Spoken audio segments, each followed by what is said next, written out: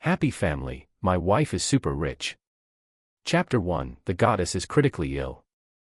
This is a brain-hole fantasy novel, not a realistic one. The content will be quite exaggerated and is not a traditional story, so please don't apply science or reality. Brain storage area here. No flexing, no face slapping, with a bit of nonsensical humor. Shudu. Inside a rented room in the university town. 2:30 a.m. Hubby. Bang bang bang. Daddy. Bang bang bang bang. Chen was right in the middle of a sweet dream where he had beautiful wives in his arms and dutiful children by his side, when he was suddenly startled awake by the urgent banging on his door. Thinking it was just the young lady next door drunkenly banging on his door again, Chen opened the door in a fit of rage without a second thought. Just as he was preparing to give the young lady a stern lecture at least, or teach her a lesson with his stick at most, Chen was left dumbfounded. Standing outside the door was not some drunk neighbor at all, but an exceptionally elegant, young, and beautiful woman, accompanied by several unfamiliar men. Looking at the serious expressions on their faces, countless thoughts rushed into his mind all at once. His main thought was whether he had offended someone, leading them to track him down in the middle of the night. His social circle was actually very small. Usually, the people he contacted the most were his college roommates, with whom he had a great relationship and no conflicts whatsoever. Next would be the clients from the Chinese medicine massage parlor where he was currently working part-time. To be specific, he kept in touch quite a bit with a few wealthy aunties, sometimes even providing home services. Holy crap! Could the problem lie with these wealthy aunties? He only gave decent, professional massages. Surely there wasn't some misunderstanding where their family drama blew up, and now a daughter had brought people to his door. Hello, miss. May I ask if you are Auntie Chen's daughter, Auntie Lu's daughter, or Auntie Yu's daughter? Let me clarify first, I am a Chinese medicine massage therapist. My relationship with Auntie Chen and the others is purely a professional practitioner-patient relationship. Guessing their purpose, Chen quickly blurted out his explanation. He then nervously observed the woman's facial expression, noticing that her face visibly stiffened for a brief moment before she shook her head. Mr. Gu, I am President Yan's special assistant, Li Xiaoxue. The woman named Li Xiaoxue introduced herself, and then pointed to a middle-aged man wearing gold-rimmed glasses next to her. This is President Yan's personal attorney, Lawyer Wang. After Li Xiaoxue finished speaking, Chen was completely bewildered. What President Yan? What special assistant? What lawyer? He didn't know any of them. A few minutes later. Are you saying that I have a daughter, her mother is critically ill, and she plans to have me inherit billions in wealth? Yes. Say the name of my daughter's mother again. Yan Yun. Yan Yun. Yes. Chen. Who was Yan Yun? The most famous campus belle and goddess in the history of Shuda University. She was 4 years senior to Chen. Her fame was not just due to her exceptionally rare, top-tier beauty, but also because she was incredibly talented and brilliant. It was said that at a very young age, she was already a domineering female CEO worth billions. And of course, she was also Chen's dream girl. Mr. Gu, the situation is critical. Please come with me to the hospital. I will explain the details to you on the way. 2 minutes later, Chen went downstairs with the lawyer and the rest of the group. Seeing the black luxury car worth over 10 million yuan parked by the roadside, Chen now fully believed that the lawyer had indeed been sent by Yan Yun. Suddenly, an indescribable gloom cast over his heart. Yan Yun was really critically ill. How could a perfectly healthy person suddenly become critically ill? Just a while ago, she had given a speech at the university's anniversary celebration and even donated 200 million yuan to the school. How could she suddenly be on her deathbed? The more Chen thought about it, the worse he felt. His emotions kept swinging wildly between grief and worry over Yan Yun's critical condition, and the secret joy of being about to inherit billions. The hospital. The hospital was filled with the smell of disinfectant, creating an oppressive and tense atmosphere.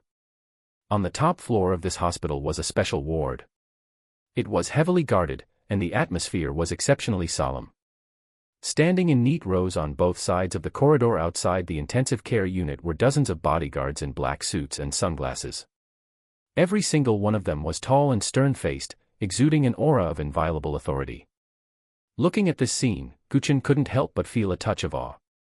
Having never experienced such a grand display before, he was temporarily at a loss. As he walked down the corridor, he felt as if he had stepped into a foreign and mysterious world. The sharp gazes of those bodyguards locked onto his every move, making him feel involuntarily tense. He tried his best to maintain his composure, but his legs felt a bit weak. Every step forward required him to overcome his inner fear and unease. However, this unease was soon dispelled by the sound of a little girl sobbing from inside the ward.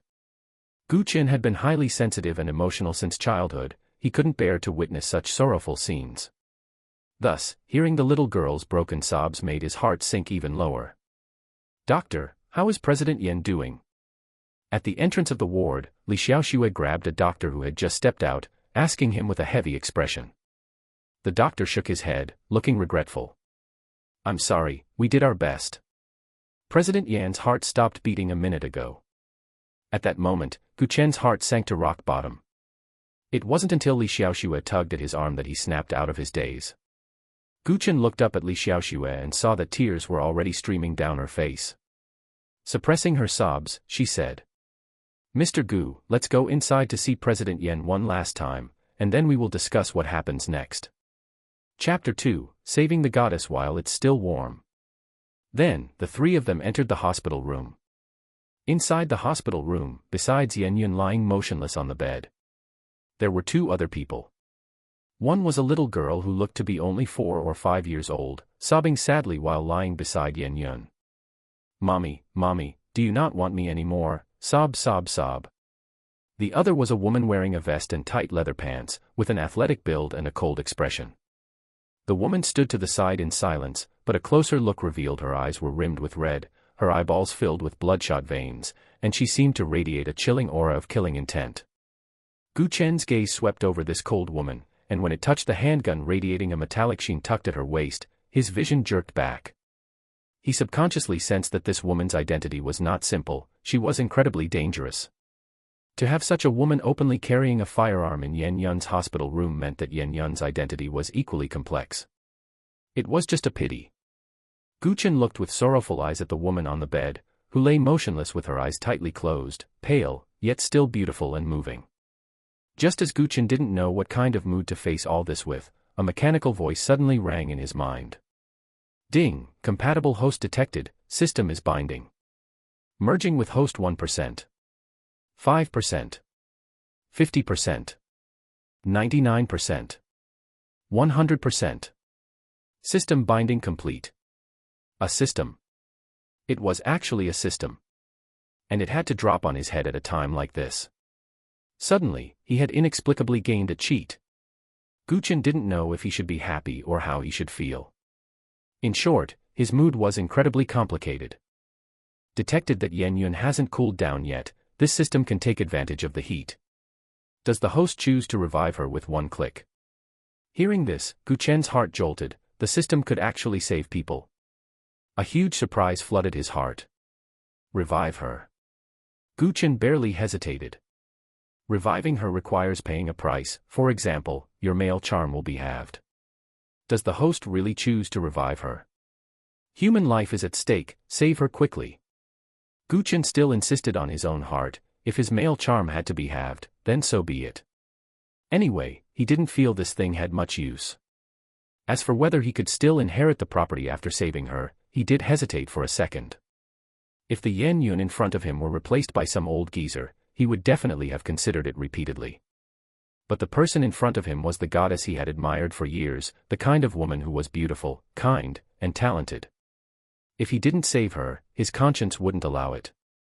Just then, the little girl sobbing to the side suddenly burst into loud wails, her voice growing increasingly louder.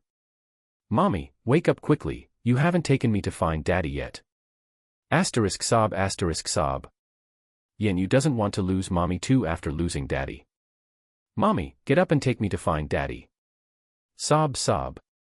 The little girl's miserable cries, those heartbreaking and desperate calls for Mommy and Daddy, were like sharp knives stabbing into Chen's heart.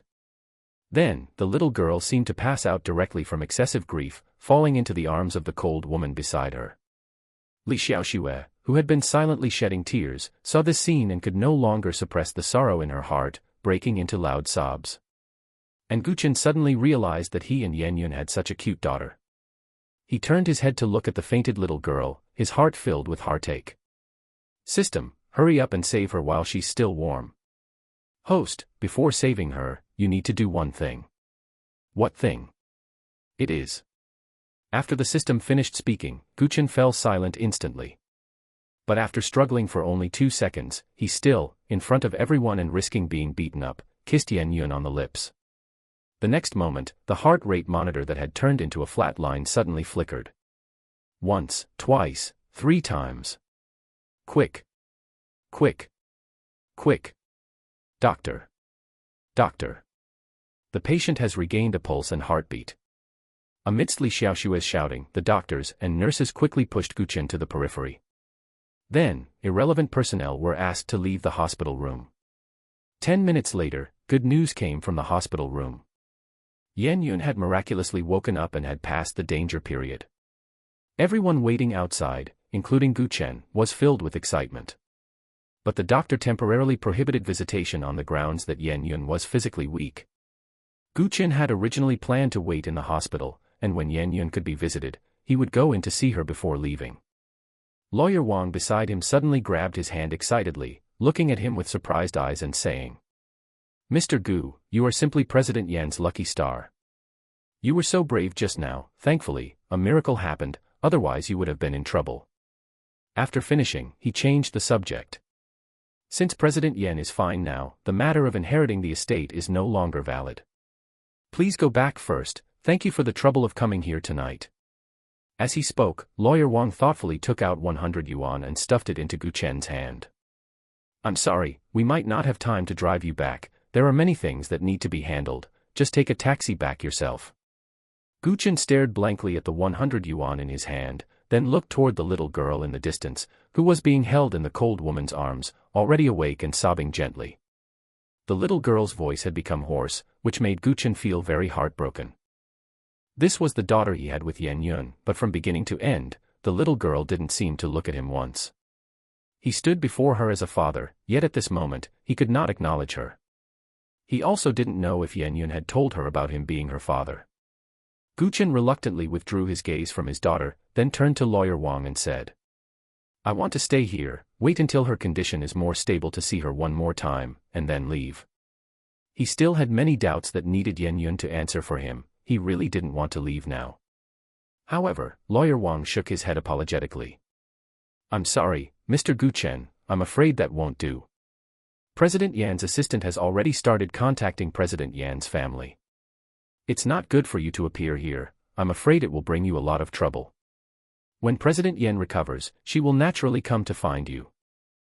Chen.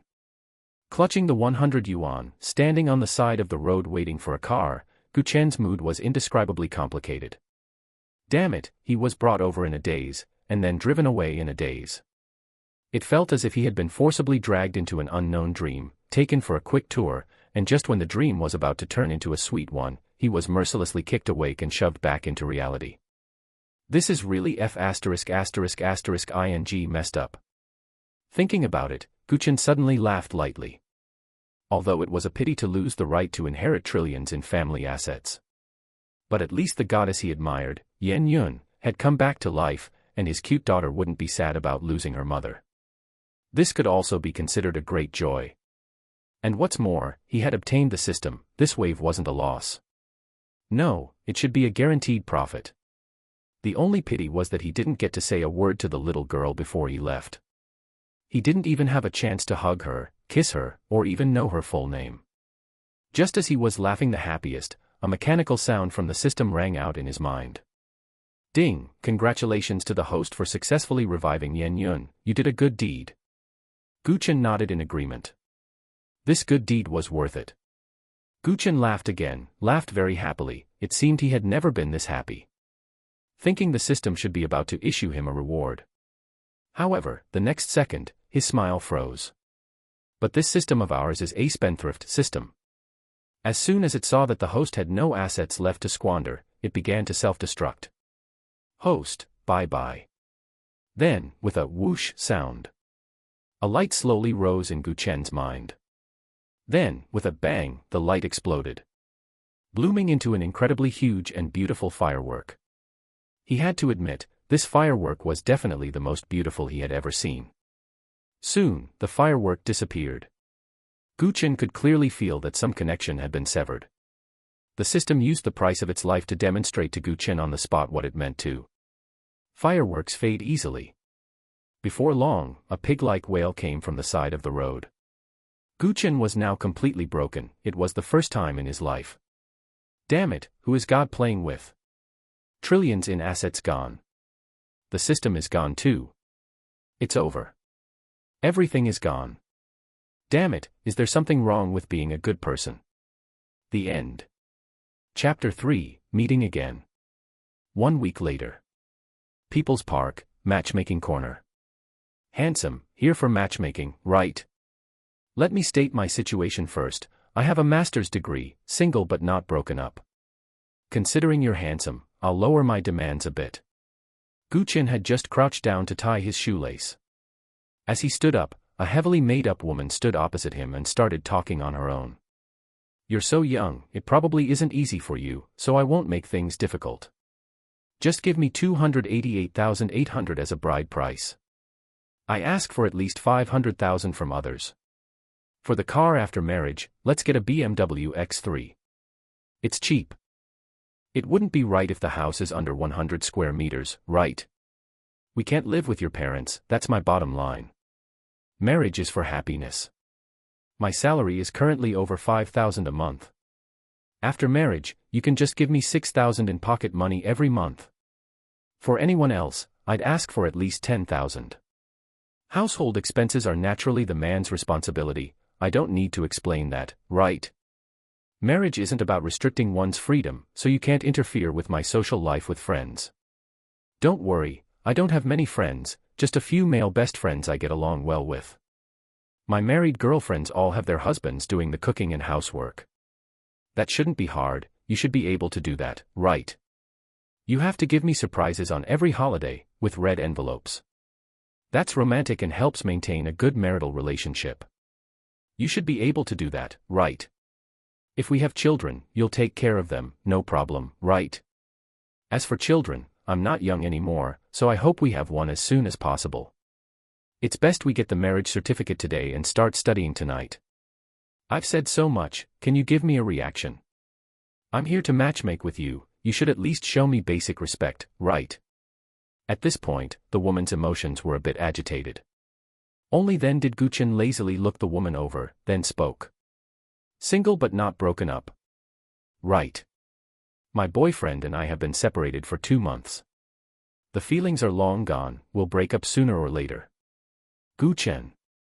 Honestly, it was his first time hearing this kind of single but not broken up statement, and he found it quite novel. He looked the woman over again, seeing that there wasn't a shred of guilt in her eyes. Clearly, she was very confident in her status as single but not broken up, so he couldn't help but say. Do you agree with the statement that men and women are equal? I do, what about it? All right, since you agree, now that you've stated your demands, it's my turn to state mine. First, with my looks, it's not excessive to ask for 288,800 as a bride price, right? Second, my monthly salary is 3,000. After marriage, you give me 3,000 in pocket money every month to improve marital happiness. That's very reasonable, right? Third, after marriage, I'll move into your house. A house of at least 100 square meters is fair, right? Let's be clear, I like living as a couple, so your parents have to move out. Fourth, since I'm living in your house, you're responsible for household expenses. That's reasonable, right? Fifth, since it's your house, it's normal for you to be responsible for all the housework after marriage, right? Sixth, I have many female friends outside, and I'll occasionally bring them home as guests. You must treat them kindly. You wouldn't object to that, right? Seventh, if you can do all the above, we'll go get the marriage certificate now, and tonight I'll have the child take my surname. You're unreasonable. Can men and women be the same? After hearing Gu Chen's demands, the woman was trembling with anger, her face pale, and a few patches of powder fell off her face. Didn't you just agree with the view that men and women are equal? Why is it different now? Are you stating demands? You're making a wish list. Which woman would be willing to marry you with these conditions? Unless they're blind. I've never seen a man like you, you're a lunatic. If you're sick, go get treated early. Reverse. Woman. The woman was jumping with anxiety, her face flushed to the color of a pig's liver. She grabbed her bag and left angrily, turning to find her next target. The woman didn't affect his mood too much.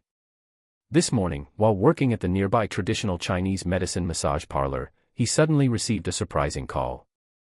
Yan Yun had recovered and been discharged from the hospital, and she wanted to see him to discuss some things.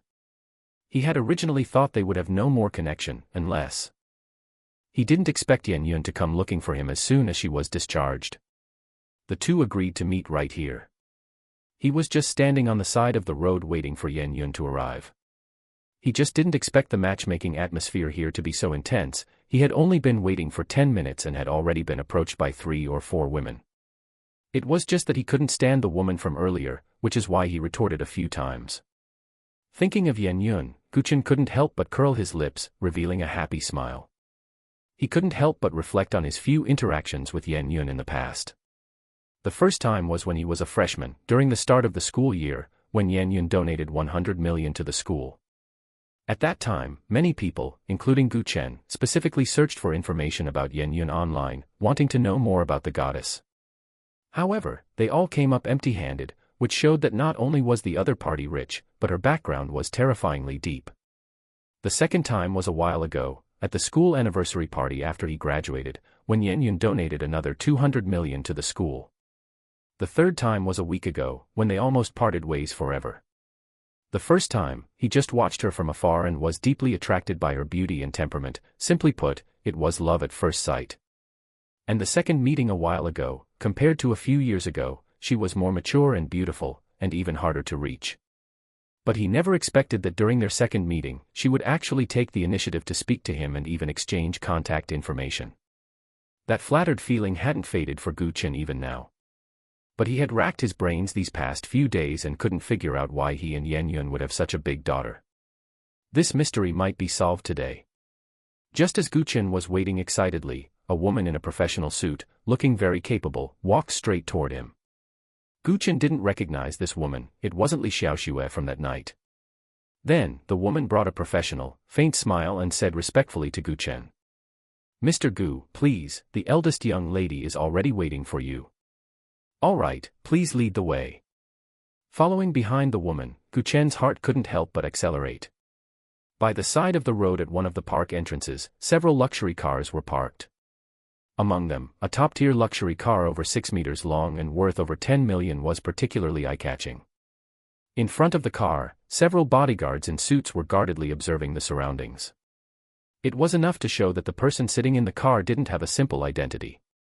Seeing the woman lead him toward that luxury car, Chen became even more nervous. Clearly, Yan Yun was in that car. Chapter 4, An Unexpected Way to Become a Father.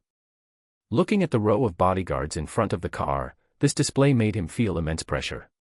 Amidst the envious gazes of countless passers-by, Chen slowly walked up to the car. "Mr. Gu, the eldest miss is in the car. Please, get in."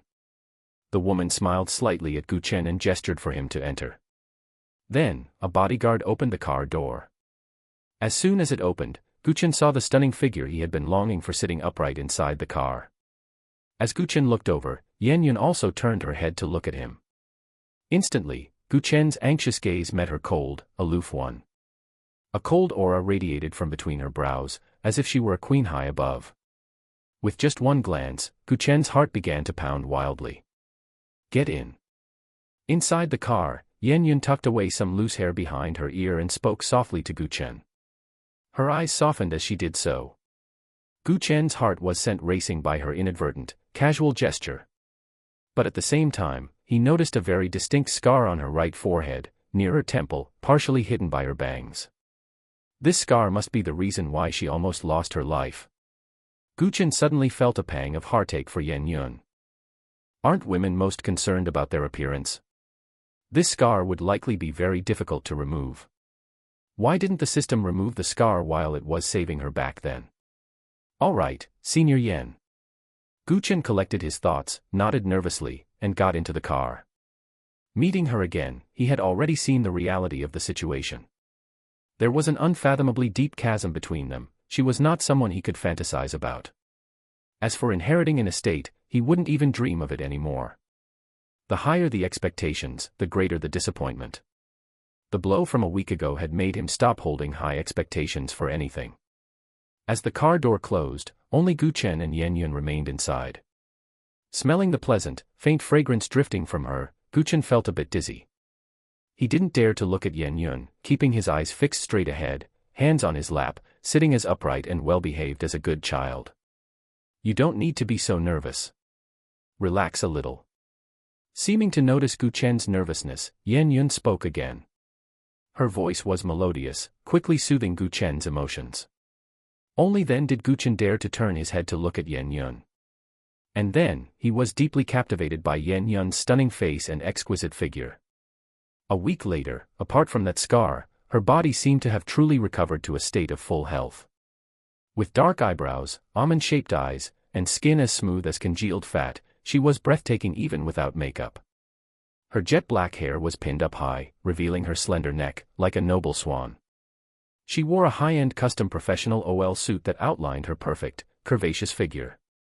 Her long, rounded, and firm thighs were pressed together. One could imagine the seamless sight beneath the black skirt fabric. Her beautiful legs were wrapped in a thin layer of black silk stockings.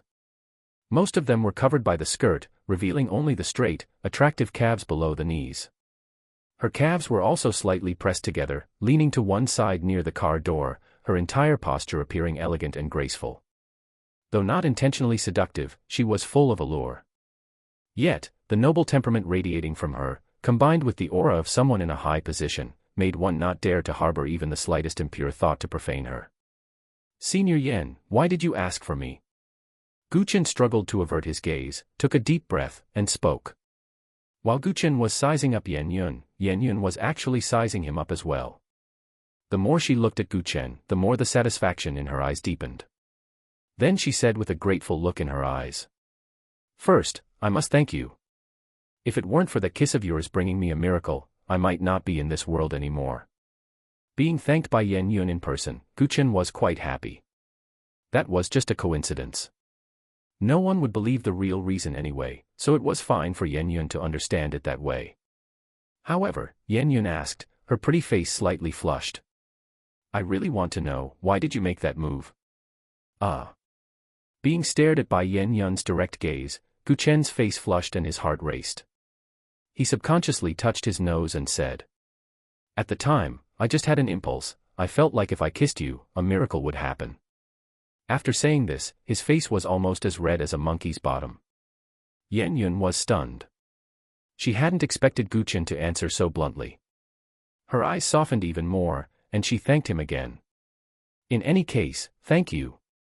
Finishing this, she adjusted her emotions slightly and said with her red lips slightly parted. I think you already know that I have a daughter. I asked for you this time because I want you to be my daughter's father. Hearing Yan Yun say this, Gu Chen was somewhat surprised and excited. But having experienced the ups and downs of the past few days, he was much more composed now. People, they often grow up in just a single moment. Senior Yen, to be honest, you really don't look like a woman who has given birth to a child. Moreover, you and I have no connection, so what exactly is going on with that little girl? Gu Chen's gaze involuntarily stole a glance at Yan Yun's lower abdomen. He found it was still flat, without an ounce of fat. As for the little girl, she had always been the biggest mystery in his mind. After that night, Gu Chen had thought a lot and felt that the whole matter of suddenly asking him to inherit an estate was absurd in itself. There must be some inside story he wasn't aware of. Time had been tight and it happened so suddenly that he hadn't asked the lawyer and assistant for details. Hearing that something had happened to Yan Yun, he hadn't thought much and just agreed immediately. Now that he thought about it, that child was probably Yan Yun's adopted daughter or born with another man. But why choose him specifically to be the child's father? Where did the child's biological father go? For a moment, his thoughts were chaotic, and a bunch of question marks filled his head. The child is my biological daughter, and you are indeed her biological father. Yan Yun said calmly, her tone firm. What? This time, Gu Chen was truly surprised. No, Senior Yan, unless my memory is messed up, or I have amnesia. Otherwise, I really didn't have the chance to get you pregnant. Besides, that child is 4 or 5 years old, right? How old was I back then? That makes it even more impossible. Gu Chen's brain was a mess. This news was too explosive. He simply couldn't think, nor could he understand.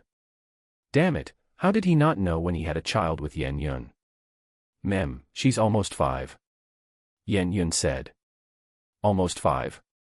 That means he got Yan Yun pregnant 6 years ago. Damn. How is this possible? I know you're anxious, but don't be in such a hurry. Seeing Gu Chen looking anxious to understand the situation, Yan Yun calmly took a few documents out of her red briefcase and handed them to Gu Chen. 6 years ago, you donated sperm. Do you remember? Sperm donation. Gu Chen subconsciously looked down at the documents in his hands. The bold black characters at the top instantly stunned him. Sperm donation file. ID, 0058S9527. Name, Gu Chen. Age, XX. Blood type, O. Physical condition, healthy. Genetic diseases, none. Sperm quality, super active. Address. Contact information. Overall score, excellent. Looking at the file containing his photo and basic information, Gu Chen's thoughts immediately returned to 6 years ago. That was the darkest moment of his life. His younger sister had passed away unexpectedly, and his frail, sickly mother had been struck hard by the blow, falling severely ill and in urgent need of a large sum of money for medical expenses. To raise money for his mother's treatment, his family had tried everything but still didn't have enough. A few days later, encouraged by a bad friend, he went to the hospital and donated sperm once for a few scraps of silver. Unexpectedly, the next day, just as his family was frantic over the medical expenses, someone found Gu Chen and said that his donated sperm had been used, specifically bringing him a reward of 1 million. He hadn't expected that it was actually. Senior Yan, don't tell me, this is. Gu Chen looked at Yan Yun in disbelief, his eyes filled with gratitude. If it weren't for that timely help of 1 million from Yan Yun back then, he might have lost his family members one after another. That's right, it's just as you think. I used your sperm to undergo in vitro fertilization. Yan Yun nodded, a subtle blush appearing on her fair, pretty face. What else could Gu Chen say? This really was an unexpected way for him to become a father. Chapter 5, Marry Me, I'll support you from now on. So, that night when you were critically ill, the part about me inheriting your billions in assets was real. Gu Chen looked shocked. It's real. Yan Yun nodded. I can only be considered the child's nominal father. Are you really that comfortable handing over your family assets to me? My family is very complicated right now, facing internal and external troubles. Although things look peaceful on the surface, the moment I actually meet with an accident, the child will be devoured without even the bones left behind. Yan Yun lowered her head, a trace of worry and ruthlessness flashing in her eyes. But when she looked up at Gu Chen, her gaze softened again. That's why I secretly drew up a will long ago. If anything happens to me, you will become the heir and the child's guardian. I also specifically instructed my lawyer and special assistant that once I meet with an accident, they must find you immediately and only notify the rest of the family after you have fully become the heir. That's why I was so urgent about finding you that night. So that's how it is. Now, most of the mysteries in Gu Chen's mind had been unraveled. However, why did Yan Yun specifically choose his sperm? Gu Chen's own understanding was just that he was lucky enough to be chosen. Then aren't you worried that I might embezzle the assets or treat the child poorly? Gu Chen felt increasingly guilty about his initial evil thoughts. At the same time, he sighed at the complexity and turmoil of wealthy families. A terrifying conjecture also rose in his heart: Yan Yun had almost died this time, or perhaps, she had already died once. This probably wasn't an accident. Could it have been an assassination due to infighting? Yan Yun smiled slightly. I trust you. My intuition tells me you are a person worth trusting. Her smile was as warm and radiant as the spring sun, causing a warm current to surge through Gu Chen's heart. He was slightly stunned, and a strange feeling welled up in his heart. He was also glad that he had made the right choice a few days ago. Such a wonderful woman shouldn't just pass away like that. Do you have any other questions? Ask away, and I can answer them for you. Yan Yun said gently again. Gu Chen nodded, then asked without hesitation. But why did you choose to have a child through in vitro fertilization? He was confused. Yan Yun looked very healthy, and she was so young back then, there was no need to undergo in vitro fertilization, right? The look in Yan Yun's eyes as she watched Gu Chen became complex, followed by a momentary dimming in her gaze, and then she slowly said. Because of some things I experienced when I was little, I've always hated men. You could consider it having androphobia, so I didn't consider marriage back then and planned to remain single for the rest of my life. But I didn't reject the idea of being a mother. In fact, I really like children, so I went ahead with in vitro fertilization. You might think my thinking was extreme, but at that time, I just had that intense desire to do it, so later, I used your sperm for the in vitro fertilization. Gu Chen listened, dumbfounded, feeling that it was all so unreal. But the facts were right before his eyes, he had to believe it. To think he would end up having such a deep connection with Yan Yun in this way. He was only 22 years old, and the child was already nearly 5. This feeling was very strange. Then, has your androphobia improved now? Gu Chen asked cautiously. If she had androphobia, did that apply to him too? After giving birth, my symptoms seemed to improve a little. At the very least, regarding you, I don't feel aversion or reject contact. Yan Yun replied calmly. Thump, thump. Gu Chen's heart began to beat faster uncontrollably. Take a look at the documents behind first. If you have any questions, you can bring them up. Yan Yun said again. Gu Chen nodded and looked down at the other documents. The second page was a paternity test report. Gu Chen just glanced at it and moved to the next one. He believed Yan Yun's words. If she said the child was his, then it definitely was. There was no need for her to deceive him about this, it would be meaningless. If she really wanted to find a father for the child, she could just shout it out, and he believed there would be countless men lining up to volunteer.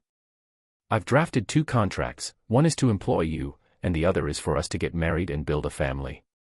After you finish reading, choose the one you can accept. Yan Yun reminded him again at this moment. When he heard that Yan Yun intended to marry him, the hand holding the documents shook violently, and his heart nearly stopped beating.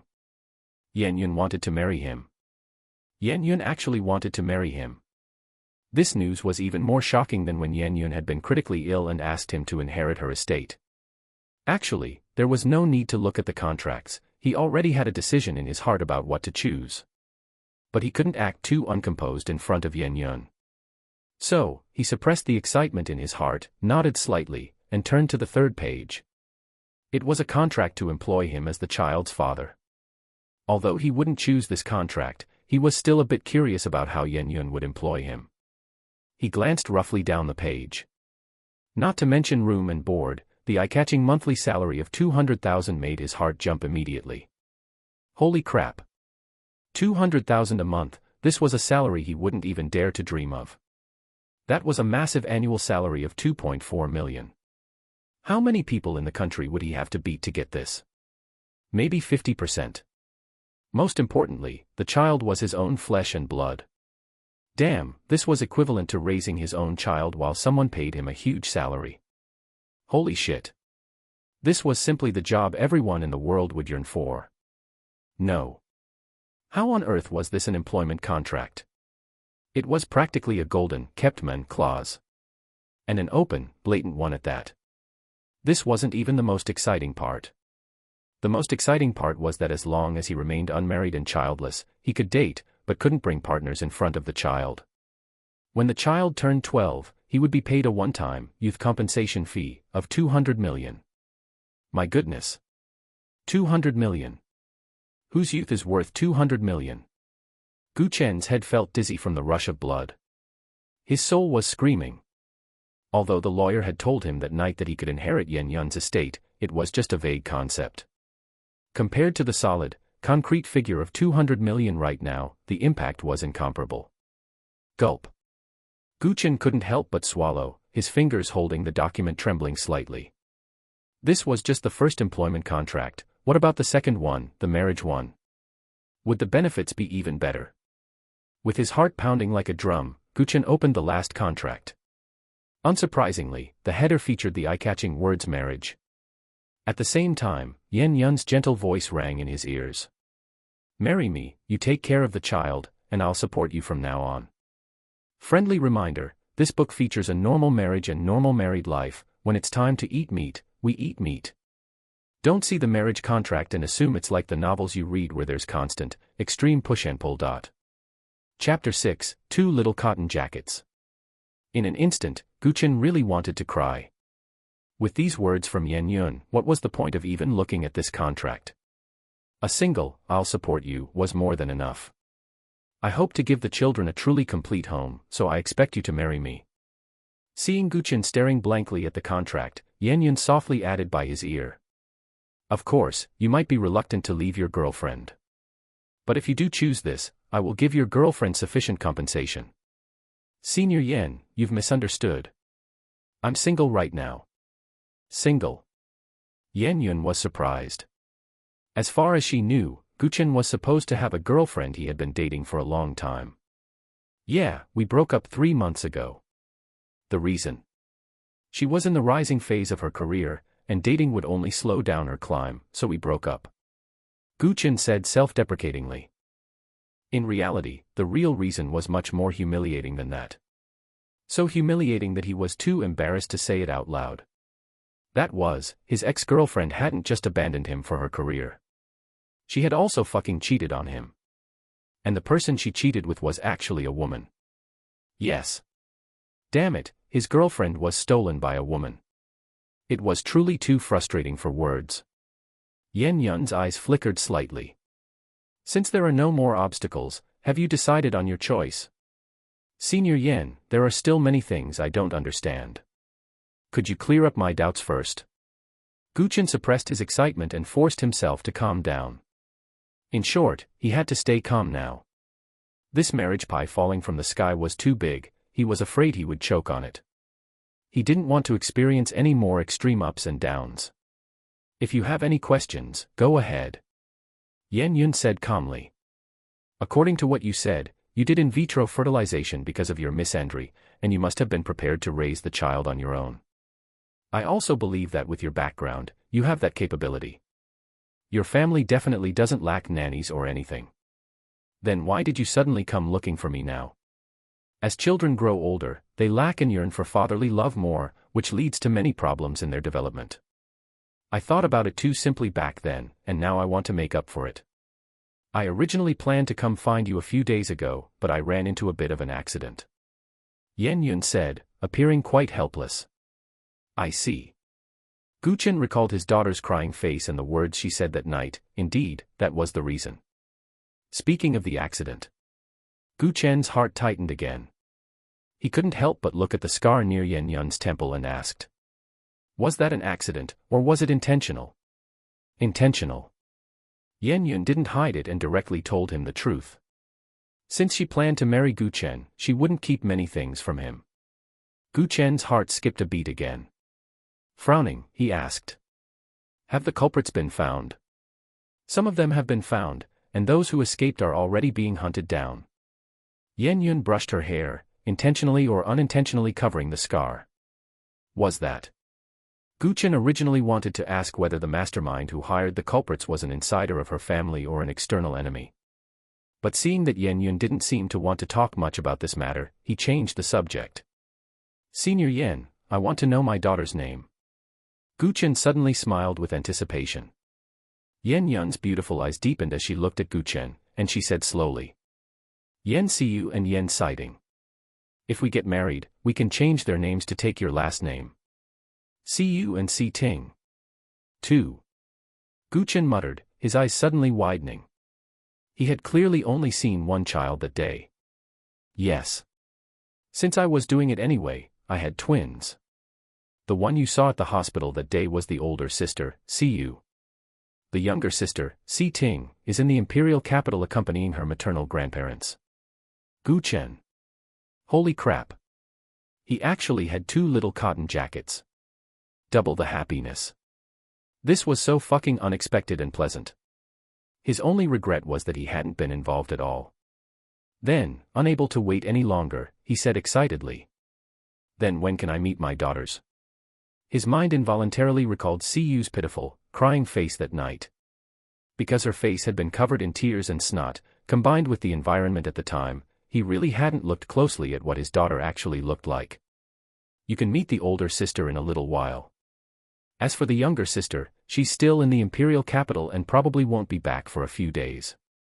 Seeing the expectant and excited look on Gu Chen's face, a smile involuntarily tugged at the corner of Yan Yun's lips. "I have photos of them on my phone. Do you want to take a look?" Gu Chen nodded without hesitation. "Yes, please." Next, Yan Yun took out her phone and opened an album. This was taken not long after the two sisters were born. Gu Chen instinctively looked over. He saw Yan Yun's slender, jade-like finger pointing at a photo of two swaddled, palm-sized infants. They were red and wrinkled all over, looking like two little monkeys, not particularly pretty, but extremely cute. In an instant, an indescribable emotion welled up in Gu Chen's heart. This is when they were 6 months old. Once Gu Chen had looked closely and was satisfied, Yan Yun swiped to the next photo. In the photo, the two sisters had completely transformed. They could already crawl, looking chubby, fair, and incredibly rosy and cute. Their delicate little faces already showed a slight resemblance to Yan Yun. This is when they were 1 year old. Yan Yun switched to the third photo. In this one, the two sisters were toddling forward with their little hands open, their small faces brimming with happy smiles. Next, Gu Chen looked at more than 20 photos, all of which were of the two sisters together, covering almost every stage of their growth. The more Gu Chen looked, the more he liked them, and the more certain he became that Yan Yun had carefully prepared these photos for him. The only slight regret was that there were no photos of mother and daughters together. For some reason, he really wanted to see what Yan Yun looked like holding the children, radiating maternal warmth.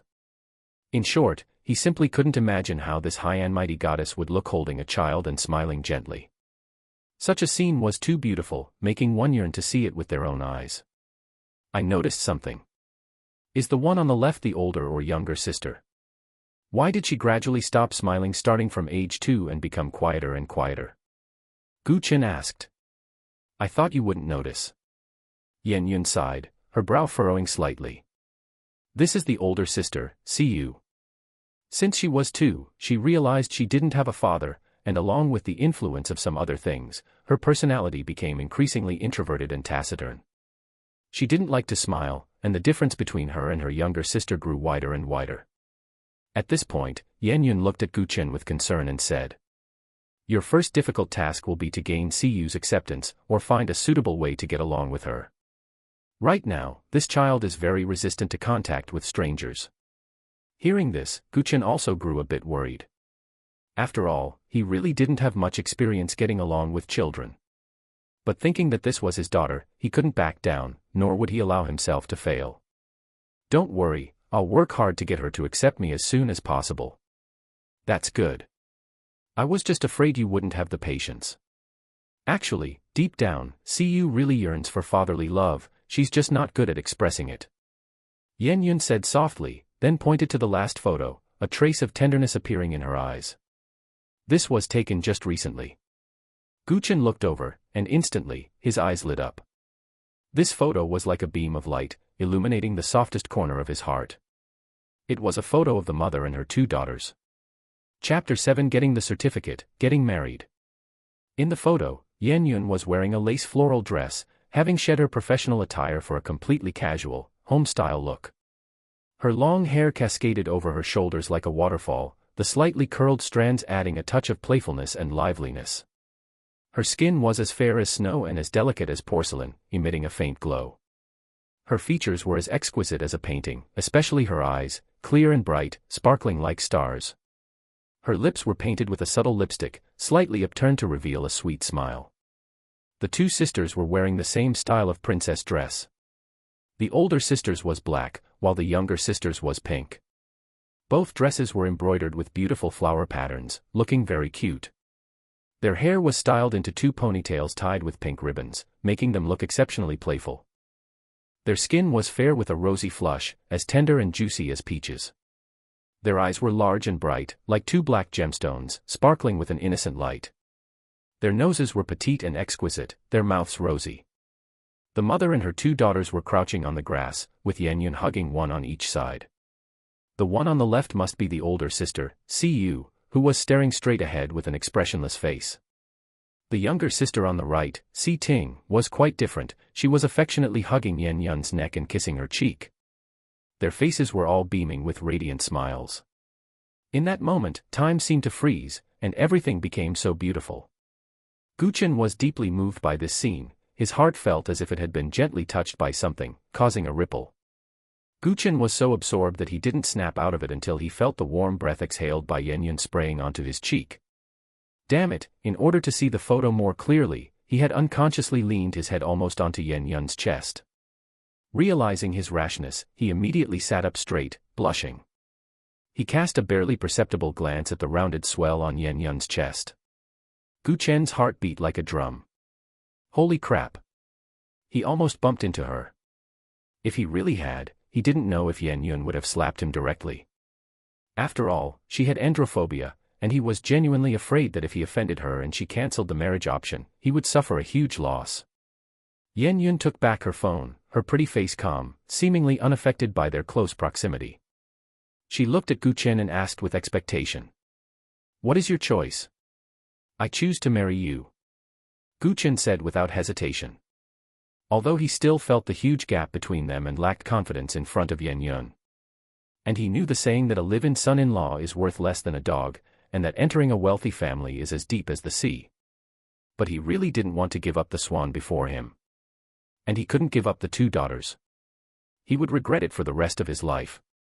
Yenyun's red lips curled into an almost imperceptible smile, then she looked at Chen with a serious expression and said in a grave tone. You must think clearly. I am currently facing many internal and external troubles and have many enemies. It is highly likely that I will bring you trouble. Her gaze was sincere and focused, as if conveying an unavoidable warning to Chen. Chen met Yenyun's gaze, his eyes revealing sincerity and determination as he solemnly replied. I understand the risks, but I still decide to marry you. His voice was steady and powerful, revealing his firm conviction. Knowing how much Yenyun had silently done for him behind the scenes, he had decided that the woman before him was the one he needed to find in this life. There was a bit of risk, but the return was definitely huge. Yenyun nodded slightly, indicating she understood Chen's determination. She continued to explain, the reason I chose to marry you, besides the daughters, is another important factor, to stabilize my position in the family through this marriage. Using him as a tool. But it didn't matter. 200,000 a month. Even if he was treated as a mascot, he would be happy. Moreover, Yenyun laid everything out in the open and didn't hide anything from him. He felt Yenyun's full sincerity and respect for him. Feelings, after all, can be cultivated slowly. The most important thing is to get on the ride first. So, he nodded firmly. Senior Yen, I understand you, and I thank you for being so sincere with me. So after we marry, I will absolutely cooperate with whatever you say. Yenyun was stunned, and looking at Chen's firm gaze, a wave of emotion rose in her heart. Good, take this card, it has 1 million in it. After this, I will give you 200,000 in pocket money every month. Yenyun's red lips curled slightly, then she took a golden bank card out of the document bag and handed it to Chen. From now on, the children are in your hands. I hope you can build a good relationship with them in the shortest time possible. This period might affect your work, but I still hope you prioritize the children. Are you officially keeping me as a keptman now? I said I would support you, so I will fulfill my promise. Yenyun smiled gracefully. Having said all that, Chen could only take the bank card with a trembling heart. Rest assured, from now on, you are responsible for earning money to support the family, and I am responsible for taking care of the kids and guarding the home. Damn, starting with 1 million, and 200,000 a month, why the hell would he go to work? From now on, the two little cotton-padded jackets are his ancestors, and Yenyun is his sugar daddy. Alright, let's go get the certificate now. Yenyun said with a slight smile. Chen was dazed for a moment looking at the smile she suddenly revealed. Too beautiful. After he came to his senses, he asked in surprise. Ah. now. But my household registration book is still at home, I need to go back and get it. He had planned to notify his family first. He didn't expect Yen Yun to be in such a rush.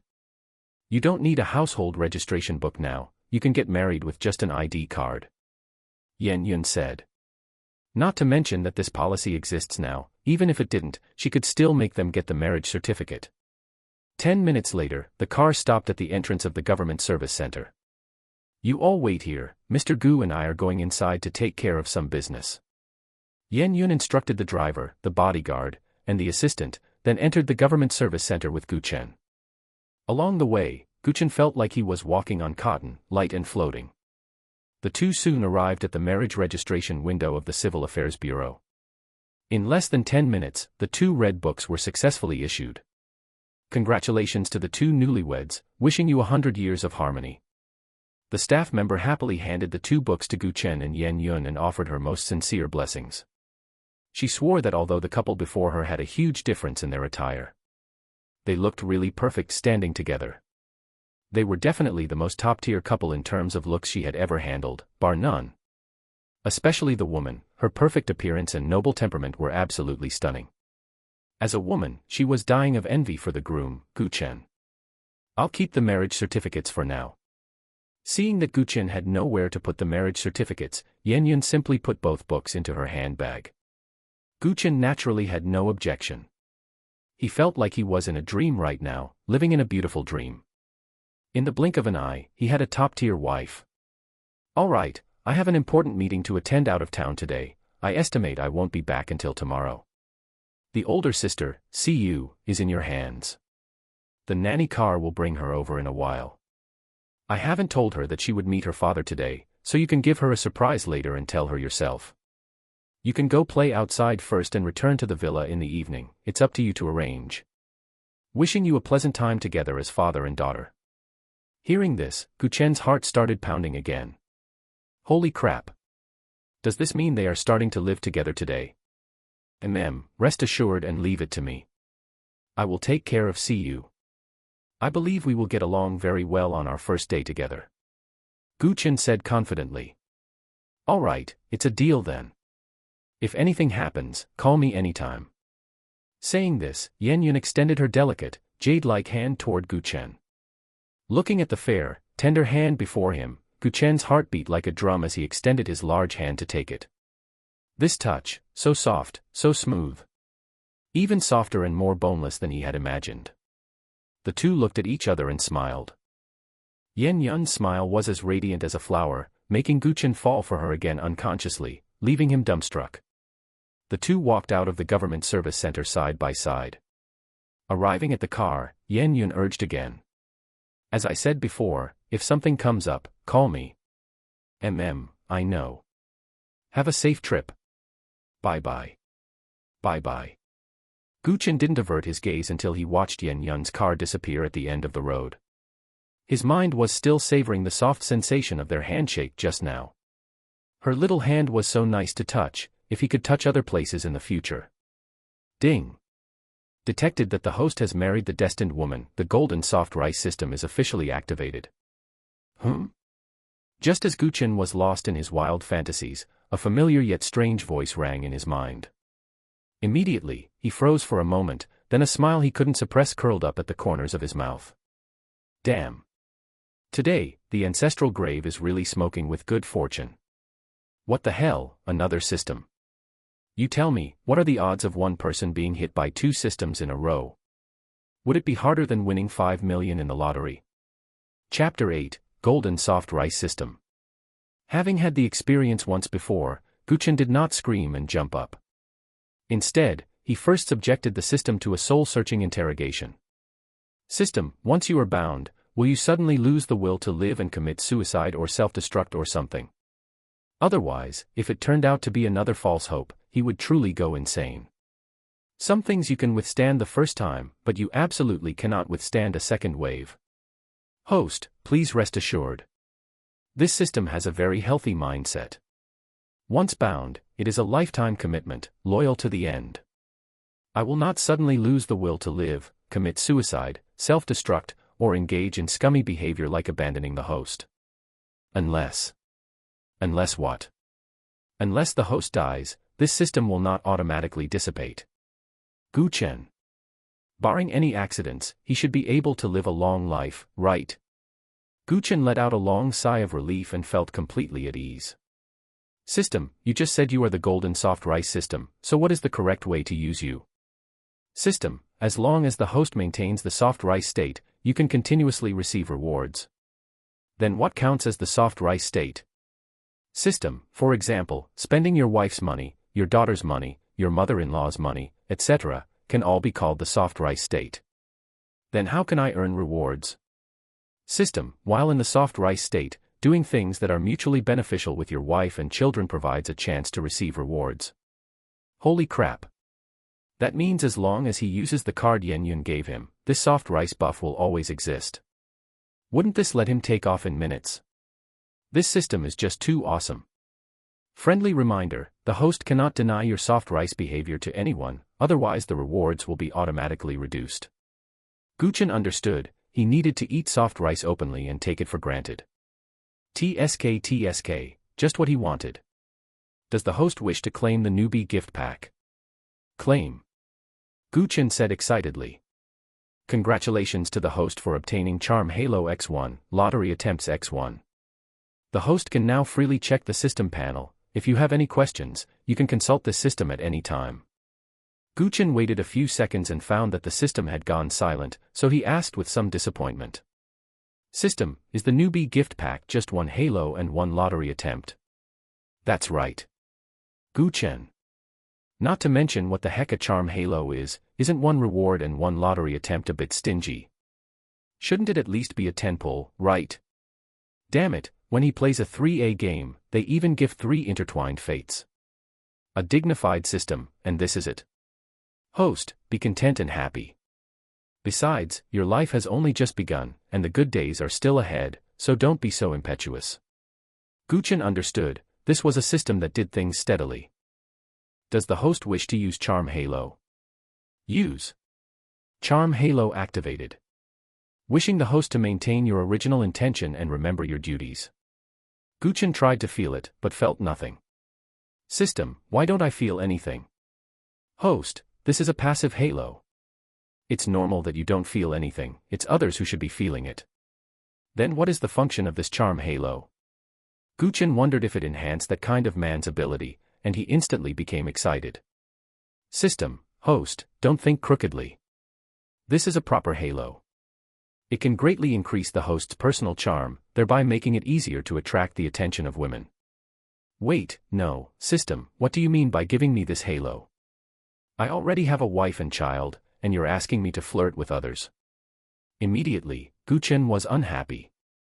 System, host, calm down. A man who can withstand the test is a real man. Does the host not have confidence in yourself? Chen.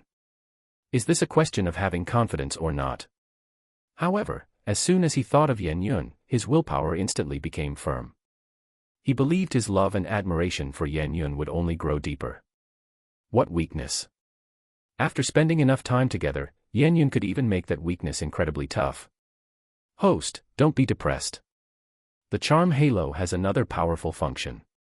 Tell me. That is, the Charm Halo can subconsciously blind and filter the people around you. In other words, no matter how exaggerated the things and actions the host performs, others will automatically rationalize it and think that what the host did is perfectly reasonable. For example, if the host suddenly falls from a height of 100 meters and is unscathed, or smashes a boulder with one punch, others will only think the host is a Superman, and won't think the host is a monster that needs to be sliced up for research. Hearing the system's explanation, Chen instantly felt this halo was awesome. Holy crap! Isn't this just a disclaimer in a certain sense? Fine, he moved his mind, and the system's basic panel appeared before his eyes. System name, Golden Soft Rice System. Host, Chen. Gender, male.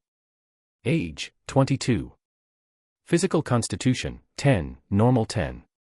Male charm, 350 seconds, below average. Special skill, Charm Halo, passive. Happiness points, 0 points can be used to increase physical constitution, upgrade skills, etc. Golden Legend, lottery 100 points/time. Remaining attempts 1. Soft rice level, LV1, level depends on the number of targets you eat soft rice from. For every person added, the level increases by 1. The basic panel was very simple. Chen understood almost everything at a glance, except for male charm, which he didn't quite get. He understood the literal meaning. Simply put, isn't it just a man's attraction to women? But combining it with 350 seconds made him a bit confused. Is this a skill? A skill that can hard control women? Group or single target? Active or passive? How long is the CD time? Many question marks instantly appeared in Chen's head, so he curiously asked. System, what is male charm? As soon as he asked, a vivid, immersive 3D demonstration appeared in his mind. Suddenly, Chen's face flushed, his heart raced, and he turned beet red.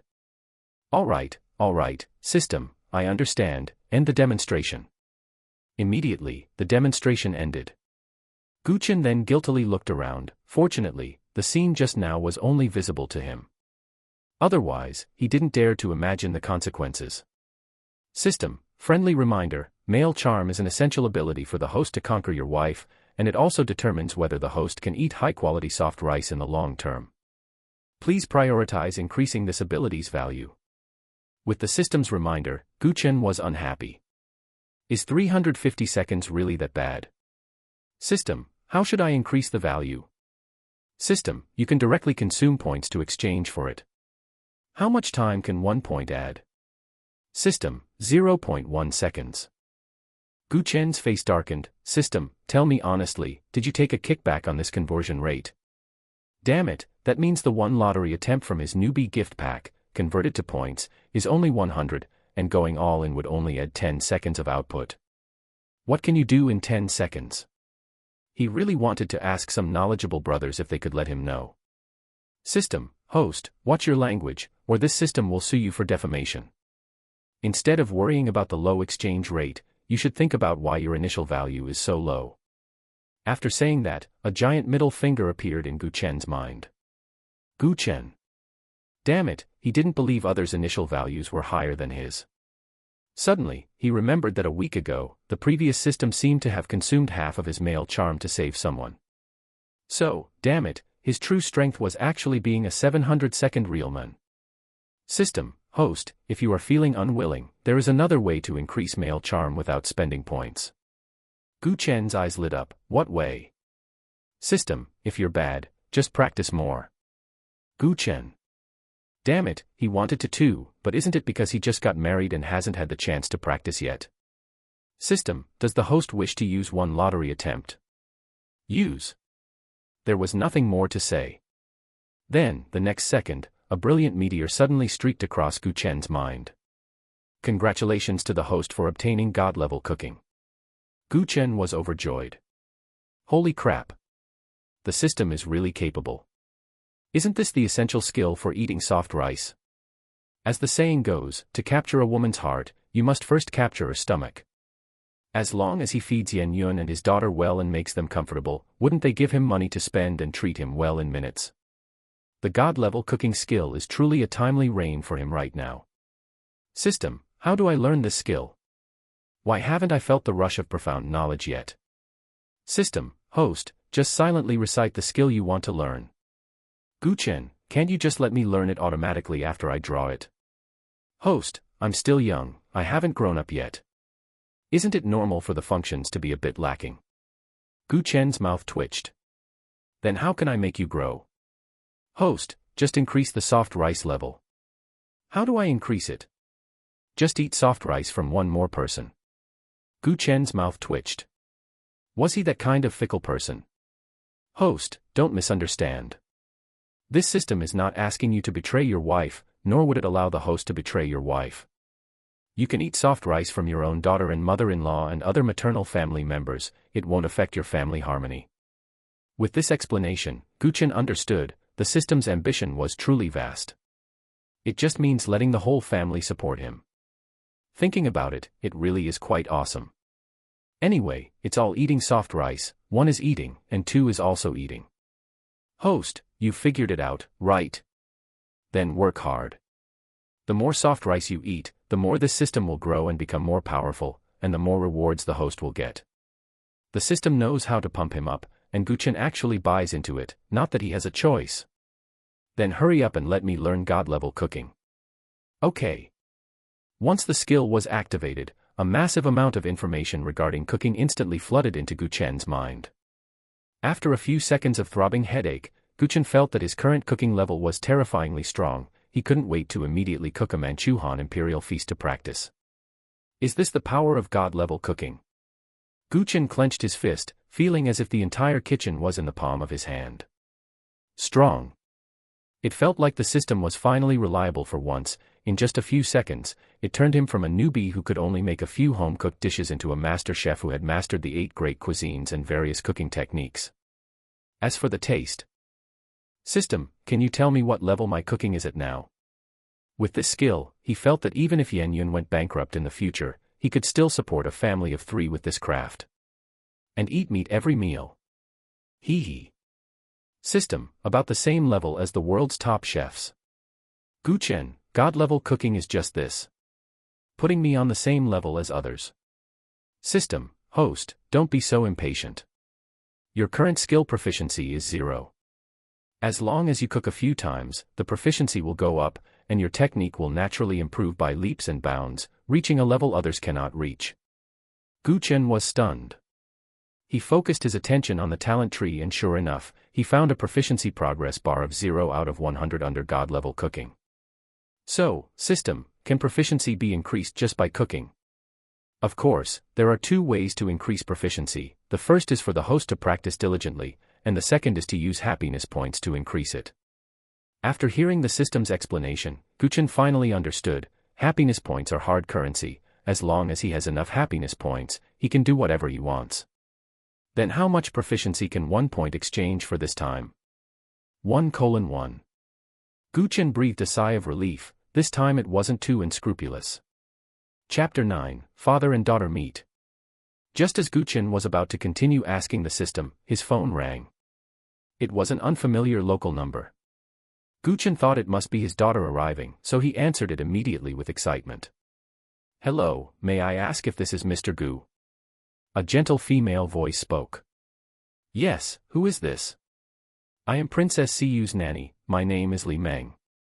We will arrive at the document processing center in 5 minutes. Are you still there? Yes, I am.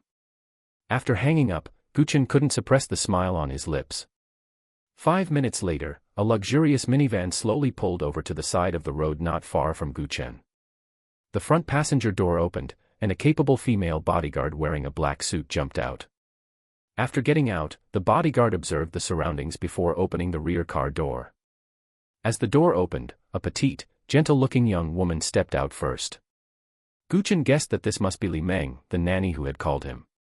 Then, under Chen's expectant gaze, a little girl with a bun hairstyle, wearing a black princess dress and small white leather shoes, and a black face mask, got out of the car. Although the little girl was wearing a mask, one could still tell from the contours of her face that she was very exquisite and cute. Seeing his daughter get out of the car, Chen happily walked over. This was the second time the father and daughter had met, but compared to the first time, his feelings were completely different. This time, it was genuine excitement, thrill, and an irrepressible outpouring of true emotion. Suddenly, he felt as if his mindset had matured a bit, and he had gained some of the responsibilities of being a father. Before his daughter arrived, he had already decided that since his eldest daughter was introverted and taciturn, he would just be proactive and enthusiastic. He believed that with his full and passionate fatherly love, he could melt all the barriers between father and daughter. Stop. However, when Chen's ardent fatherly love was about 5 meters away from his daughter, it was more than half extinguished by a cold reprimand from her. Seeing the little girl's cold, contemptuous gaze, Chen abruptly stopped in his tracks. He was actually being looked at with a contemptuous gaze by his daughter. Damn it, this was completely different from what he had expected. He had anticipated that his daughter would be introverted and taciturn, and at most, she would be shy when they met, hiding behind the nanny and sneaking looks at him. But The little girl in front of him, her gaze was not introverted, timid, or cowardly at all. It was more like a proud ruler, possessing the aura of looking down on the world. "I'm sorry, Mr. Gu, Princess Siyu does not like strangers getting too close to her." At this moment, Li Meng took a few steps toward Gu Chen and explained apologetically. "It's fine, I won't get close for now." Gu Chen smiled slightly at Li Meng and nodded. He suddenly remembered what Yan Yun had said: this little girl was very resistant to contact with strangers. Therefore, he decided to try communicating with her from a distance first. Just as he was about to reveal his true identity, the little girl said in a childish yet cold voice, "Disinfect." Gu Chen was stunned. Disinfect? Disinfect what? The next second, in his astonished gaze, Li Meng and the bodyguard each took out a sprayer filled with disinfectant and sprayed him wildly from all 360 degrees without any blind spots. Gu Chen. He could no longer describe his current mood. Bewildered, speechless, and helpless. "Mr. Gu, please bear with it. Princess Siyu has a very strong awareness of disease prevention. She always remembers to protect herself when out and about." Li Meng explained skillfully while spraying. Gu Chen's mouth twitched. "Does that mean everyone who appears in front of her has to be sprayed once? When you go out, can you manage to spray everyone? Passers-by don't need it. Only those who are in contact with Princess Siyu for more than 5 minutes will be disinfected. Mr. Gu, you have something to discuss with Princess Siyu, so you must be sprayed." Li Meng explained again. Gu Chen put his hand to his forehead. "Then what if your car accidentally gets stuck on the road, what then?" Hearing this, Li Meng smiled and nodded to the driver in the car. Immediately, a scene that left Gu Chen dumbfounded appeared. He saw thick disinfectant mist suddenly spraying out from around the bottom of the minivan. In an instant, the area within a few meters of the minivan was shrouded in billowing mist. "See? That's how we handle it, so Mr. Gu doesn't need to worry." Li Meng smiled confidently. Gu Chen. He was speechless. This antivirus awareness was simply invincible. "All right, Mr. Gu Chen, you can now approach within 2 meters of Princess Siyu." After finishing the spraying, Li Meng said. Gu Chen. His mentality was about to collapse. Was he meeting his daughter, or an emperor? Thinking that the person in front of him was his daughter, and thinking of Yan Yun's expectations for him, he adjusted his mood again and stopped at a position about 2 meters away from the little girl. Then, looking at the indifferent little girl, he slowly squatted down to keep his eyes level with hers, and then said softly, "Siyu, I am your father." As soon as these words were spoken, Li Meng and the bodyguard both showed expressions of surprise and shock. The eldest miss had only said that no matter what, they had to bring Princess Siyu to see Mr. Gu, but she hadn't revealed any other information. Now that Gu Chen had said this, the news was too explosive. It was hard for their limited brain capacity to digest it all at once. But there was one exception, the little girl standing opposite Gu Chen. The little girl's pupils only shrank slightly, and she already had an expression of having expected this. Then, her calm, unruffled gaze began to scan Gu Chen up and down like a precision instrument. A few seconds later, she slowly raised 3 small fingers and said, 3 points. Gu Chen was bewildered and asked, "What 3 points? Your evaluation in my heart is currently 3 points. The little girl said calmly.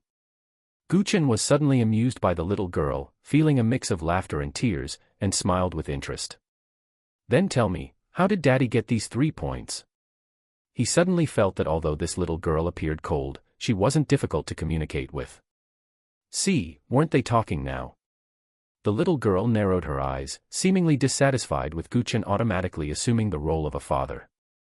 Her pink, tender lips slightly parted under her black mask, and she spoke slowly in a clear, childish, and indisputable tone. Age, younger than I imagined, 1 point. Appearance, meets expectations, 1 point. Height, meets expectations, 1 point. Attire, not good, no points. IQ, remains to be verified, no score given. Total, 3 points.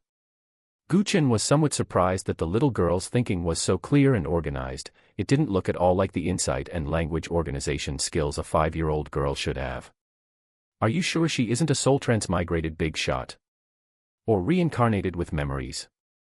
Host, your daughter is perfectly normal.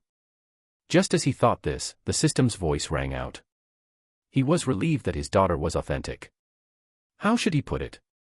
His daughter was so smart and gifted. As a father, he was very happy. Then, how do you plan to test my IQ? Since there was a topic, Chen wouldn't let it end. As long as he kept finding topics to talk about, he believed that it wouldn't be long before he could become familiar with his daughter and get this little girl to accept him. Testing IQ is very simple, as long as you cooperate. The little girl said. Okay, then how should Daddy cooperate with you? Chen put on the appearance of a loving father. You just need to answer one question for me. All right, go ahead. Chapter 10, Mom, I've gotten someone pregnant. Chen raised an eyebrow, finding the little girl increasingly interesting. So, having a daughter really is such a blissful thing. Just as he was feeling all warm and fuzzy inside, the little girl asked. What is 1 plus 1? Chen's mouth twitched, and he thought speechlessly. No way, kid, you don't have to insult your dad's intelligence like that, right? All right, I get it. Your IQ doesn't exceed 100. Test complete. Wait, kid, how did you determine the result? Chen was completely bewildered, he hadn't even answered yet.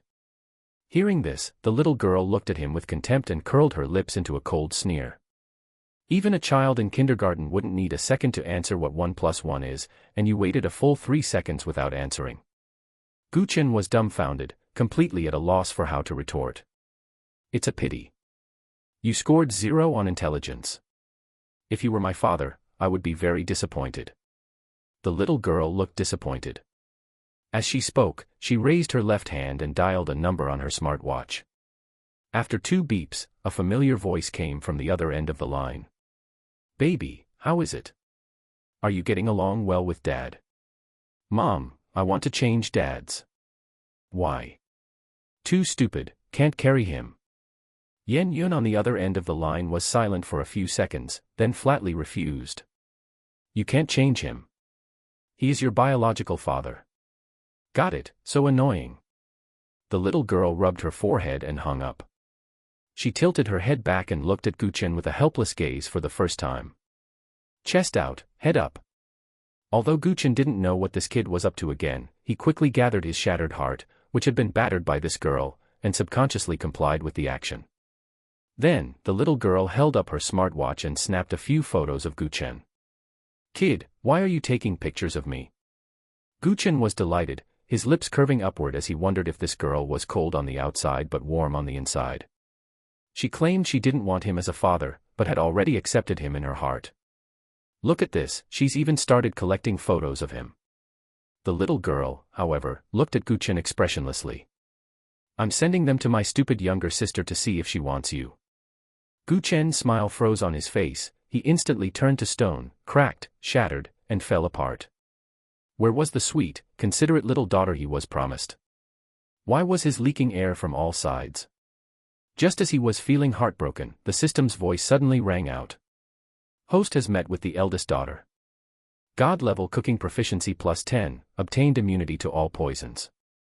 In an instant, he felt his understanding of cooking deepen significantly. The sudden reward provided Chen with some comfort. As for the immunity to all poisons, he didn't seem to feel anything at all. System, are you sure I have immunity to all poisons now? I don't feel anything, and besides, immunity to all poisons, what if I come into contact with 101 types of poison? System, host, you do indeed possess the immunity to all poisons. As for the problem you mentioned, you can try drinking 101 types of poison to see if you kick the bucket. Chen was speechless. Forget it, he chose to trust the system. At this moment, his phone rang again. Seeing that the call was from his mother, Yang Xiaofeng, he curled his lips into a smile. He glanced at the busy little girl and walked to the side to answer it. Mom, is something wrong? He had originally planned to tell his family the good news about his marriage after meeting his daughter, and now that his mother was calling, it was the perfect time to bring it up. Chen, is work going smoothly lately? Yang Xiaofeng's voice sounded a bit awkward. But Chen was in such a state of excitement that he didn't notice it and replied directly. It's all right, but I'm planning to resign. Resign? resigning is good. If you aren't used to working out there, then come home. You can just find any job here. Chen was stunned. He had intended to say that he was resigning because he got married and needed to take care of the child. But his mother didn't play by the rules and told him to come home to develop his career. This caught him by surprise. Mom, that's not what I meant. Never mind what you mean. Since you've resigned, come home. There's a matter that's easier to resolve. The more Chen listened, the more confused he became. Then he heard his mother say on the other end. Did you break up with that girlfriend of yours? Yeah, why? On the other end of the line, Yang Xiaofeng clearly breathed a sigh of relief, then stammered. That's good. Chen, you're not young anymore, it's time to start a family. Hearing his mother say this, Chen was delighted. Yeah, Mom, you are absolutely right. Just as he was about to tell her about his marriage to Yan Yun, Yang Xiaofeng suddenly changed the subject. Your sister is also at the age to get married, it just so happens. Haha, Mom, isn't sister already going on blind dates? Thinking of his sister, Chen recalled her recent complaints about how Mom was nagging her to get married every single day. She was annoyed to death. Sigh, your sister doesn't agree. She wants. Yang Xiaofeng stammered for a long time, as if it were very difficult to say. Mom, let me say it myself. At this moment, Chen heard the person on the other end change, and his sister Xian's voice came through. Little Chen, what do you think of your sister, looking at it from a man's perspective? Chen actually thought about it seriously for a while. In all fairness, his sister was very beautiful, a rare beauty. She usually had a carefree personality and was a well-known tomboy in the village. She was impeccable in how she treated him, careful and considerate. He grew up under his sister's wing. Whenever he was bullied, his sister would guarantee to block the person and beat them back the next day. The more he thought about it, the more moved Chen became, and finally said, Sister, you are beautiful and kind-hearted, hard-working and wise, and you take such good care of me. I just want to say I love you very much, sister. Hearing this, Xian immediately said softly, I love you too. Then do you think if your sister got married, would she be a good wife? That's for sure. Whoever marries you will be happy for a lifetime. Chen answered without even thinking. Giggle. Suddenly, Xian's crisp, coquettish laughter came from the receiver. Since that's the case, then let's keep the benefits within the family. Anyway, you've broken up, so let's get married. Chen. The air froze in that instant.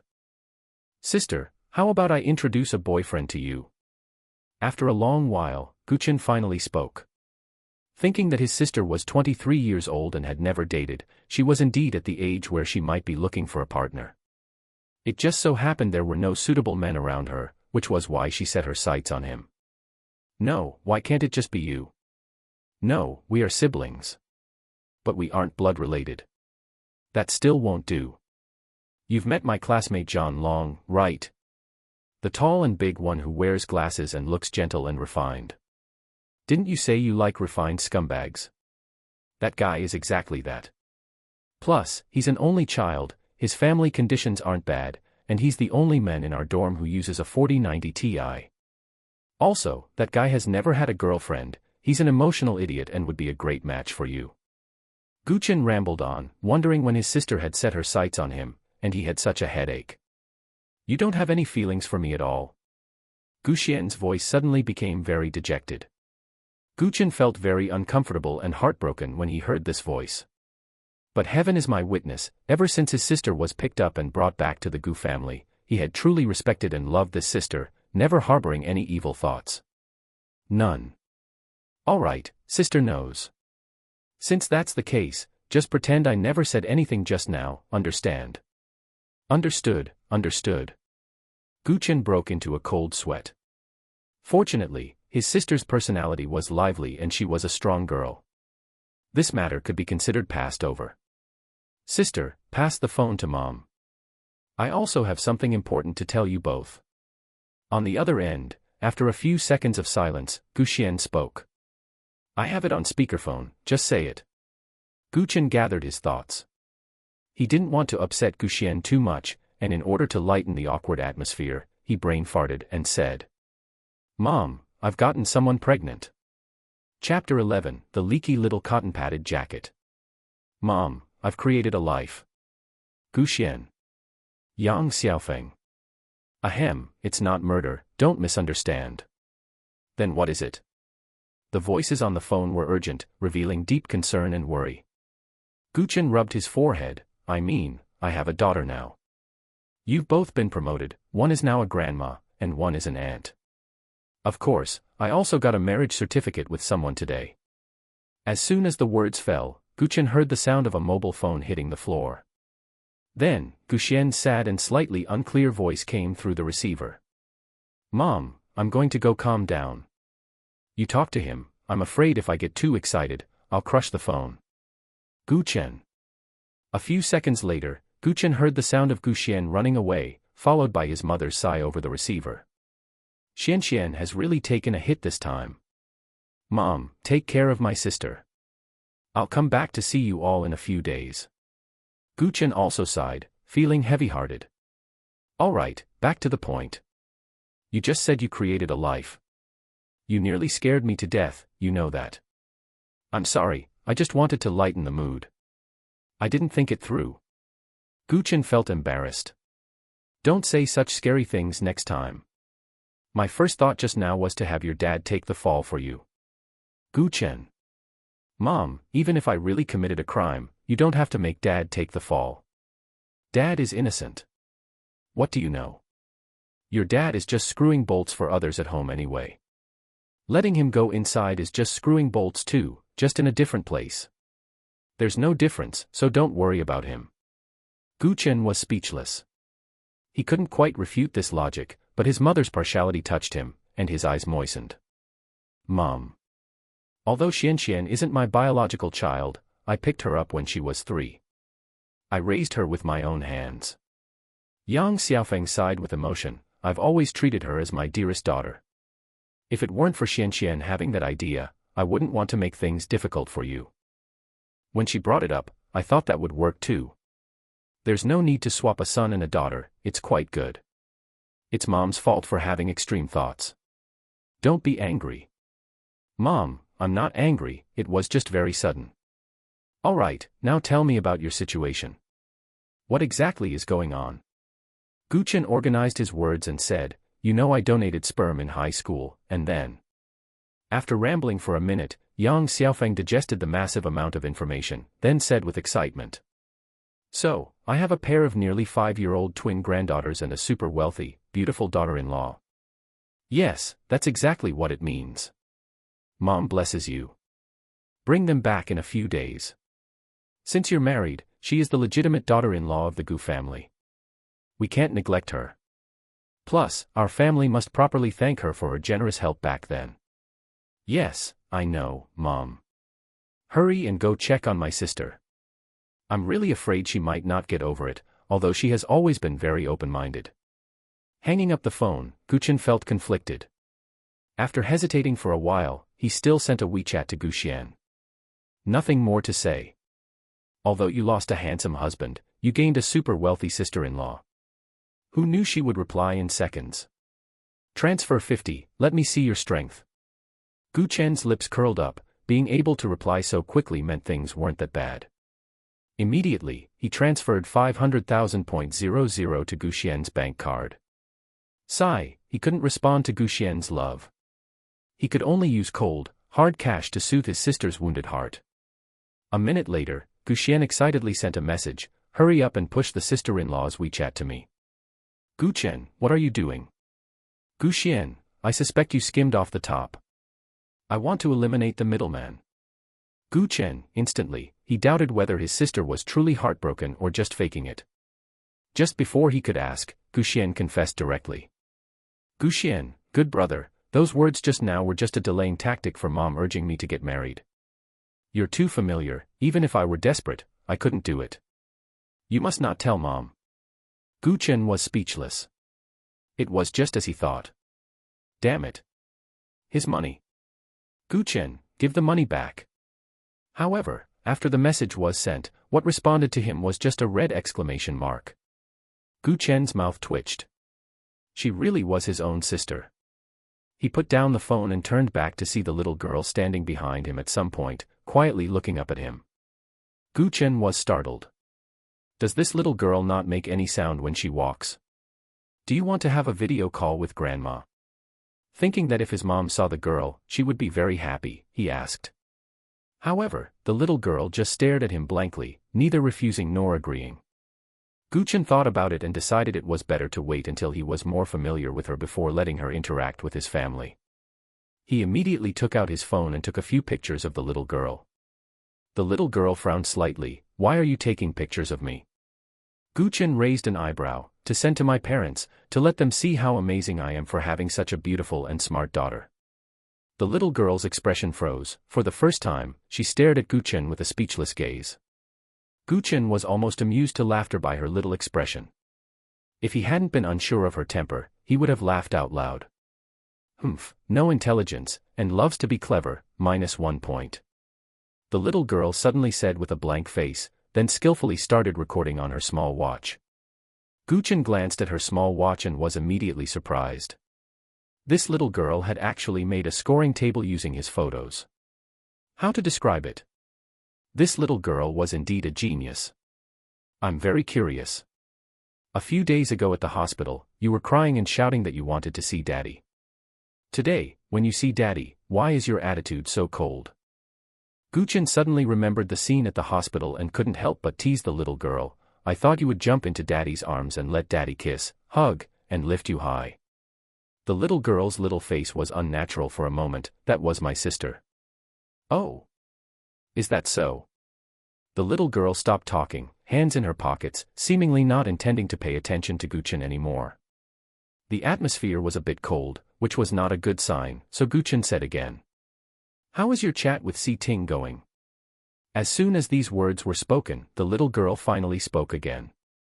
I talked to my sister, and she is quite satisfied with you. Gu Chen was happy, although the little cotton-padded jacket in front of him was a bit leaky.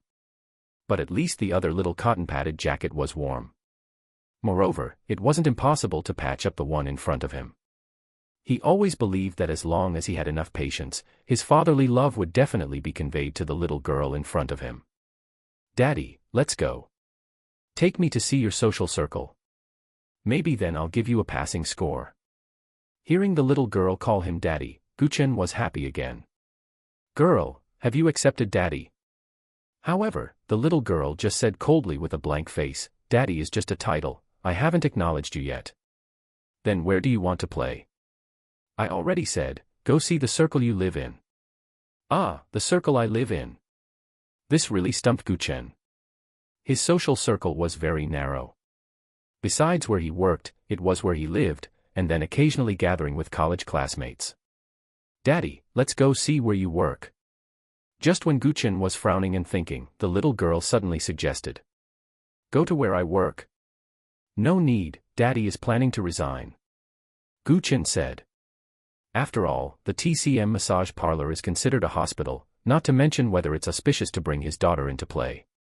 Just based on this girl's super strong antivirus awareness, he was really afraid that the TCM clinic would be turned upside down by her. Daddy, do you mean you don't plan to go out to work to support the family, and rely entirely on my mommy to support you?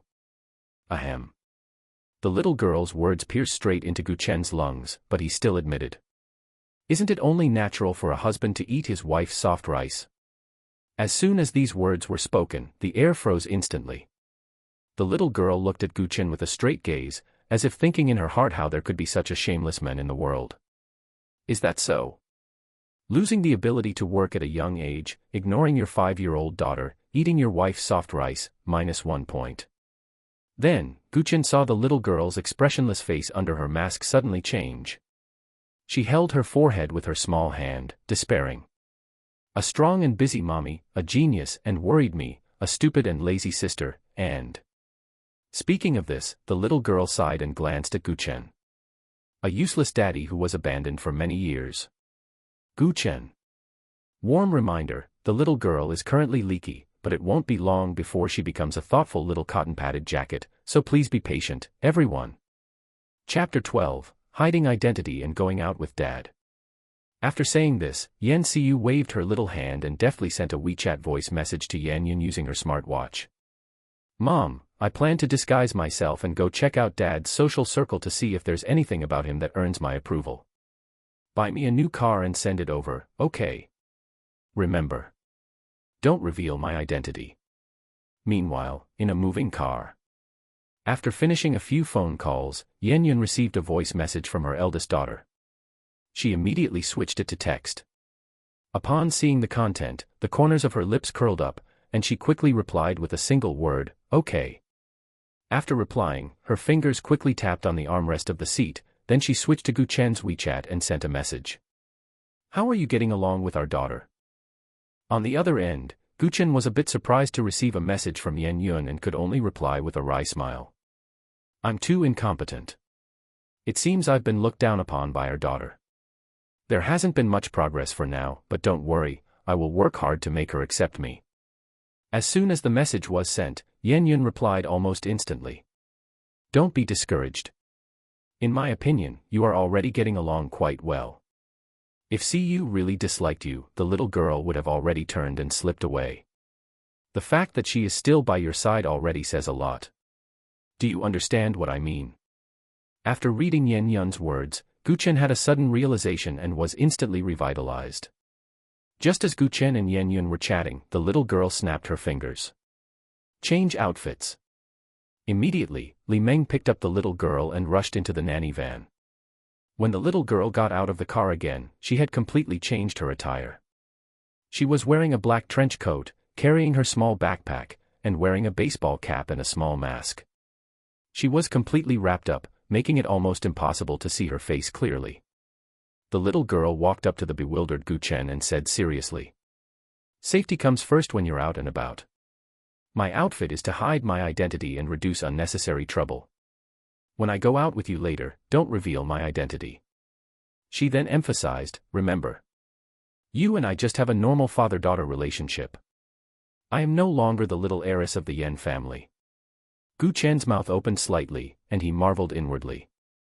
The little girl's awareness of security was simply astonishing. He couldn't help but have a deeper understanding of this seemingly innocent little girl. After instructing Gu Chen, the little girl turned her head and sternly ordered Li Meng and the bodyguard. You guys go back. We will go home by ourselves tonight. As long as I hide my identity, there won't be any danger. Li Meng and the bodyguard looked at each other, their eyes filled with worry. They knew that although the little princess was smart and clever, she was still just a child, and she might encounter danger in the complex social environment. Gu Chen noticed their concern and smiled, patting them on the shoulders. Don't worry, I will take good care of her. His tone was firm and confident, but it didn't help much. The little princess and the eldest lady had just encountered an assassination attempt last week, and now she wanted to go out again. How could Li Meng and the bodyguard possibly be at ease? However, Yan Xiu was not swayed by their worry. She looked at Li Meng firmly, her tone revealing a hint of impatience. I've already decided. You don't need to worry. Li Meng was still a bit hesitant, but the little girl interrupted her without hesitation. Don't worry, I will take care of myself. If you follow me, it will only reveal my identity. After speaking, she lightly lifted her trench coat, revealing the self-defense weapons hidden at her waist and thighs. Gu Chen followed her movement and couldn't help but widen his eyes. Good heavens! He saw that the little girl was wearing a dark green tight-fitting vest on her upper body, paired with a pair of short denim jeans, looking full of heroic spirit. Most eye-catching was the exquisite small pistol equipped at her waist, and several sharp small darts hanging on her left thigh. This outfit made her look both sexy and cold, exuding a unique charm. He felt strangely familiar with this attire. It was exactly the same as the very cold woman he had met in the hospital ward that day. The two outfits were almost identical. Is that a toy pistol? Gu Chen asked with a pounding heart, silently praying that it was just a toy gun, otherwise the consequences would be unimaginable. Li Meng explained with a smile. That is a custom-made self-defense stun gun for the little princess by the eldest lady. It can incapacitate targets within a 15-meter range. Hearing this, Gu Chen couldn't help but let out a sigh of relief, but at the same time, he was filled with curiosity about this small stun gun. You know shooting. Gu Chen was even more surprised. A 5-year-old little girl actually knew how to handle a gun. This was truly unbelievable. He widened his eyes, looking at the little girl in front of him in disbelief. The next second, the little girl gave Gu Chen a look like a wise man looking at an idiot, as if mocking his ignorance. Immediately after, she quickly and agilely adopted a standard gun-drawing stance, her movements smooth and natural, which was truly astonishing. Before Gu Chen had time to question her, that black muzzle was already steadily aimed at his chest. He was so scared that he quickly raised his hands in surrender, saying in a trembling voice, all right, Dad believes you know how to handle a gun." At this moment, he truly realized that he had underestimated this seemingly fragile little girl. After hearing Gu Chen's words, the little girl expressionlessly put the gun away. The whole movement was fluid and completed in one go, without any hesitation. From her skilled movements, it was evident that she must have undergone professional training.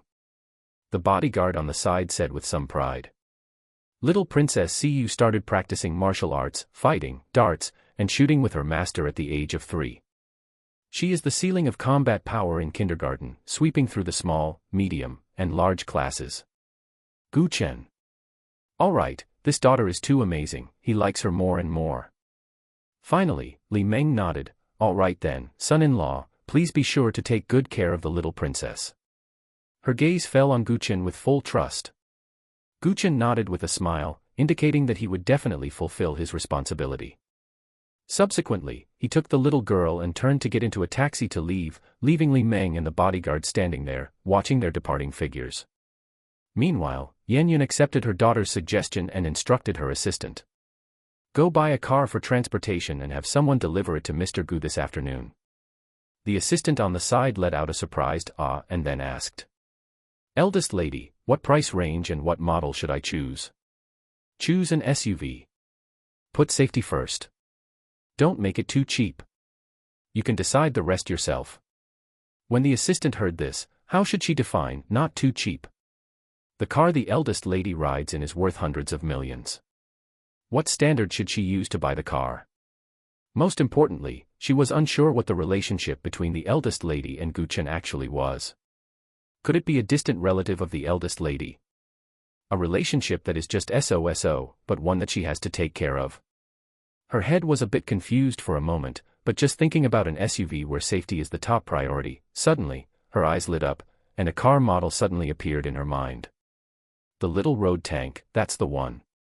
Chapter 13, Am I Not Worth 200 Million? The assistant didn't delay and immediately used WeChat to contact her subordinates to handle it. At this moment, Yan Yun suddenly remembered that there was one important thing she hadn't told Gu Chen yet, so she immediately sent him a WeChat message. Meanwhile, the father and daughter had just gotten into a taxi. Before they had even settled into their seats, Gu Chen noticed that Yan Yun had sent another message, and a happy smile unconsciously appeared on his face. "Yan Yun, I forgot to tell you, the password for the bank card is your birthday." It was a short sentence, but the more Gu Chen looked at it, the happier he felt. After thinking for a moment, he quickly replied, "I know, the password is written on the back of the card." Yan Yun rubbed her forehead, "Is that so?" "There have been too many things lately, I actually remembered it wrong." "No matter how busy you are, you need to take care of yourself and rest. You are a woman with a family now." I know." Looking at Gu Chen's caring words, Yan Yun felt a slight warmth in her heart. "By the way, now that we've registered our marriage, does that mean I don't get the 200 million in youth compensation anymore?" Perhaps it was the system that gave him courage, or perhaps it was because chatting online wasn't as formal, but Gu Chen was becoming increasingly bold in his speech. After sending it, Gu Chen felt it might have been inappropriate. After all, he wasn't familiar enough with Yan Yun yet, and saying this might make her misunderstand or feel uncomfortable. Just as he was about to recall the message, she replied instantly, "Yan Yun, regretting your choice." Seeing this, Gu Chen's heart tightened immediately. He quickly tapped his fingers on the screen to reply, No, I was just joking. Yan Yun, am I not worth 200 million, When he saw this sentence, Gu Chen's heart skipped a beat, as if the whole world had slowed down by half a beat. He had the illusion that Yan Yun was sitting right in front of him, staring straight at him with a faint, elusive smile on her face. That smile carried a hint of teasing and charm, making one's heart race. It was teasing, or perhaps ambiguous. Chen had been in a relationship before, and now that they had registered their marriage, they could be considered to be in an unconventional boyfriend-girlfriend relationship. Seeing Yun say something with a hint of coquettishness, he naturally stepped into the boyfriend role and began to reply. Worth it, worth it. If I could marry a great beauty like you, even 2 trillion would be worth it. His tone was full of doting and tenderness, as if he were confessing his love to Yun. Chen felt his heartbeat getting faster and faster, and a smile unconsciously appeared on his face. He looked forward to Yun's reply, imagining how she would respond to his words. On the other end, seeing such direct words of love from Chen, Yun felt a strange sensation in her heart, a little bit of sweetness. Then, she typed lightly. You didn't waste your time in school, you still know how to talk. Alright, just spend the money I gave you with peace of mind. If you perform well, it's not impossible to increase the limit. Seeing this reply, Chen was overjoyed and answered even more airily. Don't worry. My daughter is my little darling, and you are my big darling. I will definitely treat you both with all my heart. After sending it, Chen felt his face heat up so much he couldn't bear to look at it himself. It was too cheesy. However, just at this moment, the system suddenly reminded him. Congratulations to the host for successfully making your wife laugh, invisibly increasing family happiness. Reward, happiness points plus 10. Chen was stunned. This triggered a hidden reward mechanism. He seemed to understand the meaning of the system's name now. Hee, now things would be easier. In the car, Yun was in a pleasant mood, teased by Chen's glib tongue, and her rosy lips couldn't help but curve into a beautiful arc. Marriage, it actually seems pretty good. The assistant beside her was stunned to see her young mistress laughing for the first time ever. One had to know that except for when she was in front of the little princess, the young mistress was always serious and wore the appearance of an ice beauty in all other situations. But today, the young mistress actually showed a heartfelt smile just because of a few WeChat messages. The source of all this seemed to be after meeting that man. What exactly is that man's relationship with the young mistress? A man who gives cars and can easily make the young mistress happy. In her memory, the young mistress had no interaction with this man at all. The assistant's heart couldn't help but be filled with intense interest. It felt like a cat was scratching her heart, and she frantically wanted to know the truth. Her eyes couldn't help but frequently glance at Yun. If you have something to say, just say it. Suddenly, Yun spoke. The assistant's delicate body trembled, and she shivered in fright. Oh my God. Her hesitation had actually been discovered by the young mistress. What to do? What to do? How should she answer? Prying into a superior's privacy, especially their personal relationships, was a huge taboo. Moreover, she had only been temporarily promoted because the real special assistant was on a business trip for the past 2 days. Her position was quite unstable, with the slightest disturbance, she would be fired. Just as her little head was about to smoke from anxiety, Yun glanced at her again and said, If you have something to say, say it. Don't dilly-dally. Immediately, the assistant asked tremblingly and truthfully. Young mistress, I am very curious what relationship Mr. Gu has with you. After asking, she felt her future was bleak.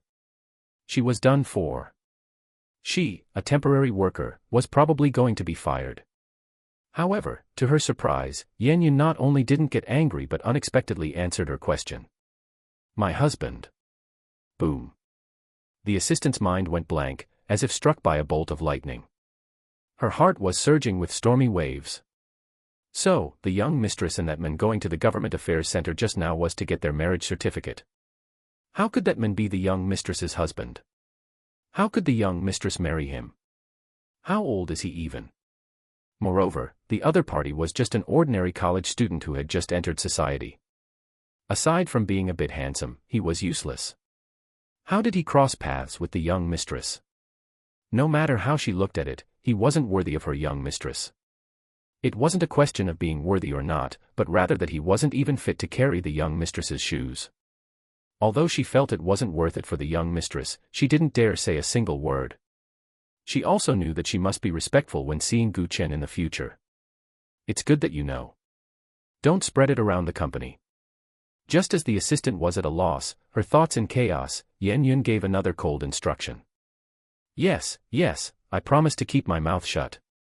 The assistant hurriedly patted her small chest to promise. Then, she secretly took out her phone and sent a WeChat message to her subordinate. Change the M9 to a Rolls-Royce Cullinan. On this end, after finishing the chat, Gu Chen's mouth was almost curled up to the sky. He felt inexplicably sweet, feeling that through these few chats, the sense of unfamiliarity between him and Yen Yun had vanished, and the distance had suddenly shortened a lot. When people encounter happy things and are in a particularly good mood, they always want to share it with someone.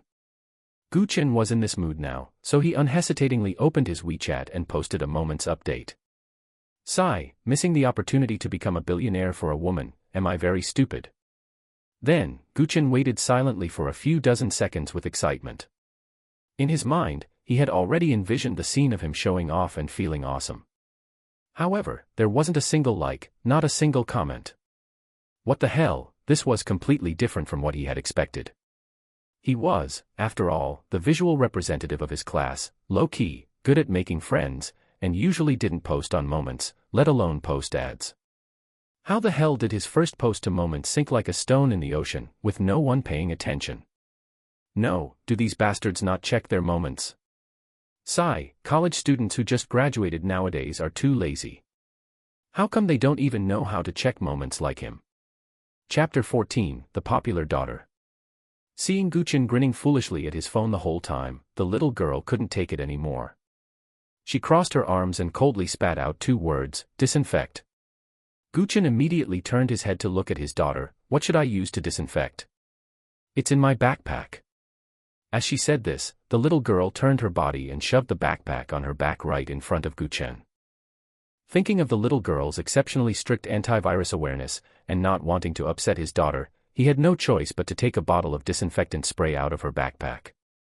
Driver, my daughter is allergic to the bacteria in the air. May I disinfect your car? Upon hearing this, the driver looked at the father and daughter through the rearview mirror, especially the oddly dressed and bundled-up little girl, and nodded with a chuckle, sure. Actually, I disinfect the car every day before I head out. Little brother, I didn't expect you to be so young, yet your daughter is already this big. Yeah, my wife gave birth early. Gu Chen also nodded with a chuckle, looking full of happiness, and then began to spray the disinfectant. See you, do you want daddy to hold you? After finishing the disinfection, Gu Chen looked at his daughter, feeling a bit itchy to hold her. This reunion with his daughter was a complete failure. He hadn't even held her little hand, let alone hugged or kissed her. However, the little girl shot him a sidelong glance and said methodically, holding a child in a car is a very dangerous and irresponsible behavior. I suggest you read the traffic safety manual a few more times. Gu Chen's mouth twitched. He had been lectured by the little girl again. Seeing that the little girl had already fastened her seatbelt, he silently fastened his own. Heh, young man, your daughter is really smart and sensible, the driver suddenly chimed in. Yeah, her IQ is over 200. Gu Chen raised an eyebrow, unable to resist gilding his own lily. He didn't know if it was actually 200, but based on his verification, this girl's IQ was definitely not low. Wow, that's amazing, little girl. The driver's eyes lit up upon hearing this. However, the little girl didn't make a sound and didn't give the driver any expression. Seeing that the atmosphere was a bit awkward, Gu Chen explained, don't mind her, driver. My daughter is a bit antisocial. Haha, no worries. Geniuses are always mavericks, their thinking is on a different level than ours. I understand. Just as Gu Chen and the driver were chatting back and forth, the little girl raised her hand to check her watch, then took out her tablet from her small backpack and started fiddling with it. When getting out of the car, Gu Chen curiously glanced at the little girl's tablet. You can even trade stocks.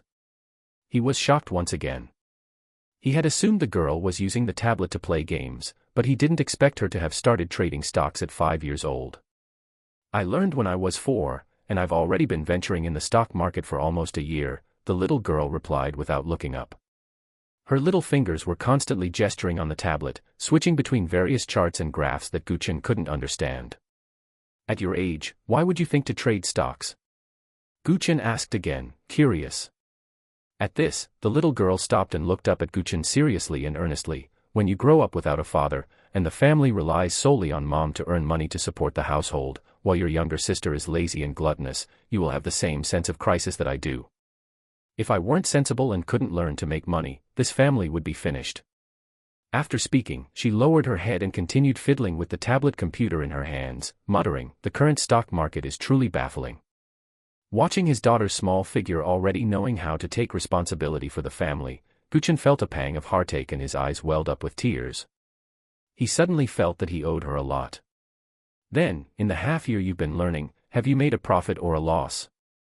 This girl was so smart, her way of thinking was completely that of a little adult. Chen subconsciously felt full of confidence in his daughter, thinking the little girl must have made quite a bit of money. "I haven't officially opened an account yet." Buffed. Chen stumbled and fell straight to the ground. Damn it, it turned out this girl was just talking on paper. "Didn't you say you've been venturing in the stock market for a year? A simulation account. Then why don't you open an account?" The little girl suddenly looked up at Chen with those eyes full of wisdom and said, "I'm only 5 years old, how could I open an account?" Chen. Just as he was feeling awkward and speechless, the system's voice rang out, "Friendly reminder, if the host manages to eat the daughter's soft rice as well, the system rewards will increase." Instantly, Chen's eyes lit up, and a plan was quietly born. He looked at the little girl with a chuckle and said, "Daddy has a way to let you open an account. Do you want to?" "I don't want to." "Why?" "Don't you want to truly gallop through the stock market?" "I want to, but I don't want your help." "Why?" "Your eyes gave you away." Chen. Damn it, how is this girl's observation skill so strong? The daughter's soft rice was indeed not so easy to eat. However, he wouldn't give up. The 9th traditional Chinese medicine massage clinic. When Chen suddenly appeared with a little girl around 5 years old, the entire clinic instantly exploded into chaos. Everyone cast curious glances, especially the young nurses, who surrounded the little girl, their eyes full of surprise and affection. It was as if they had discovered a new world, they were full of curiosity about this cute little girl. Seeing this scene, Chen couldn't help but feel a bit worried. He was afraid that the little girl would feel nervous or uneasy because she wasn't used to this kind of environment. Just as he was preparing to step forward and disperse these overly enthusiastic nurses, the little girl suddenly raised her hand and waved it gently, signaling Chen not to worry. Then, she said in a childish voice, "You can go to work. I'll just stay here and observe your social circle." After speaking, the little girl walked over to a nearby lounge chair on her own and sat down, crossing her legs and putting her hands naturally into her pockets, striking a cool pose. Although the surrounding nurses kept asking all sorts of questions, she remained silent throughout, as if immersed in her own world. "Chen, is this your relative's daughter?" "She's so cool," a young nurse couldn't help but exclaim. However, no matter how they tried to communicate with the little girl, she maintained her silence and gave no response whatsoever. This only made the nurses feel that the little girl was even more mysterious and unfathomable, making them even more excited. "My daughter. TSK. If you're going to lie, at least draft it first, okay?" The nurses didn't believe a word of what Chen said. After all, Chen was only 22 years old, how could he possibly have a daughter this big? Chen shrugged, as expected, no one believed the truth. "You can look or ask whatever you want, but don't touch her, okay? She has severe antisocial tendencies and doesn't like being touched by strangers." Before leaving, Chen was still worried about the little girl getting into trouble, so he reminded the nurses. "Rest assured, we know our boundaries," the nurses nodded and replied with smiles. After thinking about it, Chen reminded the little girl again, "The young ants have no ill intentions, so please don't react too drastically." He was really afraid that the little girl would pull out a stun gun and zap these nurses without saying a word. That wouldn't be fun at all. After the reminder, Chen turned and left, leaving the nurses chattering and discussing around the little girl. "Wow, this little girl is really cute, but she looks a bit aloof. Little sister, can you take off your mask and let the ants see? She's ignoring you." "Haha. Yeah, she hasn't said a word. I wonder what she's thinking. Maybe she's just shy." "Haha, that's possible." The nurses discussed while curiously sizing up the little girl. The little girl sat there quietly, her eyes cold and indifferent, as if everything around her had nothing to do with her. "Little sister, what's your name?" a young nurse asked softly. The little girl still didn't answer, she didn't even lift an eyelid. "Aya, don't be so cold. Talk to big sister, okay?" Another nurse tried again, unwilling to give up. However, no matter how hard they tried, the little girl just wouldn't open her mouth and remained silent the whole time. This reaction made the nurses feel that the little girl was even more mysterious and unfathomable, while also stimulating their curiosity. "What is this little girl's background, anyway?" Chen said she's his daughter. "Could it be true?" "That's impossible, how old is he?" "Maybe she's adopted." Everyone was guessing and chattering, but they couldn't get an answer. At this moment, the head nurse walked over, saw the nurses gathered together, and asked, "What are you all doing? Why aren't you working?" "Head nurse, look at this little girl, she's so cute," a nurse said, pointing at the little girl. The head nurse looked in the direction her finger was pointing and saw the little girl sitting there quietly, her eyes cold and indifferent. "Who brought this child here?" the head nurse asked, frowning. "Chen brought her. He said she's his daughter," a nurse replied. "Chen's daughter?" The head nurse was a bit surprised, but immediately shook her head. "Impossible. How old is Chen?" "We also think it's impossible, but that's what he said," the nurses chimed in one after another. "All right, stop worrying about this for now, hurry up and get to work," the head nurse urged. Chapter 15, The Courageous Little Girl.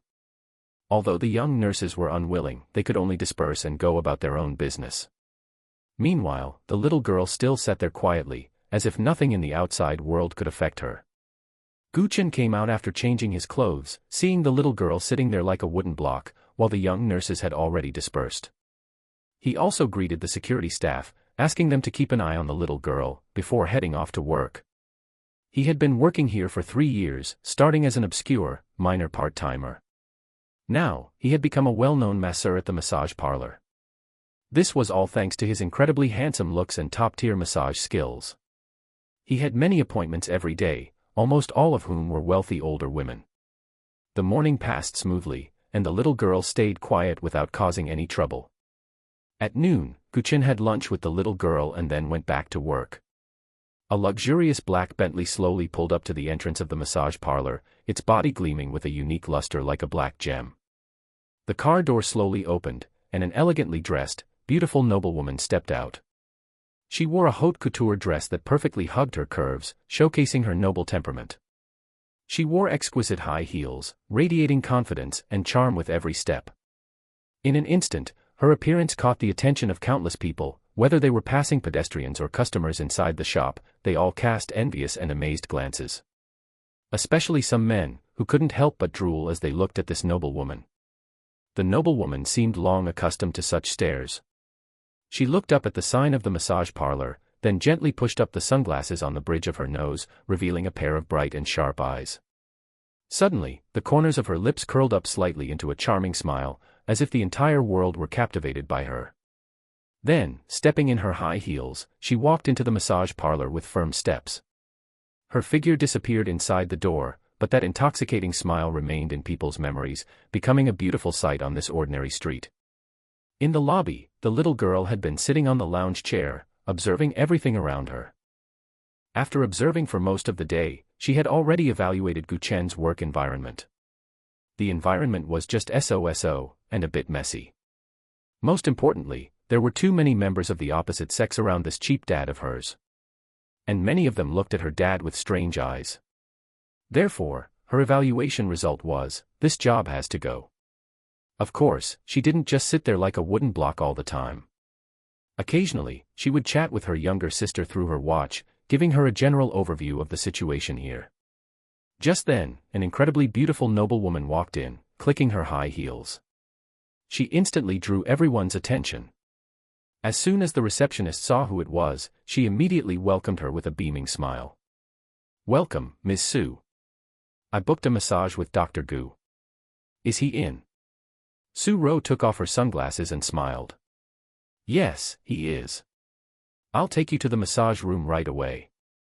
It'll be your turn in about 10 minutes. Su Ro nodded. On her way to the massage room with the nurse, her eyes accidentally swept across the little girl sitting on the lounge chair in the lobby. She looked familiar, so she stopped in her tracks. The little girl also noticed Su-ro and recognized her at a glance. She immediately pulled down her baseball cap, completely hiding her face. She never expected to run into her grandaunt here. But since she was currently in disguise, she couldn't let her grandaunt recognize her. "Miss Su, what's wrong?" The nurse leading the way turned around and asked curiously when she saw Su-ro stop. "Why is that oddly dressed little girl over there all by herself? Whose child is she?" Su-ro asked, pointing in the direction of the little girl. The nurse was very surprised that a noblewoman of Su-ro's high status would ask about such a thing, but she still smiled and explained. "That's the little girl Dr. Gu brought in. She's probably a child from his relative's family." "Oh." Su-ro's suspicion was instantly dispelled when she heard that it was a child brought by Chen. She then withdrew her gaze and shook her head in amusement. How could her own little granddaughter appear here all alone? Which of her outings didn't involve a bodyguard and a nanny? Once Su-ro left, the little girl finally let out a slow sigh of relief. She thought to herself, her disguise still needed improvement. She was almost recognized. 10 odd minutes later, a sudden commotion broke out in the lobby. A bald, burly man reeking of alcohol rushed in, shouting and carrying a beer bottle. "Where is that kid surnamed Gu? Damn it. Get the hell out here. I'm going to kill you. How dare you seduce my wife? Hey, don't make a scene here. If you have something to say it properly. Make it clear. This is a reputable hospital, who would seduce your wife?" 2 security guards stepped forward to block the man. However, the man aggressively waved the bottle in his hand and roared arrogantly. "Whoever blocks me, I'll fucking kill them. Tell that masseur surnamed Gu to get out here. Damn it, you dare to do it but don't dare to face it, right? You ruined my family. Calm down. How could Dr. Gu possibly do such a thing? There must be some misunderstanding." At this moment, the young receptionist nurse, Louis, stepped forward to reason with him. She automatically assumed the doctor surnamed Gu was Chen. After all, Chen was handsome and indeed very popular among female patients. Almost everyone present thought it was Chen. Including the alerted little girl, Yen Siyu. Damn it. Would I come looking for this kid if I didn't have evidence? Get the fuck out here, you son of a bitch. With that, the man tried to force his way inside. Don't be reckless. This is not a place for you to make a scene. The 2 security guards blocked the man again. The man was completely enraged now. With a loud crash, he smashed the beer bottle and pointed it at the guards, cursing. "Whoever fucking blocks me, I will really kill them. Don't believe me? Try blocking me. Get the hell out of my way." Seeing the sharp glass bottle, the 2 security guards instantly chickened out. Damn it, why risk our lives for a few thousand yuan a month? As soon as the guards stepped aside, the men aggressively began to rush inside.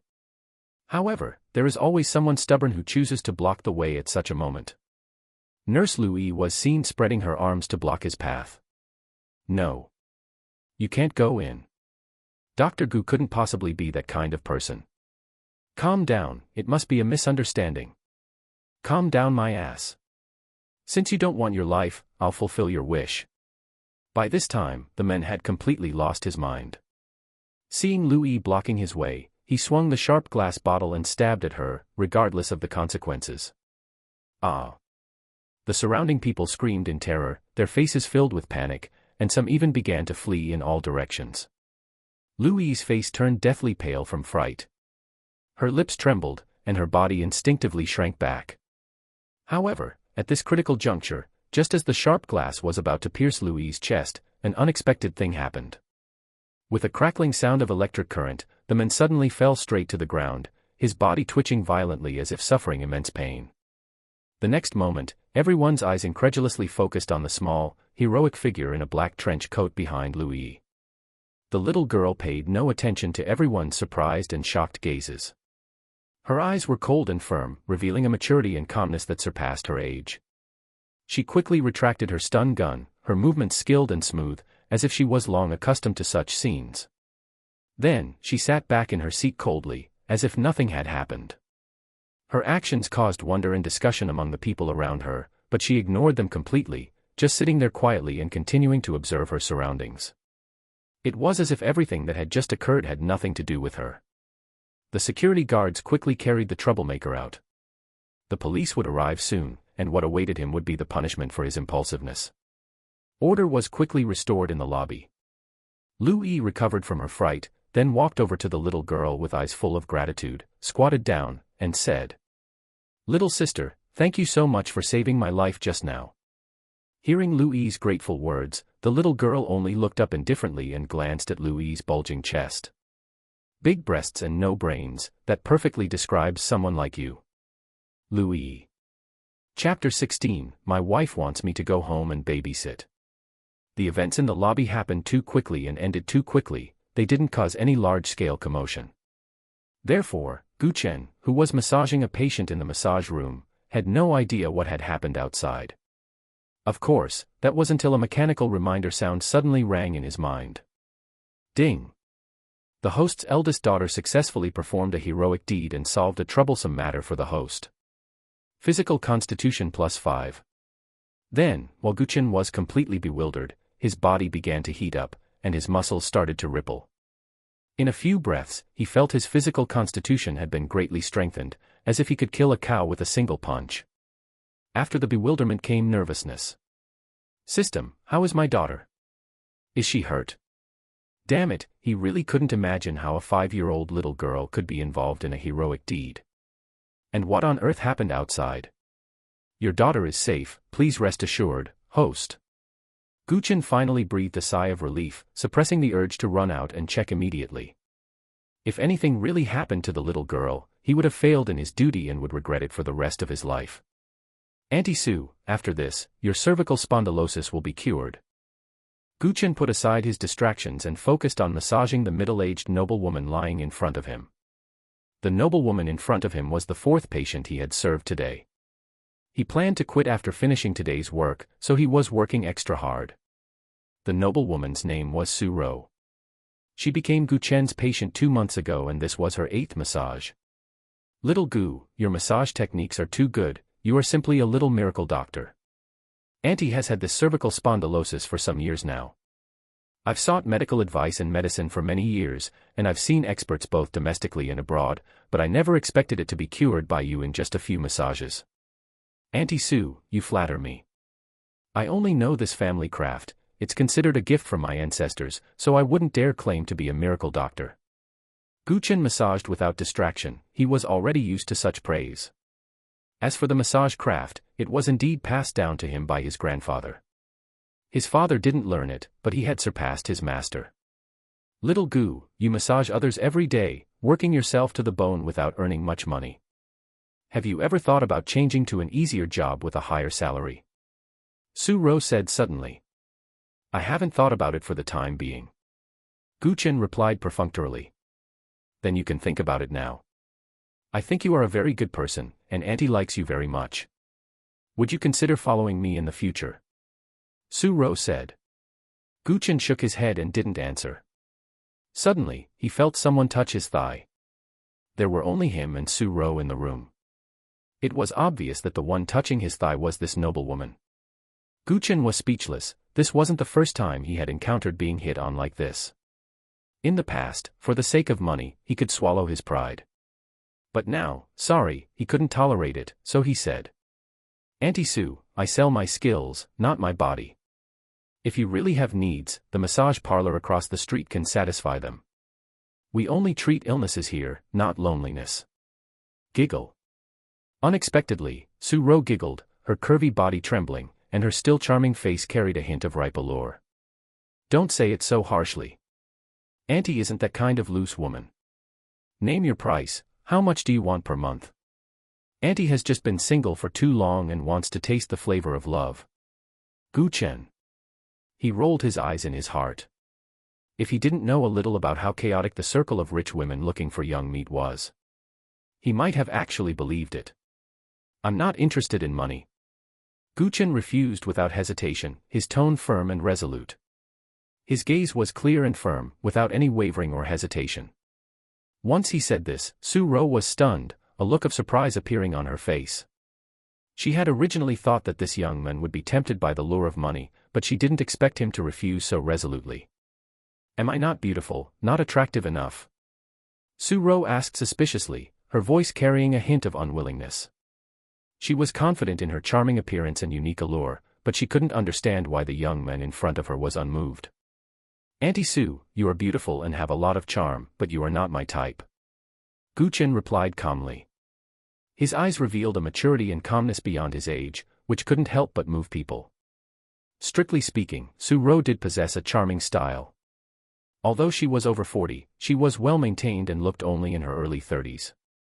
Her skin was still as delicate as snow, and time had not left obvious traces on her. Instead, it added a touch of mature charm. In addition, Su-ro's temperament was also an attractive side of her. Every gesture she made exuded a noble and elegant aura, as if she were a true noblewoman. This temperament made her particularly eye-catching in a crowd, becoming the focus of everyone's attention. But Chen had his own bottom line in life. He wouldn't do it before, and even less so now. All right, Auntie Su, the massage is over. Chen withdrew his hands and began to pack up his tools. You are the most interesting young man I have ever met. Looking at Chen's young and handsome face, Su-ro smiled even more happily. Auntie's offer is always valid. As long as you change your mind, you can contact me.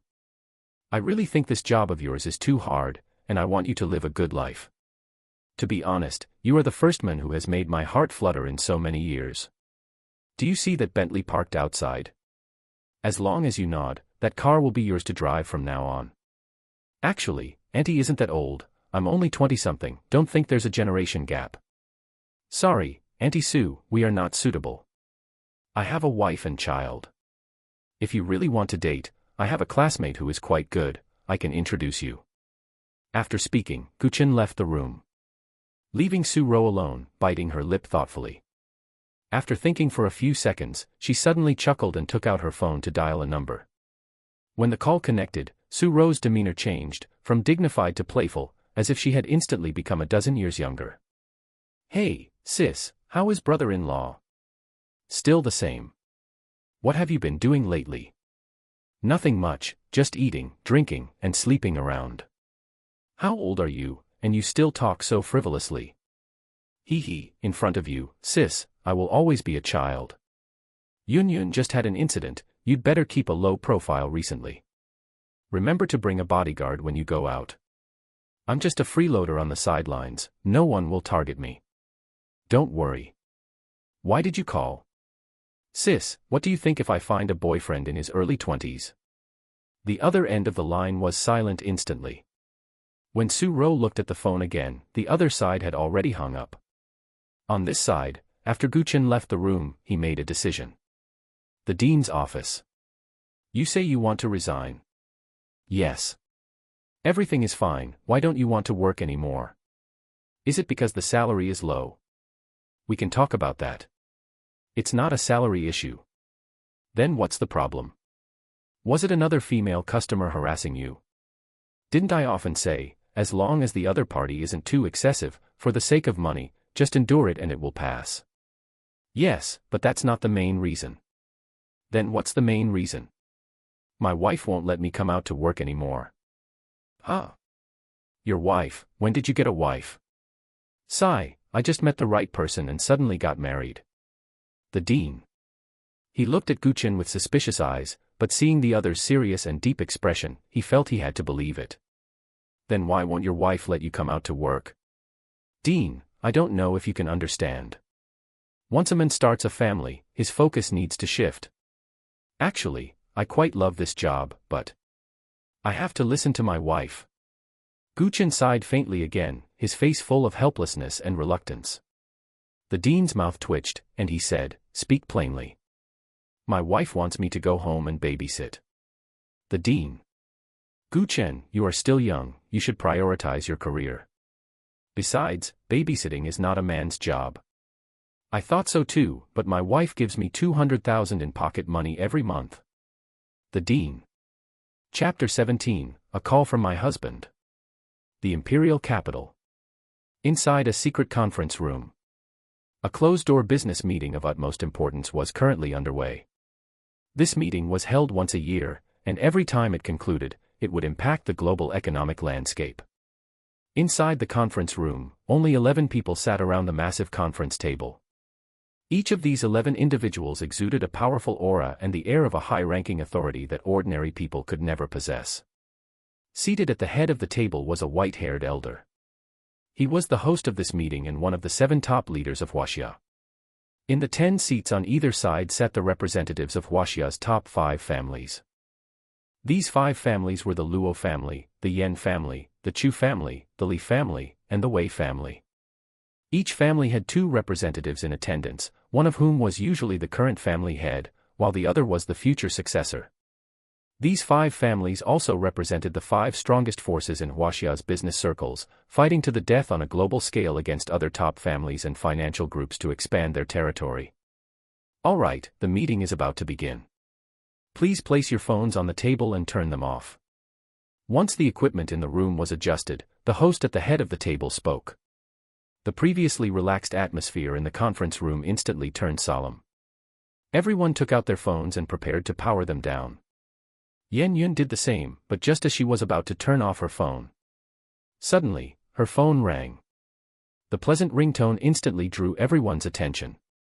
Especially those sitting next to her, when they clearly saw the prominent word husband on her phone screen, almost all of them were expressions of surprise and bewilderment.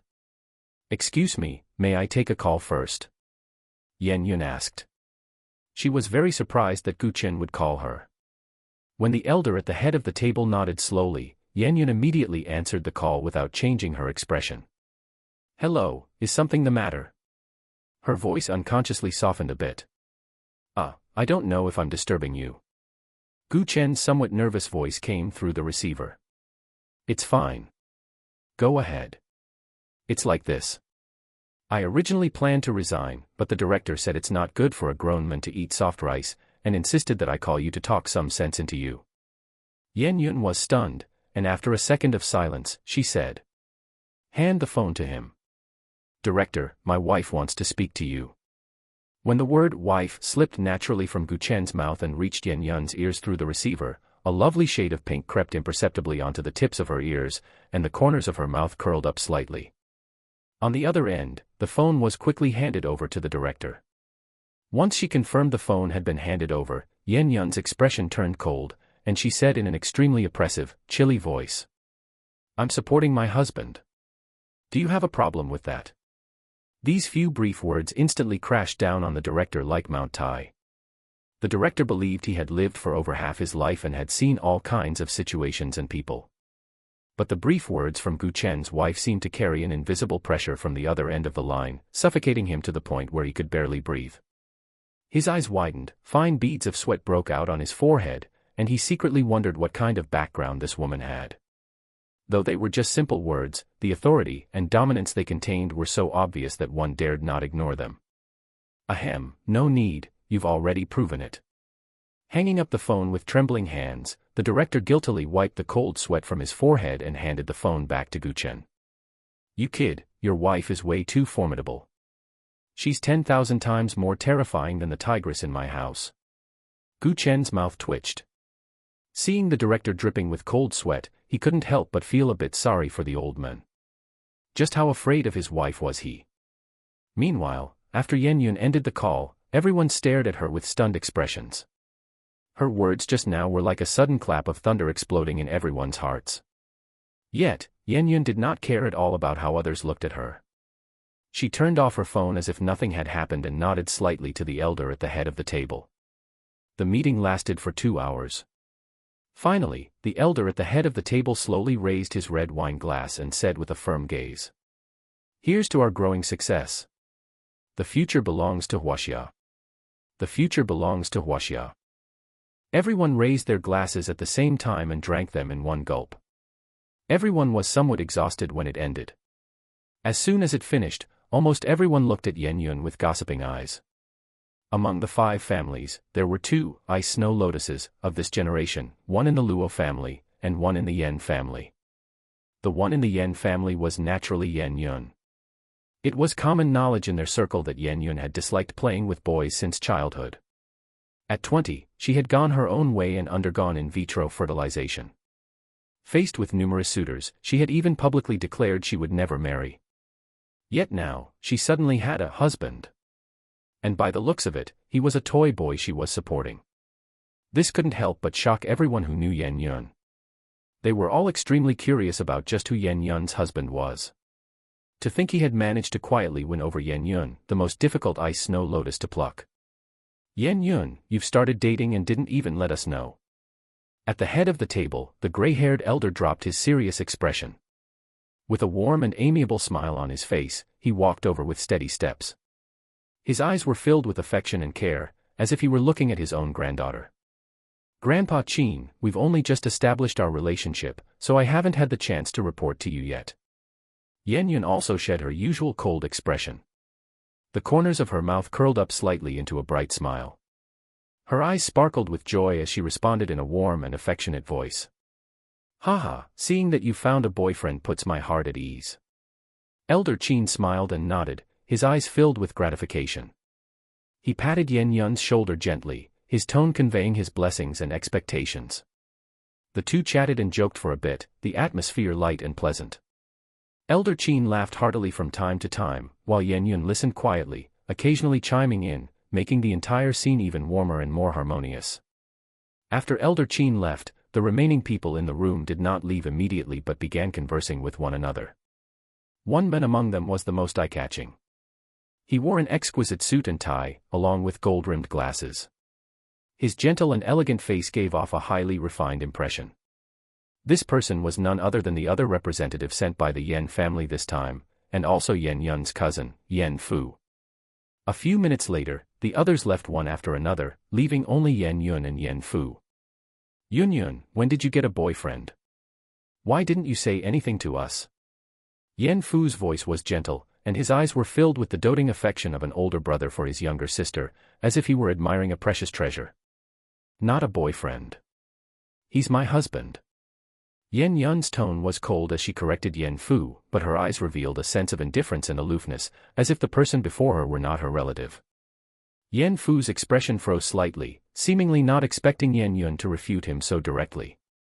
However, he quickly regained his composure and said with a smile. My apologies, that was my mistake. Still, when did you get married? Why was it so sudden, and why didn't you let us know? Yan Yun was silent for a moment, then coldly replied, not long ago. There's nothing much to say. Yan Fu frowned slightly, clearly unsatisfied with this answer. He continued to ask. You were injured a few days ago. It was my fault for not coming to see you in time. Has the culprit who attacked you been found?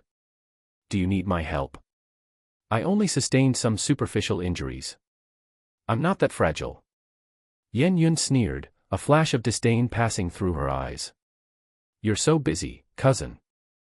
I won't trouble you with such a minor matter, I can handle it myself. With that, she turned and walked away, leaving Yan Fu standing there alone. Watching Yan Yun's departing figure, the smile on Yan Fu's face gradually faded, replaced by an unprecedentedly gloomy expression. Through his lenses, his eyes flickered with a cold light, as if he were pondering something. Immediately after, he raised his hand. His assistant nearby noticed the gesture and quickly stepped closer to listen to his instructions. Yan Fu said in a sinister voice. Go and thoroughly investigate the situation regarding Yan Yun's husband. Having said that, his fists clenched tightly, his heart filled with anger and violence. Originally, Yan Fu thought everything was within his grasp and that the position of the future family head was guaranteed. But he never expected that Yan Yun would actually have the ability to hide a man right under his nose. This left him incredibly shocked and furious. Chapter 18, This soft rice, so delicious. Yan Yun returned to the hotel she was staying at. When Yan Yun stepped into the lobby, her gaze was involuntarily drawn to a corner of the lobby, where a mother and her two daughters were sitting on a sofa enjoying delicious cake. The mother had an elegant aura and an exquisite face, like a blooming snow lotus, while the twin girls were incredibly cute, like two shining pearls. The corners of Yan Yun's mouth curled up slightly as a sense of curiosity and warmth welled up in her heart. She turned gracefully and walked toward the mother and daughters with elegant steps. Every step seemed to carry a unique rhythm, making it impossible not to be captivated. As the footsteps drew closer, the beautiful woman tasting the cake looked up, and her gaze met Yen Yun's. In an instant, a flash of pleasant surprise crossed both their eyes, and they smiled at each other. The smile was like a gentle spring breeze, warm and soft. "Long time no see, Shue Shue," Yen Yun said softly, her eyes sparkling with joy. "Yeah, I didn't expect to see you here. I've been back in the country for a while now, but I couldn't get a hold of you despite asking you out several times. You're getting busier and busier." Luo Yishue replied with a smile, a hint of emotion in her voice. "I'm sorry, so much has happened recently." "I understand." Their conversation flowed naturally, without the slightest constraint or awkwardness. It was as if time had not passed, and they were still those close friends of the past. After greeting Luo Yishue, Yen Yun's gaze naturally fell upon the two little girls. The two little girls were standing in front of the table, focusing on putting cake into their mouth spoonful by spoonful, completely unaware of anyone approaching. Their chubby pink cheeks and mouths were covered in cream, making them look like a pair of adorable little foodies. It wasn't until Yen Yun placed her hands on their heads that the two little girls finally looked up, staring curiously at Yen Yun with their large, dark, and watery grape-like eyes. Yen Yun laughed, squatting down to look at the little girls at eye level, and said gently, "Hello, little babies. Do you still remember Auntie Yun Yun?" However, a look of confusion appeared in the two sisters' eyes as they tried to search deep in their memories to figure out who this auntie, who was just as beautiful as their mother, actually was. At this moment, Luo Yishue smiled helplessly, gently stroking her daughter's hair, and said softly, "Baby, this is Mommy's good friend, Auntie Yun Yun." "Hello, Auntie Yun Yun." Only then did the two sisters beam with joy and chime in unison in their baby voices. "Yes, hello, babies." Yen Yun smiled gently, feeling somewhat emotional that she hadn't seen them for 2 years. These two little girls had grown so much, going from babbling when they first learned to walk to now being able to call out to people clearly. "Tell Auntie, who is the older sister Han Xiaoxue, and who is the younger sister Han Xiaotong?" Then, the two sisters simultaneously pointed their small hands at each other. This made both Yen Yun and Luo Yishue giggle. A few minutes later, Yen Yun received a call. Glancing at the caller ID, the smile on her face instantly vanished. After silencing the call, she smiled and said goodbye to Luo Yishue. "I have some matters to attend to, so I'll be leaving first. Let's catch up when we have time." "Okay, I'm also returning to Shudu in a few days. We'll have time to get together then." In the car, Yen Yun called back the number with a solemn expression. The phone rang only once before it was picked up, and then a cold, almost emotionless female voice came from the other side. "All the people have been captured. How should we handle them?" "Wait until I get there." Yen Yun hung up the phone, a bone-chilling intent to kill hidden deep in her eyes. Just as the icy aura in her eyes was about to overflow, the phone rang again. Looking at the caller ID, her gaze instantly softened, and a gentle smile had already risen on her lips as she answered the call. "Baby, do you miss Mommy?" "Humph. Mommy, you said you would find a daddy for me. How many days has it been, and where is he?"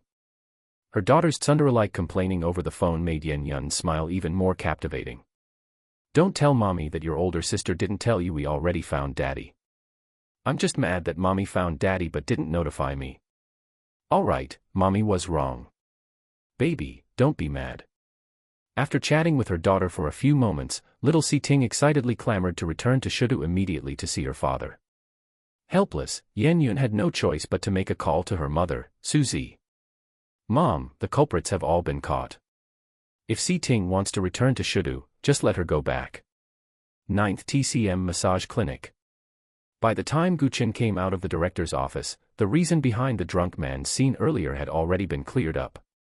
That man's wife indeed had an affair with a masseur surnamed Gu, but that masseur wasn't Chen. He worked at the massage parlor across the street. The man had made a complete blunder. "I heard you played the heroine just now and prevented a tragedy." Chen squatted in front of little Siyu and said gently. Having learned everything that happened from Lu Yi, a sense of pride welled up within him as he looked at his daughter. "I was cleaning up your mess. As of right now, your rating in my mind is still a failing grade." the little girl said expressionlessly. Gu Chen's mouth twitched, feeling that he was being deeply wronged. He didn't believe the little girl didn't know the whole story. "Yi bought this milk tea for you, didn't she? Why aren't you drinking it?" Gu Chen asked when he noticed a cup of milk tea sitting completely untouched beside the little girl's chair. However, the little girl narrowed her eyes, revealing a dangerous look. Calling her so affectionately, "Does mommy know?" Gu Chen. Instantly, lines of black appeared on his forehead. What on earth was she talking about? "I've resigned. I'm quitting after today." Hearing him say this, the little girl's expression finally softened a bit. Seeing that she had returned to normal, Gu Chen dotingly patted her little head. "I'm heading to work. No matter what happens, you must prioritize your own safety. If anything happens to you, Daddy will be heartbroken." News of Gu Chen's resignation quickly spread throughout the hospital. A crowd of young nurses immediately broke into a chorus of wails. "Gu Chen, are you really resigning and quitting?" At 5 in the afternoon, Lu Yi, the prettiest and youngest among the nurses, pulled Gu Chen aside and asked reluctantly. "Yes, I have more important things to do," Gu Chen said. "What important things?" "Returning to my family," Gu Chen replied succinctly. Lu Yi only assumed that Gu Chen couldn't find a satisfactory job after graduation and wanted to return to his hometown to develop his career. She immediately said with some urgency, "Gu Chen, please stay. Although this job doesn't sound very respectable, as long as you work hard, the income is still quite good. If you think it'll be difficult to buy a house in the future and hard to establish roots in this city, I can work hard together with you." By this point, Lu Yi's pretty face was burning hot, revealing a girlish shyness. Gu Chen was originally completely bewildered, but seeing Lu Yi's shy expression, he understood. "Will you be my boyfriend? I'll let you spend all my salary in the future. I'll cook, wash clothes, and even warm the bed for you every day. When we get married in the future, I won't ask for a bride price. We can work hard together to afford a house. If we have no money, we'll rent. If we have money, we'll buy. I don't mind at all, I just want to be with you every single day." After saying all this, Lu Yi lowered her head in embarrassment, her heart pounding wildly, not daring to look into Gu Chen's eyes. This was her first time confessing to a boy, so she was very shy. But if she didn't confess, Gu Chen would slip away from right under her nose, and there would never be another chance. So, she went all out. Gu Chen felt a bit numb. This wasn't the first time he had received such a serious confession from a girl. His ex-girlfriend had also taken the initiative to confess to him back then. But to be honest, Lu Yi's confession this time deeply moved him. He hadn't expected Lu Yi to be such a bold and pure-hearted girl deep down. If he didn't already have Yan Yun and the child now, he might really have nodded in agreement out of sheer emotion. But now, he could only steel his heart and refuse. "I'm sorry, Yi. You're a good girl. I believe you'll find a better boy in the future." W.Y. Lu Yi felt utterly devastated, her heart seeming to lose all vitality in an instant as she stared blankly at Gu Chen. Gu Chen couldn't bear to see her like this and was about to say something when a man wearing a suit and white gloves walked over and asked respectfully. "Excuse me, are you Mr. Gu Chen?" "Yes, and you are." "Hello, my surname is Feng. I will be your dedicated driver from now on. President Yen bought you a Rolls-Royce Cullinan, please accept it." Following that, Gu Chen walked out with the men out of curiosity, and Lu Yi followed them out blankly as well. Of course, there was also a group of little nurses who loved a good spectacle and secretly had crushes on Gu Chen. By the roadside, a brand new black Rolls-Royce Cullinan was parked quietly. Gu Chen's heart skipped a beat the very moment he laid eyes on it. His excitement was like an erupting volcano, completely uncontrollable. Holy crap, she just bought him a luxury car worth over 10 million yuan on a whim. This soft rice, so delicious. Is this your car? Yeah, my wife gave it to me. Gu Chen said with a bit of embarrassment, but his face was overflowing with joy that could not be concealed. His heart was bubbling with happiness, practically blooming with sweetness. Didn't you break up? I just got a new one. Just got a new one. Why couldn't it be her? Lu Yi stared at the domineering Rolls-Royce Cullinan, utterly stunned, and tears immediately welled up and spilled from her eyes. It was too despairing. Her opponent was too powerful, she simply couldn't compete. Wah! Covering her mouth, she ran away, heartbroken. She was so bitter. She only hated herself for having no ability, no capability to provide such excellent and abundant conditions for the men she loved. She could only watch helplessly as the man she loved threw himself into another woman's embrace. Watching Lu Yi run away heartbroken, Chen also felt a bit conflicted. Sometimes, being too handsome and having too much luck with women is also a sin. He sighed. I really am a deeply sinful man. Just as he finished speaking so narcissistically, the little girl's cold, childish voice sounded from behind him. Flirting around everywhere. -1 point. Chen. Chapter 19, The Yan Family's Sky Has Collapsed. Imperial Capital. In a certain suburb, a solemn and magnificent manor stood, the Yan family manor. Inside one of the rooms in the manor, various precise medical instruments were set up.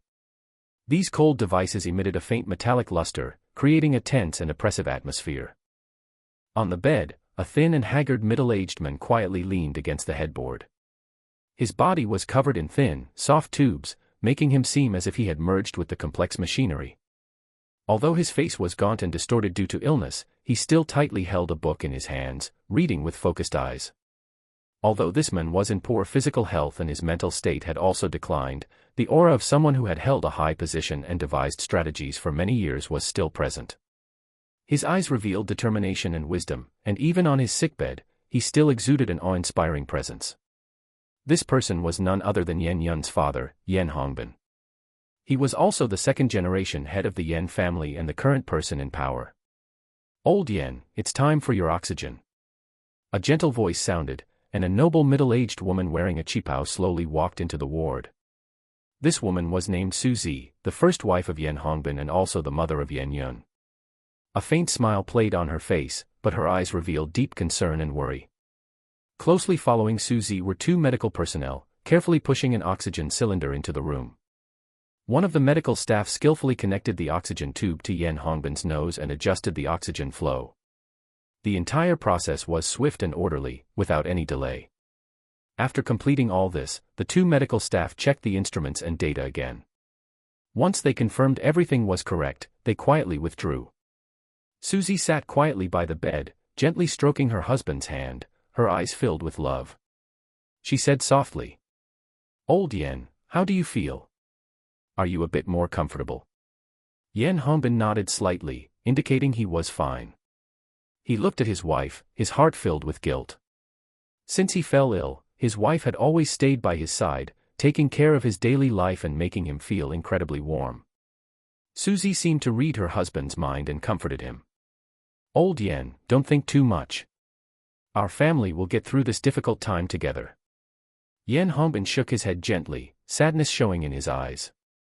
"Azi, if I am no longer here, the ones I worry about most are you, Yun Yun, Qingju, and the two little girls. In our lineage, only you all are left." "Old Yan, what nonsense are you talking about? You will get better." Suzy's heart tightened, and she reached out to tightly grasp her husband's hand. "I know my own physical condition very well. I'm afraid I won't be able to accompany you for much longer." Suzy lowered her head in silence, secretly wiping away her tears. Yan Hongbin sighed. "My eldest brother's family's ambition is growing. Out of the family's 3 core groups, they have already taken control of 2, and now they are probably targeting Yun Yun as well." At this point, his eyes narrowed slightly, revealing a dangerous glint. This time Yun Yun's accident. Hearing this, Suzy suddenly raised her head, a shocked expression on her face. "Are you saying that this matter is related to eldest brother's family?" Yan Hongbin nodded gently, then shook his head, saying in a heavy tone, "Perhaps I am being too sensitive, I hope it has nothing to do with them. We share the same roots, and I truly hope they haven't lost their humanity and familial affection for the sake of power and greed, committing such heartless acts." Yan Hongbin's fist clenched tightly, a determined light flashing in his deep eyes. "At next month's family meeting, I plan to pass the position of family head to Yun Yun ahead of schedule. As long as she secures this position, I believe eldest brother and his family will restrain themselves." He took a deep breath, his gaze fixed firmly on the distance, as if he could already see the future. However, Suzy showed a look of worry and slowly shook her head. I'm afraid there will be countless obstacles. Father has not expressed his stance from beginning to end. He built the Yen family into today's giant empire single-handedly, and I can tell he doesn't want a female successor. I'm afraid in his heart, he has long wanted to hand over the family's helm to eldest brother. Even if it's difficult, we must try. We can't just gamble on eldest brother's family suddenly finding their conscience and letting you and Yun go. Although father certainly doesn't want disharmony within the family, let alone see siblings harming each other. He is, after all, up in years and no longer has the energy to look into many matters. Besides, eldest brother's family is not stupid. They will definitely do things without anyone knowing, leaving no trace whatsoever. I, Yen Hongbin, never pin my hopes on others when I do things. While the two were talking, the door was suddenly pushed open gently. A cute little figure ran in cheerfully. It turned out to be an adorable little girl. With a face full of smiles, she cried out excitedly. Grandmother, grandfather. Do you know? My mom found a dad for me. I want to go back to Shuda right now to find my dad. Hearing this news, Yen Hongbin and Suzy looked at each other in unison, both feeling extremely surprised and curious. They looked at the little girl, their eyes filled with confusion. Ting, you said your mom found a dad for you. Suzy reached out to stroke the little girl's fluffy head and asked kindly. Big sister has confirmed it, and mom told me herself too.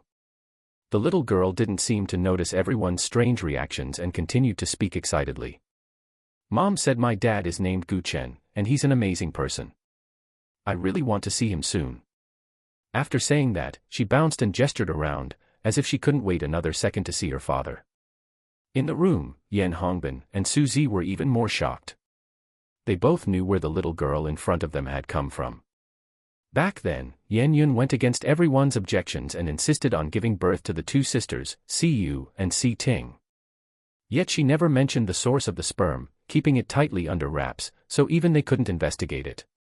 Now, a dad had suddenly popped up for the two sisters. Neither of them knew what their daughter was playing at. They were even a bit angry at Yen Yun's unconventional behavior, finding a father for the two sisters so suddenly and casually, just like how she had suddenly given birth to them back then. But seeing little Si Ting completely immersed in her own joy, not noticing the reactions of those around her at all.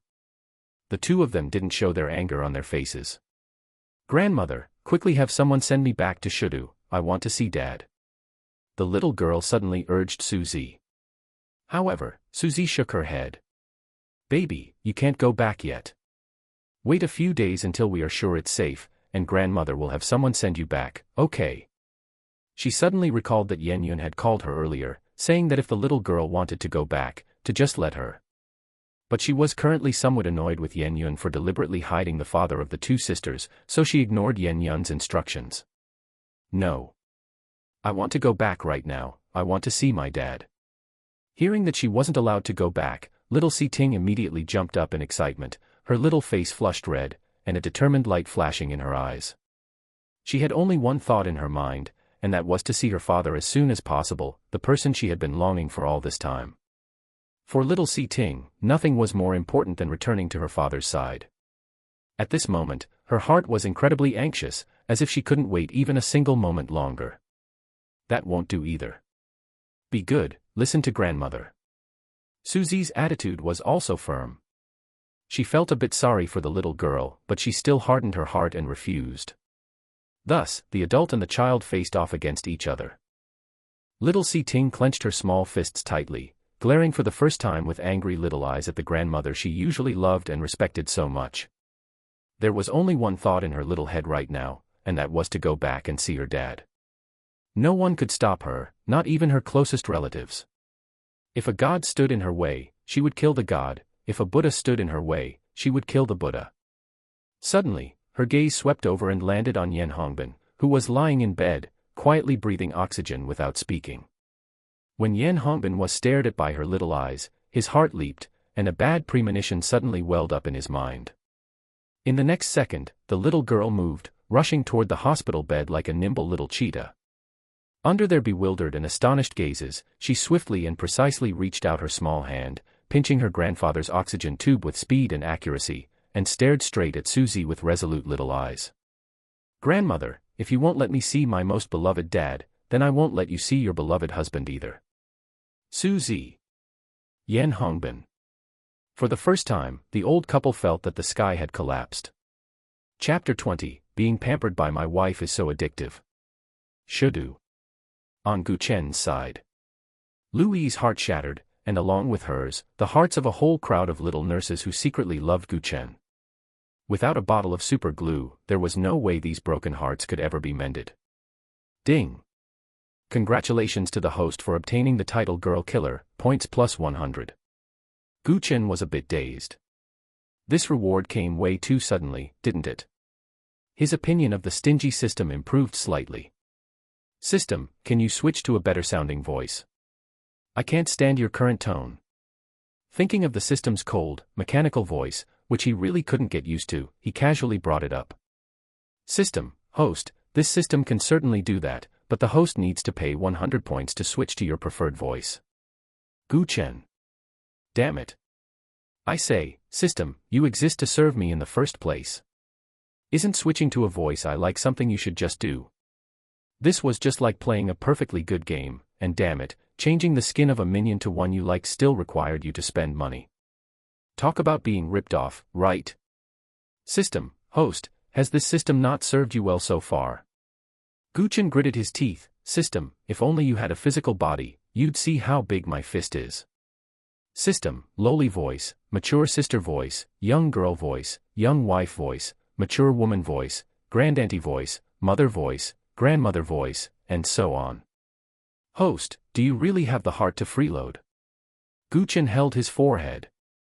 Fine, he couldn't win an argument against the system. Who told this guy to have the right of final interpretation? Mr. Gu Chen, why don't you get in the car and check it out? Just then, the driver surnamed Feng reminded him.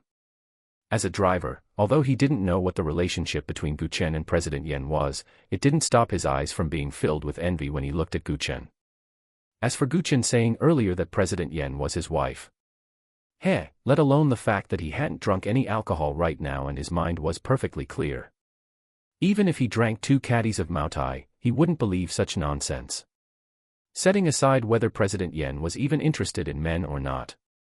With such a massive gap in status between the two, how could President Yan possibly marry a poor kid struggling at the bottom of society?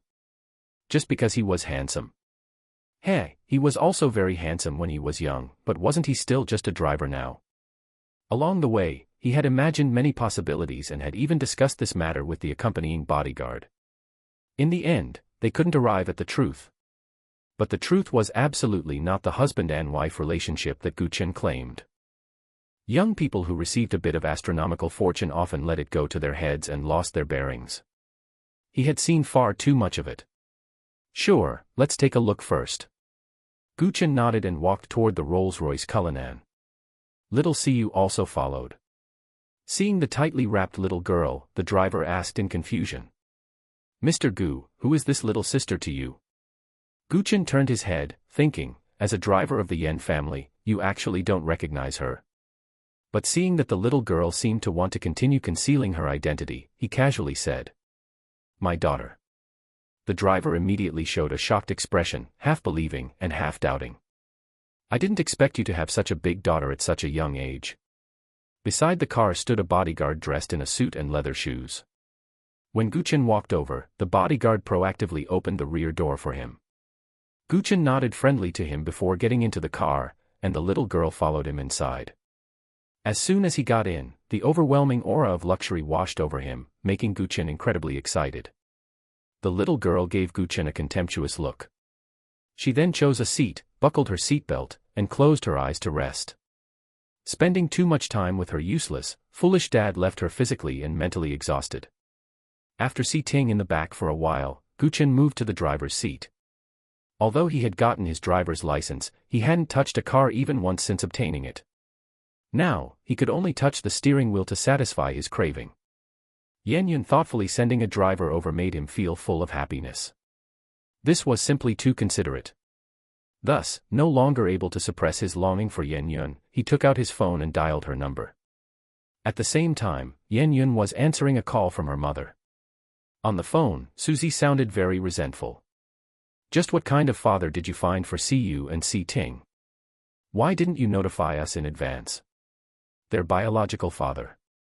As for not notifying you, it was entirely because I was busy and forgot.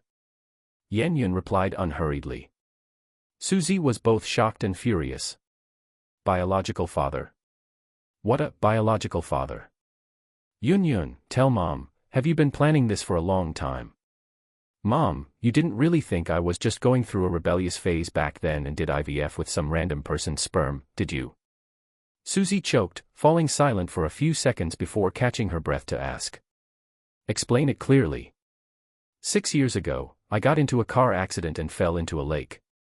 If he hadn't rescued me in time, I would have died long ago. Even so, you didn't need to thank him in such an extreme way, did you? What kind of thank you gift can our Yen family not afford for a savior? I know my own business. Let's not bring this up again.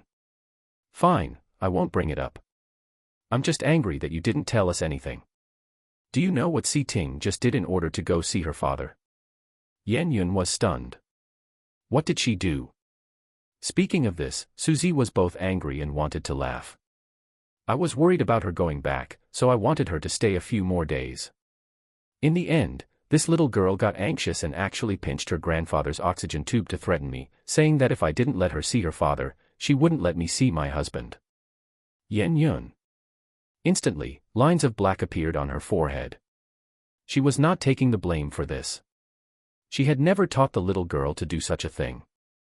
All right, I've already arranged for someone to send the little girl to the airport.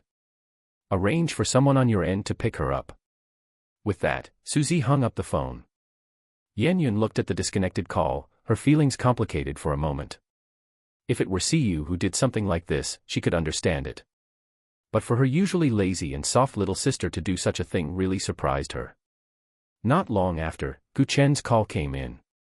She immediately adjusted her mood and answered the call. Why did you buy such an expensive car for me? Chen said as soon as he spoke. What car? Is it expensive? Hearing Yan Yun's nonchalant and calm voice over the receiver, Chen held his forehead, not even knowing how to describe her sheer wealth and generosity. The Rolls-Royce Cullinan. It costs over 10 million. A car I wouldn't even dare to dream of in this lifetime. Oh. Since it's given to you, just use it well. If it breaks, we'll get another one. He felt dizzy. Was this really a matter of, if it breaks, we'll get another one? Ah. Senior Yen, this car is really too expensive. It's not suitable for me to drive. I'm a bit nervous. Although he was very happy, as a complete novice who hadn't even driven a beat-up Wuling, suddenly transitioning to a luxury car of this caliber. Even a minor scratch would break his heart. Didn't you say you lost 200 million and even made a special post on WeChat Moments to complain? Consider this a little compensation from me. Chen felt embarrassed, his old face flushing red at a speed visible to the naked eye. Holy crap. This was so embarrassing. He had originally planned to block Yan Yun from seeing that Moments post, but did he forget? Most importantly, Yan Yun was so busy, yet she actually had time to look at his Moments. Damn it, she read it but didn't even leave a like. This really caught him off guard. Just as he wanted to find a hole to crawl into, Yan Yun's gentle voice, laced with doting affection, came through. Be good, listen to me. Cars are bought to be driven, it has nothing to do with whether they are expensive or not. If there are any other cars you like, just tell me, and I'll buy them for you. Chen's eyes welled with tears. Damn it, the feeling of being pampered by his wife was just too addictive. All right, I have one more thing to tell you. Si Ting is coming back to find you. You can go to the airport to pick her up. Someone will contact you with the details in a moment. Chapter 21, My Wife is Super Rich. Not long after hanging up the phone, Chen received the flight information sent by Yan Yun, and then he shared the good news with the little girl. Your sister, Si Ting, is coming back, did you know? We're going to the airport to pick her up tonight. Congratulations, you're finally going to have a father-daughter reunion. Chen's face broke out in black lines, you are my daughter too. The little girl, You haven't earned my approval yet.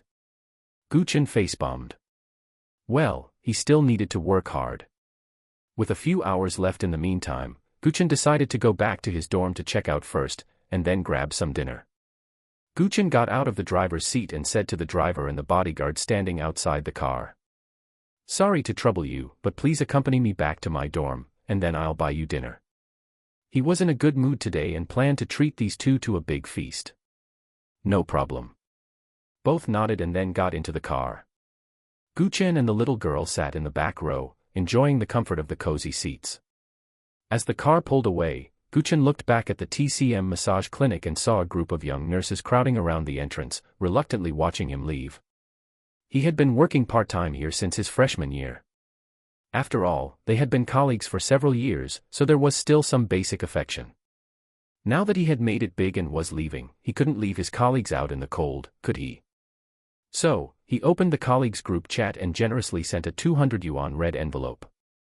The red envelope was quickly snatched up, and the girls sent their blessings one after another.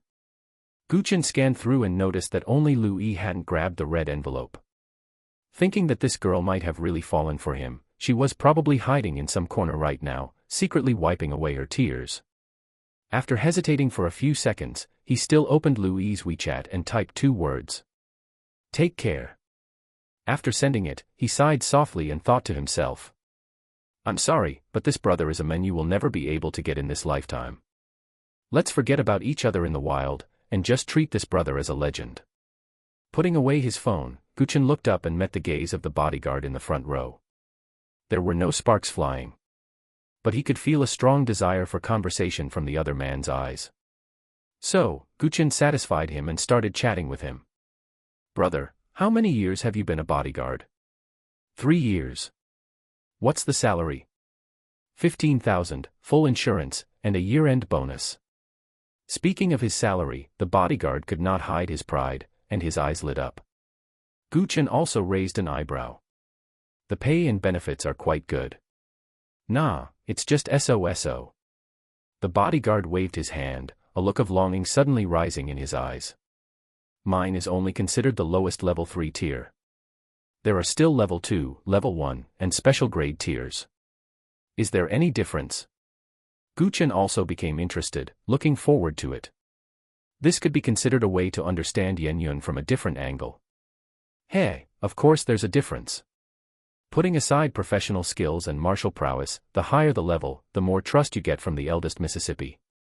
For example, those of us at level 3 are the most peripheral bodyguards, we don't even have the qualification to stand by the eldest Mrs. side.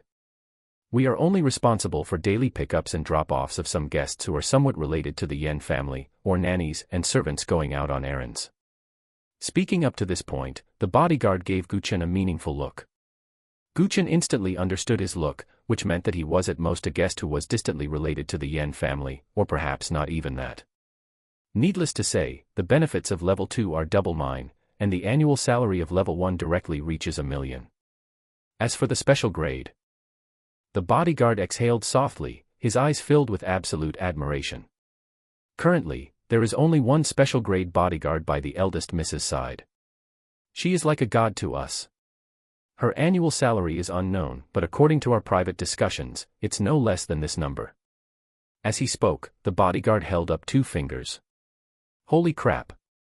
It can't be 2 million, right? Chen guessed, already very surprised. Damn, that was actually almost the same as his own salary.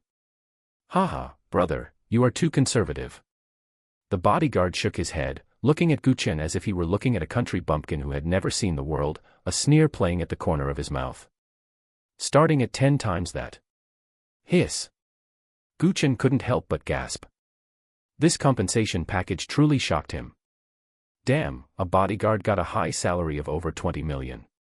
He once again gained a new understanding of his wife's financial power. What about you? What is your relationship with the eldest Mrs. family? The bodyguard suddenly asked. After chatting for a bit, he felt that Chen was quite easy to talk to and had no airs, so he asked the question on his mind. The driver also looked at Chen through the rearview mirror. Chen glanced at the silent little girl beside him and smiled. What kind of relationship do you think I would have? Maybe a distant relative who is completely unrelated, suddenly coming to seek refuge with the Yen family. The bodyguard said, his eyes filled with envy and jealousy. His tone was also sour. After all, being even slightly related to the Yen family would directly change one's life. Just like that, they gifted a luxury car worth over 10 million. Why would you guess that? Since the ride was boring anyway, Guchen leisurely chatted with the driver and the bodyguard. The bodyguard sized Guchen up again. He was dressed poorly and looked quite rustic. Wasn't this exactly the drama of someone coming out of a poor corner of the world to seek refuge with a wealthy family? Thinking this, a trace of contempt appeared in his eyes. Of course, it was hidden very well, so ordinary people wouldn't notice it. But Guchen noticed it. Why? Because he had a talkative system. System, host, you are being looked down upon. Guchen. Before the bodyguard could speak, the driver spoke up calmly. A few years ago, there was someone in a similar situation as yours, and they demanded quite a few benefits back then. Did they get as many benefits as me? Guchen became interested and followed along with their words. Not as much as you, but they probably got a few million. Actually, a few million and over 10 million make no difference to the Yen family. It's just that you got lucky, and they gave you a bit more. Is there a possibility that I am very special to the Yen family, so they gave me a bit more? Guchen said. However, the driver and the bodyguard laughed at the same time. That's impossible. Let me put it this way, 10 million is an astronomical figure to you and me, but to the Yen family, it's not even as much as 1,000 yuan. Then, the driver began to proudly share some knowledge. This car is worth over 10 million. Expensive, right? Yeah, expensive. Guchen nodded. However, this car is absolutely nothing among the cars I've driven, it doesn't even rank. All the cars frequently used by the eldest Mrs. family are custom-made models, bulletproof, poison gas-proof, and so on, each costing no less than 50 million. Especially the one that the eldest Miss rides in herself. Guess how much it costs? 100 million. Guchen guessed uncertainly. Even this number made his scalp tingle. 300 million. Hiss. Guchen clicked his tongue. He was a bit skeptical of the driver's words. He couldn't imagine how a car could be worth that much money. If he were given 300 million, he could build the best armored vehicle for Yen Yun. Why even drive a car? Aside from shock, his first feeling was that Yen Yun had more money than sense. But no matter what, his wife was super rich. Rich beyond his wildest imagination. Holy crap. He had accidentally ended up eating super premium soft rice. Thinking about how Yen Yun had just survived an assassination attempt not long ago, buying such an expensive car was actually quite reasonable. The driver continued, looking puzzled. I just don't get why you wanted such an expensive car. Can you afford to maintain it in the future? Can he afford to maintain it? Of course he couldn't afford it, but didn't he have his wife to support him? Thinking of Yen Yun, Guchen felt a sweetness in his heart, and a smile he couldn't suppress rose to his lips. If I said I am Yen Yun's husband, would you believe me? TCH, brother, there's no point in talking like that. The bodyguard immediately showed a look of disdain. He complained in his heart, if you're the eldest Mrs. Husband, then I'm the fucking father of the little princess. He believed that compared to Gu Chen, he had the upper hand. Mr. Gu, it's fine to brag about some things in front of us, but if the members of the Yen family hear it, you probably won't even be able to keep this car. The driver also offered a seemingly friendly reminder, but in reality, he just couldn't stand Gu Chen's boastful talk. Gu Chen spread his hands. Why did no one believe him when he spoke the truth? Since their minds weren't aligned, there was no point in continuing the conversation. Gu Chen stopped talking. Arriving at the rented apartment, Gu Chen told the little girl and the other two to wait for him in the car. The checkout process went very smoothly. The landlady was easygoing and refunded the entire deposit without deducting a single cent. Why are you moving so suddenly? I got married. My wife won't let me live outside. Did you buy a new house? The landlady was very surprised. Those who rented her place were always in extremely poor financial situations, with almost no possibility of buying a house. The bride has one. The landlady understood. For such a young, poor kid to get married. There was only one possibility, and that was that he went to eat soft rice. Gu Chen's appearance was the most handsome and manly of any young man she had ever seen. The more she looked, the more she liked him. Especially today, it made her heart flutter.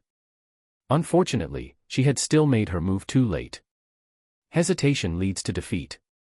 After all, she had a husband and couldn't fully let herself go. She could only offer her blessings to Gu Chen with regret. Your wife is so good to you. Well then, I wish you a happy marriage. Bidding farewell to the landlady, Gu Chen took the driver and the bodyguard to the noodle shop downstairs and generously ordered a bowl of double-topped noodles for each of them.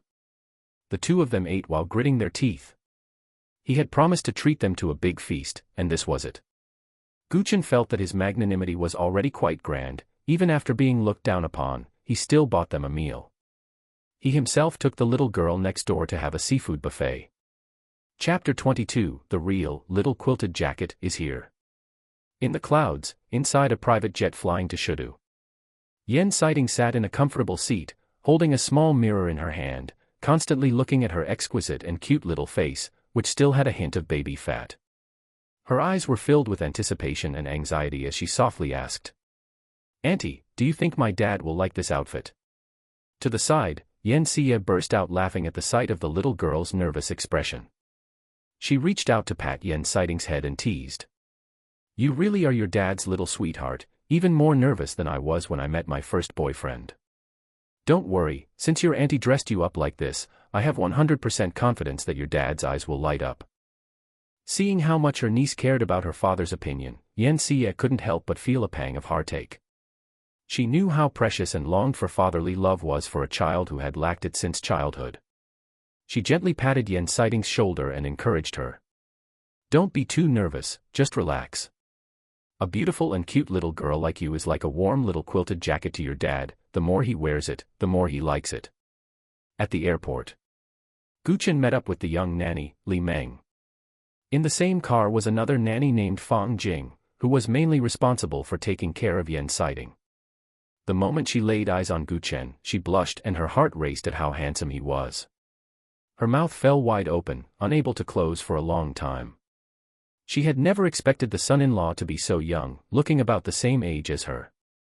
This was too exaggerated. Could it be that the eldest miss had already, when the son-in-law was still a minor? The young nanny Fang Jing didn't dare to think any further. She could only bury her many questions deep in her soft chest, waiting to uncover the mystery slowly in the future. "Princess Siyu, are you all right? Are you hurt?" As soon as they met, Li Meng anxiously rushed forward to check on Yen Siyu. This instantly exposed her identity. "I'm fine." The little girl waved her hand indifferently. Of course, what was also exposed was Gu Chen's identity as the father of the two little girls. Instantly, the driver and the bodyguard present were shocked beyond belief. This was fucking illogical. Just how old was Gu Chen? How could he possibly be the little princess's father? The way they looked at Gu Chen instantly changed from disdain and contempt to sheer terror. Of course, Gu Chen was not a petty person and wouldn't bother holding a grudge against them. He only gave them a meaningful smile, leaving them to figure it out themselves. After all, they would barely have any contact with him in the future anyway. At 8:30, Gu Chen received another call from his mother. "Where are you? Are you guys living together already?" Yang Xiaofeng's voice was filled with excitement. Seeing the photo of her little granddaughter had kept her overjoyed all day. "Mom, I'm still at the airport waiting to pick up your little granddaughter. The plane hasn't landed yet." Oh. Then call me on video once you pick them up. I want to see my granddaughters." "Are both of them there?" "Yes, both of them are here." Gu Chen glanced at Yen Siyu and added, "However, one of them might be a bit introverted, so you might not get to see her on video later." It's fine. I'll look at one first. When you bring them home in a few days, Mom will see them both together." What else could Gu Chen say? He could only agree. At 9 o'clock, a private jet landed slowly. The group had been waiting at the private apron for a long time. Gu Chen's heart was filled with immense excitement. The moment the cabin door opened, two figures, one tall and one short, appeared before everyone's eyes. Gu Chen locked his eyes on the little girl instantly. Ding! The host has successfully met his younger daughter. Reward, plus 100 points. Gu Chen paid no attention to the system, his entire focus resting on Yan's sighting. Little Si Ting was wearing a stylish black leather jacket paired with ripped jeans today, and a pair of shiny leather shoes on her feet, looking incredibly cool. Her hair was braided into small, finger-thick braids adorned with colorful hairpins that swayed gently with her movements. Huge sunglasses almost covered her delicate, doll-like face, leaving only her small mouth and baby-fat chin visible. Her skin was as white as snow, as delicate as mutton-fat jade, with a healthy, rosy glow. A pair of large eyes gleamed with lively light behind the sunglasses, her long eyelashes fluttering slightly like butterfly wings. Around little Si Ting's neck hung a silver necklace with an exquisite star pendant that sparkled brilliantly under the lights. On her wrist was a colorful bracelet that complemented her outfit, making her look even more trendy and fashionable. Gu Chen's lips twitched slightly. This was a bit off from the daughter he had expected. If not for the braids, she would look entirely like a little boy. This didn't look like the outfit of a sweet little quilted jacket. He instantly had a bad premonition. Could both of his quilted jackets be drafty? As for why she was styled like this, Gu Chen's eyes swept over the creature of an ambiguous gender standing next to her, who had almost the same style, wearing a hat, short hair, big sunglasses, and an unconventional posture. The culprit, without a doubt. The moment the cabin door opened, Yan Sighting's little eyes began scanning like radar, searching for Gu Chen's figure. Her older sister had already shown her his photo, so her target was very clear. Within her line of sight were over a dozen men and women. But only one person was special, tall, handsome, and extremely young. His attire made him stand out like a crane among chickens, looking so distinct. Little Si Ting's eyes instantly locked onto Gu Chen. Daddy. And just like that, the father and daughter recognized each other. Little Si Ting screamed with excitement. She struggled free from her auntie's hand, took off running down the air stairs on her short little legs, wishing she could dive into Gu Chen's arms the very next second. Her first few steps were quite steady, but then she suddenly missed a step, and her entire little body lost control, falling downward. Ting-ting. Little princess. Everyone screamed in terror. If her head hit the ground first, she would be severely injured if not dead. The moment she missed her step, little Si Ting also closed her eyes in fright, instinctively screaming from her little mouth. Just when she thought she was going to have a very painful fall. Her head suddenly bumped into a broad and warm chest, and her entire little body was enveloped by a warm and secure force. Baby, did you get scared? Gu Chen's gentle voice sounded above her head. Smelling the unfamiliar scent at her nose, Yan Sighting felt the scent of a father for the first time. Daddy. She happily reached out her little hands and tightly hugged Gu Chen's neck. Good girl, Daddy's here. Gu Chen also looked down at the daughter in his arms with pleasant surprise. Little Si Ting's body was soft and fragrant. It felt so comfortable to hold her. This was his little quilted jacket. It felt really great. He had really been scared to death just now. At the critical moment, he had directly exchanged all 210 of his happiness points into physical constitution. His physical constitution surged from 15 to 36 points. It could be said that he had already exceeded the limits of a normal human. That was why his reflexes were so agile. Little Si Ting's sunglasses had already fallen off, and her crystal-clear, large eyes were blinking as she looked at Gu Chen. At this moment, the father and daughter shared the same expression, filled entirely with surprise and joy. Little Si Ting couldn't help but shout in pleasant surprise again. Daddy! Daddy! I finally got to meet you. Meanwhile, as the crowd of bodyguards, nannies, and Yan Xie recovered from the shock, they looked at Gu Chen with even greater astonishment. The incident had happened so suddenly just now that even the well-trained bodyguards could only make a reflexive step forward.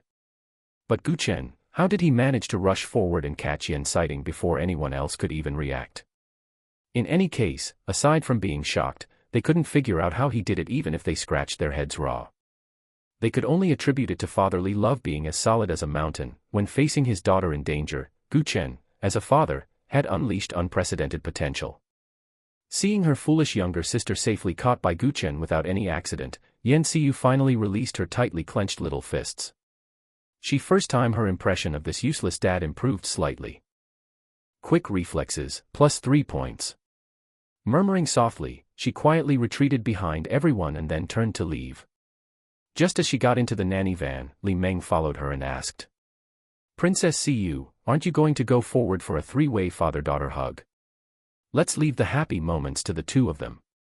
The little girl said indifferently, and then, under Li Meng's puzzled gaze, she added, "My foolish and lazy younger sister needs fatherly love more. I won't compete with her at a time like this." Hearing this, Li Meng's eyes grew moist. Gu Chen's physical constitution had just been upgraded, leaving his entire body burning hot, as if he had endless strength, and his hands were itching for action. He needed to vent all this energy. So, he said to his daughter, "Baby, do you want to be lifted high up?" "Yes. Yes." Little Si Ting nodded without hesitation. Before, she could only envy other kids who had fathers to lift them high up, but now she had a dad who could lift her high up too. "Then sit tight, we're taking off." The next moment, under everyone's astonished gazes, little Si Ting was lifted above Gu Chen's head with a single hand supporting her little bottom, and then slowly spun around like a basketball.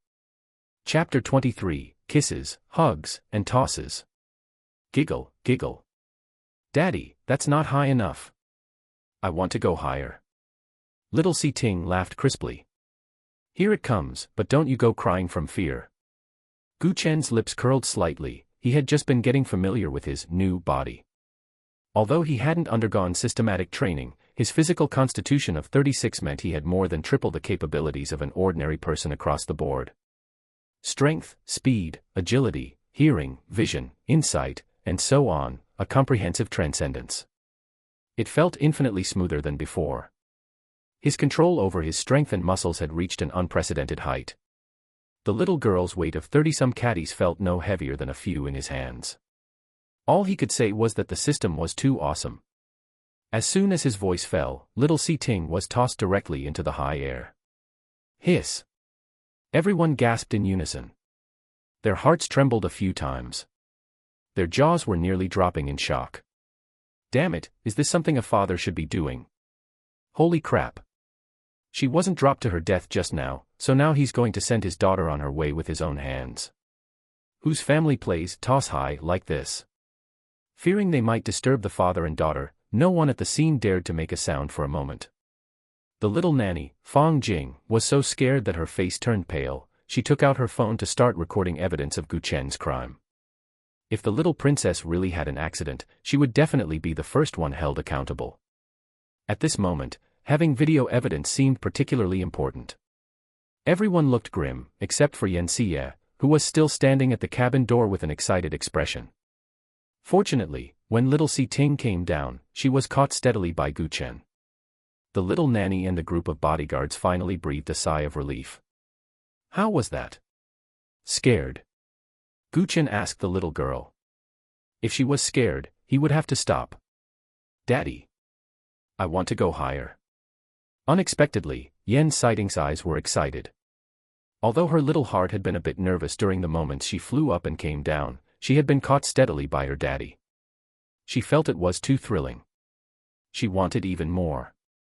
She had never played something so exciting before. All right then, here we go again. Gu Chen smiled and tossed her even higher this time. Once, twice, 3 times. He alternated tossing and catching with his left and right hands. Tossing to the left, to the right, and upwards. He was playing with all sorts of tricks. The little nanny and the bodyguards were completely dumbfounded. Their hearts were rising and falling along with the little girl being tossed up and down. Damn it, they wanted to cry. They didn't know how Gu Chen would be treated by the eldest miss if he really made a mistake. But they certainly wouldn't have a good ending, they would all be done for. If it weren't for the fact that the little princess was laughing happily right now and calling the men in front of them daddy. They would definitely have swarmed him, pinned Gu Chen to the ground, subdued him, and packed him off.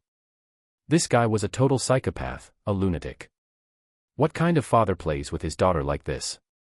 Under the cover of night, the empty airport suddenly rang with the joyful shouts of a little girl. After tossing her about 20 times, Gu Chen finally stopped. After all, the little girl's body wasn't as monstrous as his. The little girl was still wanting more, but she had truly reached her limit. If they kept playing, she would become dizzy. Ding! Congratulations to the host for completing a special parent-child interaction with your youngest daughter. Reward, 200 points. Gu Chen's eyes brightened. The system was becoming increasingly generous. Daddy, I want kisses. Yen Sighting said, her little mouth already landing on Gu Chen's face. Moi. Moi. Moi. After leaving several saliva marks on both sides of Gu Chen's face, the little girl finally stopped. Her little eyes gazed affectionately at Gu Chen, shimmering with adoration, her bell-sized eyes nearly popping into the shape of two hearts. Mommy was right, Daddy was indeed amazing. Just now, he had protected her like a guardian deity descending from the heavens. And he could play toss high so impressively. This was a toss high game that none of her classmates had ever played. Hee hee. Daddy, Si Ting loves you. The little girl excitedly hugged Gu Chen's neck tightly again. Gu Chen was overwhelmed with fatherly love by the little girl's affectionate gestures. The softest part of his heart was touched. Daddy loves you too. Damn it, this is a true little padded jacket. Although the father and daughter had only just reunited, there was absolutely no sense of unfamiliarity. Daddy, you kiss me too. The little girl suddenly acted spoiled. Okay. Gu Chen automatically slipped into the role of a doting father, smiled indulgently, and then planted a kiss on the little girl's forehead and both of her tender little cheeks. Hee hee, Daddy, I want more kisses. Just after being kissed, the little girl began stamping Gu Chen's face with more saliva marks. The father and daughter continued this repetition as if no one else was around. Finally, Yen Xie couldn't watch any more. I say, you two lovers from a past life, that's enough. You've been kissing each other for several minutes now, you should consider the feelings of us bystanders. Little auntie, do you want to kiss Daddy too? Seeing that her little auntie had spoken, Yen Sighting, who was in a state of excitement, said it without thinking. Sure, little auntie has no objections, but are you willing to share? Yen Xie raised an eyebrow and looked at the little girl with a chuckle. No way, Daddy is Si Ting's. The little girl reacted, her hands tightly hugging Gu Chen's neck again. Nice to meet you. I am Si Ting's little auntie, Yen Xie.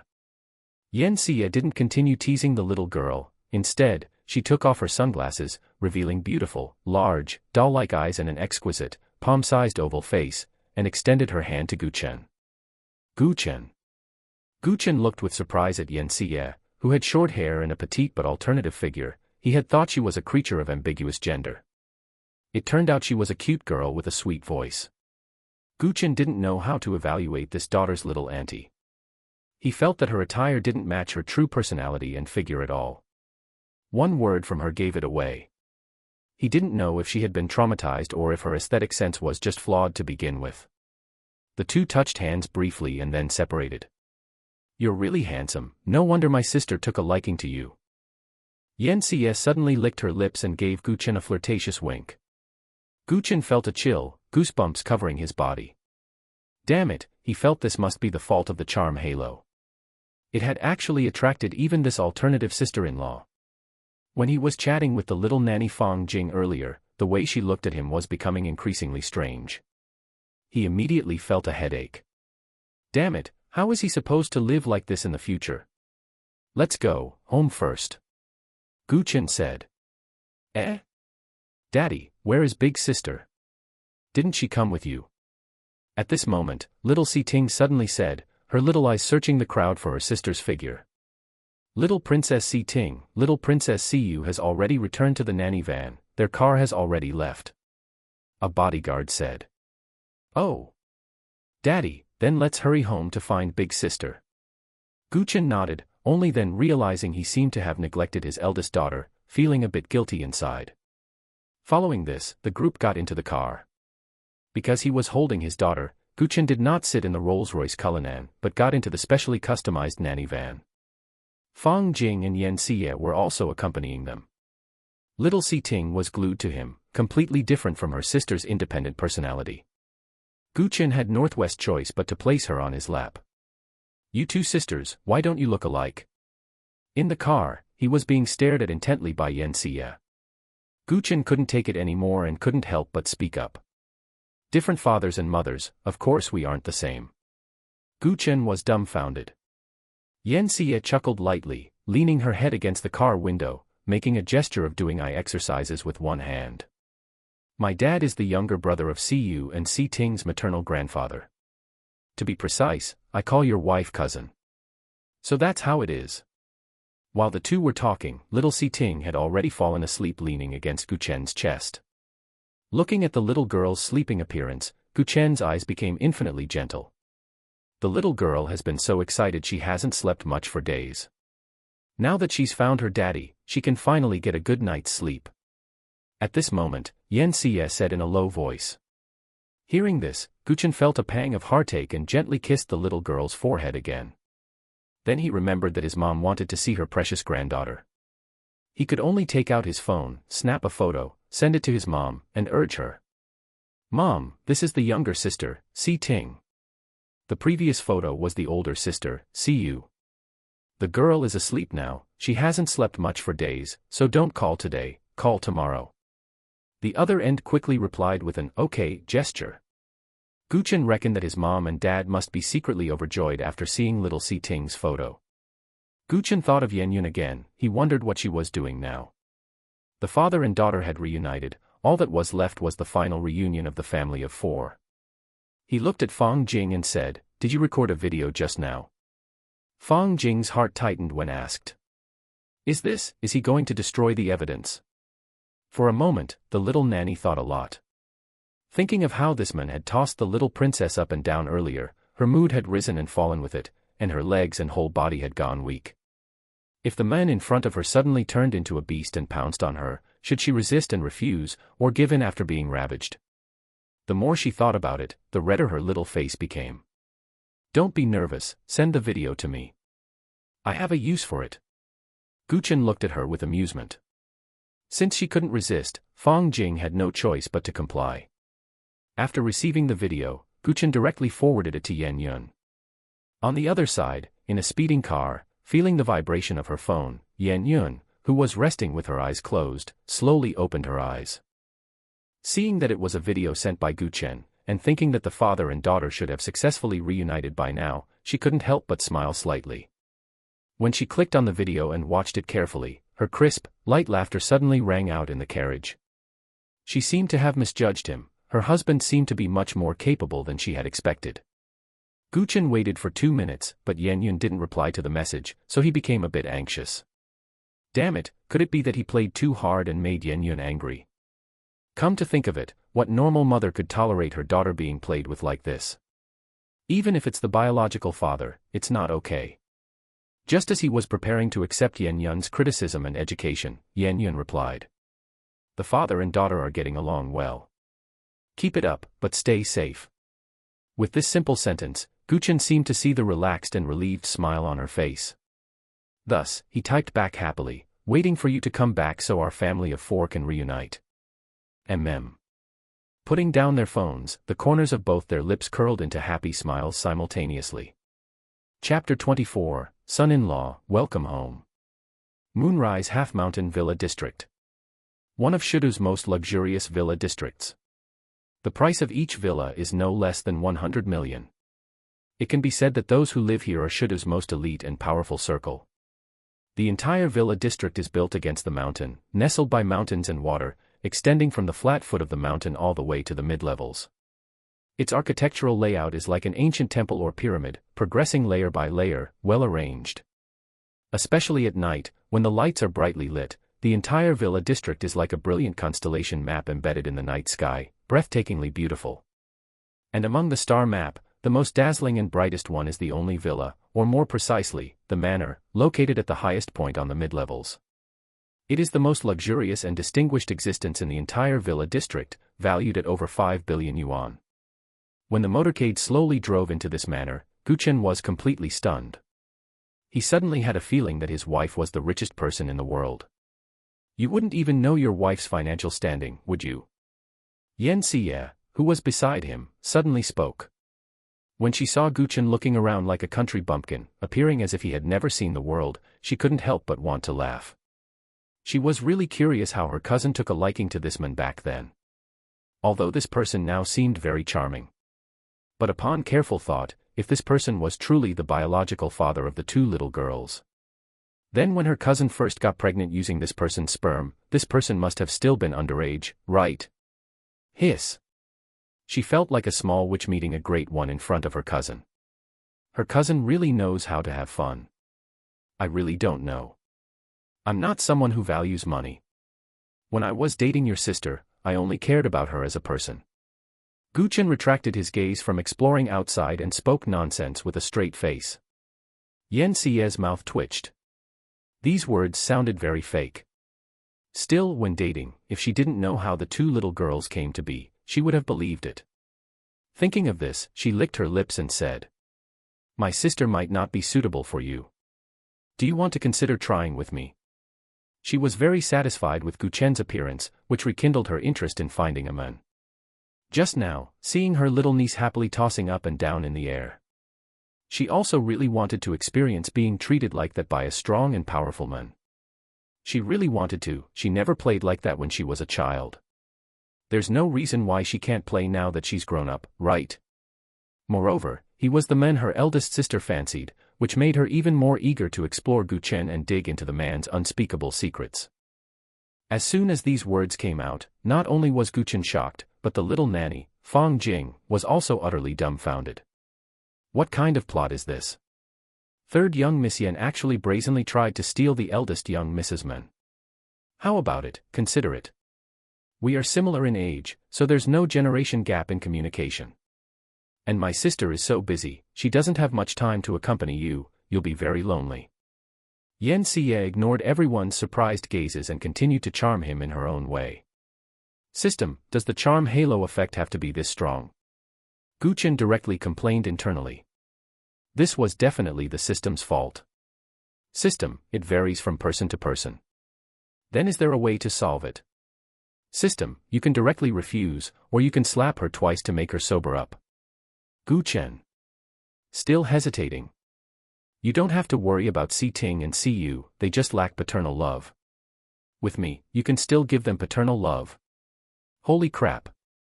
What an outrageous statement. Guchen was truly enlightened. It was hard to imagine how this little girl could say such things without blushing or her heart racing. If it weren't for the influence of the charm halo, this cheap little sister-in-law would definitely be mentally abnormal. He directly took out his phone, unlocked it, found Yan Yun's number, and pushed it in front of Yan Xie. Since you're so brave, why don't you ask your sister directly if she agrees? Yan Xie. I'm asking you, but you're asking my sister. Is my sister that scary to you? Guchen. Good heavens, this little girl is a master at deflecting blame. I'm not interested in you. I like your sister's type, the one with great aspirations. Guchen shook his head, his gaze meaningfully sweeping across Yan Xie's chest. Yan Xie's face stiffened, and she snorted, saying nothing more. She was just a late bloomer, not yet at the stage of development. Humph. Superficial man. At the same time, Fang Jing also subconsciously squeezed her chest, then sighed in frustration. Seeing that a single sentence solved the problem, Guchen breathed a sigh of relief. He secretly decided to stay away from Yan Xie in the future. There's a lot of trouble in wealthy families, he didn't want to be kicked out as soon as he entered the door. He hadn't even lived a happy life with his wife and children yet. Son-in-law, welcome home. As soon as he got out of the car, the butler led a group of young nannies to greet him. Guchen had never seen such a grand display, feeling both touched and nervous. The little girl in his arms was fast asleep, completely unaffected. Auntie Zhang, I'm going to sleep now. You all can chat slowly. Yan Xie left unhappily, pulling a long face. Son-in-law, I am the butler here. You can call me Auntie Zhang, just like the eldest young Mississippi. Butler Auntie Zhang said. Hello, Auntie Zhang. Guchen nodded kindly at the neatly dressed, amiable middle-aged woman in front of him. Good, good. The eldest young miss has excellent taste. Auntie Zhang looked Guchen up and down, her eyes like a mother-in-law looking at her son-in-law, nodding repeatedly. Suddenly being praised so directly and enthusiastically by an elder, Gu Chen's face couldn't help but flush. Son-in-law, it's getting late. Let's take the little princess to her room to rest first. Gu Chen wasn't outside for long before he was led into the villa by the butler and nannies. Upon entering the villa, the spacious and bright interior, luxurious design, and decoration once again broadened Gu Chen's horizons. It felt like every breath he took smelled of money. He could hardly believe that this would be his home from now on. Walking all the way to the little girl's boudoir, Gu Chen didn't know how many stairs he had climbed or how many turns he had made. If no one led the way, it would be easy to get lost. Son-in-law, please put the little princess on the bed. The nanny will give her a bath later. Auntie Zhang pointed to a large, soft princess bed and said. Gu Chen carefully placed the little girl on the bed, and it took a lot of effort to pry open the little girl's small hands that were tightly clutching his clothes. Turning back, he saw Auntie Zhang smiling at him with a direct gaze. He scratched his head awkwardly and whispered. She stuck to me as soon as we got off the plane and hasn't come down since. He said that, but a happy smile bloomed on his lips. You will be a good father. Auntie Zhang looked at the intimate father and daughter, feeling another wave of relief. In her memory, neither of the two sisters, whether the elder or the younger, had ever been so clingy to anyone. It seemed they really liked this father.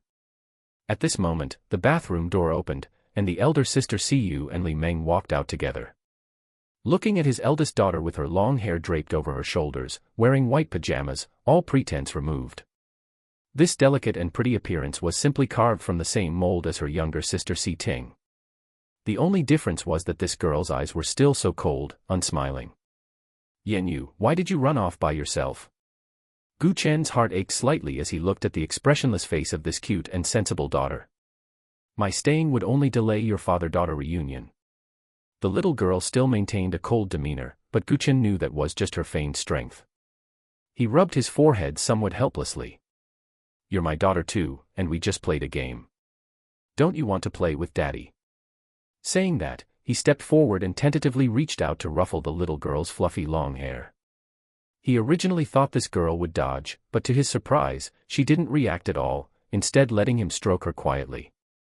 You can play children's games with younger sister, I'm not interested. The little girl remained unmoved. After speaking, she yawned, then directly pulled back the covers, lay down beside her younger sister, and closed her eyes, preparing to sleep. Son-in-law, let's go. I'll take you to your room. If you're hungry, I'll have the kitchen make you something to eat right away. Gu Chen quietly observed the two girls for a while before Auntie Zhang spoke. Not hungry, not hungry. Gu Chen shook his head. Thinking of the kitchen, he remembered that his god-level cooking needed practice, so he said. Auntie Zhang, can I use the kitchen to cook when I have time? Auntie Zhang was surprised. We have professional top chefs. Whatever cuisine you want, son-in-law, they can make it for you. You don't need to do it yourself. No, I just want to practice my skills first. I promised the little girl that I would cook a meal for them personally. Gu Chen made up a random excuse. Hee, that's fine. You can use the kitchen anytime you want. I'll inform them. Auntie Zhang nodded with relief upon hearing this. Although the son-in-law in front of her was young, he was very responsible. He would definitely be a good father and a good husband in the future. As she thought this, she suddenly remembered Yan Xie, who had left unhappily earlier. The third young miss had a disagreement with you, didn't she? How did you know? Gu Chen was surprised. Hee, that's just her personality, she's very free-spirited. If she says anything shocking, just ignore it and don't take it to heart. Besides, you're a brother-in-law now. If she says anything too outrageous, you can assert your status as an elder. I'm afraid she won't respect me, and the relationship will only get worse. Gu Chen said, rubbing his nose. As for what Yan Xie said in the car earlier, he was too embarrassed to tell Auntie Zhang. Don't worry, in the entire Yan family, no one can bully you except the eldest young Mississippi. Gu Chen blushed, a little embarrassed. However, hearing Auntie Zhang say that, he immediately felt no psychological burden. He should have slapped her twice to sober her up earlier. We're here, it's this one.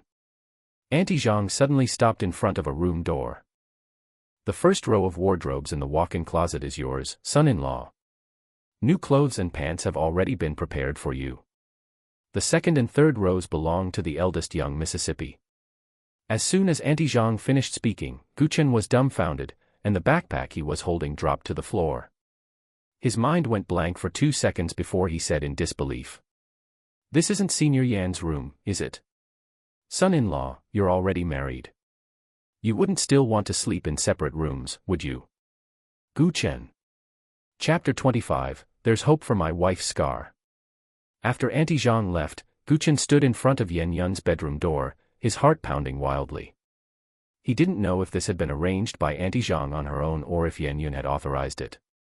He felt an urge to pick up his phone and ask Yan Yun right now. But he quickly extinguished that thought. Upon serious reflection, it was likely Auntie Zhang's own doing. Although he chatted happily with Yan Yun online and over the phone, he always remembered that Yan Yun suffered from androphobia. It was impossible for her to be this open. Perhaps the reason she chatted so enthusiastically with him online was because she was forcing herself to change on purpose. Or perhaps, like him, she was the type who was timid in reality but a keyboard warrior online. After catching his breath, Chen, with an excited heart, gently pushed open the door. A familiar, refreshing fragrance greeted his nose. This was a scent unique to Yan Yun. Chen couldn't help but take a deep, intoxicated breath, as if Yan Yun were standing right in front of him, smiling at him. The room was large. This wasn't the first time Chen had entered a girl's room. After all, he often went in and out of his older sister's room. Speaking of his sister's room, in one word, messy. But the room before him was cozy and orderly, and one could even detect a sense of girlish sentiment within it. The entire room exuded low-key luxury. Stepping onto the soft cashmere carpet, the kind that might bankrupt a middle-class family, he felt a sense of reserve, not knowing where to put his feet.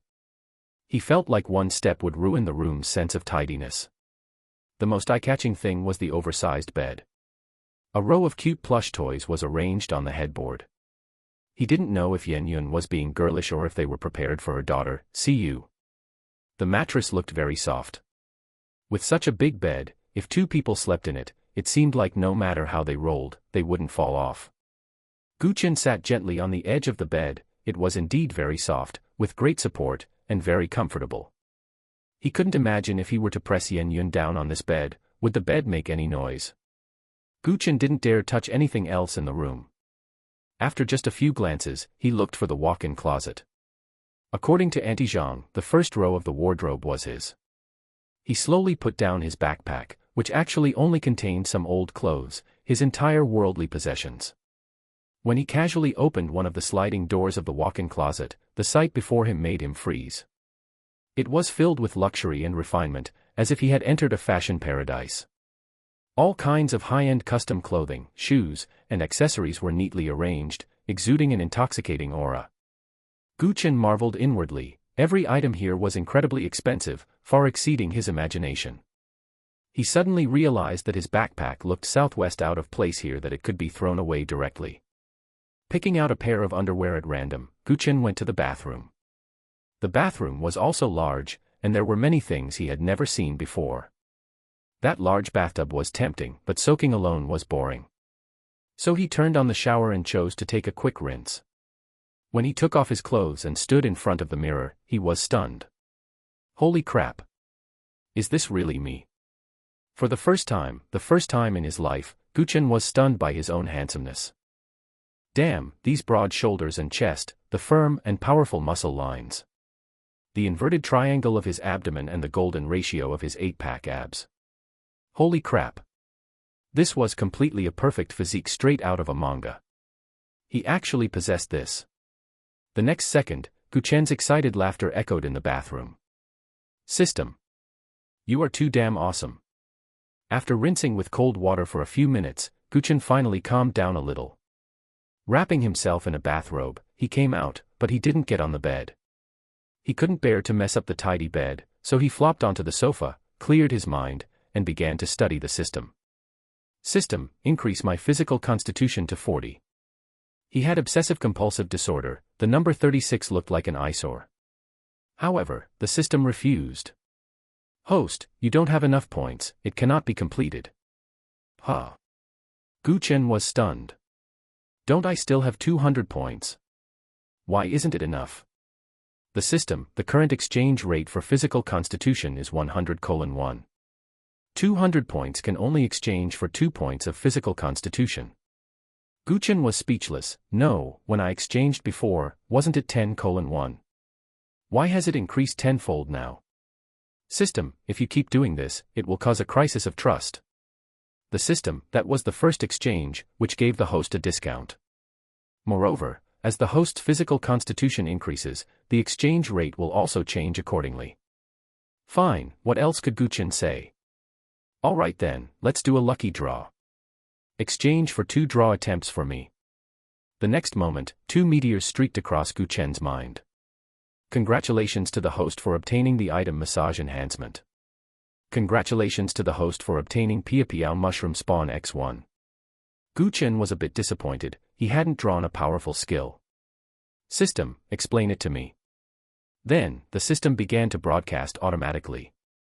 Massage Enhancement, a one-time use item. After use, it can significantly enhance the host's massage techniques and efficacy. Piao Mushroom Spawn, after planting, Piao Mushroom can be propagated in 24 hours. What is the Piao Mushroom for? After eating the Piao Mushroom, it can remove acne and scars. If cooked with special techniques, it can also reduce wrinkles and slow down aging. Hearing the system's explanation, Chen sat up immediately.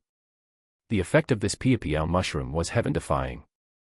Damn, isn't this exactly what women love most? If the effects were really as the system described.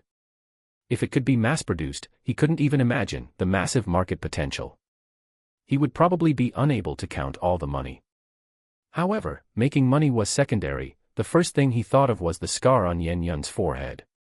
With this, he would no longer have to worry about his wife being disfigured. Chen was overjoyed and couldn't wait to tell Yen Yun right now that he had a way to restore her appearance. In his mind, he involuntarily imagined a scene where Yen Yun, upon hearing the good news, happily threw herself into his arms. Hee. Chen wiped his drool and secretly decided to find a perfect spot tomorrow to plant the Piao mushroom. System, so this Piao mushroom is an otherworldly food to your taste. Doesn't that mean I have to upgrade God-level cooking to LV2 to cook it with special effects? Host, this is just the lowest level common food from the other world, so you only need to max out the proficiency of God-level cooking LV1. Hearing this, Chen felt relieved. Does the host want to use the item now? Use it. The next moment, a large amount of massage knowledge and techniques were flooded into Chen's mind. His fingers began to heat up and swell. A few seconds later, looking at his 10 fingers that were twitching with life, they felt incredibly smooth. Chen was overjoyed. For 22 years, his fingers had never been this flexible. Damn, if he were to give a woman a massage, it wouldn't take long for. Moreover, he clearly felt that his massage technique had been sublimated. For example, the cervical spondylosis he had previously cured for Su Ro required 8 massages combined with a lot of traditional Chinese medicine conditioning. Now he was confident that he could cure Su Ro in just 3 massages without needing any medication. Of course, Su Ro's condition itself wasn't severe. But even if it were severe, he could significantly increase the patient's recovery speed. The system panel popped up automatically. System name, Golden Soft Rice System. Host name, Chen. Physical constitution, 36 normal 10. Special skills, God-level cooking LV1, God-level massage technique, charm halo. Special physical constitution, immunity to all poisons. Male charm, 350 seconds, low medium. Happiness points, 0. Golden legend, lucky draw 100 points / time. Soft rice level, LV1. Unexpectedly, an extra special skill, God-level massage technique, had been added. It seemed it really had been sublimated. Every time he saw the 350 seconds of male charm, Chen felt very awkward. Is it that bad?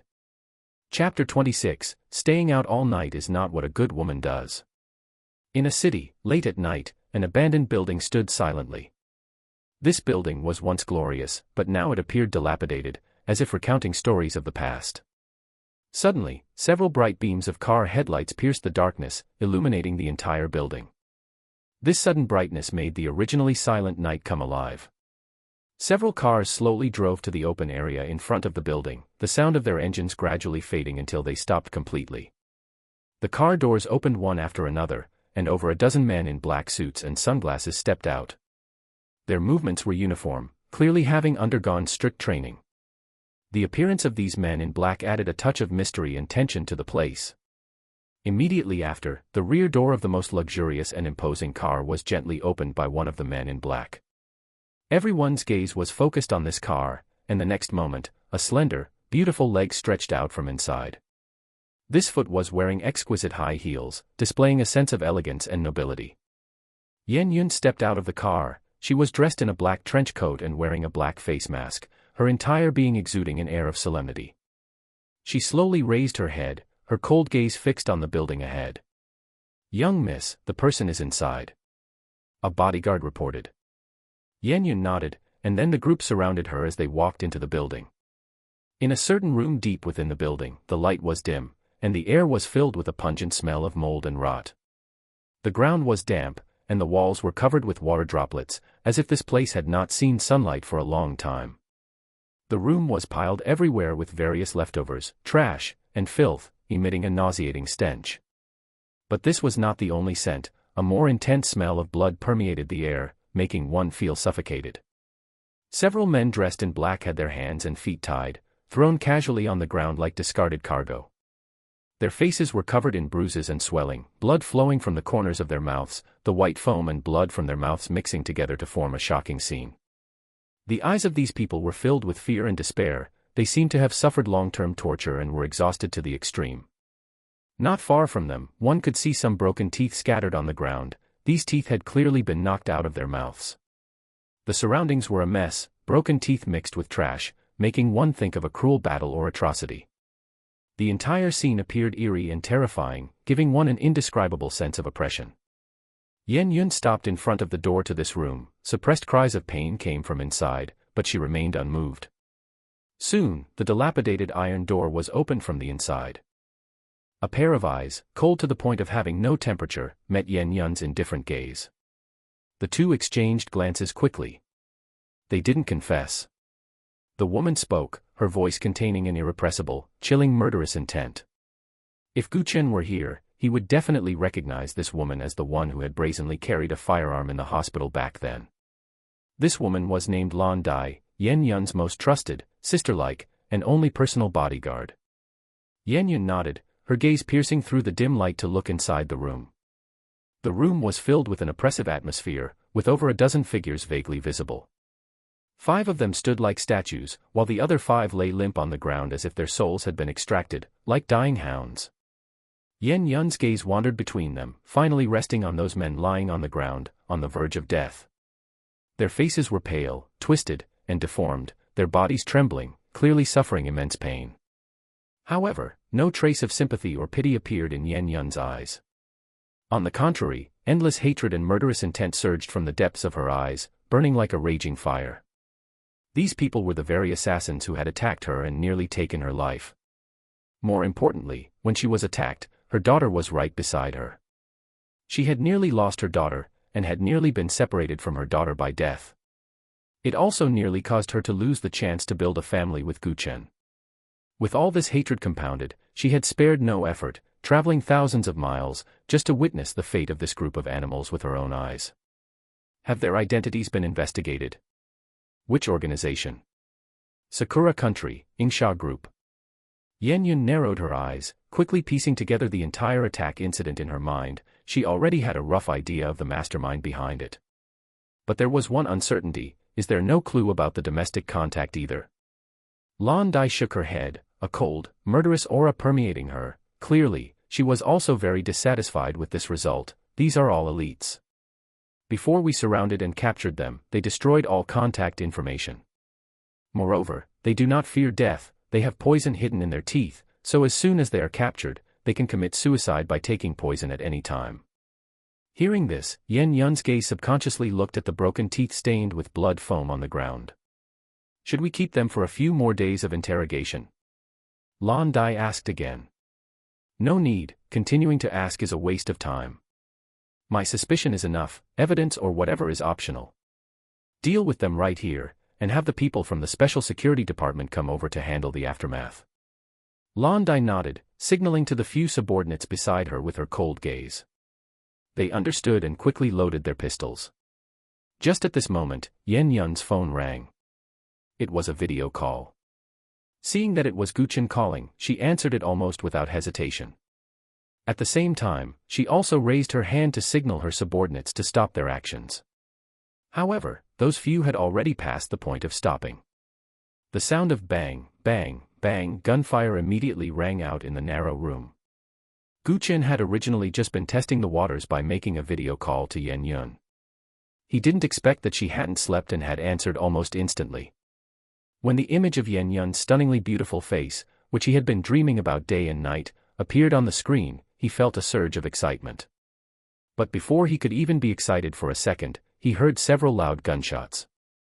Then, he noticed that the environment Yen Yun was in on the screen was not right. It looked like she was in a dilapidated room, and when the gunshots rang out, he didn't know if Yen Yun had been startled or what. The screen shook for a moment. Just from that, Gu Chen saw a scene he shouldn't have seen. Someone had been shot dead, right behind Yen Yun. The targets who were shot dead seemed to be more than one. He subconsciously worried about Yen Yun's safety. But he quickly realized that he had worried in vain. Across the screen, the atmosphere fell into an eerie silence. The two stared at each other in silence. Gu Chen's expression was stiff, his eyes dull. Yen Yun's expression was entirely hidden behind her mask. Her eyes, initially startled, quickly returned to calm. She walked slowly out of the room, the bodyguards silent and not daring to make a sound. In the empty, abandoned building, there was only the sound of her light steps in high heels. Why are you lying on the sofa? A few seconds later, Yen Yun was the first to break the silence, asking in a gentle voice.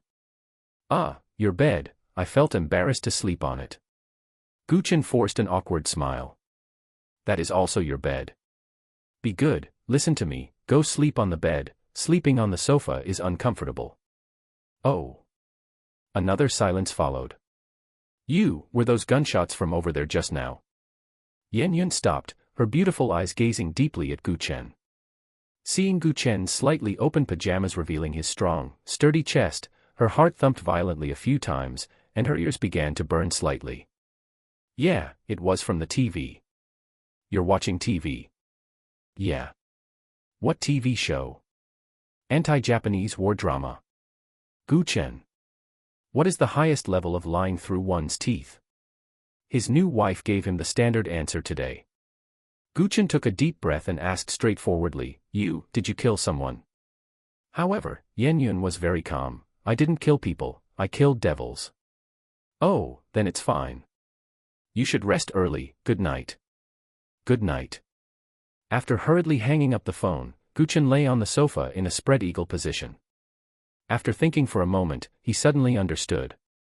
Subsequently, he quickly picked up his phone, opened the WeChat interface, and sent a message to Yen Yun, Wife, I will protect you in the future. On the other side, Yen Yun got into the car, preoccupied. Just as she had settled in, a new WeChat message suddenly popped up on her phone. Yen Yun subconsciously tapped to open it. Immediately, her mood instantly became light, and the gloom that had originally shrouded her heart was swept away. The corners of her mouth lifted involuntarily, revealing a sweet smile. Young miss, are we returning to the hotel now? At this time, the driver turned his head and asked softly. Go home. Yen Yun changed the itinerary without hesitation. As a woman with a family and a husband, staying out all night is a bad habit that needs to be changed. Chapter 27, Wife is back. Late at night, in the room of the two little girls. Little Siu suddenly opened her eyes, dazed.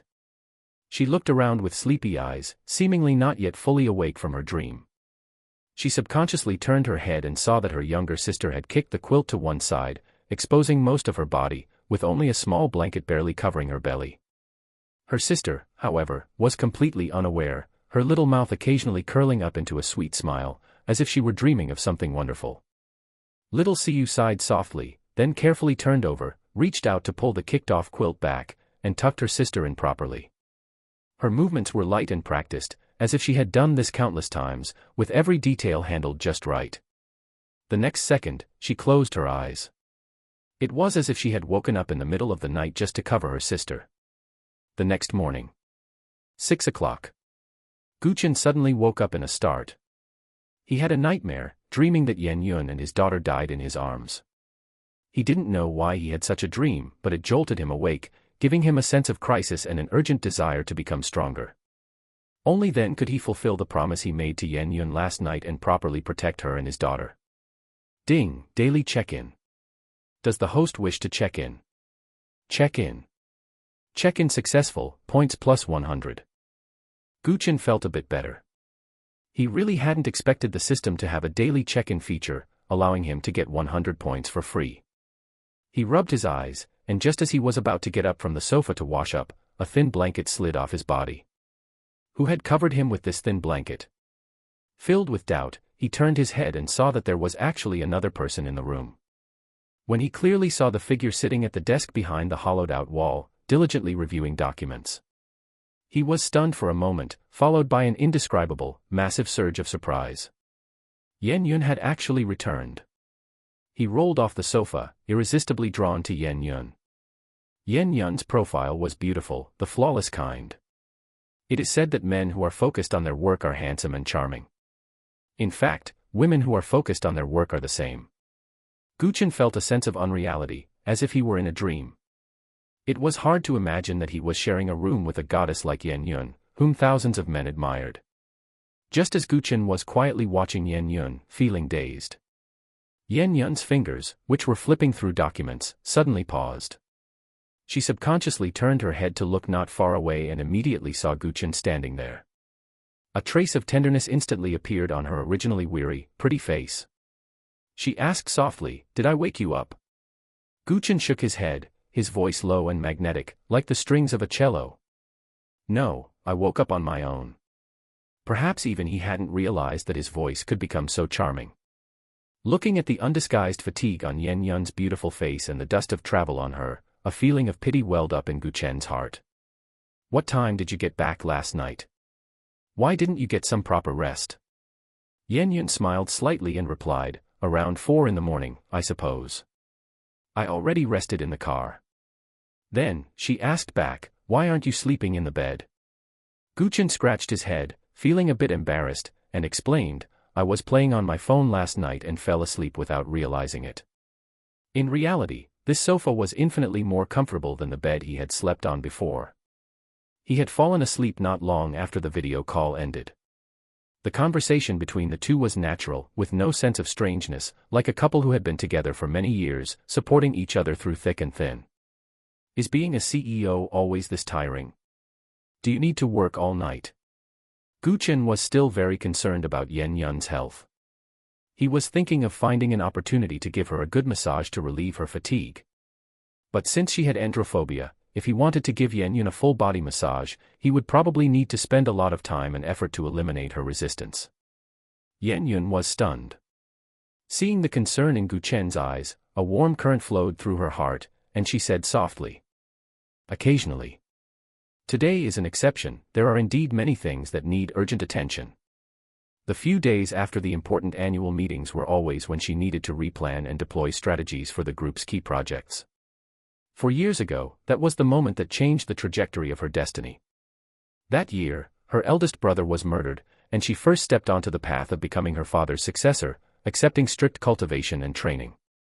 And 2 years ago, when her father was diagnosed with cancer and began to recover, she resolutely took on all the group's business, devoting herself to it without reservation. Over these 4 years, she had almost never been able to stop, immersing herself in her work with all her heart and soul. Every day was busy and tense, with no spare time for her to catch her breath or relax. She bore heavy responsibilities and pressure, facing countless challenges and difficulties alone, with no one to share these worries and burdens with. However, at this moment, Chen's appearance was like a ray of dawn breaking through the dark sky, bringing her unprecedented hope and warmth. His existence seemed to give her a sense of reliance, a harbor where she could pour out her heart and share her worries. She couldn't help but think of the WeChat message from last night. This was the promise made to her by the man in front of her, who was young and not yet associated with maturity. She didn't doubt it at all. Because many years ago, he had already done it. With him by her side, she felt a sense of peace and trust, a feeling she had not experienced in all these years. Looking at this partner before her who would accompany her through difficult years now and in the future, giving her strength and support. Yen Yun's gaze became increasingly gentle, and she immediately beckoned to Chen. Come a few steps closer. Chen was stunned and subconsciously took a few steps forward. Yen Yun's red lips curled slightly. She put down the fountain pen in her hand, rotated her chair, and then suddenly reached out to wrap her arms around Chen's broad waist, her head resting against Chen's abdomen. Don't move like this. Then, she slowly closed her eyes. Chen stiffened, his body tense, his breathing stalling for a moment. Damn, doesn't she have androphobia? How did she directly take the initiative to hug him? Chen's mind went blank. The sudden turn of events made him subconsciously want to step back, but upon hearing Yen Yun's voice, he forced himself to stand straight. He really hadn't expected that Yen Yun, who had androphobia, would suddenly hug him, as if seeking comfort. This was far beyond his expectations. Chen's heartbeat accelerated instantly, beating faster and faster as time passed. He widened his eyes, looking at Yen Yun in astonishment, but didn't dare to breathe loudly. His hands were suspended in the air, at a loss, not knowing where to put them. Yen Yun, however, seemed to have found the most comfortable harbor, holding Chen's waist tightly, her head resting gently against his abdomen. She kept her eyes slightly closed, a satisfied smile hanging on the corner of her mouth, seemingly enjoying this moment of peace and warmth. A minute passed. The two remained in this position, motionless. At first, it was fine. Chen was only focused on being nervous, but as time passed, the atmosphere gradually became ambiguous. Smelling the alluring, light fragrance drifting from Yen Yun, and feeling the stimulating touch of Yen Yun against his waist and abdomen. Chen felt that his heart, which had been relatively calm, was instantly like a stone had been thrown into it, rippling with layers of waves, unable to return to its original peace. His thoughts were like a wild horse off its leash, starting to run uncontrollably. After all, he was a young man in his 20s. At this age, when the blood is boiling and passion is overflowing, how could he resist such an alluring scene?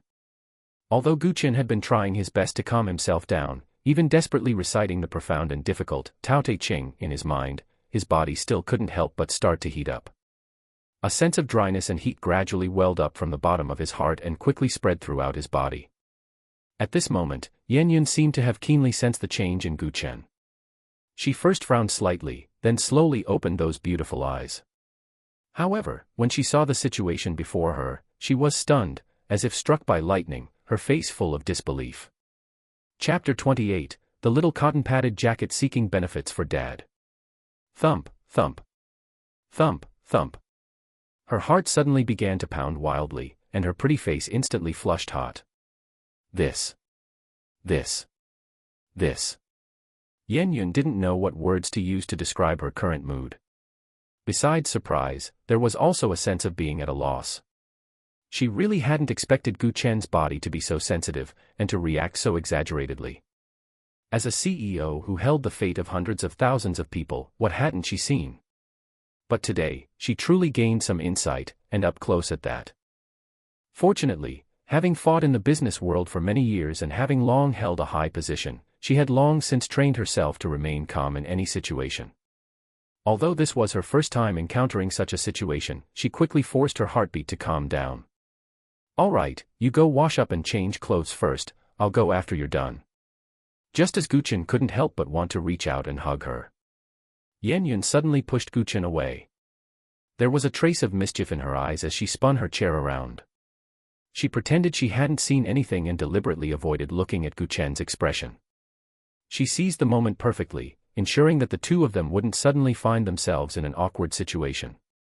Perhaps because she was too tired, she couldn't help but stretch, her beautiful waistline and the curves of her chest clearly revealed. Looking at the beautiful scenery before him, Chen subconsciously swallowed his saliva. His already wildly pounding heart became even more restless, an irrepressible agitation welled up in his heart, and his breathing became heavy. This feeling made him nervous, shy, and even a little dizzy.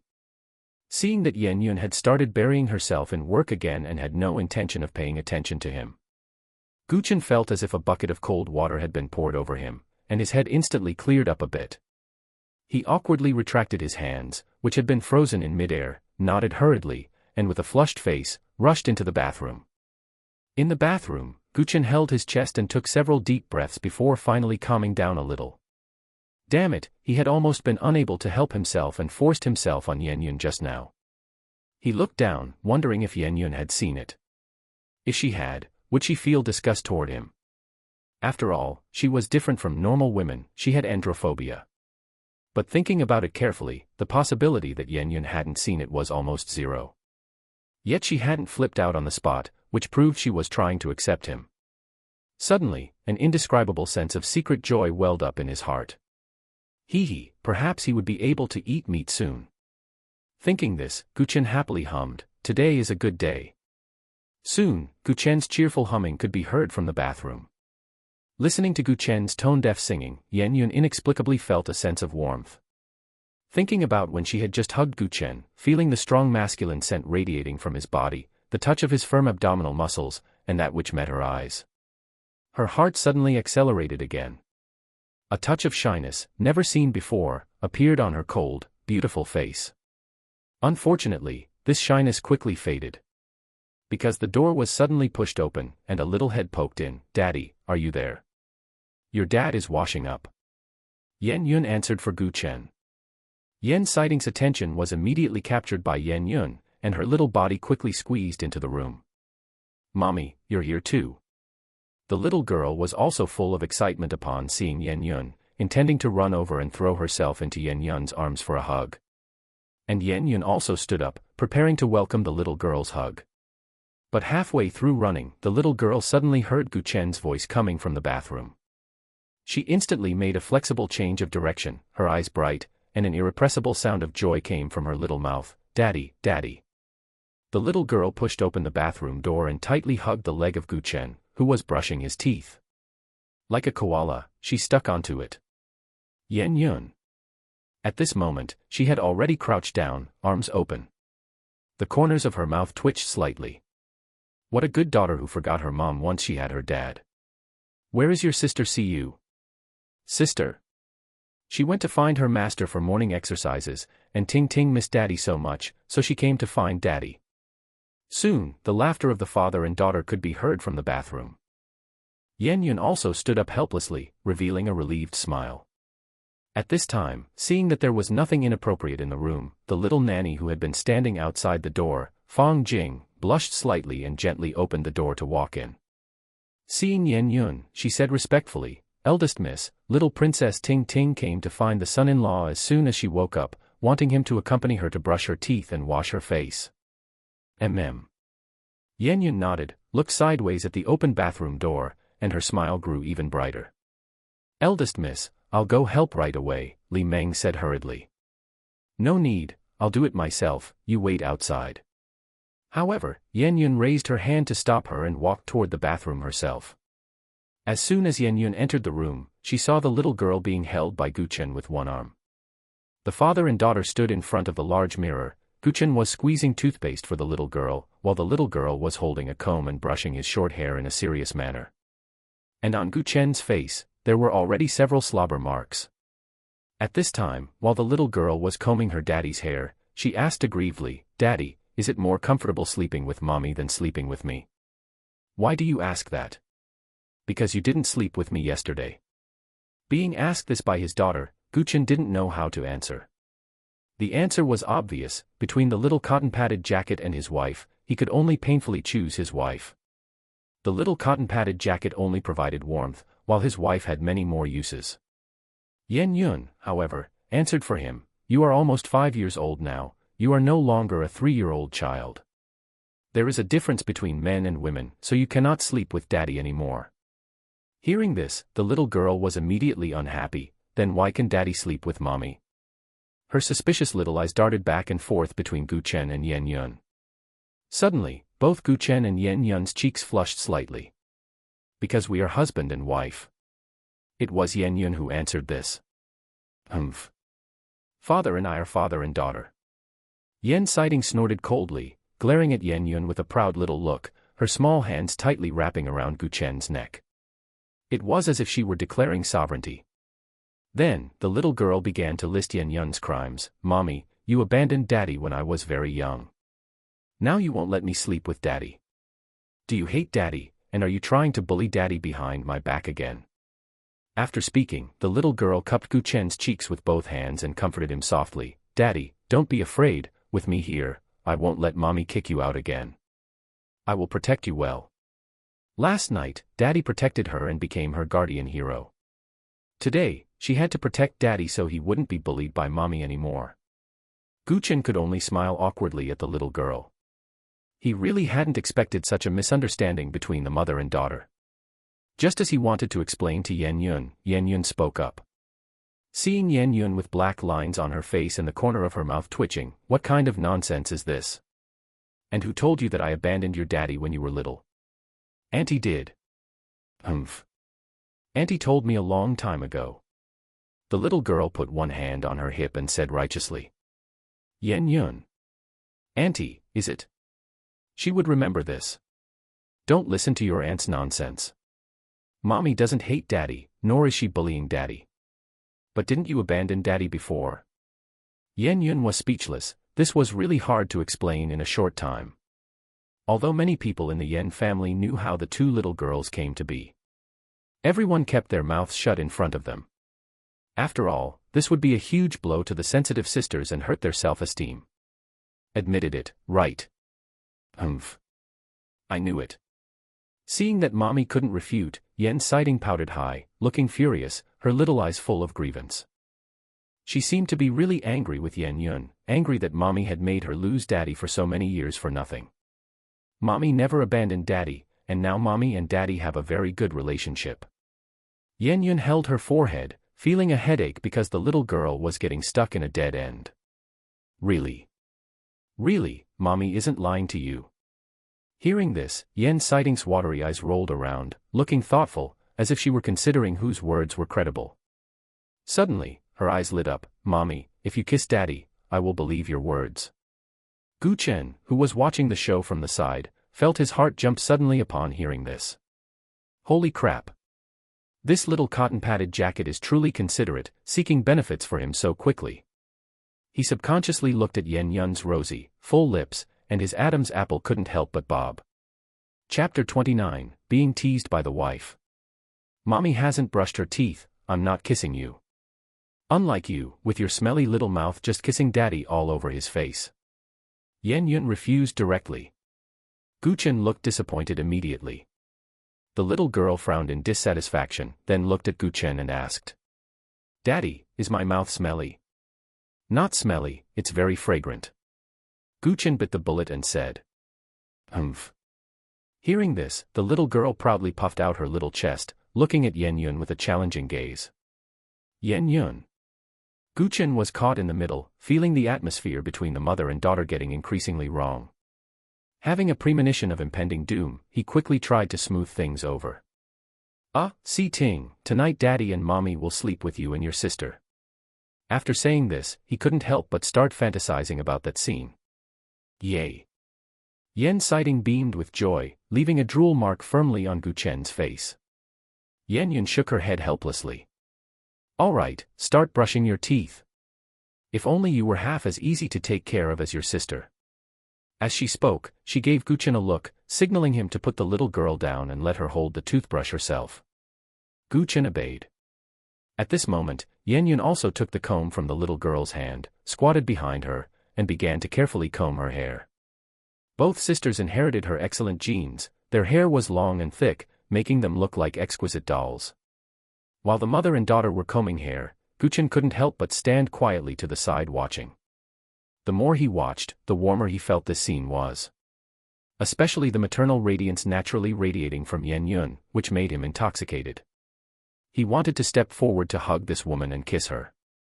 Hand me a few hair ties. Yen Yun suddenly pointed to a box on the vanity and said to Gu Chen. Oh. Gu Chen returned to his senses and quickly handed the hair ties to Yen Yun. Inadvertently, he caught a glimpse of the family of three in the floor-to-ceiling mirror. His gaze was deeply attracted, and he couldn't look away. This was a scene he had never fantasized about before, but now he was experiencing it. At this moment of warmth, he wanted time to stop, he wanted it to be eternal. The only regret was that the eldest daughter was not there. Also attracted by this scene was Fong Jing, who was waiting outside the door. She had never imagined what it would be like after the eldest young lady got married. Watching the family of three each showing heartfelt smiles and getting along harmoniously, she was truly happy for the eldest young lady and the little princess. Of course, it would be perfect if the other little princess were also here. The son-in-law was really handsome and kind. The eldest young lady had lived too tired and too bitterly. Now with the son-in-law, everything seemed to be changing for the better. How great. A few minutes later, Yen Siding finished brushing her teeth and washing her face, and Yen Yun also carefully braided her hair into several beautiful braids. She looked like a truly beautiful little princess. All right, since you're done washing up, go back to your room to change clothes. Yen Yun rubbed her daughter's little head and said. Then Daddy, I'm going to change clothes. You also change quickly and come out to eat with me. Yen Siding reluctantly let go of Gu Chen's hand. Just after walking out of the bathroom door, when she was being led away by Fong Jing, she suddenly turned her head and said to Yen Yun. Mommy, don't bully Daddy. Don't worry, Mommy won't. Yen Yun curled the corner of her mouth and said with a smile. Watching her daughter leave the room, the smile on her face disappeared instantly, and she turned back to look at Gu Chen gloomily. Gu Chen felt his heart jump as he looked at her gloomy eyes. He couldn't figure out the situation and felt his scalp go numb as he said. Senior Yen, I'm going to change clothes too. Are you going to take a shower? After saying that, he prepared to slip away. Damn, he never expected that a woman's face could change so quickly. He didn't seem to have offended her, right? Or was she inherently a moody woman? Or was her androphobia acting up again? The more he thought about it, the more Gu Chen felt that the days ahead might not be as easy as he imagined. Bang. Yen Yun closed the door before him. Gu Chen's heart tightened. Senior Yen, what are you doing? Feeling the increasingly low air pressure from Yen Yun, Gu Chen spoke cautiously. It wasn't that he was cowardly, but Yen Yun's aura was simply too powerful. Yen Yun approached step by step, and Gu Chen was soon cornered against the wall. Do you think that just because your daughter is backing you up, you can do whatever you want in the future? Huh? Gu Chen looked bewildered. When had he ever thought that? This accusation was too heavy, he couldn't accept it. I didn't. No. Then what are you afraid of? Nothing. Damn, it wasn't about what he was afraid of, but the way she looked right now was scary, okay. But he didn't dare to say it, fearing domestic violence. Not afraid. Yen Yun suddenly reached out her slender hand and pinched Gu Chen's chin. Although there was a height difference between the two, and Yen Yun was looking up at him from below, Gu Chen had the illusion that Yen Yun was like a high and mighty queen looking down on him. Then why can't you even call me by my name, Yen Yun's voice was low and melodic, carrying a hint of elusive temptation. But her eyes were slightly narrowed, revealing a dangerous aura. Gu Chen couldn't grasp what state Yen Yun was in at all. He could only try his best to think about the meaning of Yen Yun's words. Was she dissatisfied with him calling her senior? Did she want him to call her wife? Online, he could say it easily, but in reality, especially with Yen Yun in a state of inexplicable anger, he was too nervous to say it. Speak, what should you call me? Yen Yun's fingers tightened a bit, and her gaze became even more oppressive. Can you only flirt online, but can't be serious when asked? No. Gu Chen hurriedly denied it. Then call me and let me hear it. What should you call me? Gu Chen. Damn, in this atmosphere, how could he say it? And he was in the shameful position of being cornered against the wall by a woman, with his chin pinched. Humph. Suddenly, Yen Yun's expression changed. She pursed her little lips, looking like a little wife who had suffered a grievance, and complained softly. Has someone, after marrying his wife, immediately become like Niu Furen? Is her status in your heart not even comparable to your daughter? Boom. Gu Chen was struck by lightning, his mind went blank. Holy crap. Yen Yun was actually acting coquettishly to him. And she was jealous of her daughter. Wife. He really couldn't resist this sweet offensive. At this moment, his face was already flushed red, like a ripe monkey's butt. See, you can call me that. Say it louder, call me again. Yen Yun's expression instantly became gentle, and her small hand gently stroked Gu Chen's chin, her tone full of temptation. Gu Chen was stunned by Yen Yun's rapidly changing attitude, momentarily at a loss. Wife. Since he had called it the first time, the second time wasn't as awkward. Good, call me again. Wife. Once more. Gu Chen. Wife. Say it louder. Wife. Giggle, such a good boy. After calling it 7 or 8 times in a row, Yen Yun finally let Gu Chen go with satisfaction. She shook her arm, which was a bit sore, and glared at Gu Chen with a resentful look. This person was really a blockhead. It was her first time pinning a man against a wall, and her arm was numb from holding it up, yet he didn't even know how to bend down to show some chivalry. Bend your waist down, I don't like being looked down on. Gu Chen curled his lips. Was it his fault for being tall? Given his wife's moody temperament, he obediently bent down slightly.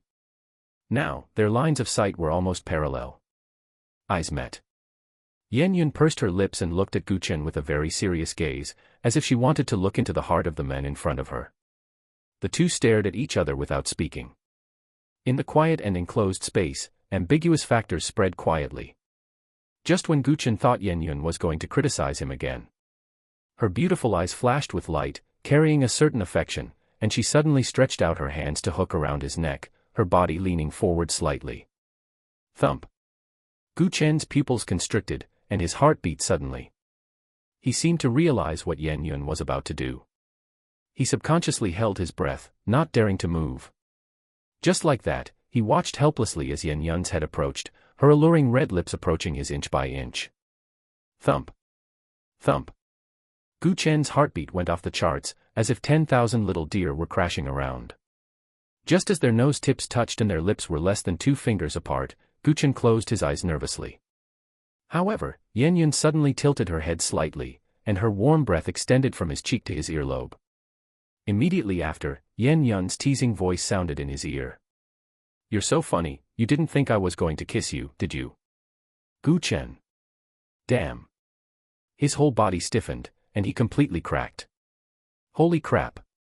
You can't play with people like that. However, just as he wanted to curse, Yen Yun blew gently into his ear again. Instantly, he felt numb all over. Immediately after, a soft voice full of endless temptation sounded in his ear again. Just teasing you, hubby. A whisper, like a bolt of lightning, struck Gu Chen's heart, making him instantly numb all over. Hallelujah, hallelujah, hallelujah. This voice was too deadly, even more seductive than Su Daji. It seemed to carry magic, hooking Gu Chen's soul out of his body and sending him straight to heaven. He widened his eyes, looking at Yen Yun in front of him in disbelief. He never expected that this queen, who was usually as cold as ice, would be so good at flirting. What happened to the androphobia? Chapter 30, There is still a long way to go to eat soft rice firmly. At this moment, where was there even a trace of Yen Yun's aversion to men? Her dazed eyes, slightly flushed cheeks, and the way she was gently biting her lip made her look like a soul-snatching enchantress. How could a hot-blooded young man possibly resist such temptation? Gu Chen's breathing became rapid, his throat so dry he could barely speak. His hands rested involuntarily on Yen Yun's slender waist, feeling her soft skin and warm body temperature. The moment his hands touched her, Yen Yun caught him off guard and lightly pecked the corner of his lips like a dragonfly skimming the water. Those soft lips gently brushed against the corner of his mouth, light as a feather, bringing a marvelous sensation interwoven with coolness and warmth. The cool, soft touch was fleeting, yet it seemed to ignite a fire in his heart, making Gu Chen feel like he was about to explode. All right, this counts as a reward for being obedient and calling me wife just now. A cunning glint flashed across Yen Yun's eyes, full of mischief and triumph. Her voice was soft and sweet, like a little kitten gently scratching at his heartstrings. Afterward, her delicate body slipped out of Gu Chen's embrace as nimbly as a loach, leaving him alone and still immersed in the kiss from just a moment ago. Wife, I didn't even feel it properly, kiss me again. Feeling the emptiness in his arms, Chen shouted eagerly, his eyes flashing with a burning light. He reached out to grab Yun, but only grasped at air. At this moment, he had been teased to the point where his blood was rushing and his heart was racing, the blood in his entire body was boiling. That desire and impulse surged like a tide, making him unable to suppress his longing for Yun. I gave you a chance, but you didn't take it. I'm going to take a shower, you go out. Yun said indifferently, as if what had just happened had nothing to do with her. Chen was dumbfounded. Damn it. Can she really do this? Responsible for starting the fire but not for putting it out. But he couldn't care about that much right now. The ancient beast blood was boiling, his human reason was slipping away, and he wanted to eat meat. Thus, the next moment, the roles were reversed. He cornered Yun against the wall, then cupped her cheeks in his hands and was about to kiss her. Just then, a faint voice reached Chen's ears, "Ah, hubby, it hurts." He snapped back to his senses and found Yun frowning, appearing to be in some pain. Chen quickly looked down and saw that his fingers were touching the scar near her temple. That scar, resembling a hideous centipede, coiled on Yun's fair skin, appearing particularly jarring. A sense of guilt and heartache instantly welled up in Chen's heart. Realizing that his previous actions might have made Yun uncomfortable, he carefully moved his fingers away and asked softly, "I'm sorry, did I hurt you?" "I didn't mean to." "What do you think?" Yun looked up and glared at Chen, on the verge of tears, her eyes full of grievance. I. Seeing this expression on Yun for the first time, Chen panicked, not knowing what to do. He withdrew his hands as if electrocuted and paced around, scratching his head and ears. Meanwhile, Yun quickly turned around, lowered her head, and let her hair down. Where Chen couldn't see, her cheeks were already burning hot, and a little deer was frantically bumping around in her heart. The scar on her forehead only felt a little itchy when touched, it didn't hurt at all. The reason she cried out in pain was just a reaction born of panic. Chen's actions just now had simply exceeded her expectations. It took her a few seconds to calm down.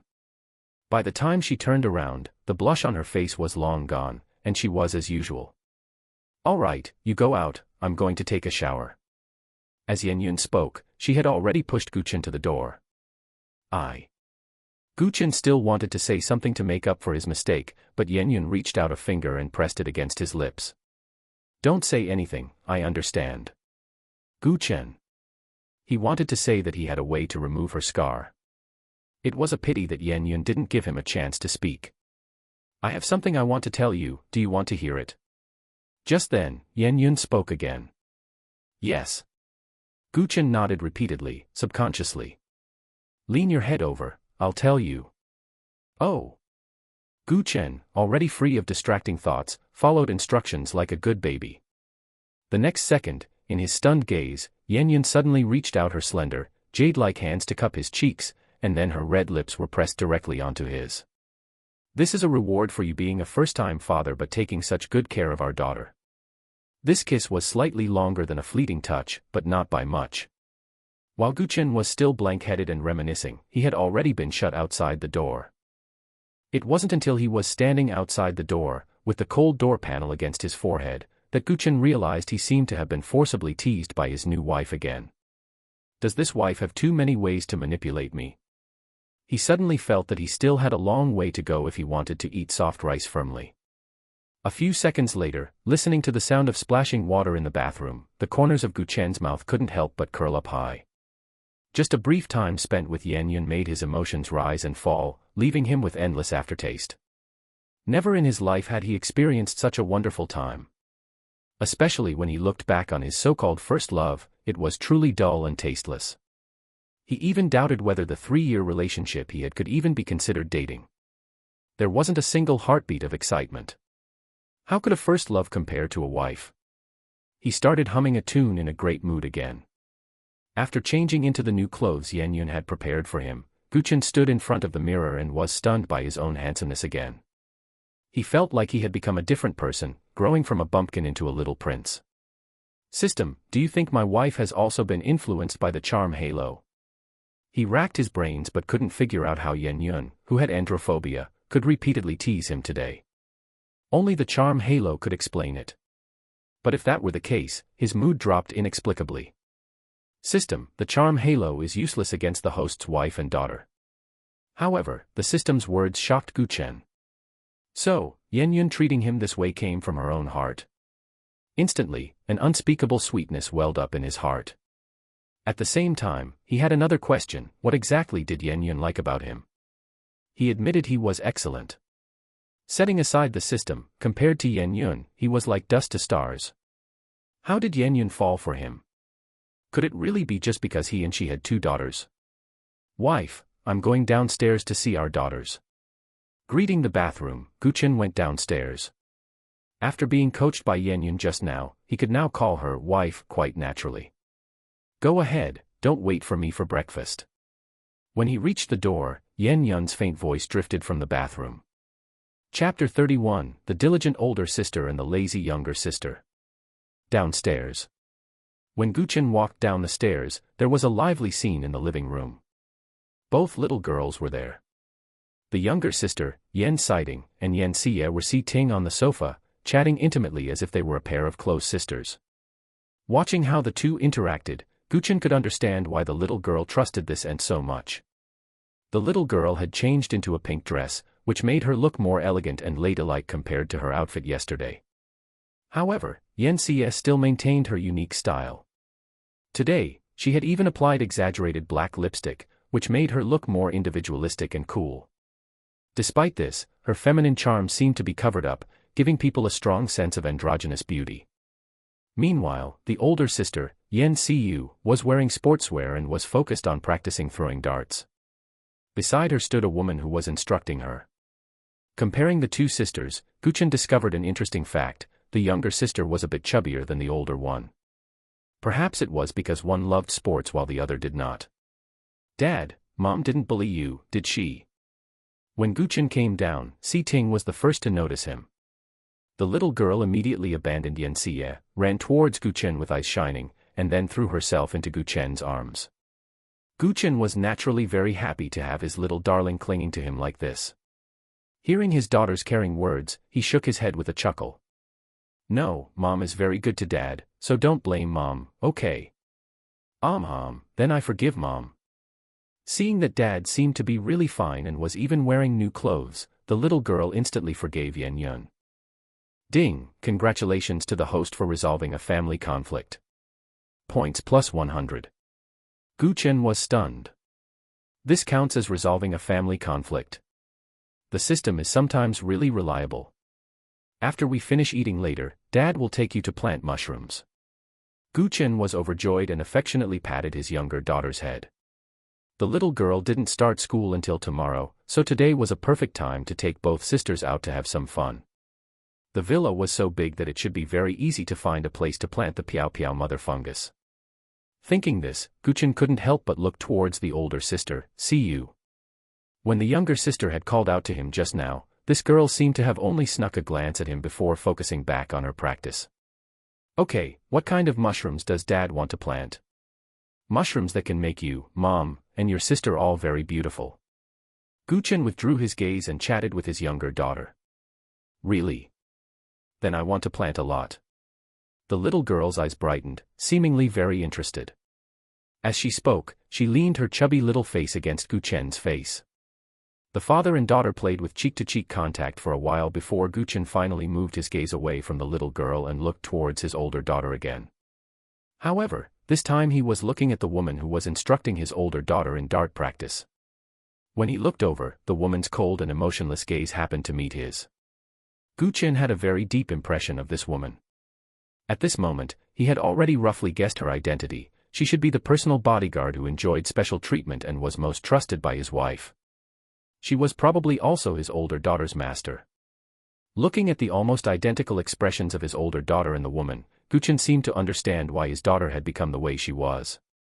The woman's attire this time was almost the same as it was at the hospital last time. Her hair was neatly tied into a capable single ponytail, and she was wearing a gray sports vest on her upper body, revealing toned lines, especially the contour of her chest, which, even though it had been suppressed as much as possible, still left Yen Xie, who was not far away, several blocks behind. The woman wore tight sports pants on her lower body, outlining her long and powerful leg curves. Unlike before, she didn't have a gun at her waist this time, but 3 sharp daggers were inserted into her left thigh, appearing particularly eye-catching. "Dad, that's Aunt Lan Dai. She's supervising my sister practicing darts." Seeing her dad staring at Lan Dai, the little girl immediately introduced her to Chen enthusiastically. "Then why aren't you practicing?" Chen looked curiously at the younger daughter in his arms. The little girl's face instantly turned red, and she said shyly, "Ting doesn't like it. After playing for a while, I get very, very tired. I can't handle any hardship." Chen didn't know whether to laugh or cry, and affectionately pinched the little girl's small nose. "So Ting is a little lazy pig?" "Aya, Ting isn't. It's just that my sister is too diligent. Besides, I never hit the target every time, unlike my sister who hits it after just a few tries." The little girl argued defensively. Chen was instantly amused. He put the little girl down and walked over to Lan Dai, extending his hand. "Hello, I'm Chen." He had a very good impression of Lan Dai. After all, she was protecting his wife with her life. "Hello, I'm Lan Dai." Lan Dai shook hands with Chen. Although she didn't like to talk much, she still gave face to Yen Yun's husband. The two of them were now acquainted. "Hey, aren't you going to greet me?" Seeing that she was directly ignored by Chen, Yen Xie suddenly stood up and came between Chen and Lan Dai. "Morning, sister-in-law." Chen's mouth twitched. If he could, he really didn't want to deal with this sister-in-law. From the beginning until now, the way she looked at him had never been normal. He always felt that this sister-in-law would be trouble. "Humph, I have a name, you can call me Xie." Yen Xie snorted coldly and sat back down. Chen ignored her. Unless she became normal, clearly recognized that he was her brother-in-law, and maintained boundaries, he would stay as far away from her as possible. By this time, the servants had almost finished preparing breakfast. Although Yen Yun said there was no need to wait for her, Chen still wanted the first breakfast of their new marriage to be eaten together with his wife and daughters, the 4 of them as a family. So, he had the servants delay the mealtime. Afterward, he stood on the side, watching his older daughter practice darts intently. He saw that the little girl's eyes were focused, staring intently at the target 10 meters away. She held the dart in her right hand, her arm slightly raised, and then exerted force suddenly. The dart flew out like an arrow leaving the bowstring. Swish. The dart accurately hit the bullseye, making a crisp sound. He couldn't help but marvel, the little girl's technique was so skillful, her movements clean and crisp, as if she were a natural expert at throwing darts. Next, the little girl threw with both hands consecutively, every dart precise, almost all hitting the bullseye in a row. Her body swayed slightly with the throwing action, yet she maintained a stable balance, every release full of power and confidence. Chen, the more he watched, the more shocked he became. Goodness, is this something a normal 5-year-old girl can do? This girl is truly a genius. No, I have to add the word diligent as well. This is clearly the result of supreme talent combined with perseverance. That's enough, let's stop practicing here for today.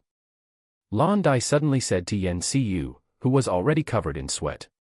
The little girl nodded, and the servants quickly took away the dart props. Then Li Meng also came over with a towel to wipe the little girl's sweat. At this moment, although the little girl's forehead was covered in sweat, her eyes sparkled with satisfaction and pride.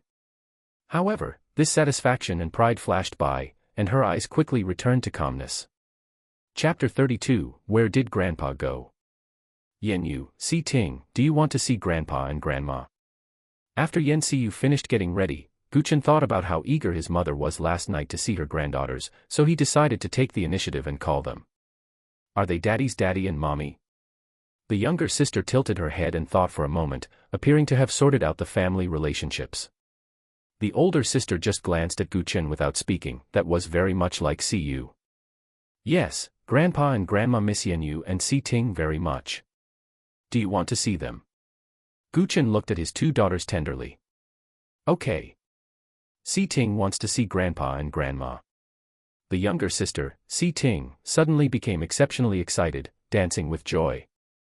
She seemed filled with curiosity and anticipation for these grandparents she had never met. The older sister still showed no reaction, seemingly having no interest in meeting Grandpa and Grandma. Chen recalled what his older daughter had said earlier: until she accepted him, she would not meet any other relatives. Therefore, he decided not to worry about the older daughter's attitude for now. Alright then, let's make a video call to Grandpa and Grandma right now. As he spoke, Chen took out his phone from his pocket, skillfully found his mother's contact information, and tapped the call button. At the same time, at the Gu family home.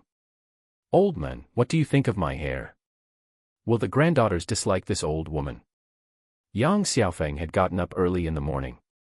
Having not dressed up for many years, she had made an unprecedented effort to get ready for a long time today.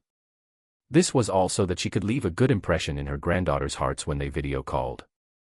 You still have your charm when you dress up, but look at me, what should I do? Gu Dad pulled at his own gaunt, dark, cured meat-like face, looking frustrated. With this appearance, he was really afraid he would scare his precious granddaughters into tears.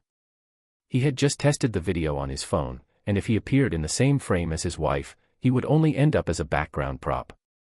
If you didn't look closely, you wouldn't even be able to find where he was. This was truly despairing. If he had known this day would come, he would have been more careful while working and not let himself get so tanned. Oh, whatever you do is fine.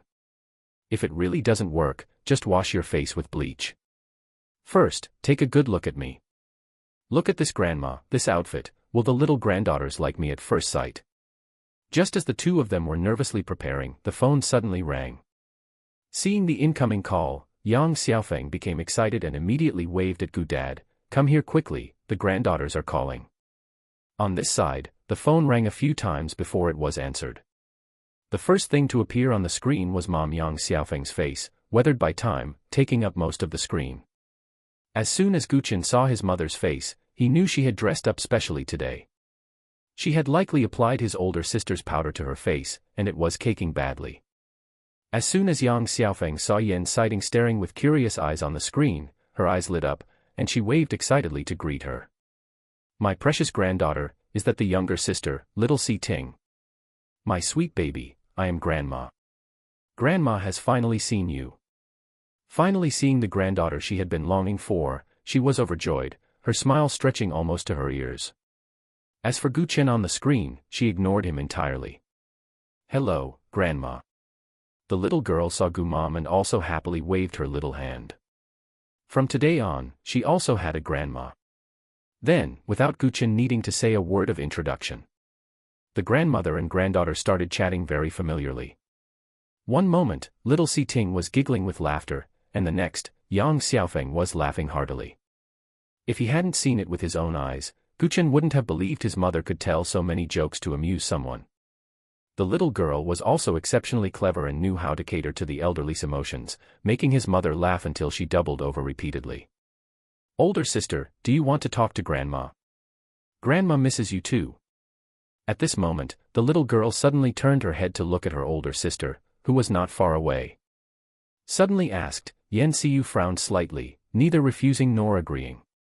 Little Si Ting assumed she had agreed and immediately intended to point the camera at her sister, but was stopped by Chen. You talk to Grandma.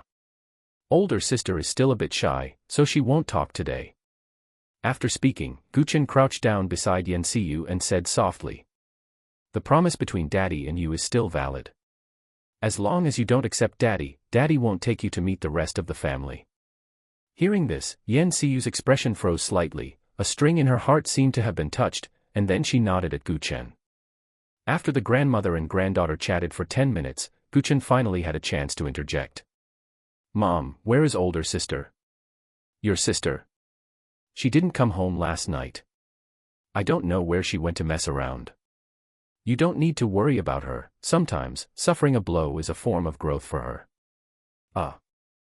Chen didn't need to think to know that it was probably the 500,000 he gave that gave his older sister the courage to run away from home. Forget it, his older sister was probably still suffering from the breakup. He wasn't too worried, his older sister had never suffered a loss since she was a child, and she was very whatever about how she does things. In short, he didn't think his older sister would do anything self-destructive, that was out of the question. Just as Chen wanted to ask about his dad. His mom started chatting enthusiastically with the little girl again. Another 2 minutes passed.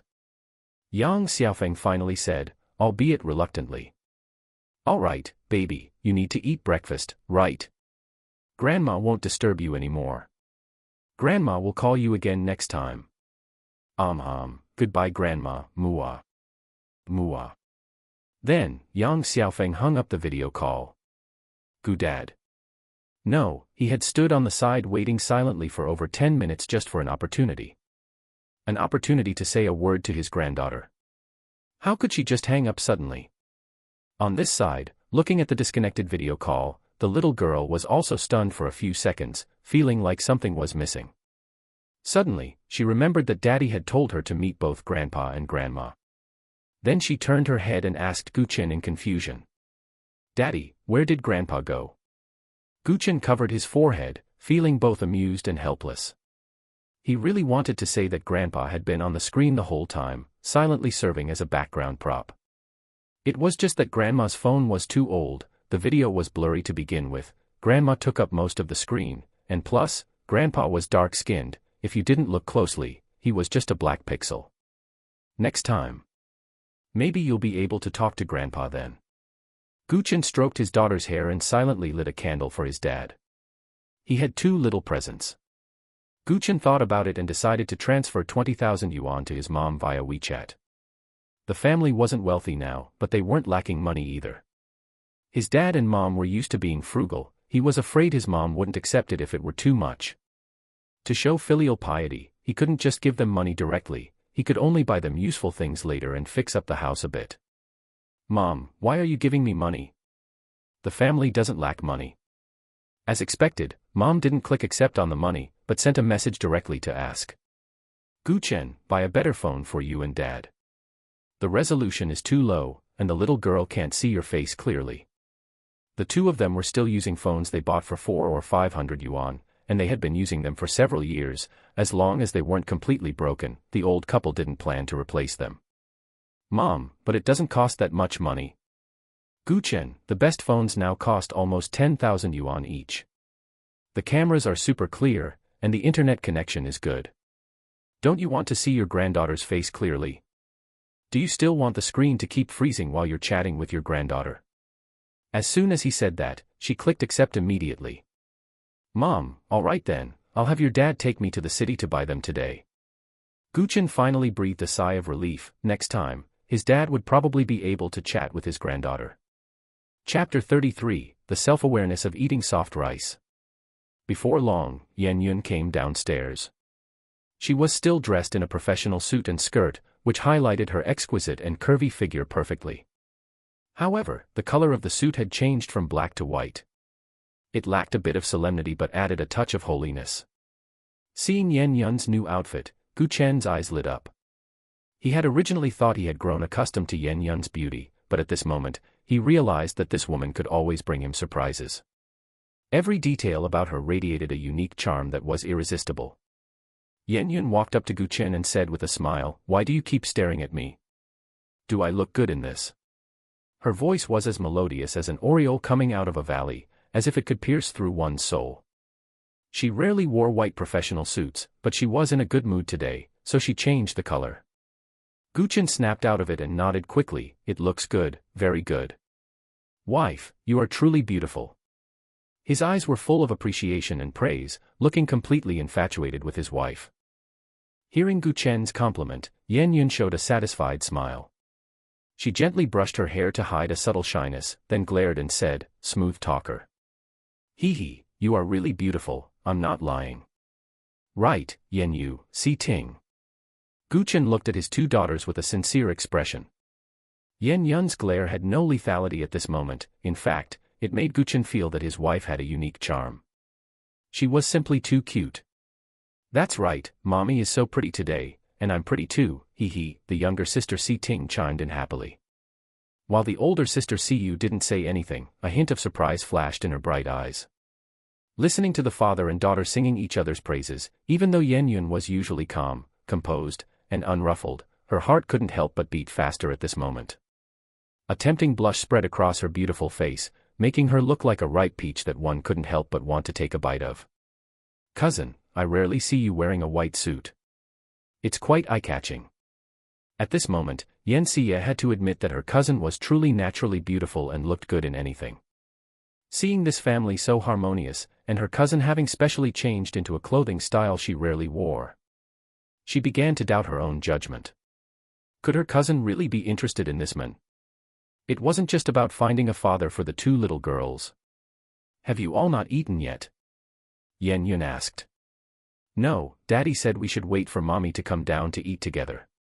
A family should be all together. As the younger sister Si Ting said this, she pounced into Yan Yun's arms like a happy little rabbit. Yan Yun glanced at Gu Chen, then crouched down and lovingly hugged her daughter. Mommy, Si Ting forgives you. We will still be the best mother and daughter from now on. The little girl affectionately rubbed her head against Yan Yun's chest, then lifted her little face and kissed Yan Yun on the cheek. Yan Yun was amused by the little girl's words, feeling both touched and slightly helpless, but her heart felt warm. Yan Yu, come here and let Mommy give you a hug too. Yan Yun waved at the reticent Yan Xiu. Upon hearing this, the little girl sighed, walked over with a helpless expression, and was then pulled into Yan Yun's arms for a forced cuddle. Yan Yu and Si Ting look very pretty today too. The scene Gu Chen loved to watch the most was the harmonious and warm interaction between the mother and daughters. He never got tired of it. Let's eat. After the mother and daughters had been affectionate for a while, Yan Yun nodded in greeting to Lan Dai, and everyone went to the dining room to eat. At the dining table, the two little girls were sandwiched between Gu Chen and Yan Yun. With Daddy on the left and Mommy on the right, the younger sister Yan Sighting was overjoyed. She immediately used her little watch to keep taking photos, recording this beautiful moment. When she went to school, she would definitely show her classmates that she also had her mom and dad with her for breakfast.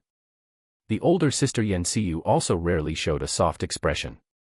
Gu Chen had a great self-awareness about eating soft rice, instinctively serving food to the mother and her two daughters. At first, he simply placed it in their bowls, but slowly, he wasn't satisfied with that and began to bring it to their lips. Finally, he fed them directly into their mouths. The younger daughter was very cooperative, while the older daughter remained as cold and aloof as ever. I have hands. But she was still forced to take a few bites by Gu Chen. At first, Yan Yun was a bit unaccustomed to it, but after being fed a few times, she became addicted. It feels so good to have one's husband feed you. Are you going to work today? Gu Chen felt that his question was nonsense. She was dressed so formally, so she must be going to work. But he couldn't help but ask anyway. Yes, I need to organize a few important meetings. I'll be quite busy these next few days. Once I'm done with that, I'll accompany you home to meet your parents. Yan Yun nodded. Gu Chen felt a warmth in his heart, not expecting that even though Yan Yun was so busy, she still thought about his parents. That works. My parents are also looking forward to their daughter-in-law and granddaughters coming home. After saying this, the two smiled at each other. You are the most beautiful when you smile. You should smile more in the future. Gu Chen gazed infatuatedly at Yan Yun's beautiful smiling face and said sincerely. Yan Yun's cheeks flushed slightly from the sudden compliment. She truly discovered that this man was very good at making girls happy. Thinking about the first love Gu Chen had for several years, a hint of sourness, which she had never felt before, emerged in Yan Yun's heart. However, this sourness was quickly washed away by the food Gu Chen personally fed into her mouth. I'm full, you guys take your time. Yan Xie was the first to put down her chopsticks. She really didn't have much of an appetite today. She was almost full from eating dog food. She was full of anger. She just couldn't understand it. Clearly, the two had no emotional foundation. It was a flash marriage, and they weren't familiar with each other at all. How could they become so intimate and affectionate after sleeping together for one night? Especially her cousin, she knew her too well. With such a cold personality and androphobia. How could she be conquered by Gu Chen overnight?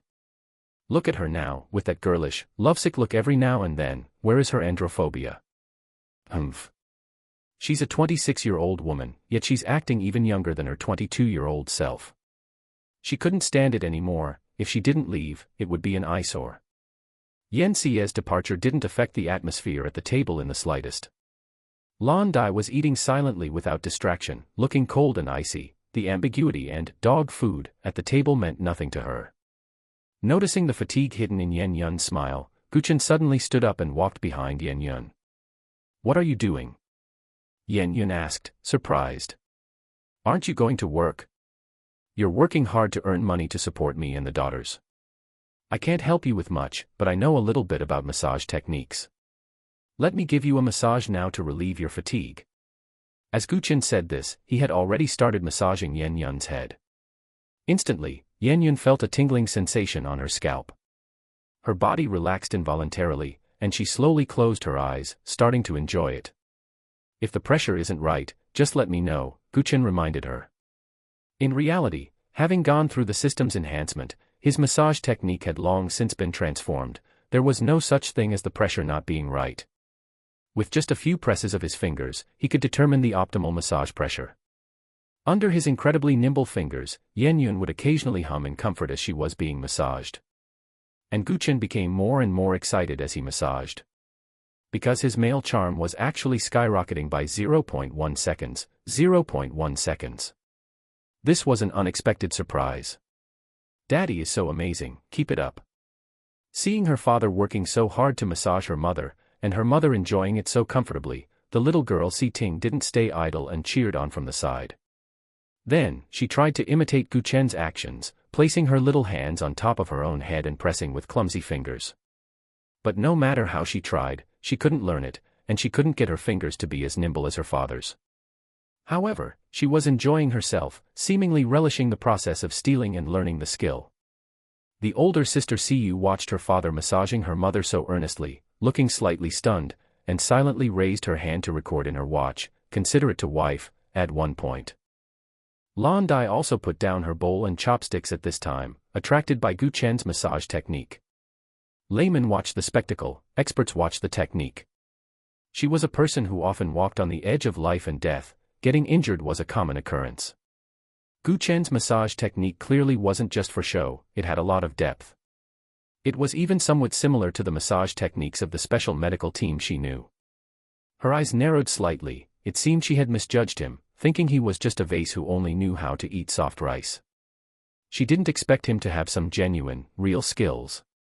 She also had some hidden ailments. She wondered if this man could give her a massage to see if it would have any effect.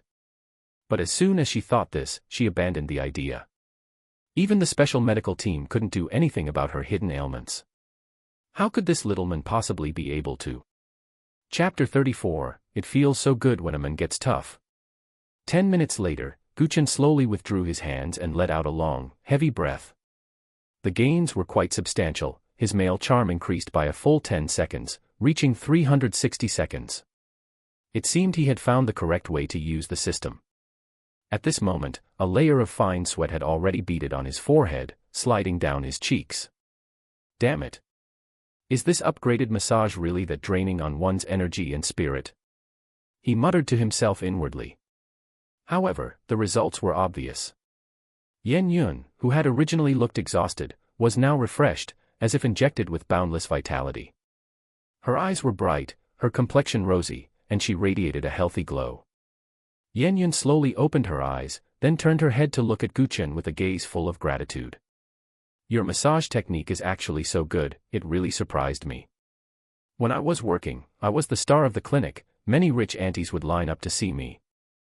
Chen said, getting a bit carried away. Realizing he had misspoken, he quickly shut his mouth and changed the subject. "Time was too tight this morning. I'll give you a full-body massage when I get back tonight." Yen Yun's originally happy expression changed instantly, and she narrowed her eyes slightly. Rich aunties, huh? It seemed there were still many things about her own husband that she didn't know. As for the full-body massage at night, she was very much looking forward to it. After all, she felt very comfortable even with just the head massage. If it were a full-body one. After eating, Yen Yun prepared to go to work. Chen and the two little girls saw her to the car. Just as Yen Yun was about to get into the car, Chen suddenly called out to her. "Wife, wait, I have something to tell you." What is it?" "You forgot one thing." As he spoke, Chen walked up to Yen Yun. Suppressing his wildly beating heart, he gritted his teeth and cupped her head. With Yen Yun caught completely off guard, he leaned in and kissed her luscious, delicate lips. MMPH. When that indescribably soft sensation reached his mind, Gu Chen's heart nearly jumped into his throat. Thump. Thump. His mind went blank, and most of the courage he had just mustered to kiss her had already vanished. However, seeing Yen Yun's widened beautiful eyes and her look of utter bewilderment and disbelief, he felt incomparably satisfied. It was the thrill of getting revenge after being teased by Yen Yun in the bathroom earlier. Soon, their lips parted. He didn't know how to deep kiss anyway.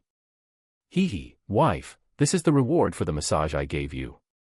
Since you forgot, I'll just take it myself. After the kiss, Gu Chen, face flushed, jumped back, ready to run away at any moment. Looking at Yen Yun, who had been left stunned by him, he smiled exceptionally brightly. Having let Yen Yun tease him repeatedly before, this was what he called learning and applying it in real time. Hee, the effect is really good. Wife's lips are so soft, so fragrant. Indeed, it feels so good when a man gets tough. He seemed to have opened the door to a new world. The next second, the sound of the system reward rang out in his mind. Host has grasped the basics of, if you're bad, practice more, male charm plus 10. Gu Chen was overjoyed, another 10 seconds had arrived. He believed that before long, he would become the one true god among men. Hee. He had completely grasped the true meaning of the system. From now on, he must take the initiative with his wife. After her shock, Yen Yun quickly regained her composure. She really hadn't expected Gu Chen to launch a sneak attack. She shot him a coquettish glare before turning and getting into the car. Once in the car, her heart began to race belatedly, and the corners of her mouth curled up involuntarily. She had never had such an experience before. This feeling of being forcefully kissed by her husband seemed quite nice. It left a lingering aftertaste, and her heart felt sweet. She had thought Gu Chen was a very honest and dull man. It seemed she had misjudged him again. Thinking about how Gu Chen was going to give her a full-body massage tonight, would this guy get handsy? If he did get handsy, should she cooperate or resist? Just thinking about it slightly. Yen Yun felt a wave of numbness wash over her, as if an electric current was coursing through her body. Gu Chen's toned body immediately appeared in her mind. The imagery was so vivid that she couldn't help but breathe faster. Her heart gave a sudden jolt, and a flame ignited within her, burning her entire body hot. She was actually starting to look forward to it. Yen Yun, oh Yen Yun, why are you so unreserved just after getting married? She muttered to herself, feeling that she was completely unlike herself now. Her little face was already flushed red, like a ripe apple, making one want to take a bite. However, this train of thought continued to spread like ink dropped into water, wondering how she should cooperate if things really developed to an uncontrollable point tonight. Thinking of this, she couldn't help but feel a wave of shyness and nervousness. Suddenly, her heart began to flutter with anxiety again, worried that she might not perform well and disappoint Gu Chen. If Gu Chen knew that one sneak kiss could make Yen Yun think even more than he did, he wouldn't know what kind of expression he should have. It was a pity he didn't have the ability to detect people's thoughts. Lan Dai, who was beside her, noticed Yen Yun's somewhat ragged breathing and burning cheeks, and suddenly reminded her. If you're hot, turn the air conditioner down. Yen Yun. She suddenly turned her head curiously and asked, have you ever kissed a man?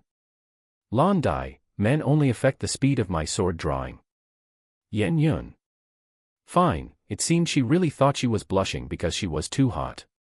On this side, after Yen Yun got into the car, Gu Chen turned around and saw the older sister tightly covering her younger sister's eyes with her small hands. So he asked curiously, Yen Yu, what are you doing? Little Siyu then expressionlessly lowered her small hands. Having been suddenly restrained and blindfolded by her sister, little Si Ting immediately questioned her with great dissatisfaction after regaining her sight. Sister, why did you cover my eyes? Little Siyu ignored her sister and looked up at Gu Chen. In the future, don't do inappropriate things in front of us. Otherwise, my stupid sister will follow suit and become precocious. After saying this, she recorded a note for Gu Chen in her little notebook. Publicly displaying inappropriate content, -1 point. Gu Chen's mouth twitched. Who is the one who is precocious here, hey? Damn it, sometimes it's not good at all that this child's thinking is too mature. Chapter 35, Making a Wish. Si Ting didn't understand what there was for her sister and dad to argue about, she just felt it was a pity she hadn't seen dad and mom kiss. However, this matter was quickly brushed aside in her little head. She stepped forward, grabbed Gu Chen's arm, and shook it, her eyes full of anticipation for planting mushrooms. Dad, let's go plant the mushrooms that can make mom, me, and sister beautiful. All right, but we need to prepare some tools first. We need scissors and plastic wrap. Gu Chen said. Hee, I know who we can ask for the tools. Who? Si Ting pointed at her sister with a look of pride and admiration. La la la la. It's sister. Whatever happens, I always go to sister, and she can always help me solve it. Hearing this, Gu Chen looked at Yan Xiyu with surprise, thinking to himself, are these two little girls really that different? Yan Xiyu helplessly covered her forehead. This stupid and lazy younger sister always makes people worry so much. Oh, sister, don't always call Si Ting stupid, otherwise I really will become a dummy. Si Ting stamped her feet and made a mischievous face at her sister. However, Yan Xiyu remained unmoved. She crossed her arms, looked at her younger sister with calm eyes, and said, Fine, then if you memorize 50 Chinese characters today, I won't lecture you anymore. Instantly, the younger sister covered her little head, shaking it from side to side while her little face scrunched up, and she said aggrievedly, That won't work, my head gets dizzy as soon as I try to memorize them. The little girl was very resistant. She felt she was already very smart, why did she still need to study? Isn't it fine to be a little lazy? Thus, she quickly changed her strategy, turned around, and threw herself into Gu Chen's arms, acting like a spoiled child. Dad, Si Ting is still young, can I not memorize Chinese characters? She blinked her big eyes, looking at Gu Chen expectantly, hoping he would agree to her request. Gu Chen didn't know whether to laugh or cry. Looking at his adorable little daughter before him, his heart was filled with doting affection. He shook his head helplessly, thinking that this little girl was truly clever, knowing to seek him out as a savior. However, he also found the sisters' daily conversations quite interesting. Through this interaction, he gained a deeper understanding of the sisters' personalities and how they got along. Yan Xiyu was mature and steady, while Si Ting was lively and playful. The two formed a stark contrast, yet both possessed their own unique charm. Watching them bicker and play, a sense of happiness welled up in Gu Chen's heart. He secretly made up his mind to protect these two adorable daughters well and let them grow up happily. The elder sister led the way to find the tools, and upon reaching the hall, they ran into Auntie Zhang. Auntie Zhang waved at Li Meng and Fang Jing. You two take the little princesses to get them. After speaking, she turned her head to Gu Chen and said, Son-in-law, you don't mind chatting with me for a few words, do you? I don't mind. Gu Chen said. It just so happened he had some things he needed to ask Auntie Zhang about. Once the others had gone to find the tools, Auntie Zhang looked at Gu Chen with a smile and praised him. Son-in-law, you did very well just now. The eldest miss needs a strong man like you to care for her. Hearing this, Gu Chen scratched his head in embarrassment, a slight blush appearing on his face. He hadn't expected his interaction with Yan Yun to be noticed by Auntie Zhang, but at the same time, he felt an inexplicable sense of satisfaction.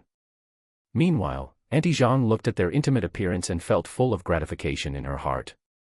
She had always known the eldest miss to be a strong, independent, and forceful woman. But as a woman, no matter how tough the exterior, deep down, one always longs for a shoulder to lean on, a harbor that allows them to let down their guard and show their gentle side. Having watched Yan Yun grow up since she was small, Auntie Zhang knew her inner desires well. She hoped Yan Yun could find the happiness that truly belonged to her, and find the men who could give her warmth and a sense of security. Now seeing Gu Chen's care and love for Yan Yun, Auntie Zhang was genuinely happy, feeling that Yan Yun had finally found someone to whom she could entrust her life. She believed that with Gu Chen's company, Yan Yun would surely be able to become even happier. Keep it up, I believe in you. Auntie Zhang smilingly patted Gu Chen's shoulder again, then looked towards where the little girl had left and said meaningfully. To be honest, this villa is still too empty and lacks vitality, it's time to add a few new members. The two little princesses are almost 5 years old, it's time for them to have one or a few close younger brothers or sisters.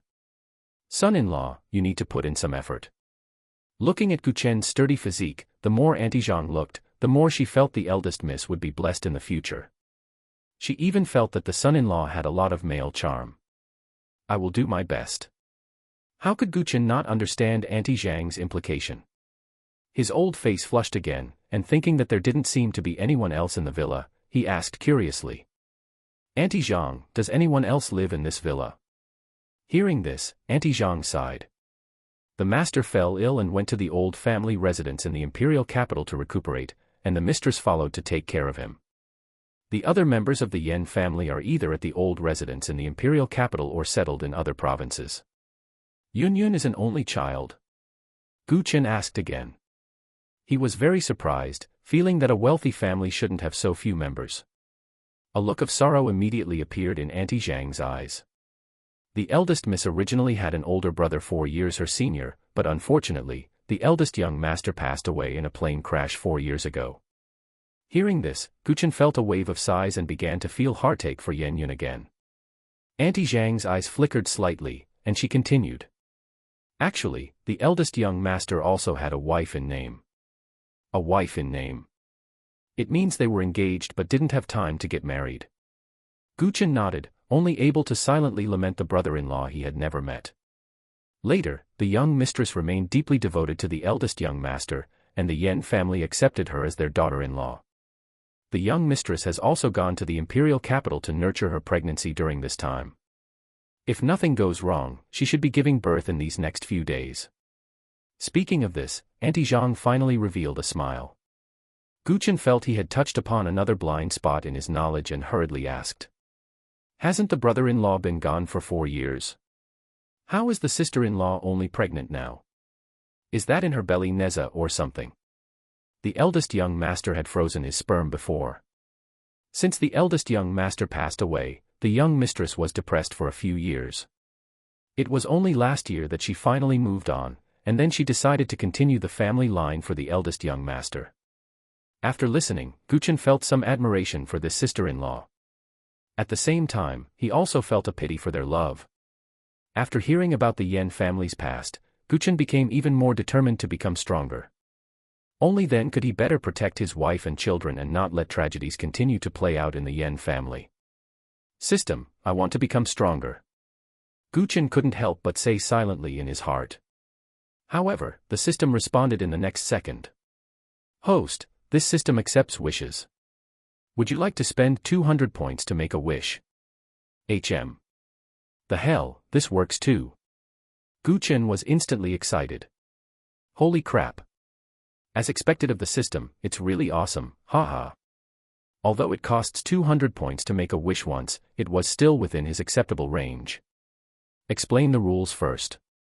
System, the rules for wishing are very simple. For example, if the host wishes to become stronger, then after the wish is made, the next time you perform a draw, there will be a 90% probability of drawing a skill that makes the host stronger. Only 90%. Why not 100%?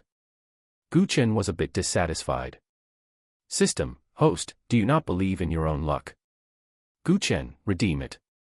Damn it, he refused to believe he was that unlucky. Wish successful. Points minus 200, current remaining points, 0. Gu Chen let out a sigh of relief. If nothing went wrong, he would be able to draw a skill to make himself stronger by tomorrow at the latest. He was still quite excited. Chapter 36, What a Scummy System. Daddy, tee-hee, we're back. Just then, the 2 little girls and the nanny returned after getting the tools. The group even brought along 2 extra small hoes. I'm going to go get some of my own things. The elder sister, see you, greeted them and headed upstairs. Gu Chen suddenly remembered there was something he hadn't asked about clearly yet, so he quickly asked Auntie Zhang. Auntie Zhang, I want to grow mushrooms. Do you know of a suitable place in the villa? Growing mushrooms, huh? Auntie Zhang smiled slightly and replied. The 3 mountains behind the villa are all property of the Yan family. You can grow them wherever you like, son-in-law. Hearing this, Gu Chen couldn't help but widen his eyes, too surprised to speak. He secretly sighed in his heart, damn, my wife is truly wealthy. All right then, Yan Si Ting, wait here for Daddy for a moment. Daddy is going to the room to get the mushrooms. After giving instructions, Chen rushed upstairs. The mushrooms were in the system warehouse, so he had to find an excuse to go to the room to retrieve them. I'm going upstairs to prepare some things too. The elder sister, Siyu, thought for a moment, greeted her younger sister, and followed him upstairs. Chen quickly returned to Yen Yun's room. He opened his palm and, with a thought, a mushroom slightly larger than a fist appeared in his palm. How should he put it? This mushroom had a cap with red and white spots, looking quite beautiful.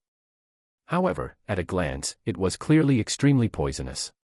He sniffed it, and it had an indescribable, alluring fragrance. System, are you sure this piao mushroom starter culture isn't poisonous? System, it is poisonous.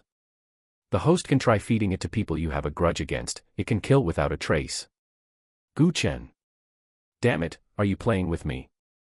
He was so scared he nearly threw the starter culture away. Holy crap. He then remembered his immunity to all poisons. Would all the plants the system rewards him with in the future be poisonous? System, speak plainly. You know what I mean. System, the starter culture is poisonous, but the piao mushrooms propagated from it are non-toxic. That's more like it. Chen felt relieved, found his backpack, and put the starter culture inside. When he went out to meet his daughters, he happened to run into Yanxia just as she was coming out of her room. Her eyes lit up when she saw him, and she leaned in close. Was kissing just now comfortable? Do you want to try it with me and see whose mouth is sweeter? Heaven knows how annoyed she was when she saw Chen forcibly kissing Yen Yun from the window earlier. Even hiding in the room, she still managed to get fed dog food. What exactly about me attracts you? Can't I just change it? Chen said, feeling a headache coming on. The living you. Yanxia curled her lips. Her feelings about Chen were very complicated. If she didn't see him, she could suppress her wild thoughts. But once she saw him, she couldn't control herself. The more she looked at him, the more charming he seemed. It made her unable to extricate herself. She couldn't even understand herself. Chen was speechless, but just as he was, the system spoke. Host, eating your sister-in-law's soft rice also counts as eating soft rice. As long as you spend your sister-in-law's money, it can also increase system rewards. System, do you have to be so mind-blowing? Don't you know what this girl is up to? Chen's first reaction was to refuse. He didn't want to eat just any soft rice.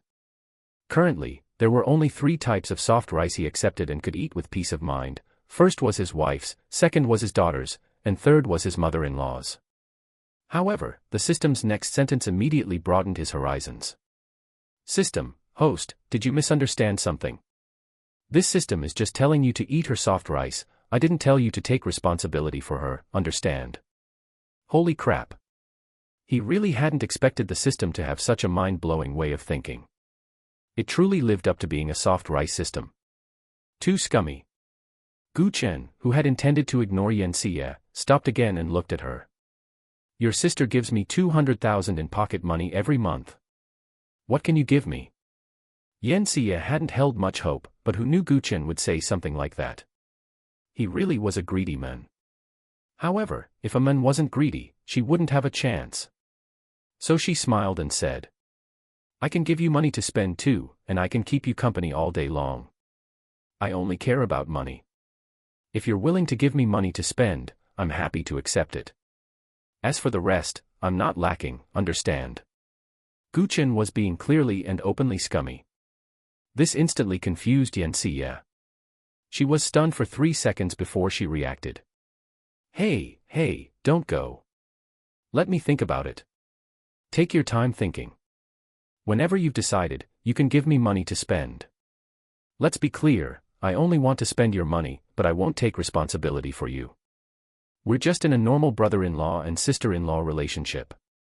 It's only natural for a brother-in-law to eat some of his sister-in-law's soft rice, right?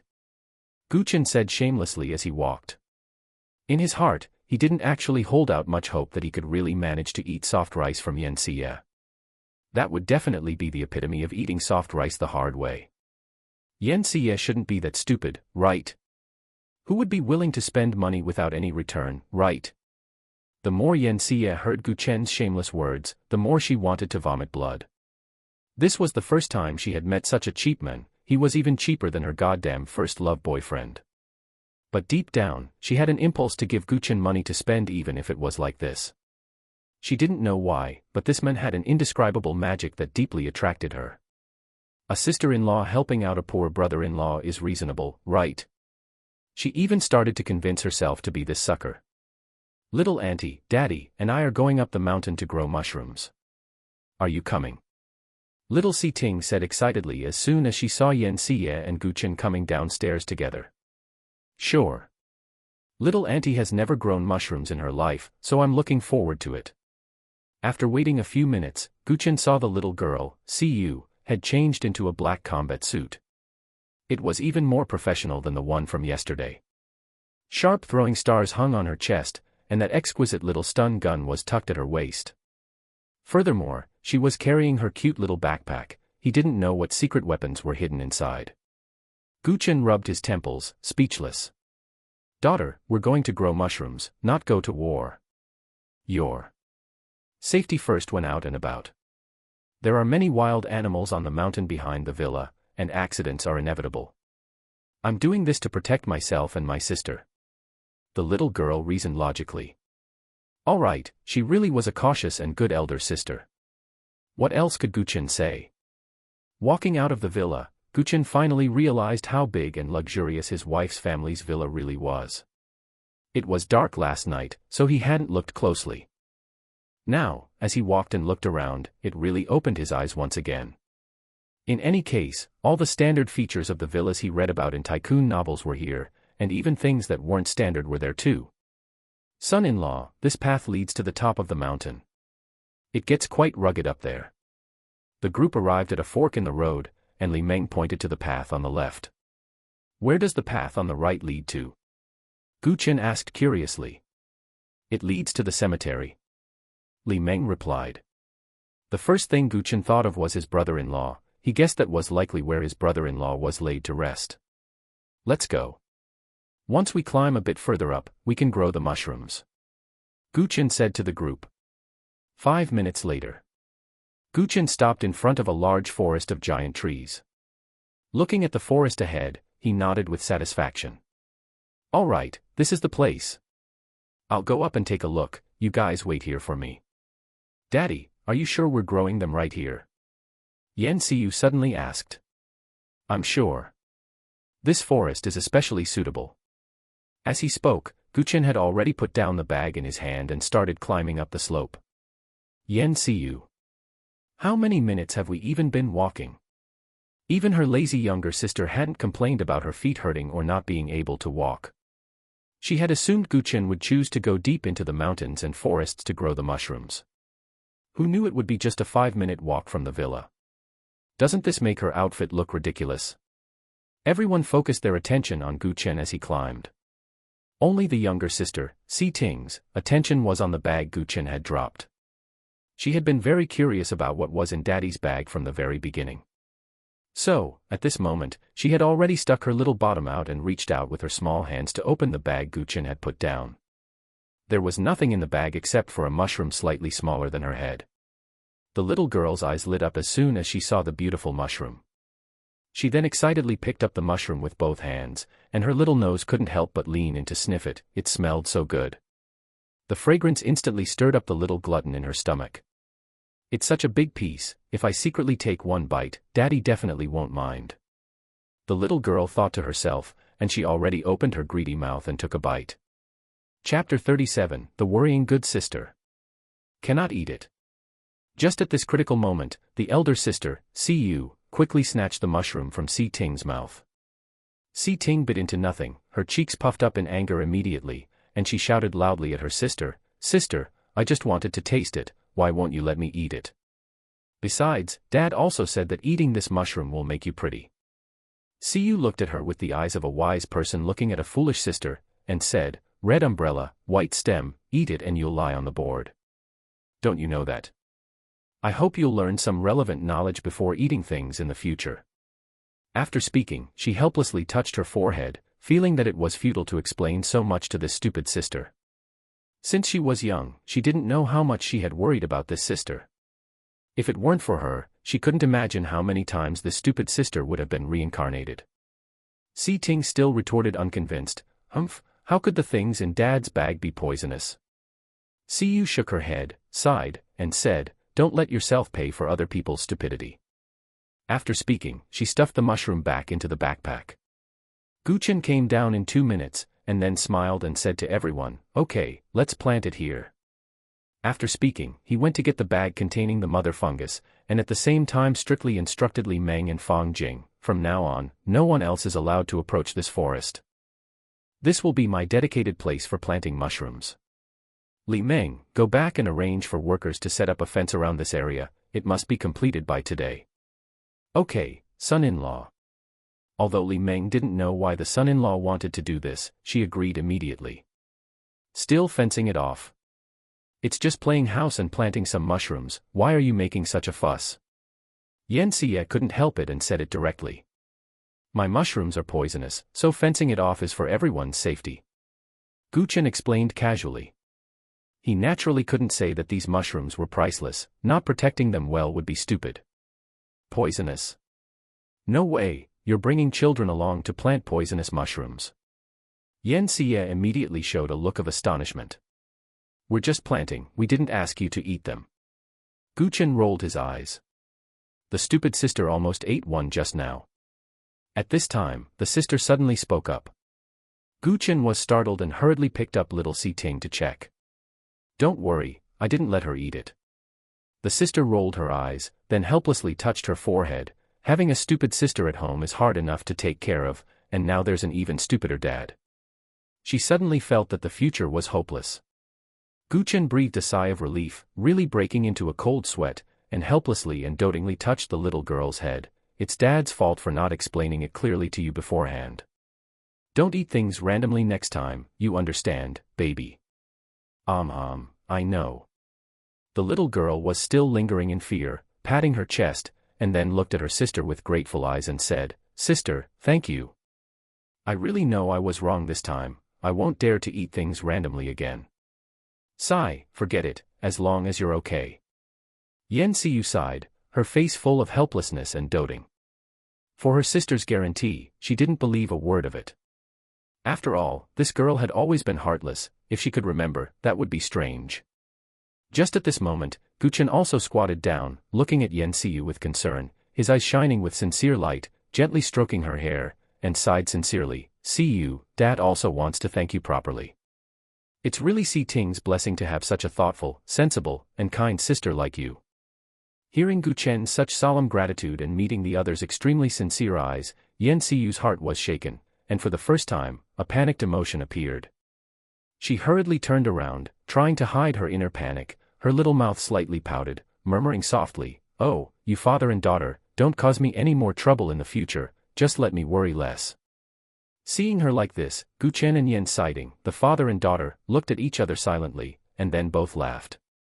Ding, congratulations to the host for invisibly increasing family happiness, God-level cooking proficiency +10. Chen was happy, this soft rice system was really thoughtful. Next, everyone started to get busy. According to Chen's instructions, the two little girls each carried a small hoe and loosened the soil near every large tree root that had been marked. Of course, the younger sister started to complain about being tired after loosening only one tree, so Yan Xie took over the work.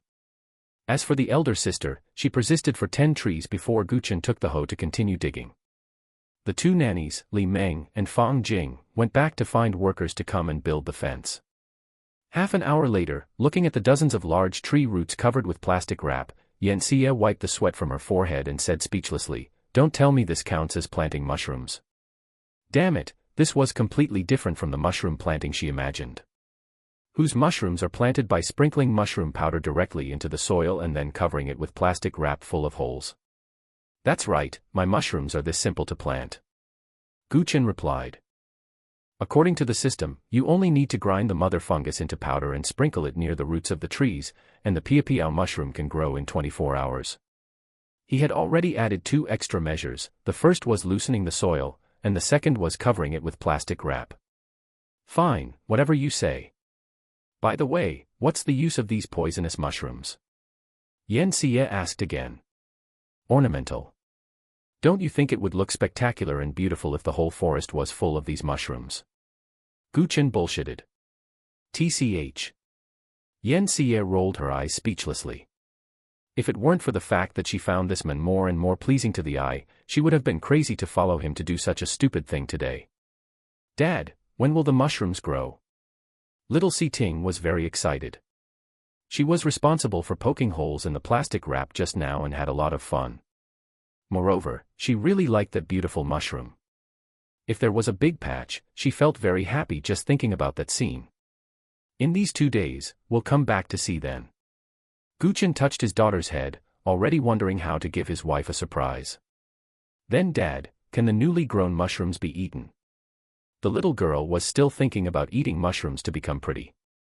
Yes, but baby, you must remember, from now on, you can only eat the mushrooms Dad gives you, understand?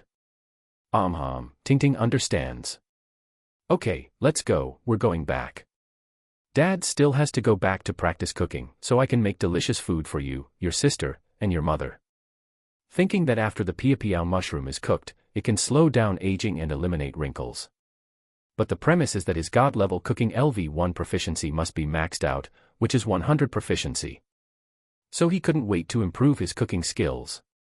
Just imagine, if he makes a mushroom soup for his mother-in-law to drink, and she becomes young and beautiful after drinking it, then why would he worry about not being able to eat the mother-in-law's soft rice? Dad, carry me, I can't walk anymore.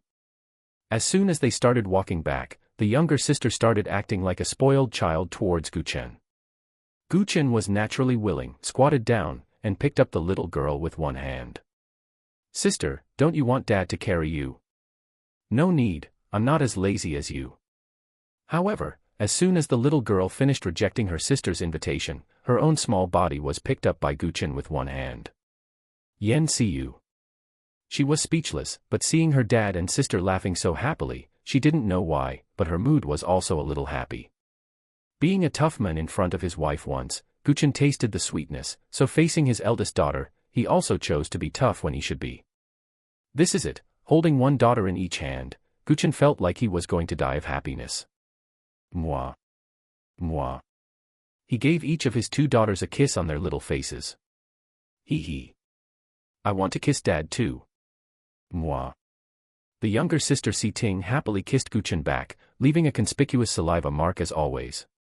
As for the elder sister, she wiped her face with an expression of disgust. Watching the intimate interaction between the 3 father and daughters, Yan Xie said with a bit of jealousy, "Brother-in-law, carry me on your back, I was digging soil just now, and now my waist hurts." Gu Chen rolled his eyes at her and refused, "I don't have intimate contact with men." Yan Xie's face stiffened, and she gritted her teeth, "I'm a woman, okay." However, Gu Chen gave her a look of disgust, "Look at yourself from head to toe, do you have a single bit of a woman's flavor?" Who knew this sentence might have touched Yan Xie's sensitive nerve? Humph. Anyway, in my circle, others can't stand us, and we can't stand others. She seemed to have been stimulated by something, suddenly rushed in front of Gu Chen and his daughter, turned her back to the 3 of them, and pointed to the sky with her left hand. "I once swore that I would never be interested in men in this life." Gu Chen was stunned for a moment, and subconsciously stopped to watch her perform. Who knows?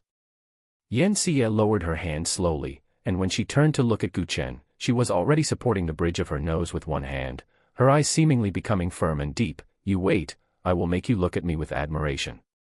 After speaking, she suddenly slapped herself hard and ran away without looking back, leaving the 3 father and daughters in the wind. A few seconds later, Gu Chen asked, "Does your aunt often go crazy like this?" After speaking, the younger sister Si Ting had already begun to enthusiastically imitate Yan Xie's movements just now. And the sister Si Yu's eyes were full of maturity and wisdom. "This is the reason why I don't like playing with her." Chapter 38, Best Friend. Wan Meng Group. The top floor of the building. Cheers. In the president's office, Yan Yun raised her wine glass and said to another striking-looking woman, "Here's to a successful partnership on our project." The 2 beautiful women smiled at each other and then drained the red wine in their glasses. This woman was Yan Yun's best friend of many years, named Du Qianwei. She was the daughter of the Du family, one of the most prestigious elite families in Shudu. Today, Du Qianwei was wearing a vibrant red dress, radiating charm and allure. Her smile was as passionate as fire, full of vitality and charm.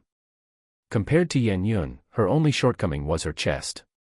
If Yan Yun was a towering mountain peak, then Du Qianwei was a hillside on the prairie. Yun Yun, thank you so much for trusting me and giving this project to the Du family. Du Qianwei said gratefully, the clouds of worry on her face dissipating a little. The Du family was currently undergoing a strategic transformation, and the pressure had been passed down to every core member of the family. Especially for her, a down-and-out heiress who had only been brought back by the Du family a few years ago. She usually faced a lot of exclusion and cold shoulders within the family. She had swallowed her pride for years, but this time, she could finally hold her head high and slap the faces of those who called her a freeloader. Since you came to me, how could I not give you some face? Yan Yun knew her best friend's suffering, but she still wanted to offer a word of advice. Actually, I think it would be nice for you to just be a university teacher and live a leisurely life. There's no need to force yourself to dive into the business world. Sigh. I want to, too. Du Qianwei irritably tugged at her hair and said. Don't even mention it. You know my idiot husband, the one I was betrothed to since birth, right? He recently regained a bit of his intelligence, but he's turned into a charlatan. When she said this, Yan Yun immediately became interested. She signaled her secretary to bring tea and a fruit platter, putting on an expression ready to watch the drama unfold. Tell me the details. Let's see if you can amuse me. Speaking of Du Qianwei's idiot husband, Yan Yun had always felt that her best friend's life was too bitter. 4 years ago was the turning point in Du Qianwei's life. She grew up in a remote mountain village where the family had a strong preference for boys over girls. She grew up in the shadow of her parents' unfair treatment. After much difficulty, she got into university and, after graduating, stayed on to work as a resident teacher.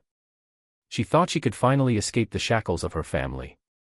Who knew that in the first semester she worked as a counselor, her family suddenly called to say her mother had died in a car accident and asked her to go back. When she returned, she realized she had been deceived, her mother hadn't died at all. The village was controlled by a cult. Upon returning home, her freedom was restricted. Just as they were about to brainwash her, she, being highly vigilant, snuck her phone back in the middle of one night and escaped. A group of people chased her to the edge of a cliff, and in her panic, she lost her footing and fell off. Who knew she would be lucky enough to be caught by tree branches? In that desperate situation, fortunately, her phone had satellite calling capabilities, and she reported it to the police. 2 days later, Du Qianwei was successfully rescued, and the cult's lair was destroyed. At the same time, Du Qianwei learned a shocking secret: she was not her parents' biological daughter. The parents she had known for years were actually the human traffickers who had abducted her. It was just that she was sickly at the time, and they were stuck with her for several years. Later, when their son was born, the couple simply raised her as a child bride for their son. The phone call tricking her into returning was actually just to get her to marry her so-called brother. It just so happened that they encountered the cult's brainwashing as well. Afterwards, because Du Qianwei made the news for destroying a cult, her background was exposed, and the Du family came to find her and recognize her as family. Less than a year after returning to the family, she was arranged to marry this idiot husband. Just as Yan Yun was reminiscing about her best friend's dramatic first half of her life, Du Qianwei glared at her and then began to speak slowly. Before, when he was an idiot, I didn't care at all. I just treated it as raising an ignorant little brother in my bedroom. However, now I can't stand it. All day long, he's talking about gods and ghosts in front of me. He even says I have a celestial fragrance body, and wants to practice dual cultivation with me, trying to crawl into my bed every single day. To hell with the celestial fragrance body. I just sprayed some perfume. You've been married for years, isn't it normal for him to want to crawl into your bed? Since he's recovered, you two could even have a child. Du Qianwei rolled her eyes at Yan Yun, speechless, and said with a headache. If I had always treated him like a man, maybe I would have given in. The problem is, I've always treated him like a foolish child. Now he suddenly jumps up and tells me that he's grown up and wants to sleep with me. How do you think that makes me feel? There was no foreplay, no time for me to reevaluate him or discover his good points. Although I don't have any expectations for love, if he wants to sleep with me, He at least needs to let me see his good points and develop some affection, right? And what happened? This guy spends all day telling me, you can't do this, you'll have bad luck, or, you can't do that, you'll face a bloody disaster. And then, this bastard's jinxing mouth is like it's been blessed, I actually started having bad luck. Yan Yun rubbed her forehead, feeling some sympathy for her best friend, and comforted her. Can't you two sit down and have a proper talk? Communicate your inner thoughts to him. When Yan Yun said this, Du Qianwei's anger flared up even more. Ha! Do you think I haven't tried to communicate? Guess what this guy said? What did he say? This guy said that whether we sleep together sooner or later, it's going to happen anyway, so he can sleep with me first and fall in love later. He told me not to be so conservative. So how did you handle it at night? Yan Yun suddenly thought of herself and Gu Chen. If Gu Chen was that impatient tonight, then she. Thinking of this, her pretty face couldn't help but heat up, flushing with an alluring crimson hue. However, Du Qianwei didn't notice Yan Yun's expression at all and said angrily. Of course I wouldn't let him get his way. As long as he dares to get into my bed, I'll spray him with anti-wolf spray. Then he still respects you quite a bit. Yan Yun said objectively. With her best friend's petite frame, if the men really wanted to use force, she didn't think her best friend would have any chance to resist. Bullshit. Stop speaking well of him. He hasn't been particularly forceful with me, but his subsequent actions are what I can't stand. This is also the direct reason why I came to you to talk about cooperation this time. Go on. Yan Yun took a sip of tea, waiting for Du Qianwei to continue. Chapter 39, Yan Yun's Double Standards. Du Qianwei took a sip of tea, adjusted her breathing to suppress the anger in her heart, and said. Seeing that he couldn't touch me, he started driving away the men around me. This jerk is always causing trouble for me, never resting for a moment. A while ago, just because I had a meal with the second young master of the Li family, he beat him and sent him to the hospital. It cost the Du family a project worth tens of billions. Now the Du family is using this project as an excuse to make me look down on myself at home, and my parents' situation is getting worse, which is why I had to come to you. After speaking, Du Qianwei gritted her teeth. These past few days, this jerk has gone stupid again, sometimes good, sometimes bad. Whenever he causes trouble, he pretends to be crazy and stupid. I have the urge to choke him to death. After listening to Du Qianwei's account, Yan Yun smiled faintly. You are husband and wife after all, and you should indeed keep some distance from those who pursue you. But that doesn't mean he can hit people, right? Du Qianwei pouted. Didn't you say he's sometimes good and sometimes bad? Maybe he didn't even know what he was doing when he hit someone. That's not it.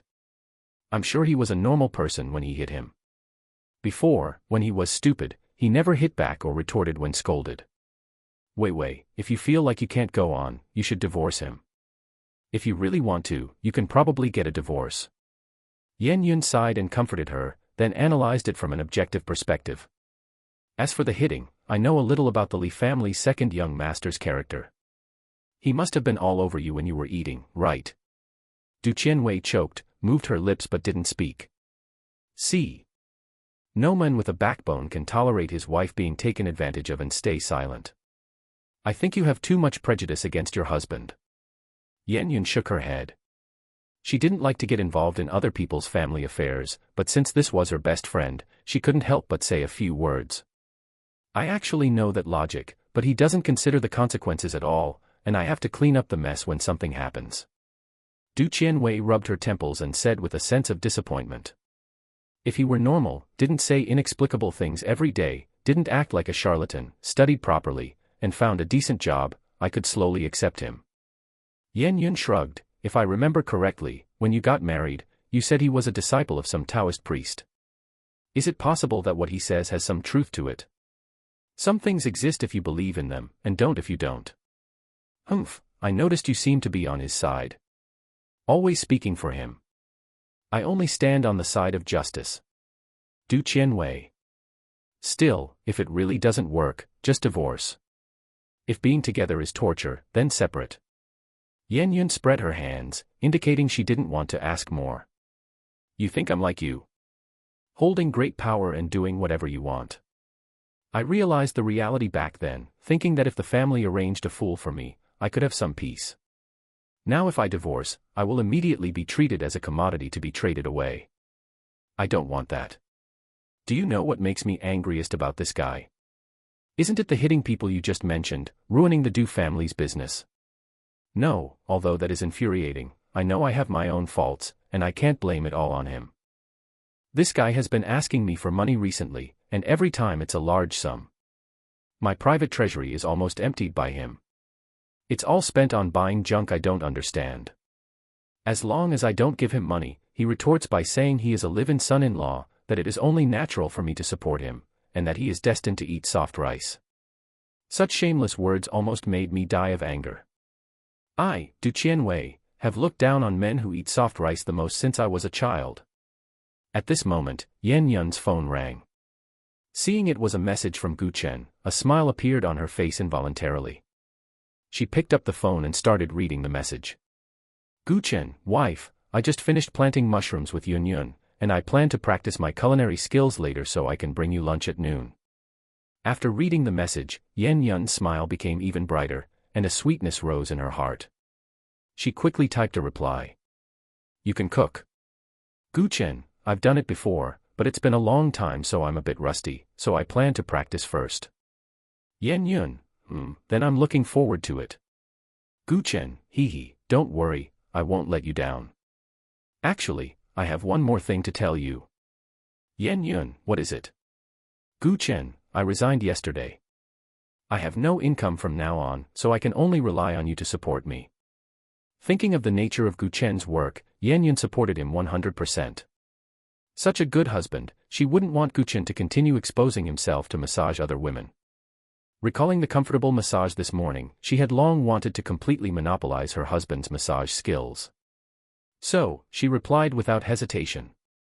I'm responsible for earning money to support the family. The other side replied in seconds. Hee, then I'm responsible for taking care of the kids and warming the bed. Seeing the words, warming the bed, Yan Yun couldn't help but feel her face burning. After chatting a bit more, Yan Yun put away her phone with a pleasant mood, and then looked up at Du Qianwei. Where were we? Continue. Du Qianwei just thought Yan Yun was chatting with her daughter, so she didn't think much and continued the topic, instantly furious. Just talked about men eating soft rice. I really didn't expect that guy to become so shameless, asking me to support him. Yun Yun, don't you think this kind of man who eats soft rice is useless and shameless? I remember we talked about this topic when we chatted before. You also look down on men who eat soft rice, right? Sigh, I really didn't expect to run into this kind of man. After speaking, Du Qianwei waited for her best friend to approve of her point of view so she could vent her emotions. However, Yan Yun shook her head. I think your husband is right. Since he is a live-in son-in-law, then your Gu family should support him. Instantly, the expression on Du Qianwei's face froze, her eyes widened, and she looked at Yan Yun in disbelief. It was as if she had never known this person before. No, Yun Yun, is something wrong with your head? You actually support the point of view of such a soft rice man. Didn't you just swear that you were on the side of justice? You think it's justice for this guy to shamelessly eat my soft rice? I don't think it's justice, but this time I choose to stand on the opposite side of justice. Yan Yun said faintly, then her lips curved. Forgot to tell you, I'm married. My husband doesn't like anything else, he just likes to eat soft rice. So, I am standing on my husband's side now. On this side, Gu Chen put away his phone. After chatting with Yan Yun, he was also feeling sweet. He definitely had to eat soft rice, but he couldn't just stay at home taking care of the kids and doing nothing. He had already made up his mind to practice his culinary skills and open a godly chef restaurant in a while. Returning to the villa, Yan Xie had already left in a sports car. Gu Chen didn't care about her, but asked Auntie Zhang to gather all the maids. He was going to do something big. Chapter 40, Let the maids test the waters first. Auntie Zhang was a bit puzzled, but she followed his instructions nonetheless. Soon, the maids in the villa gathered together.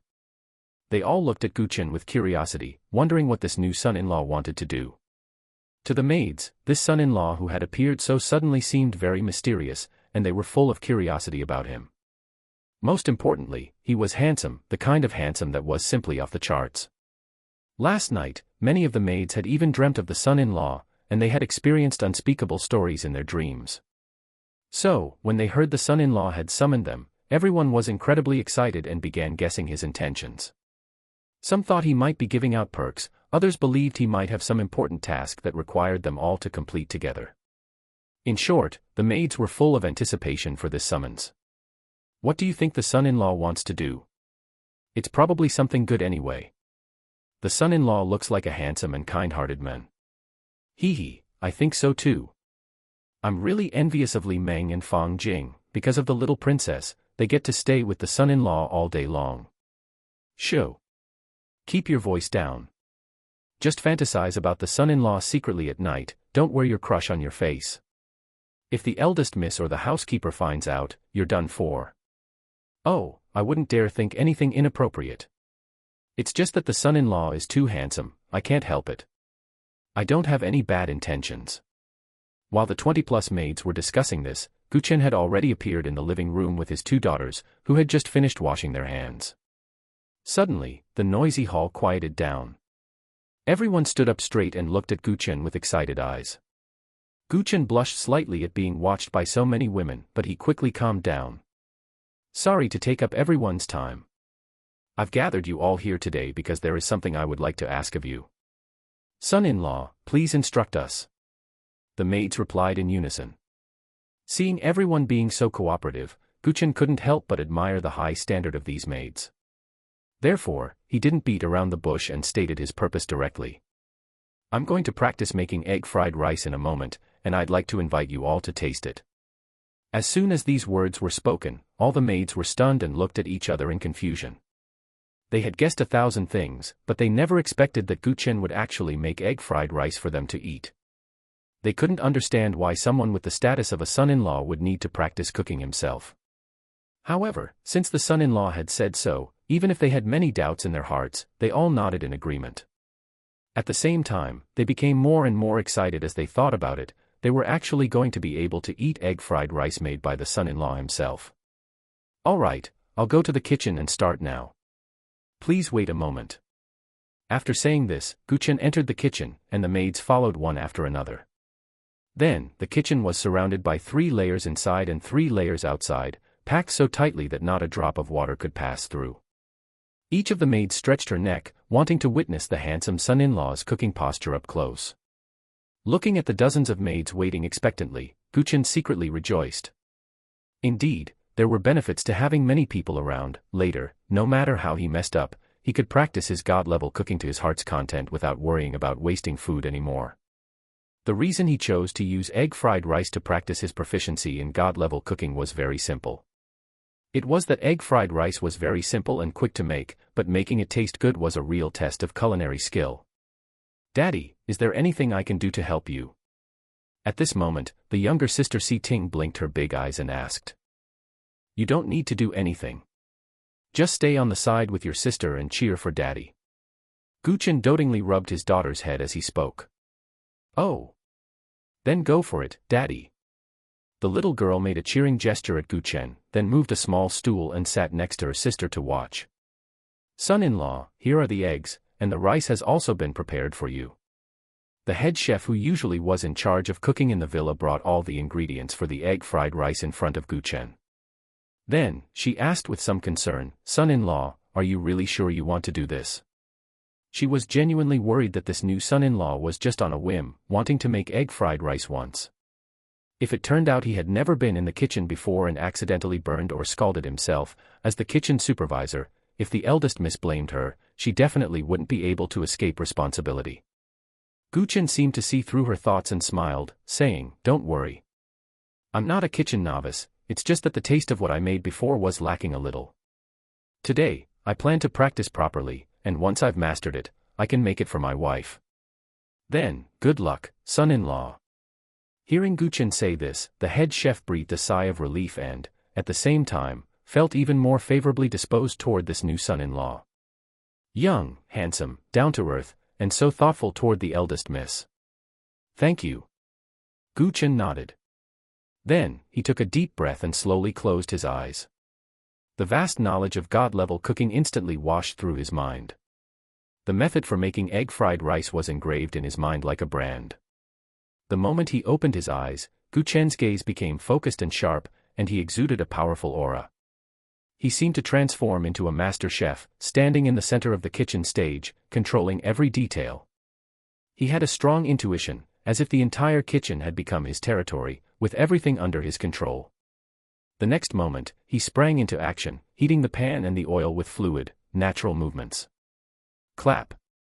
Accompanied by a crisp sound, he stylishly slapped the cutting board, and 2 eggs flew up in response. Immediately following that, a blur swept past, dazzling to the eyes. When the eggs landed again, the shells were already separated from the yolks and whites, precisely and without error. Such exquisite technique was almost impossible for an ordinary person to accomplish, but at this moment, Gu Chen, relying on his physical constitution of 36 points, plus the boost from God-level cooking, easily completed this high-difficulty maneuver. The eggs fell into the sizzling hot oil, instantly splashing up a spray of oil and releasing an enticing aroma. At this moment, the maids finally came to their senses. Everything that had just happened was too fast. They hadn't even clearly seen Gu Chen's specific movements, they just felt a figure flash before their eyes, and the eggs had already cracked and entered the pan. However, Gu Chen's handsome movements, like something out of a live-action movie, completely conquered the hearts of the maids. They couldn't help but let out bursts of screams, their eyes sparkling with admiration.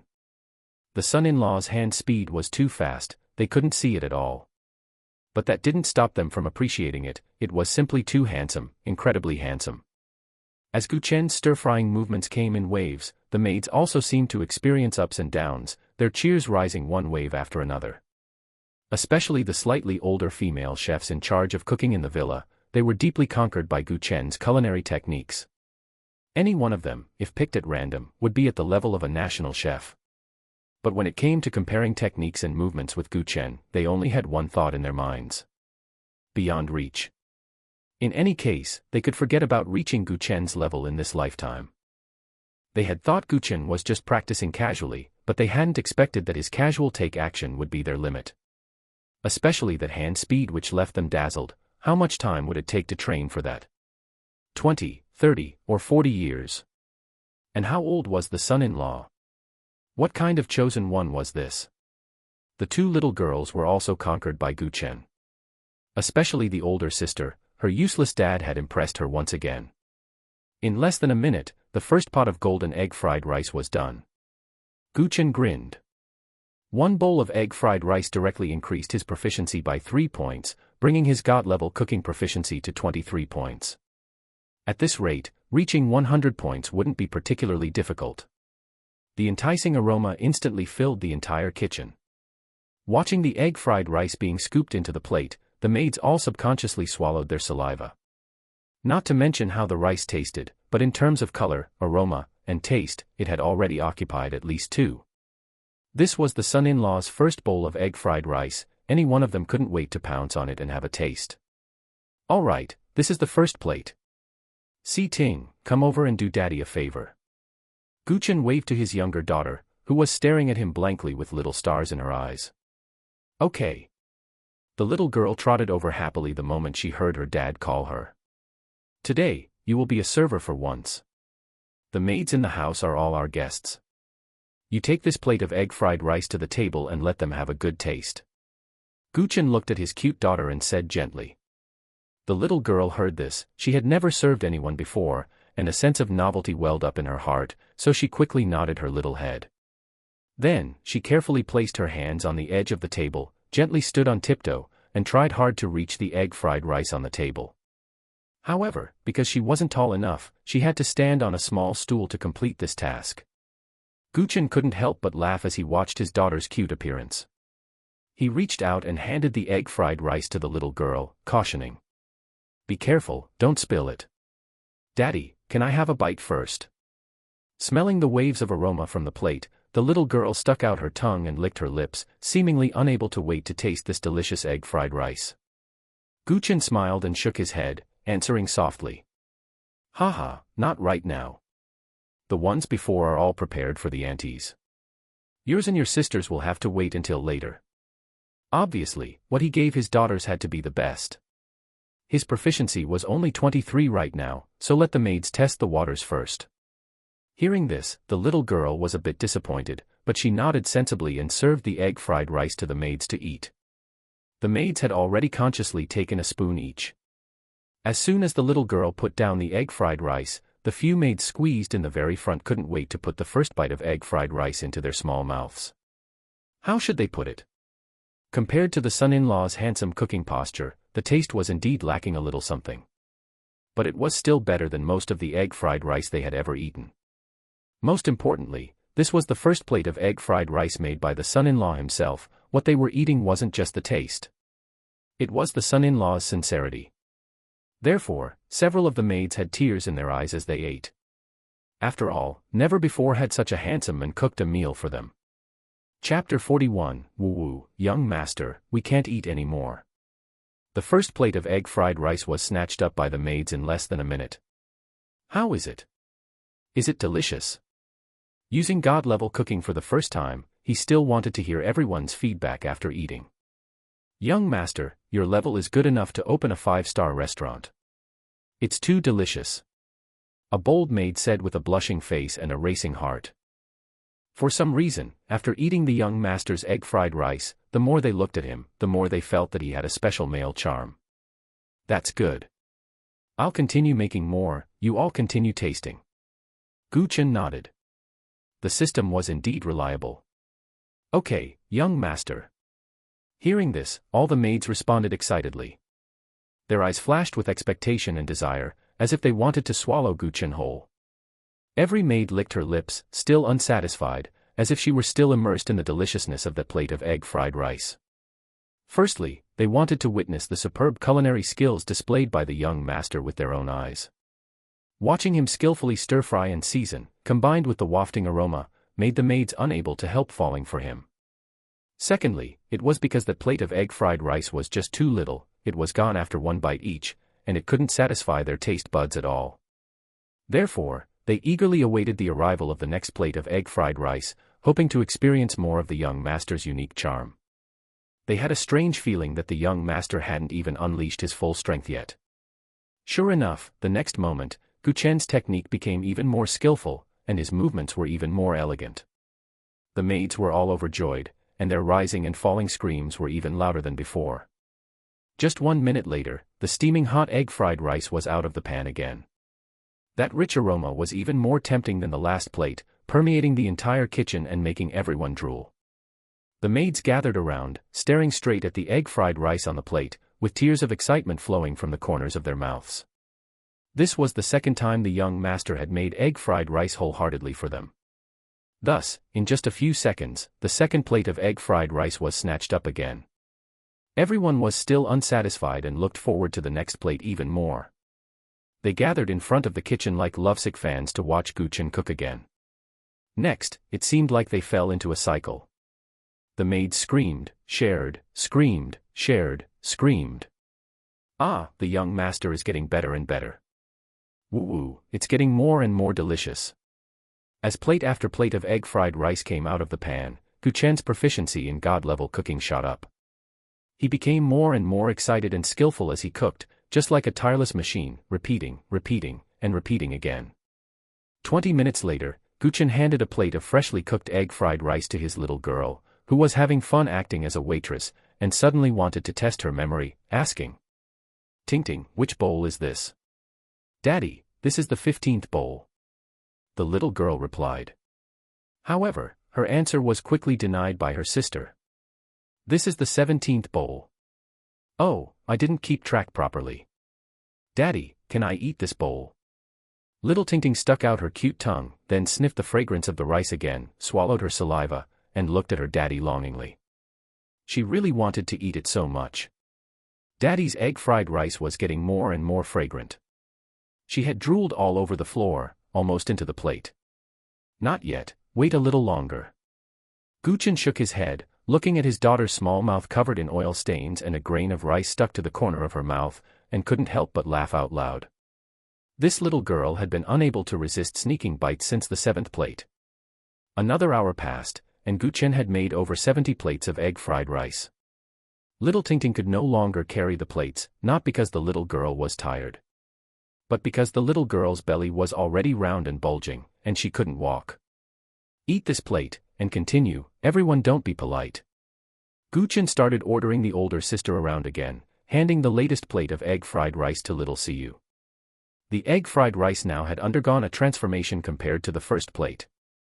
Even though little Siu had a firm will, smelling the pungent fragrance, she couldn't help but swallow her saliva. Little Siu placed the egg fried rice on the table, but the maids were no longer frantically snatching it like before. Hearing Chen's words, their hearts tightened, and they were on the verge of tears.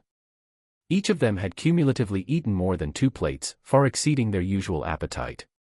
One by one, they lifelessly held their round, bulging bellies, begging for mercy with their small mouths. Woo-woo, young master, we can't eat any more. Damn it, although the young master's food was getting better and better, the young master's output was too fierce. As soon as the first bite entered their mouths, the next plate came up. He was like a perpetual motion machine, tireless, and they couldn't take it anymore. Their bellies were all bulging, they couldn't hold any more. Chen looked at the maids, all swaying with their bellies sticking out, and then looked at the plate of egg fried rice that no one was interested in, frowning helplessly. The combat effectiveness of this group of the maids was still not enough. They say a woman's stomach is a bottomless pit, and this is it. His proficiency had only reached 90 points, and the further he went, the harder it was to increase the points. Yen, if you want to eat this plate, go ahead. Chen said, looking at his eldest daughter's drooling expression. He could be certain that the current taste had already surpassed many top chefs. Seeing that his eldest daughter had started eating, Chen said to Auntie Zhang. Auntie Zhang, do me another favor, call the bodyguard and workers in the villa over here. Since women couldn't do it, then let's switch to men. Okay, young master. Auntie Zhang agreed immediately, then walked step by step, supporting her big belly, to call people. As she walked, she couldn't help but laugh herself. She hadn't expected that at her age, she would have a day where she would walk while supporting a big belly. There was no other way, that egg fried rice was too tempting. At first, she could endure it, but later it became more and more fragrant, and she couldn't bear it anymore. She accidentally ate until she was stuffed. Before long, the bodyguard and workers arrived. Chen continued, and another hour passed. The men's bellies were also all stuffed big by the egg fried rice. Fortunately, the proficiency of God-level cooking was finally maxed out by him. Alright, thank you all for your great help today. Auntie Zhang, give everyone a red envelope of 100 later, and put it on my tab. Chen was overjoyed and thanked everyone. He was not a scumbag, he wouldn't make other people's bellies big and then not take responsibility. So this 100 yuan was compensation for this group of people. Young master, you don't need to worry about the red envelopes. I will handle it well. I already have a reward fund here. Alright then, let's all disperse, go back and have a good rest. After speaking, Chen started cleaning up the kitchen. Young master, you don't need to wash the bowls and plates, leave them for us to do later. Several female cooks were seen sticking out their round bellies, slowly walking to Chen, with pious smiles on their faces, saying to Chen, Young master, can we admire your hands properly? Chen's mouth curled up slightly, revealing a confident smile, and he nodded without hesitation, answering. Of course, no problem. After speaking, he slowly stretched out his hands and generously showed them to the few female cooks. Ah! When the few female cooks saw Chen's hands, their eyes went straight instantly, and their gazes were filled with desire and appreciation. Their small mouths couldn't help but let out pleasant sounds. They seemed to have seen a rare treasure, with strange lights flashing in their eyes. It was this pair of distinct-knuckled, slender, and powerful hands before them that made each of their bellies become so round. These were simply the left and right hands of a god. Others could control the kitchen with just one hand, but the young master was a man who possessed 2 such godlike hands. This man was simply too divine. Chen looked at the obsessive gazes of the female cooks, and for some reason, an inexplicable emotion rose in his heart. This emotion was called vanity, which was brought to him by god-level cooking. All he could say was, it felt so good. Chapter 42, This woman is a husband slave. CEO office. Hearing Yan Yun's earth-shattering remark, Du Qianwei was stunned for a long time before she spoke in surprise. Wait, Yun Yun, when did you get married? Yesterday. Who is it? My child's father. Your child's father. Du Qianwei covered her small mouth in surprise again. Back then, when we asked who got you pregnant, you wouldn't say a word. I even thought that men who let you down had reincarnated. Now you tell me you married the men who got you pregnant. 6 years, 6 whole years. Why didn't you get married 6 years ago? Why drag it out until now? Yun Yun, if you're being coerced, just blink.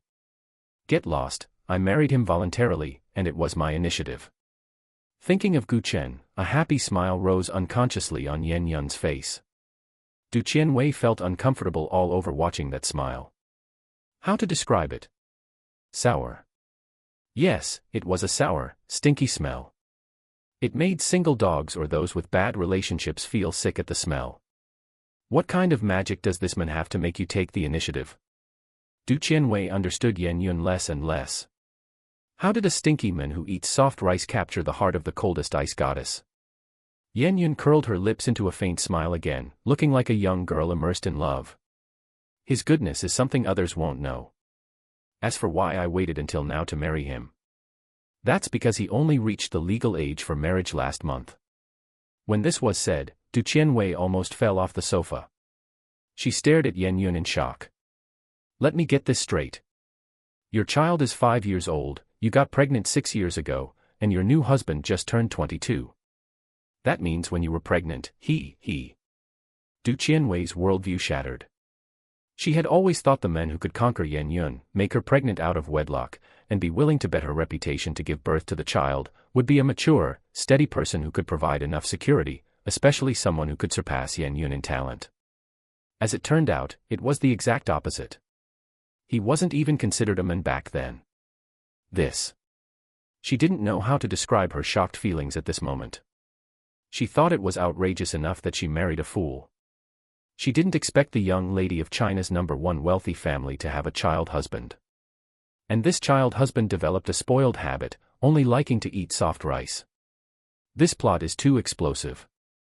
Yun Yun, having known you for so many years, I really didn't see that you were into this. No wonder you couldn't look at any of those men who pursued you, no matter how outstanding they were. Damn, it turns out we weren't even on the same track. Du Qianwei rubbed her temples with both hands, trying hard to digest this explosive news, then couldn't help but complain. You're even more impressive than Xue. When Xue was with her husband was at least an adult. You can't understand. In short, from now on, you are not allowed to insult or belittle my husband, not even in your thoughts. Yan Yun ignored Du Qianwei's intense reaction and emphasized earnestly. Du Qianwei. She had a feeling she was being threatened like never before. Fine, I'm speechless. When do you plan to bring him out to meet us sisters? Wait until Xue returns. We'll all get together then. You should bring your husband along too. I'm also curious about how your husband has changed. After Yan Yun finished speaking, she looked at Du Qianwei earnestly and smiled. I'm married, shouldn't you give a gift? Du Qianwei. I gave you a gift when you got married. You wouldn't renege on me now that I'm married, would you? Du Qianwei instantly looked resigned. Fine, I'll give. What do you want? Yan Yun smiled, her lips curling as she made a huge demand. A villa in Qingshan City with a garden, fully furnished, move-in ready. Wait, Yun Yun, are you trying to fleece me to death? Du Qianwei's mouth twitched, and she said with heartache. Although housing prices in Qingshan City aren't high, a detached villa with a garden and full renovation would cost nearly 10 million. Do you think I'm as rich as Xue? Besides, what do you want with a villa in a small county? I only ask because you can afford it. Your Du family is in real estate. You don't have much else, but you have plenty of properties. Yan Yun looked as if she had Du Qianwei figured out, then turned into a filial daughter-in-law in a second. I want this, of course, to give to my father-in-law and mother-in-law. Du Qianwei was speechless. After a few seconds, she said. Fine, I see. Your husband's whole family is destined to eat soft rice. When she said this, Yan Yun immediately became unhappy. It is only right and proper for me to show filial piety to my parents-in-law. As for supporting my husband, I am willing, I am happy. A woman like you who doesn't have a husband to dote on her simply doesn't know the joy of supporting a husband. After speaking, Yan Yun cupped her cheeks with both hands, like a romantic girl in love, immersed in her own world. Du Qianwei had black lines on her face. She realized the woman in front of her was a complete husband-slave. Hopeless. Fine, I'll give the gift. I'll handle the paperwork for you as soon as possible. Just as Yan Yun said, their Du family didn't have much else, but they had plenty of properties. There was also a villa area developed by their family in Qingshan City. This time, she signed a project worth over 10 billion for the Du family through Yan Yun. Going back and asking the Du family to give a villa was just a matter of a few words. Yan Yun nodded. Just as she was about to speak, Chen sent her another message. She clicked to open it. It was a picture of egg fried rice. The golden egg fried rice was emitting waves of heat. Just looking at the photo made one's appetite soar. After looking at the photo, Yan Yun replied. Did you fry this? Chen replied in a second. Yeah, just out of the pan. The most perfect plate of egg fried rice made today, dedicated to my wife who is working hard to earn money. Seeing this reply, Yan Yun immediately covered her mouth and laughed. Her whole heart felt like it was soaked in a honey pot, sweet. She tapped the screen with a light rhythm to reply. But I can only look, not eat. What should I do? On the other side, Chen didn't answer directly, but sent a few photos of their daughters instead. One was of the older sister, Siyu, wolfing down her food. The other was of the younger sister, Si Ting, holding her bulging little belly while lying on the sofa, her mouth covered in grease. Yan Yun couldn't help but laugh out loud when she saw it. Then, the next second, she saw Chen say, Wife, either I send it to you now, or I'll make it for you tonight. Don't worry, today I'll be responsible for filling your belly. Looking at Chen's teasing words, Yan Yun naturally recalled the scene of Chen forcefully kissing her this morning and that fleeting glimpse. If Du Qianwei hadn't been staring at her at this moment, she would have already shown an incredibly shy expression. She could only reply hurriedly. Make it for me when I get back tonight. I have to accompany an important client for lunch. Okay. Putting away her phone, Yan Yun looked at Du Qianwei. My husband's message. Du Qianwei rolled her eyes speechlessly. The sour, stinky smell of love was almost pickling her like old fermented vegetables. Okay. Seeing this woman in love, she got goosebumps all over. So annoying. Why don't I have one? Chapter 43, Finding a Bodyguard for Her Husband. Let's stop talking about your husband. If you keep going, your eyes are going to start melting with longing. Du Qianwei had no desire to be a third wheel to their romance anymore, even though Yan Yun hadn't actually done anything that truly counted as a public display of affection.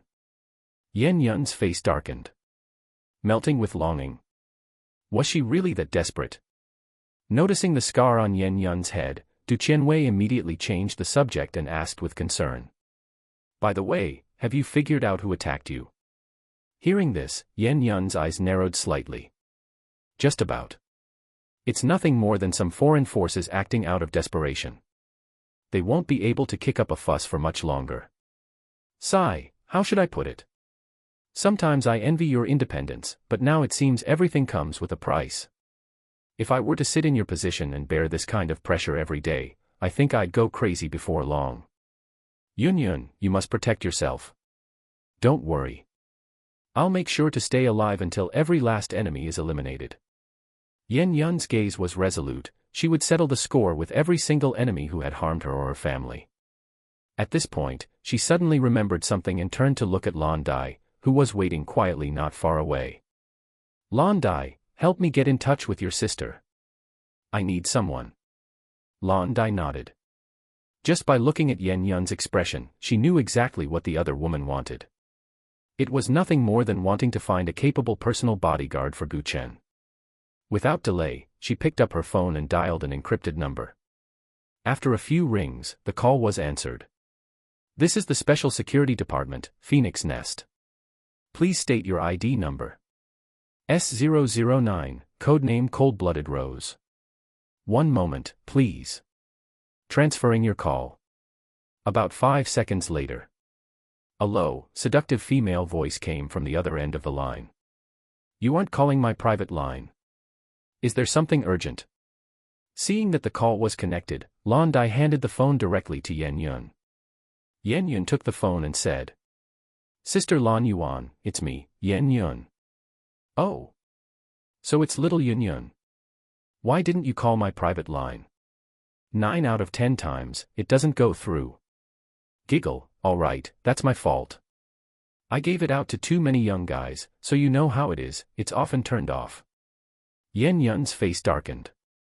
Not wanting to beat around the bush, she went straight to the point. I need an S-class special bodyguard. Isn't my sister already with you? What, do you want to have one on each arm? Yen Yun's mouth twitched. It's for my husband.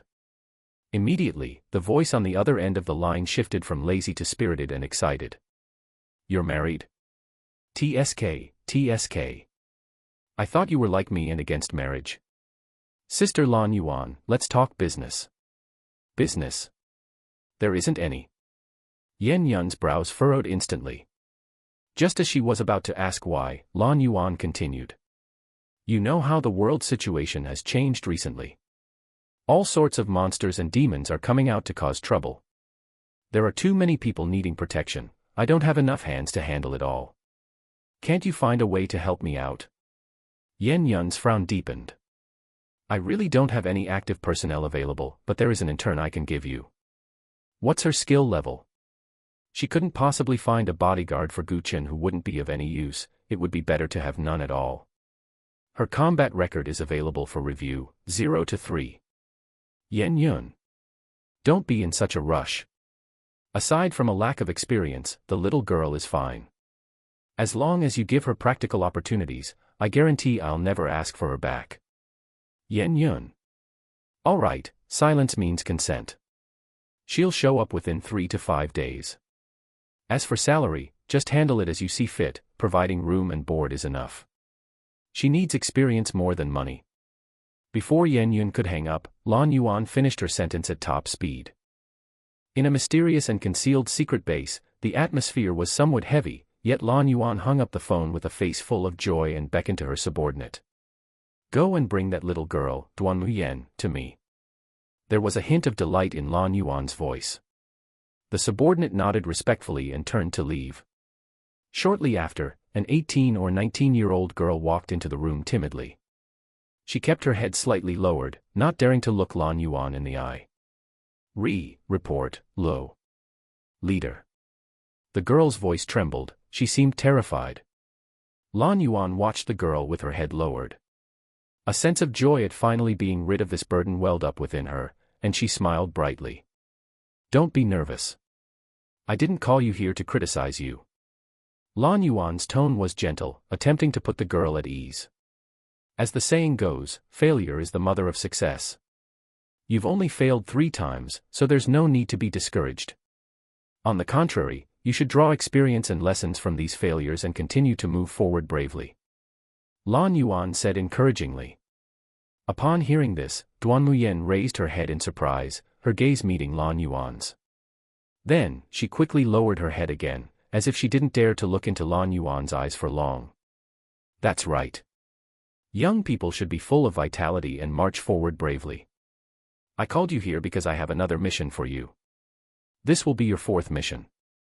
I hope you do a good job. Even if the person you're protecting unfortunately dies, you must catch or execute the killer. Do you understand?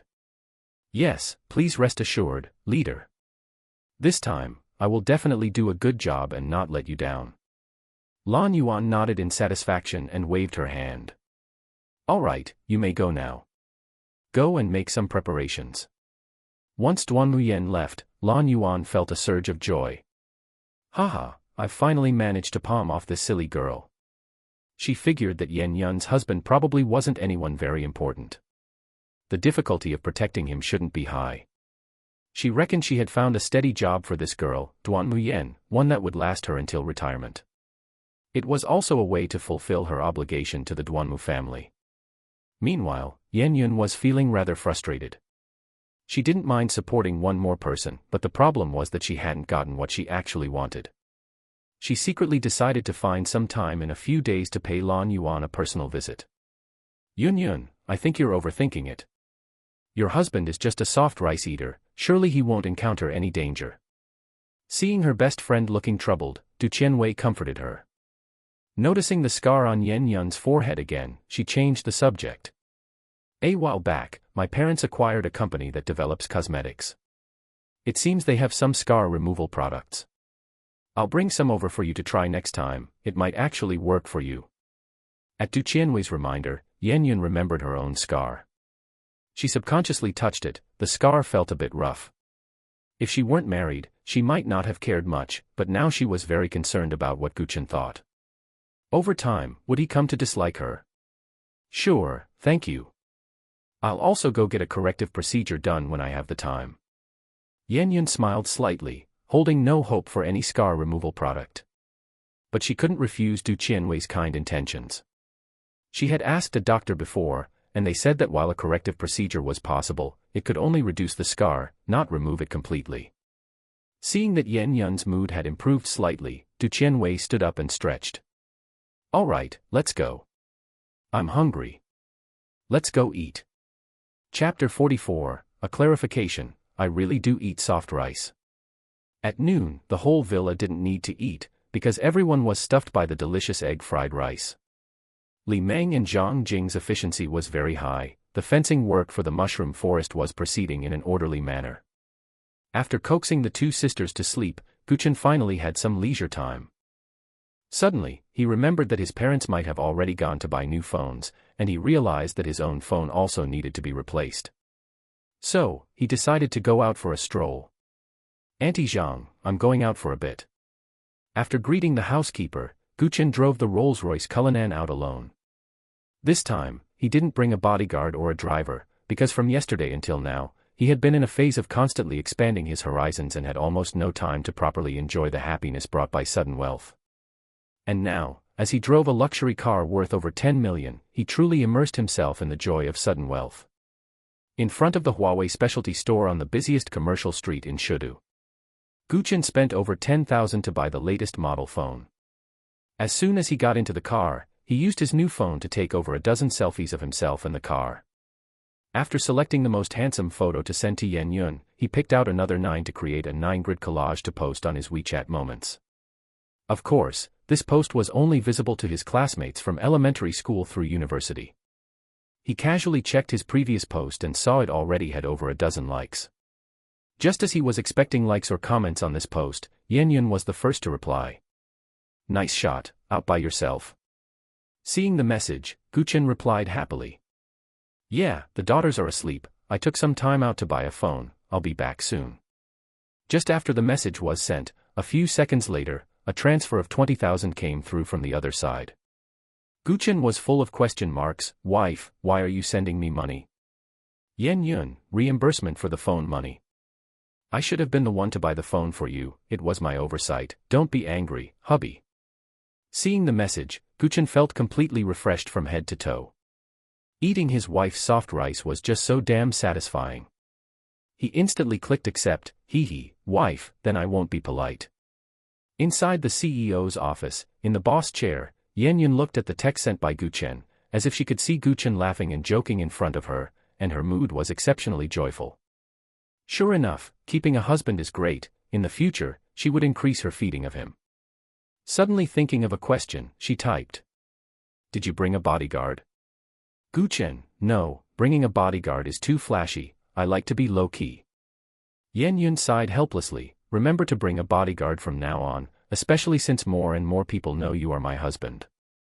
Seeing Yan Yun say this, Chen roughly understood what she meant, and his heart warmed. Dear wife, I know, don't worry, actually I still have some self-defense ability. The two chatted a few more sentences, and Chen stopped disturbing Yan Yun's work. When he exited the chat box, his post already had over a dozen likes and comments. Glancing briefly at the shocked and envious comments from his classmates, the corners of Chen's mouth curled up slightly, and he hugged his phone and giggled. His face was overflowing with happiness and satisfaction, as if all the joy was gathered in this moment.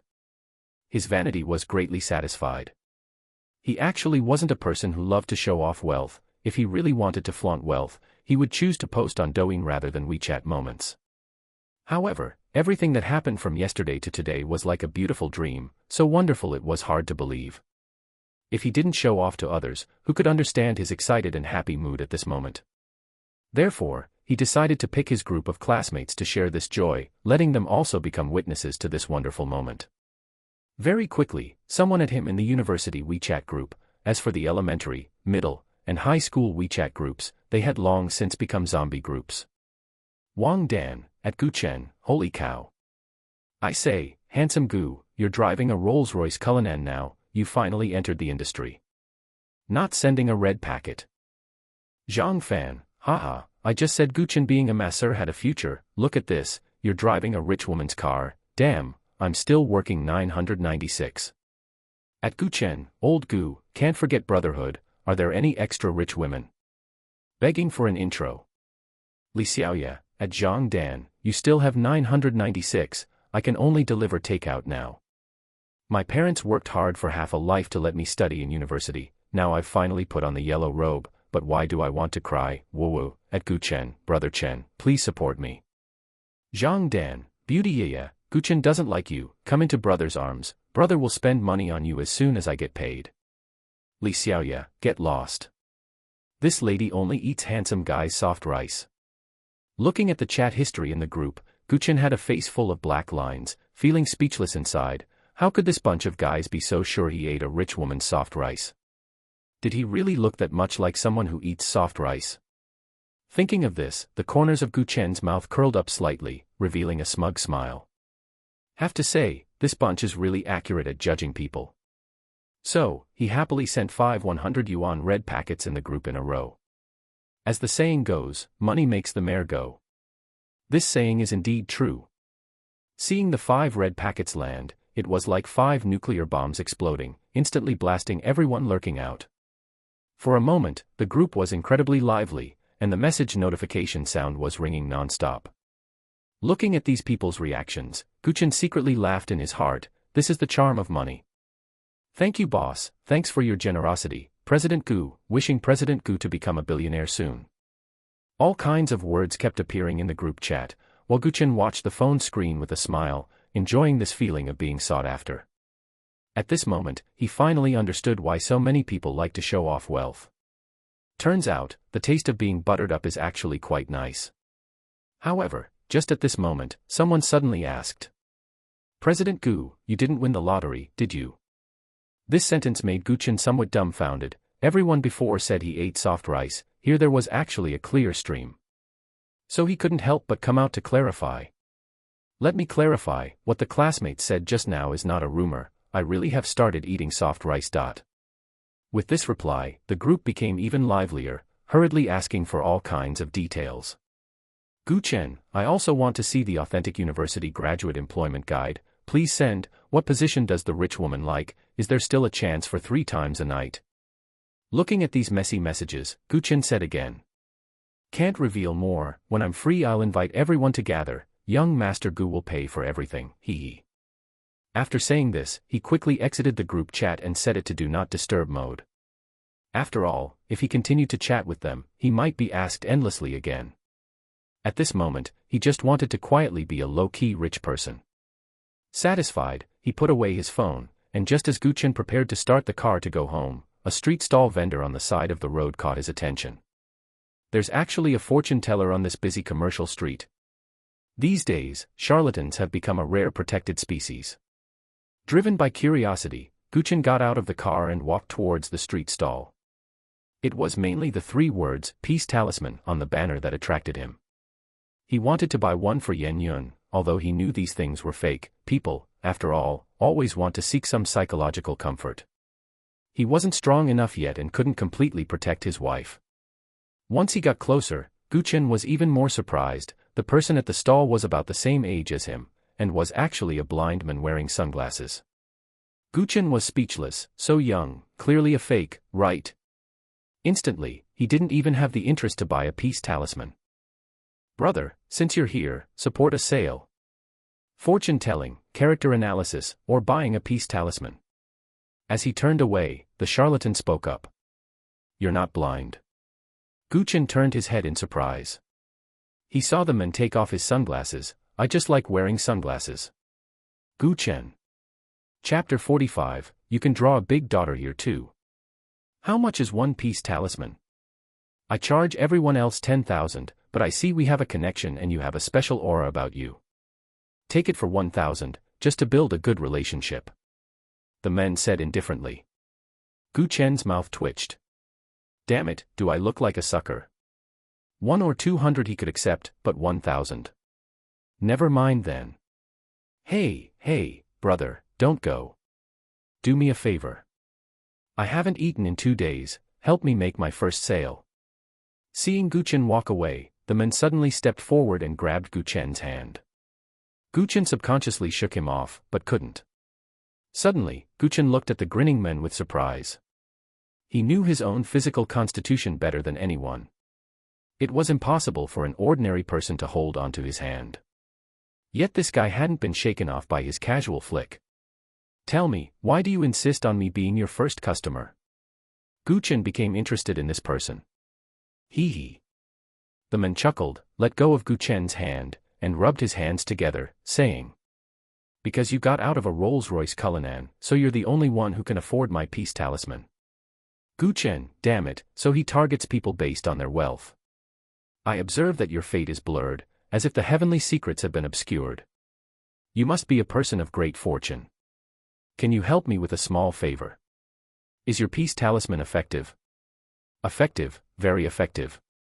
I followed my master to practice Taoist arts at 3, started drawing talismans at 5, and haven't had a single bad review to this day. Gu Chen's heart stirred. Could this guy really see something? With the system, his fate must have been changed, so the obscured heavenly secrets and great fortune made sense. He subconsciously began to look the man over, especially his clothes, and was surprised again. I see you aren't an ordinary person either. Why are you setting up a street stall? Your clothes aren't any worse than mine. Alas, my fate is full of twists and turns. I was born to rely on soft rice, but recently I had a small disagreement with my wife and got kicked out. So, I have to temporarily sell my skills on the street and fend for myself. Hearing that this guy also liked to eat soft rice, Gu Chen instantly felt like he had found his people, and his heart softened as he said, fine, I'll trust you once. Give me one piece talisman. Hee, thanks, brother. Don't worry, it will definitely be worth the price. Money changed hands. Holding the peace talisman bought for 1,000 big bucks, Gu Chen instantly had a feeling that it might be useful at a critical moment, until he heard the men behind him hitting on another woman. Beauty, please stay. Support my business. I observe that your fate is blurred, as if the heavenly secrets have been obscured. You must be a person of great fortune. Getting into the car and watching the charlatan successfully swindle another female victim, Gu Chen silently took out his phone and dialed a number. Hello, is this the city management? I want to report someone illegally setting up a street stall on the commercial street. CEO's office.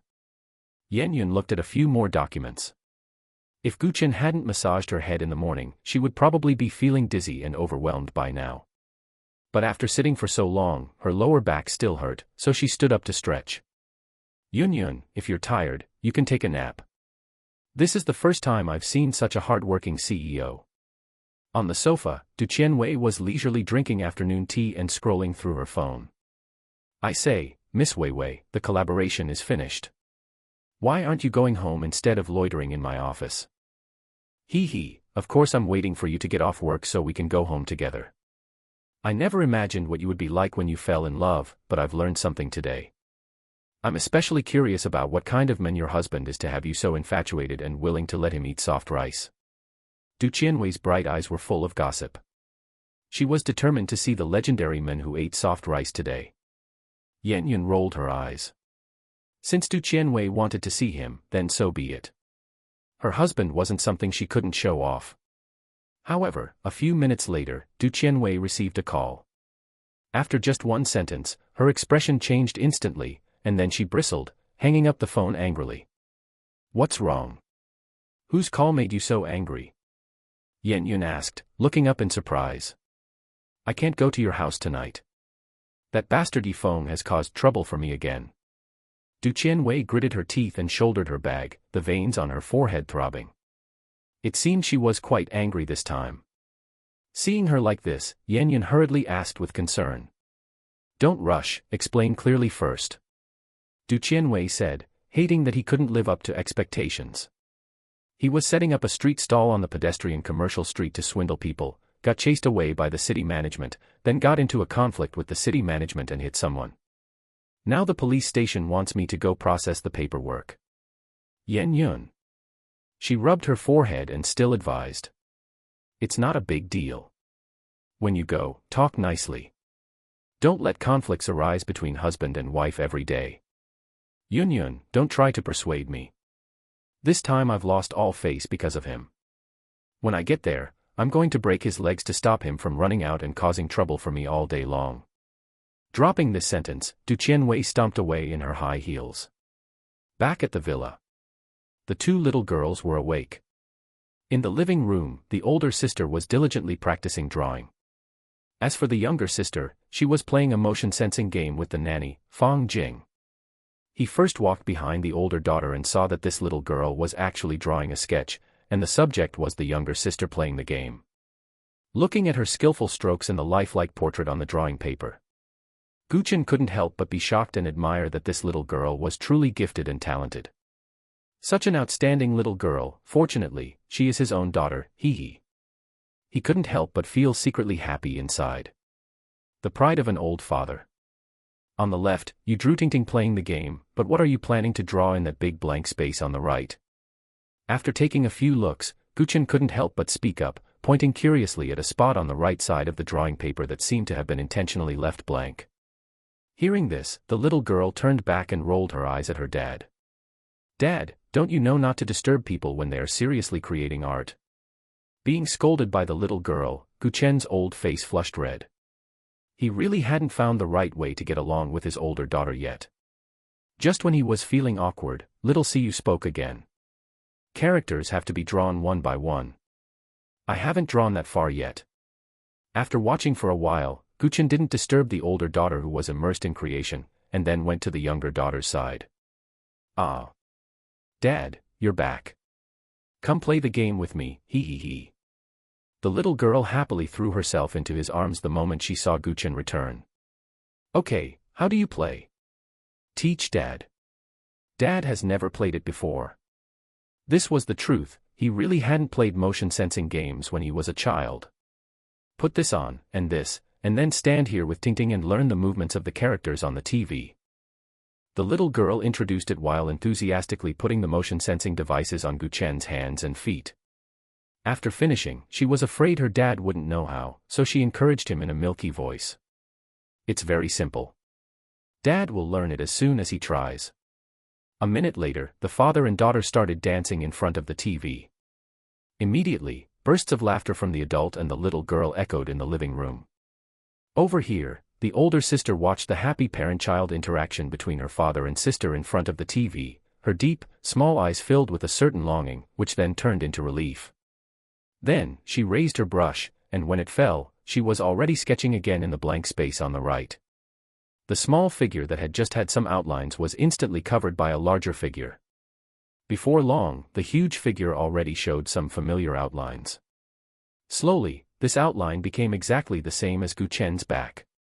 This drawing is really good, you've drawn Dad and your sister so vividly. Don't know how much time passed, but a familiar gentle voice suddenly sounded in little Siyu's ear. Yan Yun knelt behind her daughter, her fair, slender fingers pointing to another blank space on the drawing paper. But Mom still thinks it's not perfect. Dad has 2 daughters, so you can draw a big daughter here too. After saying this, Yan Yun gently kissed the little girl's forehead. Watching her husband and younger daughter having so much fun in the living room, she didn't disturb the father and daughter, but quietly went upstairs to change her clothes.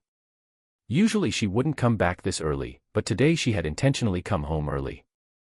No way around it, she missed her husband and daughter too much. When Yan Yun came downstairs again, Gu Chen finally realized his wife was back. Yan Yun was now wearing a light blue loungewear, losing much of her cold, aloof aura, but gaining a bit more gentleness and softness. At this moment, she was smiling at Chen, the corners of her mouth slightly raised, revealing a sweet smile.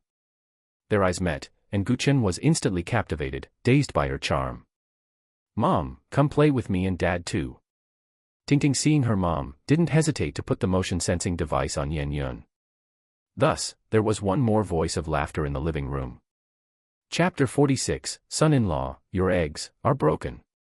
Just as they were having fun, Chen's phone rang. "Grandpa and Grandma are calling, see Ting, come answer the phone." Seeing the caller ID, Chen handed the phone directly to the little girl. Hearing that it was Grandpa and Grandma, the little girl immediately stopped her game, hugged the phone, and sat to the side to take the call.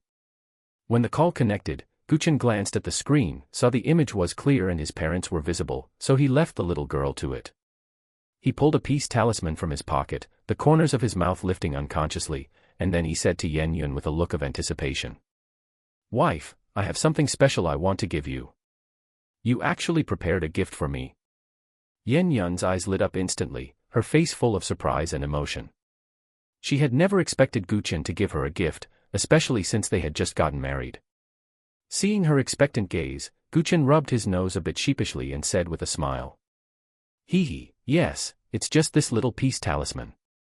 But don't underestimate it, I requested this from a master who has been practicing drawing talismans since he was 3 years old. This should be his final work, so you must remember to carry it with you every day." As he spoke, he gently placed the triangular peace talisman into Yun's palm. Yun stared quietly at the peace talisman in her palm, feeling its warmth and weight, an indescribable emotion welling up in her heart. She knew that this peace talisman was not just a gift, but a reflection of Chen's care and blessings for her.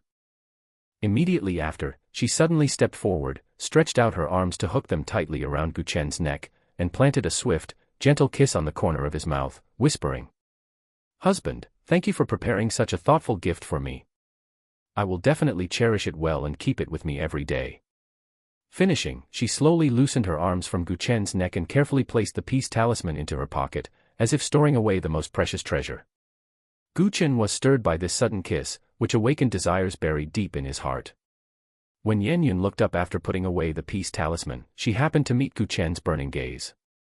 The atmosphere suddenly became ambiguous. But this touch of ambiguity was quickly broken by a rumbling sound from Yun's stomach. Chen couldn't help but laugh out loud, his eyes revealing a hint of doting affection, while his desire vanished along with it. Yun blushed, hurriedly covering her stomach with her hand, trying to hide this embarrassing moment.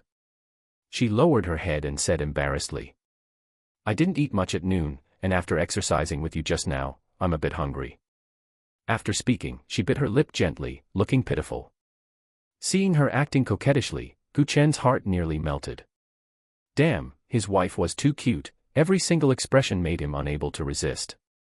He immediately said, "Wife, I'll go make you some egg fried rice right now and let you taste my cooking." "Okay, I'm really looking forward to my husband's egg fried rice." With that, he turned and headed toward the kitchen. Long before Yun returned, he had already informed the kitchen that he would be responsible for Yun's dinner. In the kitchen, seeing Chen enter again, the maids set aside their work and gathered around him. "Son-in-law, are you going to cook for the eldest miss?" "Yes, is it convenient now?" "Convenient, convenient. Whenever you need us, it's always convenient." The maids nodded repeatedly, excited. They would get to witness the son-in-law's cooking style up close again, and the maids were overjoyed. "All right, please help me prepare 2 eggs and some vegetables," Chen instructed. He planned to make a plate of egg fried rice for Yun, plus a bowl of vegetable soup. "Okay, son-in-law, please wait a moment." The maids responded and went to prepare the materials. But within seconds, a maid's voice came over. "Son-in-law, oh no, we're out of eggs." Chen frowned upon hearing this. Without eggs, he couldn't make egg fried rice. However, he didn't mind, his god-level cooking was already mastered, and now any dish he made would be at the peak of world-class standards. Just as he was about to switch dishes, the maid said again, "There should be freshly laid eggs in the chicken coop, I'll go get some right now." "You keep chickens at the villa?" Chen was surprised. The maid nodded with a smile. "Son-in-law, the vegetables, chickens, ducks, and fish eaten in the villa are all grown and raised right here. Chen suddenly understood, this was what they called organic produce. It made sense, no matter how expensive store-bought vegetables are, they aren't as reassuring as those you grow yourself. Daddy, are you starting to make egg fried rice? Si-ting wants to eat some too. Just as they were talking, Yan walked into the kitchen holding the little princess, Si-ting. Yes, but we're out of eggs, so we have to wait a bit. Yay. I know where there are eggs, I'll go get them for Daddy right now. Upon hearing there were no eggs, the little girl's eyes lit up instantly. Daddy's egg fried rice was too delicious, and she wanted to eat more. Lack of eggs was just a small problem, she knew exactly where the eggs were produced. So, the little girl turned around without hesitation and ran off, swinging her short legs. Seeing her run out, one of the maids followed. After all, the chicken coop was messy, and there were a few red roosters that would peck people. She had to go protect the little princess. After the little girl left, Chen looked at Yan suspiciously and asked, "Wasn't she on the phone with Grandpa and Grandma? How did it end so quickly?" She said Grandpa and Grandma had an urgent matter and went out, but she added their WeChat on her watch, so she can contact them anytime from now on. Yan explained. Chen felt a tightness in his heart, worrying if something had happened to his older sister. His older sister had been out of contact for a day. Seeing Chen's expression, Yan smiled and handed him the phone. "Don't worry, I used your phone to ask Mom and Dad. Look, they just replied, saying that old Mr. Zhang in the village passed away suddenly, and they went over to help." She had originally planned to greet his parents while their daughter was chatting with her grandmother, but things happened suddenly, and she was helpless. Chen took the phone and finally breathed a sigh of relief. As long as it wasn't his older sister in trouble, everything was fine. Thinking of his older sister, he got a headache. If he had known, he wouldn't have given her so much money. Now she had run off with the money and gone into hiding. It looked like she wouldn't plan on coming home until she spent all 500,000. What's wrong? Seeing him in deep thought, Yan suddenly asked. Chen's heart tightened, and he shook his head evasively. "Nothing, it's just a pity about old Mr. Zhang. I couldn't see him one last time." He could only keep the matter of his older sister to himself. It was impossible to tell Yan. If he told her, Yan and his older sister probably wouldn't be able to get along well in the future. "Were you very close?" "Old Mr. Zhang held me when I was a child." Hearing this, Yan frowned. "If you're sad, you can rush back overnight to attend the funeral." Instantly, Chen looked awkward. Forget it, I'm a newlywed, it's inauspicious to go back." He wasn't sad at all, it was just an old man from his village. Over there, under the dual protection of the maids and a female cook, Si-ting finally safely picked up 2 eggs. Once she picked up the eggs, she ran back without stopping. Huff, puff. Running continuously, the little girl, who usually lacked exercise, found her stamina failing. But thinking of Daddy still waiting for her to bring the eggs back, she gritted her teeth and persisted. Huff, puff. "Little princess, if you really can't do it, please run slower." Seeing the little girl almost unable to catch her breath, Fong Jing on the side advised worriedly. "No, Daddy is still waiting for me." However, the little girl shook her head and continued running forward on her short legs. When she ran to the entrance of the main hall, she was so tired she couldn't even stand up straight, having to lean against the wall to pant heavily. Now, she finally had to stop and rest to adjust her breathing. The maid watching the little princess running so hard felt moved. Yan Sighting was someone she had raised from a young age. She knew her character perfectly well. She always gave up halfway through things, and could be called lazy and lacking perseverance. But now, the usually lazy and unpersevering little princess was working so hard and persisting in doing something. This was the first time. The arrival of the son-in-law really had caused earth-shaking changes in the little princess. Seeing that the little girl really couldn't walk anymore, the maid intended to go up and support her. But just then, the little girl, who had taken a few breaths, seemed to have regained some strength and energy. She stood up shakily and ran toward the kitchen again. Watching that stumbling yet stubborn little back, the maid Fong Jing's eyes moistened, completely moved by this deep father-daughter affection. So, with teary eyes, she ran to the kitchen first and shouted excitedly to the kitchen. "Son-in-law, the little princess has brought your eggs." However, before she finished speaking, the little girl tripped behind her. With a splat, the broken egg yolk landed at the maid's feet. The maid slowly looked down, her expression stiff, as if her own heart had shattered along with them. She was just one step away. She really felt sorry for the little princess. She had worked so hard to do one thing.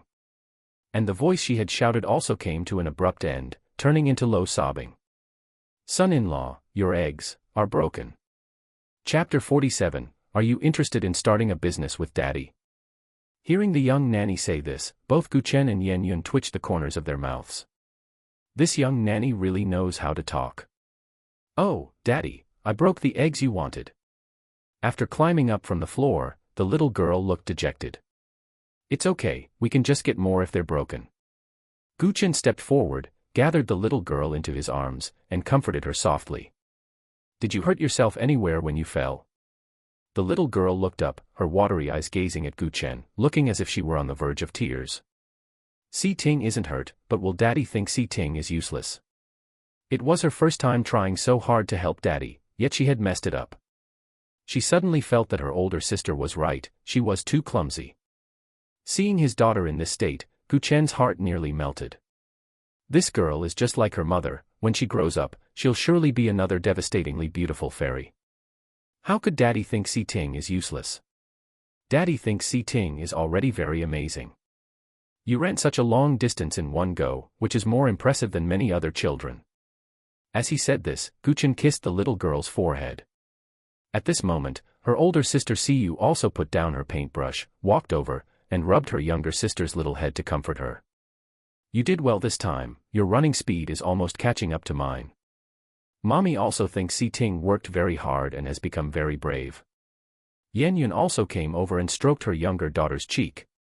In the past, if she had fallen like this girl would have already been crying loudly, but this time she was truly braver. Under the successive comfort from her daddy, mommy, and sister, the little girl forced herself to hold back the tears that were about to fall. Before long, the little girl was back to full health. 2 minutes later, the female chef returned carrying a basket of eggs. Wow! Is the son-in-law making egg fried rice again? Yeah, what was in my stomach has already been digested. That taste is truly unforgettable, I want to eat it again. Don't even think about it this time.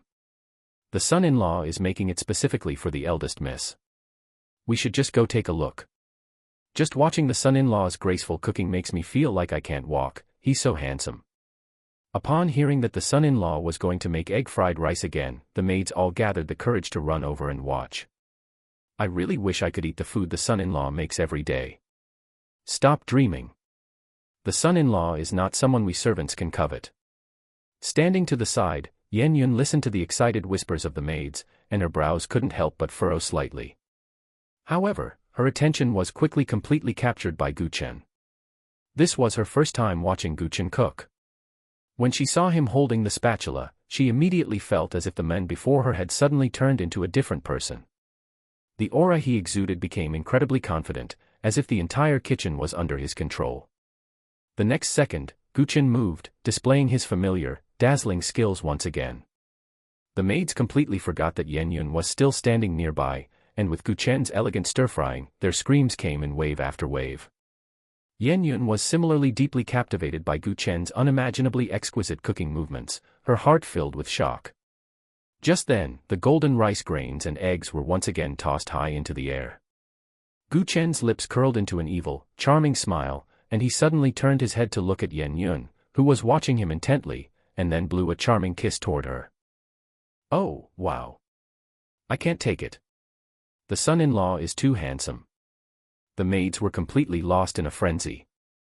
Each of them seemed to have had their souls stolen away, their screams rose and fell, their bodies went limp, and a few even nearly fainted on the spot. As for Yun, she was left dizzy and spellbound by this sudden flying kiss from Chen.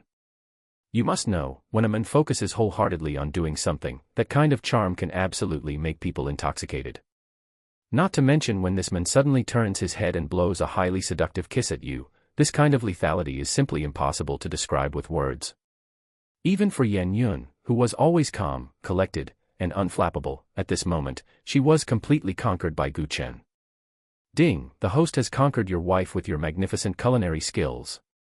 Reward, daily check-in plus 100 points. Chen was delighted, there was actually such a good thing. An increase of 100 points in the daily check-in was absolutely a huge benefit. Casting aside distracting thoughts, a plate of egg-fried rice made specifically for his wife was ready. Next, he stir-fried another large pot and divided it into 4 portions. They were for himself, his 2 daughters, and Lan Dai, respectively. Finally, he made a vegetable soup. All right, we can set the table and eat. Chen untied his apron and came out of the kitchen carrying 2 plates of egg-fried rice. The remaining portions were brought out by the female chefs. Dozens of the maids were all watching Chen's every move with lingering, dreamy gazes. Even though the meal was finished, they still didn't disperse immediately. Yan Yun had regained her composure when Chen brought the food to the table, and her lips were brimming with a happy smile. Her own husband had once again made her look at him with new eyes. She discovered that the longer she spent with Chen, the more virtues this man had. This man was like an endless abyss, constantly attracting her to keep drawing closer until she couldn't extricate herself. However, the maids who were gathered and wouldn't disperse caught Yan Yun's attention. Seeing these maids, whether young or old, their gazes toward her husband were all lingering and dreamy. A strong sense of dissatisfaction and jealousy suddenly welled up in her heart, her face darkened, and she said coldly, "Do you all have nothing to do?"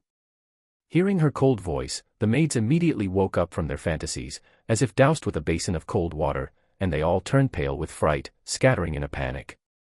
"All right, wifey, don't be angry. Come and taste this to see how it is." Chen naturally knew why his wife had suddenly gotten angry, and he smiled comfortingly. Despite this, he felt a strange sense of sweetness in his heart. However, he was also helpless about this. After all, he was born handsome, and with that damn charm halo, trying to keep a low profile was simply too difficult. Yan Yun naturally wouldn't hold it against the maids. After they dispersed, she returned to her sweet, gentle smile. "Mommy, it smells so good, hurry and eat." Before Yan Yun started eating, the 2 little girls had already begun eating impatiently. Even the little adult-like older sister Siyu couldn't resist the temptation and started eating. "Let me feed you instead." As he said this, Chen directly took the spoon from Yan Yun's hand and fed it to her rosy, alluring little mouth. "Ah, open up." Yan Yun was slightly stunned, but still obediently opened her little mouth.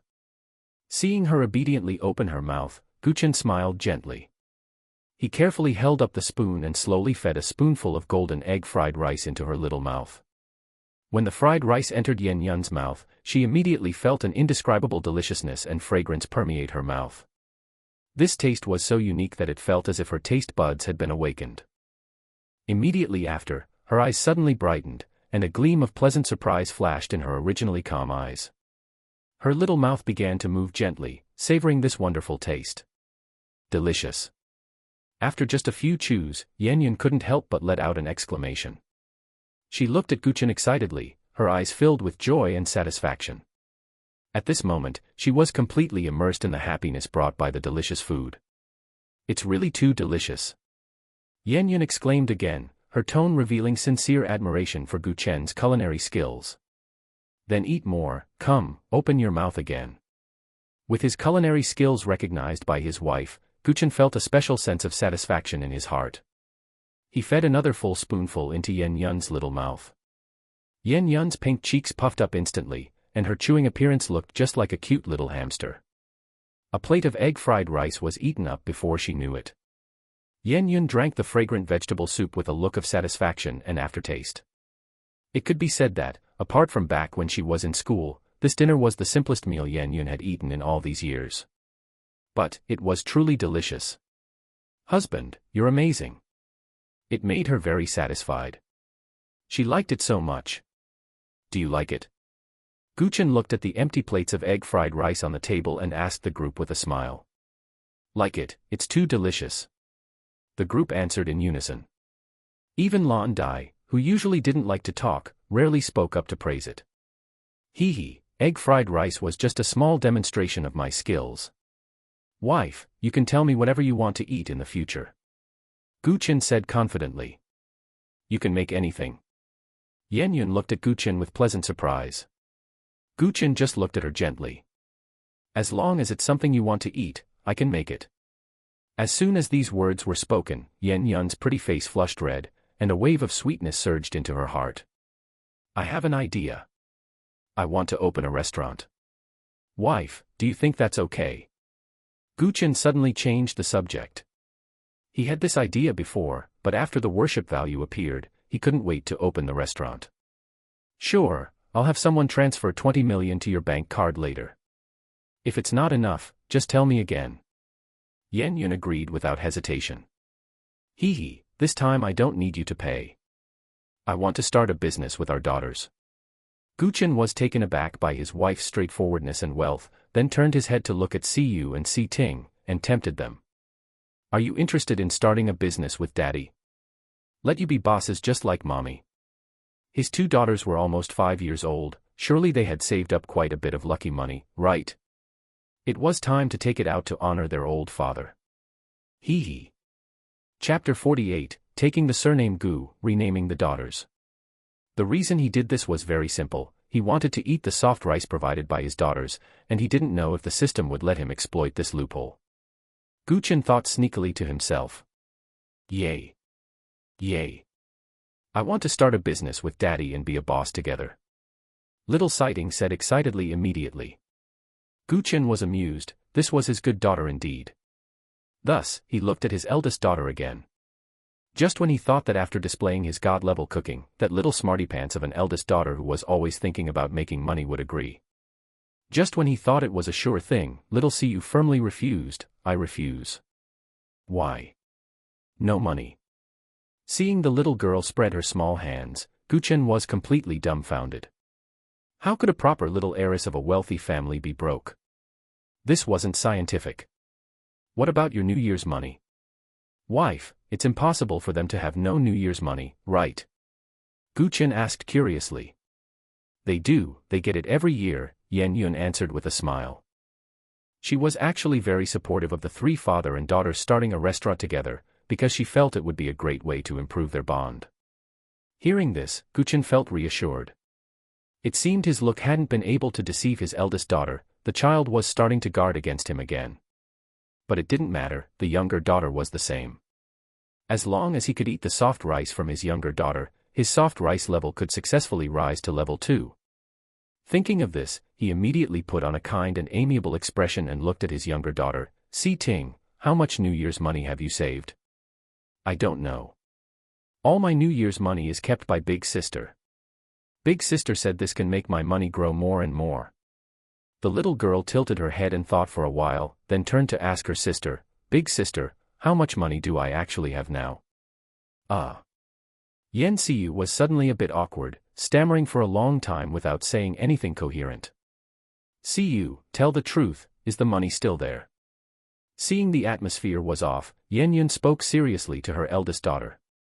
She knew this little girl had been tinkering with some things, and she hadn't asked much about it. After all, even if they spent all their New Year's money, she wouldn't say anything. Finally, little Siyu sighed, it's trapped. What do you mean by trapped? Yan Yun asked. It's all trapped in the stock market.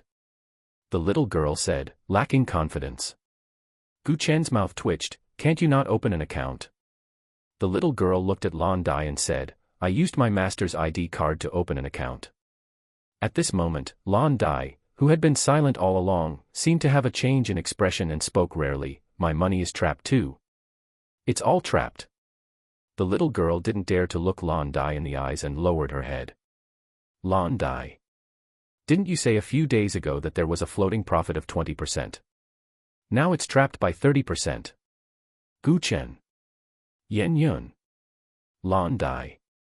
The three were collectively silent. I'm going out for some air. A few seconds later, Lan Dai left this sentence, stood up, and walked out. Her back looked somewhat desolate.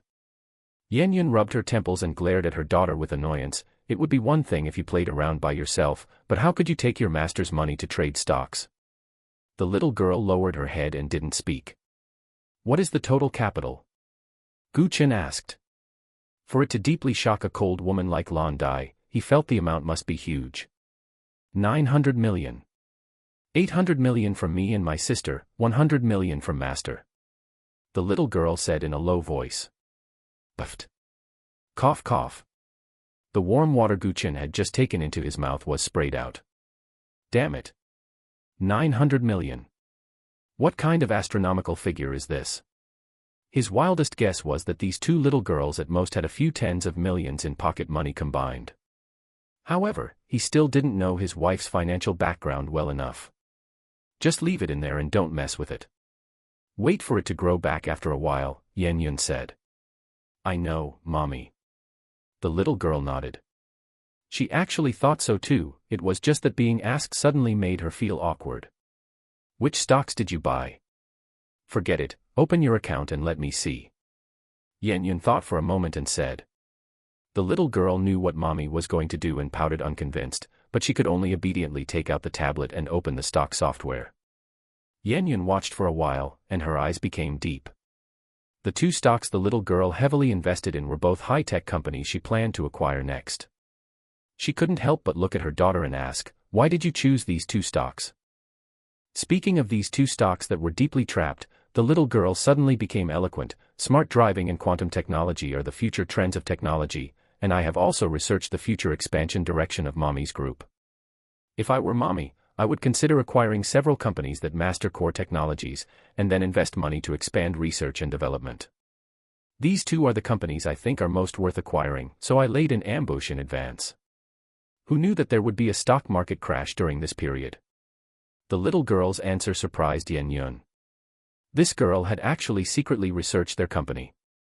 How to put it, there was a sense of relief that there was a successor. But she still couldn't help criticizing, the biggest taboo in stock trading is going all in. I hope you can learn a lesson from this. Keep these two and don't move them, handle the others yourself. Your master only has that little bit of assets, don't squander it all for her. Got it. As soon as the little girl heard Mommy say this, she knew it was stable. Her mood suddenly improved, and she turned to Chen. Daddy, once you pick the restaurant address, I will invest in you. At that time, my sister and I will own 90% of the shares, and you will own 10%, counting as your technical contribution. Chen was stunned. Aren't you trapped? Do you still have money? Who knew the little girl would say to Yun the next second, Mommy, lend me 50 million, I want to open a restaurant. Chen. His mouth twitched, and he exclaimed, good guy. When this girl grows up, she will definitely be a real capitalist. However, this was exactly what he wanted. Eating soft rice was what he was after. No problem. He agreed immediately. Yun just looked at the father and daughter, shaking her head and laughing. As for little Siding, she was almost asleep. She was only interested in opening a restaurant with Daddy, she was completely uninterested in specific money, stocks, or how they were operated. Alright, now there is an important matter to announce. Suddenly, Yun clapped her hands to attract the attention of the father and daughters. Yun, Siding, from now on, you will take Daddy's surname, Gu. From now on, one of you will be called Gu Siu, and one will be called Gu Siding. Do you understand? Once this was said, the father and daughters were all stunned, and then Chen and Siding were overjoyed. As for Siu, she just pouted, though she was actually a little secretly happy inside, she just didn't show it. The happiest was none other than Chen. Strictly speaking, he was just a live-in son-in-law. That Yun could treat him like this, and even specially change the daughters' names, really moved him. Wife, you are so good. Chen couldn't help but hug Yun and spin her around a few times on the spot. When he put her down, Yun flushed a bit and tucked her hair behind her ear. This was the first time the two had hugged so closely. She said somewhat nervously, all right, I'm going up to work. There's still a pile of documents to process. You three have fun. Hee hee, wife, you look best when you're shy. Watching Yun's graceful back, Chen couldn't help but praise her again. Instantly, Yun accelerated her pace of leaving, and in a place where Chen couldn't see, a sweet smile had already blossomed on her pretty face. Chapter 49, Can Paternal Love Really Make a Person This Great? I'm going to draw too, you two father and daughter go have fun. No sooner had Yun left than the elder sister dropped this sentence and returned to her easel. She still had some finishing touches to do on her previous drawing. Let's go, Daddy will take you to see if the fence for the mushroom forest is finished. Chen looked at his younger daughter and scooped her up. The father and daughter soon arrived at the place where the mushrooms were planted. At a glance, the fence had been erected, and over a dozen workers were doing the finishing work. When Li Meng saw Chen and his daughter approaching, she immediately ran over to greet them. Sir, it's almost finished. Are you satisfied with it? Chen walked around the fence. From the outside, it was impossible to see what was inside. He nodded with satisfaction. Very good, thank you for your hard work. Both you and Fang Jing will be rewarded when the time comes. Once the piao mushroom matured, he would let his daughter and wife enjoy them first. He wouldn't be stingy with the nannies and the maids in the villa, but he again urged Li Meng repeatedly, remember, apart from you and Fang Jing, do not reveal to anyone that mushrooms are planted inside. Sir, please rest assured, I will keep my mouth shut. Li Meng quickly patted her chest to guarantee. With the matter here concluded, Chen took his daughter back. Upon returning, the little girl still couldn't escape the fate of learning knowledge and was dragged into the room by Fang Jing to study foreign languages. With nothing to do, Chen began to think about his wife. Thinking about giving Yan Yun a full-body massage tonight, his blood began to boil. If he could massage his wife until she was comfortable, wouldn't they be able to have their wedding night tonight? Thinking of the wedding night made him a bit anxious. Damn it, he really felt that if things went smoothly tonight, he was genuinely afraid of disappointing Yan Yun. However, the next second, the system seemed to have guessed his thoughts. Host, rest assured. With your current physical constitution, you don't need to worry. In an instant, Chen's eyes lit up. He quickly figured out the ins and outs of it. Other people's guns only had one bullet. But he had a whole magazine of bullets. Who was stronger and who was weaker was clear at a glance. Thinking this, Chen excitedly whistled. Then, he took the opportunity to check the system. System name, Golden Soft Rice System. Host name, Chen. Age, 22. Physical constitution, 36 normal 10. Male charm, 370 seconds. Special skills, God-level cooking LV1, God-level massage technique, charm halo. Special physical constitution, immunity to all poisons. Happiness points, 0. Golden legend, draw 100 points/time. Soft rice level, LV1. Daily check-in, current daily check-in is 200 points per day. Seeing that the daily check-in had indeed changed to 200 points per day, he felt relieved. With nothing to do, Chen also returned to the room. Inside the room, Yan Yun was sitting at the desk, working seriously. There are many entertainment facilities in the villa. If you have nothing to do, you can go play, Yan Yun said when she saw Chen come in. No need, I'll just sit on the sofa and play on my phone, Chen shook his head and refused. Playing with those things was nowhere near as comfortable as watching his wife work. His mind was now completely filled with his own beautiful wife, and he couldn't calm down at all. Then wait for me to finish my work, and then I'll accompany you. And then I'll give you a full-body massage to make you feel refreshed all over, Chen smiled and said. Yan Yun nodded shyly, then suppressed her wildly beating heart and buried her head to continue working. On this side, the elder sister Siyu spent some time and finally finished the drawing. She held the drawing and found the housekeeper, Auntie Zhang. Grandma Zhang, help me with a favor. Oh.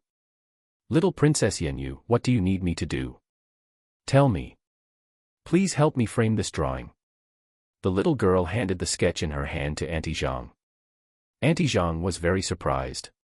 Everyone in the villa knew that both little princesses loved drawing very much. It was just that the younger sister was a bit lazier and occasionally drew once along with her elder sister. Since they were little, the elder sister had drawn hundreds or thousands of pictures, but this girl had never asked her to frame any. On the contrary, the younger sister always asked her to make a frame to mount it every time she finished drawing. This was the first time the elder sister had asked her. Auntie Zhang smiled and took the drawing to look at it. Inside the drawing was a warm scene of a family of 4. The father was playing games with the younger daughter, while the mother was accompanying the elder daughter in drawing. The family of 4 was happy and harmonious. Just looking at it, the smile on Auntie Zhang's face instantly widened, and then her eyes became moist. See you, did you draw this? The little girl nodded. It's drawn so well. Don't worry, I will carefully make a frame for you to mount it. You wait for me a moment. 20 minutes later, the little girl returned to the room holding an exquisite frame. Then, she carefully hung this framed picture in the most conspicuous place in the bedroom. At this time, the younger sister Si Ting was already taking a bath in the bathroom accompanied by the nanny. On the other side, Gu Chen yawned. Seeing that Yan Yun was still working seriously and had no intention of finishing, he said, "Wife, I'm going to check on the daughter, I'll be back in a while." Go ahead. Gu Chen entered the sister's room and saw this conspicuous painting. He was immediately deeply attracted to it.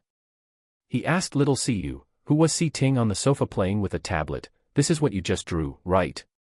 It's really good. My daughter is amazing." Younger sister liked it too, so we asked Auntie Zhang to make a frame and hang it up. The little girl nodded indifferently and continued playing with the tablet in her hand. After admiring the painting for a while, Gu Chen looked at his daughter and said gently, "Yan Yu, Daddy has something to discuss with you." Hearing that Gu Chen wanted to discuss something with her, the little girl immediately became alert. "Daddy, a 9-to-1 split is the biggest concession I've made. Just think about it, anyway, your future assets will all be mine and younger sister's, so why do you need so much money now, right?" The little girl's words directly silenced Gu Chen for several seconds. If he didn't have the golden soft rice system, just based on this filial sentence from the little girl, she could have sent him straight to the ICU. He took a deep breath, trying to calm himself down. A kind smile gradually appeared on his face, and then he reached out and gently stroked the little girl's head, saying in a gentle voice, "Silly girl, Daddy loves you and your sister so much, how could I possibly cheat you out of your little bit of New Year's money? Daddy came to discuss with you today to tell you that I won't take a single cent of the shares, I will leave them all to you and your sister. However, if you two little ones have filial piety and can give Daddy some pocket money to spend each month, then Daddy will be satisfied." After he finished speaking, Gu Siyu stared at Gu Chen with an expression of surprise. She really didn't expect that what Gu Chen wanted to discuss with her was completely opposite to what she had imagined. Didn't her useless dad like to eat soft rice? How did he become so generous? Is this still the dad she knew? Can paternal love really make a person this great? A certain string in the little girl's heart was deeply touched. Gu Chen's figure continued to grow taller and taller still in the little girl's heart. It's my turn to take a bath." Suddenly, she jumped off the sofa in a panic and rushed into the bathroom without looking back. Gu Chen smiled and watched her enter the bathroom, then withdrew his gaze and naturally let it fall on the frame on the wall. "It's drawn really well. Our family will always be happy together." Chapter 50, Two Lovers of Eccentricities. Half an hour later. Once the two little girls finished washing up and came out, looking at the sisters dressed in cute cartoon pajamas. Gu Chen's heart nearly melted, and he couldn't help but take a few photos of the sisters. The father and his two daughters didn't say much before little Si Ting started clamoring to go sleep in mommy's room. A few minutes later, Gu Chen was carrying Gu Siding in one arm while holding Gu Siyu's hand, heading toward Yan Yun's room. He felt like crying, but he couldn't go back on the promise he made to his daughters, so he had to compromise. Inside the room, Yan Yun had just finished working, and she looked completely exhausted. She stretched lazily, extending her body. With her movement, her beautiful curves were fully revealed in the air, enough to make anyone swoon. She glanced at the clock on the wall and realized it was almost 9 in the evening. According to their usual routine, the two little girls in the house would have finished washing up and be getting ready for bed by now. She calculated in her heart that Gu Chen should be returning to the room soon, right? Thinking of this, her mood became pleasant. Tonight was the first real taste of a world for two since they got married, and there was something even more anticipated awaiting her. Gu Chen had promised to give her a full-body massage. Just thinking about that scene made her feel a tingle throughout her body, as if an electric current were passing through it. Her heart began to race, a flush of red appeared on her face involuntarily, and her breathing became rapid. This feeling was both shy and exciting, making her eager to welcome the wonderful time ahead. But she quickly adjusted her emotions. Since they were already husband and wife, she was prepared to give herself completely to Gu Chen. She certainly wouldn't be like her best friend Du Qianwei, who hadn't let her husband touch her even after being married for several years. Just as she thought of Du Qianwei called her. As soon as the call connected, Du Qianwei's voice, full of grievances, came through. Yun, I feel terrible. Hearing her best friend's tone, which sounded like a resentful woman pining in her boudoir, Yun couldn't help but frown and ask with concern, what's wrong? Did you not manage to bring him home? Du Qianwei sighed, her tone filled with helplessness as she replied, I brought him home, but I just had a huge fight with him. Yun quickly asked for the reason, why? Du Qianwei said indignantly, I told him to stop setting up a stall and acting like a charlatan to scam people, but he wouldn't listen to me at all. He even argued back, spouting nonsense like, either you support me, or you leave me alone to fend for myself. Speaking of this, Du Qianwei seemed to get angrier the more she thought about it, and her emotions became agitated. Humph. This guy who has been foolish for years and has no skills whatsoever actually dares to go out and scam people, and he has the nerve to talk about fending for himself. Puffed. I was so angry I slapped him on the back of the head. Yun listened to her best friend's account, sighed inwardly, and continued to ask, then what happened? Du Qianwei sounded like a deflated ball, her voice dropping. Then this guy turned back into that foolish and dazed state from before, as if he didn't remember anything. Yun couldn't help but feel speechless, not knowing how to respond for a moment. Yun, do you think I really broke him? Will he never recover? Just as Yun was speechless, Du Qianwei's trembling voice, filled with fear, came through. Yun thought for a moment and said calmly. Calm down first. Didn't you say he's sometimes good and sometimes bad? Is it possible this is just a coincidence, and when you hit him, he just happened to enter that foolish state, and it actually has nothing to do with you? There was silence on the other end for a few seconds, as if she were thinking about Yun's words, and then Du Qianwei's voice came through, sounding pleasantly surprised. That's right. He had been a normal person for a few days, so I completely forgot about that. Thank you, Yun, you've made me feel much better. Yun put her hand to her forehead, all right, stop overthinking for now and observe him for a few days. Since he shows signs of recovery, I think you should hire some brain specialists to examine your husband. You're not young anymore, you can't just keep dragging this out, can you? I've already hired them, and they all just shake their heads, unable to find anything. If I didn't spend every day with this guy, I'd really suspect he was faking it. Du Qianwei grumbled, then changed the subject and started gossiping. Sigh, enough about me, let's talk about you. Have you and your husband done that yet? Look at how your eyes were lingering today, I bet you've already done it. How does it feel? Can you give me a hint so I can prepare in advance? Hearing this, Yun's face darkened. No comment. Then she retorted mockingly. You, a woman who has been married for 3 years, asking me, a woman married for 2 days, about such things, don't you feel embarrassed, Du Qianwei? After saying this, she hung up the phone directly without waiting for Du Qianwei to say a word. It wasn't that she didn't want to talk about these things, it was mainly because she had no experience right now. There was nothing to talk about.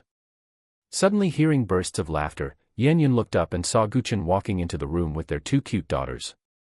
Seeing the father and his 2 daughters enter together, her mood was suddenly very complex. Hee, Mommy, my sister and I are here. Tonight, the 4 of us are sleeping together. As soon as little Si-Ting entered the room, her face was filled with a happy smile, as if this were the moment she had been waiting for a long time. She hurriedly climbed down from Gu Chen's arms and threw herself into Yun's embrace. Although the older sister still had that expressionless look, if one observed carefully, one could see a hint of imperceptible expectation in her eyes. It seemed that deep down, she also had a longing for this night of family reunion. Yun gently rubbed her younger daughter's little head, her eyes filled with doting and tenderness, and said softly, Mommy hasn't showered yet. You 2 go to bed first, and I'll come keep you company after I'm done. We have a deal, okay? No staying up too late tonight, because you have school tomorrow. Hee. Okay, Mommy, I know. But.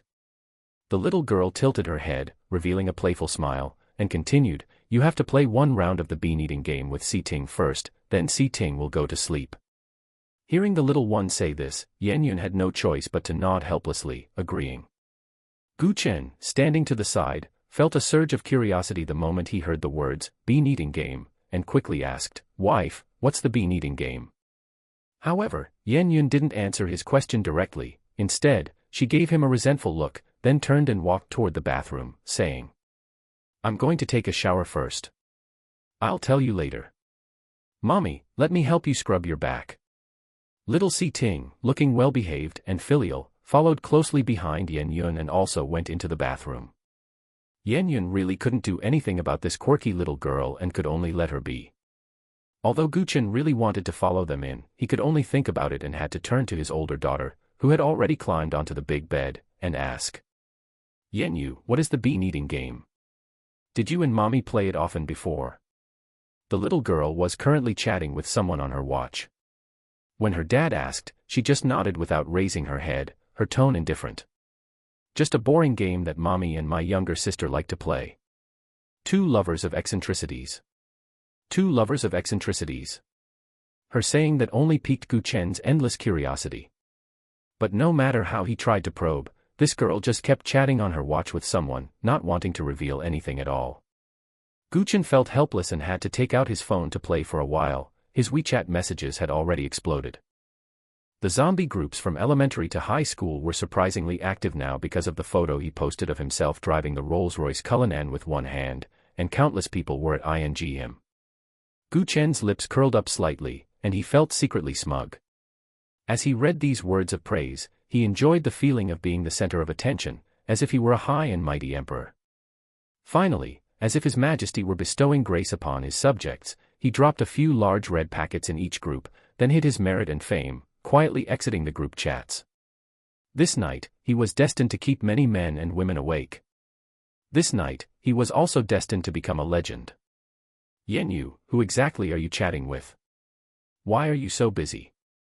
Putting down his phone, Gu Chen noticed that his daughter was still continuously operating her watch, and his heart became increasingly puzzled. "The principal and teachers.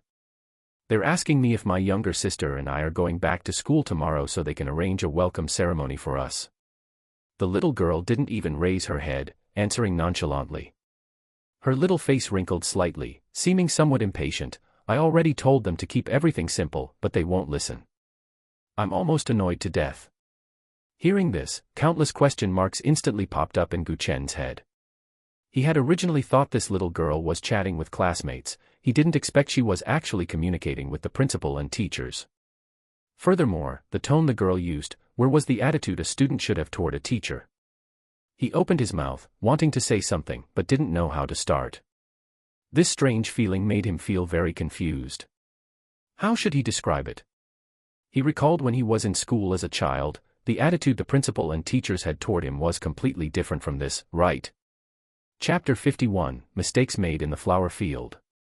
After the communication between the father and daughter reached an impasse, Gu Chen focused all his attention on the splashing water sounds coming from the bathroom. Images of Yan Yun's graceful curves involuntarily surfaced in his mind, and his thoughts began to spiral into chaos, with all sorts of strange ideas emerging. Just then, little girl suddenly looked up and happened to see her dad staring blankly in the direction of the bathroom. A wave of curiosity surged in her heart, and she couldn't help but ask, "Dad, how did you and Mom meet in the first place?" This sudden question interrupted Gu Chen's wandering thoughts, leaving him momentarily at a loss. After all, he couldn't tell little girl the truth. And since she was asking this way, it meant Yan Yun hadn't revealed the truth to their two daughters.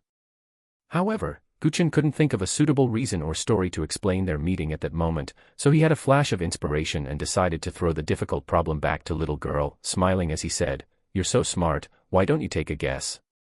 Little girl was clearly surprised that her dad would throw the question back at her, but she actually started to think seriously, and a few seconds later, she gave her answer. "It must be that Mom was young and naive and made a mistake with you in a flower field. Then, when the family found out, you were young and incompetent at that time, so you must have been despised by my maternal grandparents, and they broke you two up." Her dad had been back for 2 days, yet her maternal grandparents hadn't called home once to check on the situation, which proved that her dad wasn't favored by the two elders. She felt her deduction was probably spot on. After thinking for a moment, she looked at the sunny and handsome Gu Chen and added, "After being abandoned, you started to work hard, shouting, 30 years east of the river, 30 years west of the river, every day. But since you were incompetent and had no real ability, you started working out and practicing cooking. Because you knew mom still had feelings for you, as long as you could maintain your appeal to her. Once mom took power in the future, she could bring you home, and you could eat mom's soft rice. After listening to little girl rattle off such a long string of wild theories, the corner of Gu Chen's mouth twitched, not knowing whether to laugh or what. This kid's imagination was truly rich. And, mistakes in a flower field. Ha ha. Thinking of those words, he couldn't help but laugh out loud. You child. Gu Chen patted his daughter's head and said with a smile, who taught you all these messy things? Little girl rolled her eyes and said, it's a conclusion I drew from observing you and mom over the last 2 days. Just tell me if I'm right or not. Baby, you only guessed half of it right. Gu Chen feigned mystery. He had already thought of how to fabricate the story. His image in his daughter's mind was still a bit low, so he had to establish a towering image of a father for himself. Which half is right, and which half is wrong? Little girl looked straight at Gu Chen, her curiosity seemingly piqued. Gu Chen smiled slightly and began to narrate. Back then, your mom fell in love with me because I saved a damsel in distress. At that time, your mom came to Dad's hometown for a trip but suddenly encountered danger. At the critical moment, Dad stepped forward without hesitation and saved your mom. Since then, we fell in love, and eventually, we made a mistake in a flower field, which led to you 2 sisters. At this point, he observed little girl's expression. Seeing that she had no suspicion, he paused and continued even more confidently. However, at that time, Dad had nothing, no money and no skills, and I knew I wasn't worthy of your mom, a wealthy heiress. So, Dad made a difficult decision, to temporarily separate from your mom. Dad had to work hard to improve myself, to hone myself, and to become stronger. Only then, when Dad had enough ability to protect your mom, when Dad could become her solid backing, would Dad return to her side. Finally, Gu Chen revealed a confident smile, and now, Dad has that ability. After saying these words, Gu Chen felt his image had instantly become much taller. He was almost moved to tears by himself. What an inspirational experience this was. He thought to himself. Just then, little girl looked at him with suspicion, saying with a half-smile, "Oh. Is that so?" Her voice was crisp and melodious, but her tone carried a hint of mockery and skepticism. Could Dad be lying to you? Gu Chen raised an eyebrow and answered confidently. Who knew? Little girl suddenly became agitated, her 2 small hands clenched into fists, and her body trembling slightly. This was the first time she had glared at Gu Chen with such anger, tears shimmering in her eyes, as if she had suffered a great grievance.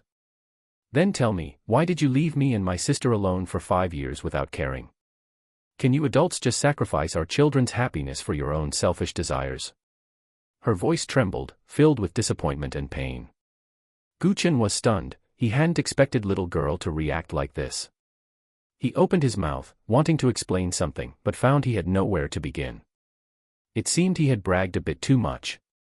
He realized that this seemingly strong little girl had actually been carrying the pain of being abandoned all along. His heart ached, and he could only gently pull little girl into his arms, biting the bullet to comfort her.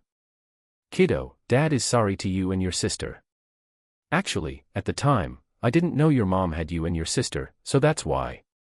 I'm sorry, Dad will definitely make it up to you 2 sisters 100 times over in the future. Gu Chen was so depressed. He originally wanted to make little girl happy, but it ended up in this situation. Fortunately, little Siyu's internal regulation was very strong. Within a minute, the atmosphere eased, and little girl suddenly added. You and Mom haven't seen each other for so many years, you must have a lot to say. Will my sister and I be bothering you if we stay here? Gu Chen was stunned again. Was this kid testing him? This kid was too sensitive now. He dared not show a shred of hesitation and shook his head firmly. How could that be? Dad wants to sleep with you 3, don't overthink it. Don't lie to me. I just asked Teacher Lin, and she told me that if she reunited with her husband after many years, she wouldn't want children around to disturb their couple time. Little girl pointed at her watch, then glanced sideways at Gu Chen. Don't worry, after we play the bean-eating game, I will take my silly sister away. After dropping this, she stopped talking. Gu Chen. Did this kid have to be so sensible? Just as Gu Chen and little girl were talking, the 2 mother and daughter were also communicating in the bathroom. Mom, when can I wear this? Little Tingting held the bra Yan Yun had just taken off, placed it on her head, and asked curiously. You can wear it when you grow up. Yan Yun answered with a smile, while gently patting her daughter's head. She thought her daughter was truly cute, always full of curiosity about new things. Little Tingting blinked her big eyes and continued to ask, then how big do I have to grow? Is it okay if I'm as tall as Mom? Yan Yun was amused by her daughter's innocent question and laughed out loud. She patiently explained, it's not just about being tall, you have to wait until your body develops and matures. But you are still young now, you don't need to think about these things. Little Tingting nodded, half understanding, and put the bra on her head again, muttering, I really want to grow up quickly, so I can be as beautiful as Mom. Yan Yun looked at her daughter's cute appearance, her heart filled with warmth and love. She wished time would pass slower, so she could accompany her daughter through every moment of her growth. Then Mom, let Dad wear it for me to see later. Dad is an adult too, I want to see Dad wear this. Little girl suddenly said something shocking again. The corner of Yan Yun's mouth twitched, Dad is a boy, he can't wear it. Ah. Then why can Zhou Yuqing's dad wear it? What Zhou Yuqing's dad? She's my classmate. Last time she said she saw her dad wearing her mom's bra and playing games with her mom. Yan Yun was stunned upon hearing this. She took a deep breath, trying to calm the shock in her heart, and then asked softly. Baby, you shouldn't say things like that casually. Did you hear wrong or remember wrong? Little girl blinked her big eyes and said very seriously, no, that's what Zhou Yuqing told me. She said she even saw her dad wearing her mom's dress and dancing. Yan Yun. Zhou Yuqing, is it? It seems she would have to find time to talk to her mother about this matter. Chapter 52, Pac-Man Game. Dad, are you getting impatient waiting? Seeing Guchen gazing longingly toward the bathroom again, Gu Siyu spoke up abruptly. Actually, you could go in and wash together. Why don't you? Ahem, I'll wait until your mother is done before I wash. It'll be too crowded if there are too many people. Guchen felt awkward. How was he supposed to explain this situation to this little girl? Will it be crowded? The little girl suddenly looked puzzled and shook her head. I don't think so. The bathroom is big enough. Mom and I often wash together. Guchen couldn't help but imagine the scene of him and Yan Yun taking a bath together. His face flushed, and he said, Dad just wants to know what this Pac-Man game you play with your mom is.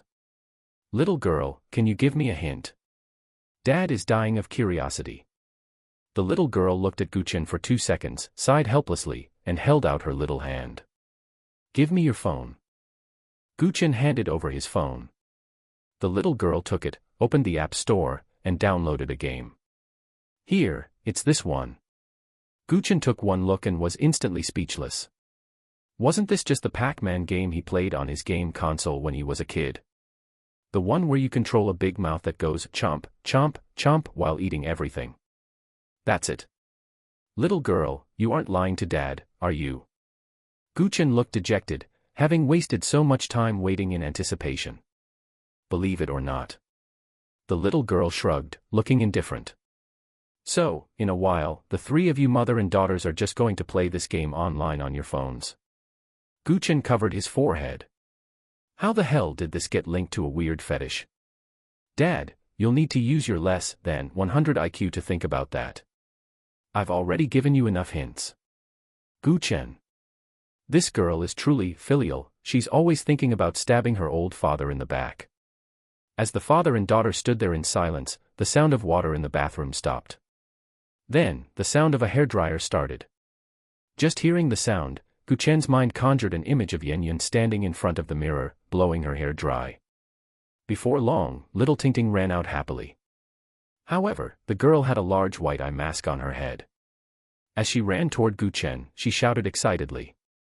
Dad, hurry, while Mom isn't paying attention, quickly put this on and let me see. The little girl ran up to Guchen, pulled the thing off her head, and handed it to her father as if presenting a treasure. Guchen took a closer look and his jaw dropped on the spot. Little girl, Dad can't wear this. His heart resisted, but his hands honestly reached out and took it. Is that so? Yes, this can only be worn by girls, not boys. Little Tingting, you must remember this. Don't do this again in the future. Gu Chen suppressed his strange emotions and explained to the little girl. The little girl looked a bit dejected. It seemed Zhou Yuqing really had lied to her. Suddenly, her rolling eyes lit up. Then can Dad wear Mom's dress? I want to see Dad dance in Mom's dress. Gu Chen. Little girl, boys can't wear girls' dresses either. Oh. The little girl was even more dejected. It seemed everything Zhou Yuqing said was fake. She decided to break off her friendship with Zhou Yuqing for a day. Beside her, the older sister watched her younger sister's ignorance of common sense and speechlessly covered her forehead. Her silly sister was as stupid as ever. Soon, Yan Yun walked out of the bathroom, swaying gracefully in a light-colored, thin silk pajama set. Her long hair, blown dry by the hairdryer but still slightly damp, hung loosely, silky and smooth, emitting a faint, pleasant fragrance. Gu Chen couldn't help but look over, instantly captivated by his wife's lazy, post-bath appearance. He couldn't help but exclaim. As expected, my wife is as beautiful as a fairy. No matter what she wears, she can display her unique charm to the fullest, always making him dote on her. It's a pity, though, that his wife's pajamas are too conservative. It's a two-piece design, not the sexy, charming slip dress he had imagined. However, even so, his wife's noble and elegant temperament could still crush those doting goddesses wearing revealing slip dresses. Yan Yun had a calm smile on her face, but when her gaze fell upon her undergarments, she discovered they were being tightly clutched in Gu Chen's hand. In an instant, her face turned dark, and she shouted angrily, "Ting Ting, quickly take that back to Mom and put it away." She secretly felt annoyed, thinking how careless she had been. This cunning little girl had actually stolen her undergarments while she was blow-drying her hair. At this moment, she felt both angry and amused, while an indescribable sense of shyness welled up in her heart. But for now, she could only suppress her other emotions and use anger to cover up her embarrassment. Especially seeing her undergarments in Gu Chen's hand, that shyness became even more intense. "Mom, don't be angry. Ting Ting won't do this kind of thing again." Seeing Yan Yun angry, the little girl immediately chickened out. She hurriedly snatched the clothes from Gu Chen's hand, then trotted back to the bathroom to put them back. Throughout this whole process, Gu Chen stood there awkwardly, not knowing what to do. Fortunately, after the little girl put the clothes back in the bathroom, a calm smile reappeared on Yan Yun's face, as if nothing had just happened. "Mom, let's hurry and play the game. Can we let Dad join in today, too?" When little Ting Ting ran out after putting the clothes away, she also acted as if nothing had happened. Blinking her big eyes, she looked at Yan Yun with anticipation, her little hand tugging and shaking the corner of her clothes. "Whatever you want." Looking at her daughter's innocent expression, Yan Yun really couldn't do anything about her. Hearing her mother agree, little Ting Ting was as happy as a cheerful little bird, skipping and dragging Yan Yun's hand toward the big bed. "Yay! Dad, you watch us play once in a while, and then you can join in, okay?" Little Ting Ting excitedly climbed onto the bed, rolled over, and giggled as she rolled to Gu Chen's side. Gu Chen nodded with a smile, "All right." He had long been impatient to watch and see what kind of trick these three mother and daughters would come up with. "Then we're starting." Little Ting Ting clapped her hands, her face beaming with a happy smile, preparing to start this interesting game. Sigh. Little Siu sighed, resignedly put down her phone, and also started getting ready for the game. Seeing Yan Yun come over, Gu Chen took the initiative to move aside and get off the bed. He left the entire big bed for the three mother and daughters to play the game. Yan Yun got on the bed, looked at her two daughters, and said to little Ting Ting, "You're the most energetic, so you be the ghost first." "Yay." Upon hearing this, the little girl happily clapped her hands, then kneeled and crawled on the bed, making a gesture of being eager to try. Then, the older sister made the same gesture, just keeping some distance from her younger sister. Finally, Yan Yun also crawled onto the bed. The mother and her two daughters formed a small circle just like that. Gu Chen watched the three of them like this, momentarily unable to process it. However, his gaze was quickly and completely captivated by Yan Yun's hot and alluring figure. As for Yan Yun, being stared at by Gu Chen's intense gaze, she suddenly felt a strong sense of shyness well up in her heart. 3, 2, 1, start. As the little girl started the countdown, Yan Yun entered the game state, and the shyness was soon cast to the back of her mind. It all happened in a flash. In the next instant, the mother and two daughters, as if they had a telepathic connection, simultaneously started crawling quickly. The little Tingting, acting as the ghost, bared her fangs and brandished her claws, pouncing toward her mother and sister, making woo-woo-woo sounds as if she had really turned into a fierce little tiger, vowing to catch the two of them. And the other two mother and daughters, acting as the beans, shook their bodies at little Tingting in a shy manner, shouting provocatively. "Come on, come and eat me, little ghost." Chen. Chapter 53, The Game, continued. Following this, Yan Yun and her older daughter Siyu tried their best to dodge little Tingting's pursuit, laughing uncontrollably as they crawled, filling the entire room with their joyful laughter. Among the mother and two daughters, the older sister was the most agile. This little girl crawled extremely fast, like an agile little snake, and no matter how hard little Tingting tried, she could not catch her. Consequently, little Tingting quickly discovered this problem and promptly adjusted her strategy. She stopped fruitlessly chasing Siyu and locked her target onto her mother, Yan Yun. After all, her mother's frame was relatively larger and her movements were slightly slower, making her naturally easier to become her prey. Sure enough, within a minute, Yan Yun, due to her taller stature and slightly clumsy movements, was caught by the clever little Tingting. Ah!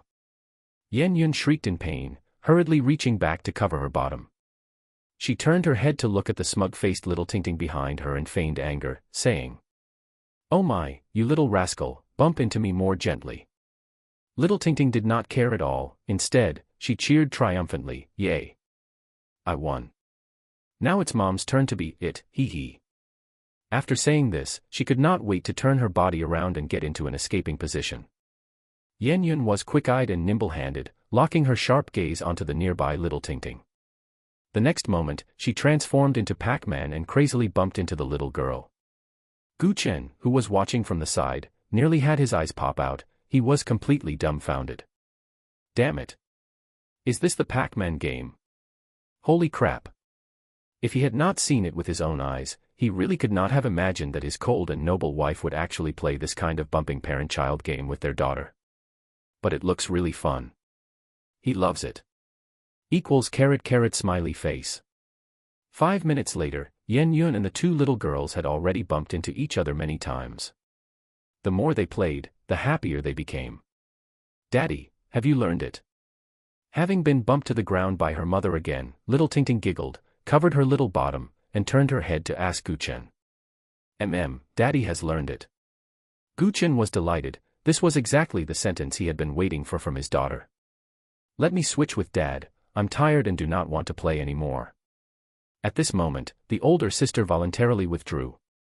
She had not wanted to play this boring game for a long time, and it was perfect that Dad could take her place. She discovered that her useless dad had one more use. "Can I be it the whole time?" Chen climbed onto the bed and stared at Yan Yun as he spoke. "Sure, Daddy can be it all night long." Hearing that Chen wanted to be it, the little girl was so happy she danced with joy and agreed immediately. Seeing this scene, Chen was moved to the point of tears, and he could not help but sigh in his heart, "She really is my thoughtful little cotton-padded jacket." Meanwhile, Yan Yun, who was on the side, did not think too much about it. She still naively thought that this guy simply wanted to play with their daughter. Oh whoa. Werewolf awakening. "You guys better run, ha ha ha." Chen howled excitedly, and the sound made it seem as if he had truly turned into a ferocious wolf. "Ha ha ha, Daddy, come chase Tingting." "Oh whoa. Oh whoa. I'm coming, my little darlings." Ha ha. Instantly, Chen was like a lone wolf charging into a flock of sheep, flying high with happiness. When he caught the opportunity to bump into Yan Yun for the first time, he was almost sent to heaven on the spot by that wonderful sensation. Yan Yun did not think much of it at this moment. The game continued, and her mind was entirely focused on how to dodge Chen's pursuit. However, a minute later, she discovered something was not right. This guy always pretended to chase their daughter, but in reality, he was basically chasing her. In less than a minute, she had been bumped over by Chen's head twice. She was furious. This guy was using way too much force and did not know how to cherish the fairer sex, bumping her bottom until it hurt. But Chen was overjoyed. He declared that after tonight, he was also a loyal supporter of this game. Given his physical constitution, and on this bed with limited space, wanting to catch Yan-yun was simply too easy. Catching Yan-yun twice in a minute was only possible because he had gone extremely easy on her. All right, it's too late. Let's stop playing here today and go to sleep. 5 minutes later, Yan-yun glared at Chen in feigned anger and announced the end of the game. She completely understood now, this guy was intentionally trying to take advantage of her. Mom, I think my sister and I should go back to our own room to sleep. Little Siyu dropped this sentence and forcibly dragged her sister away.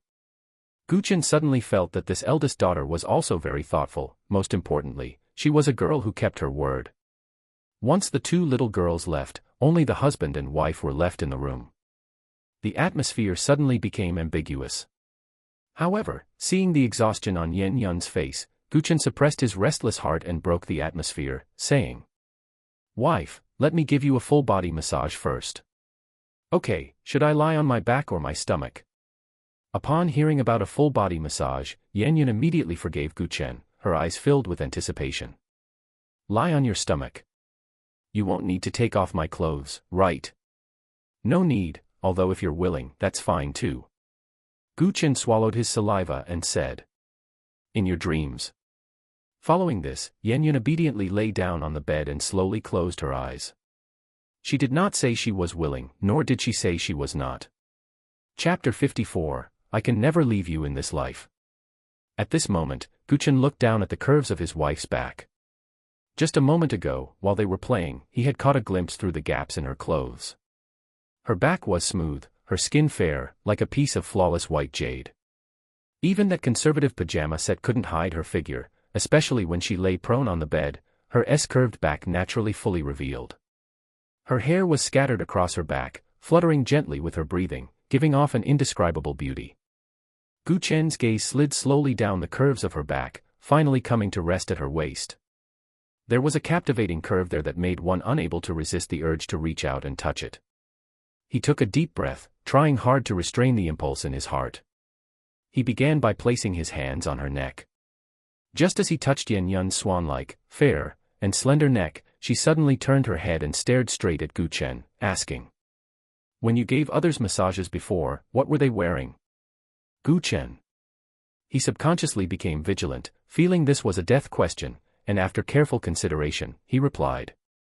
"First, patients either changed into special hospital gowns to lie down, or they lay down in their own clothes. Second, I only gave them massages from the shoulders up." "Oh.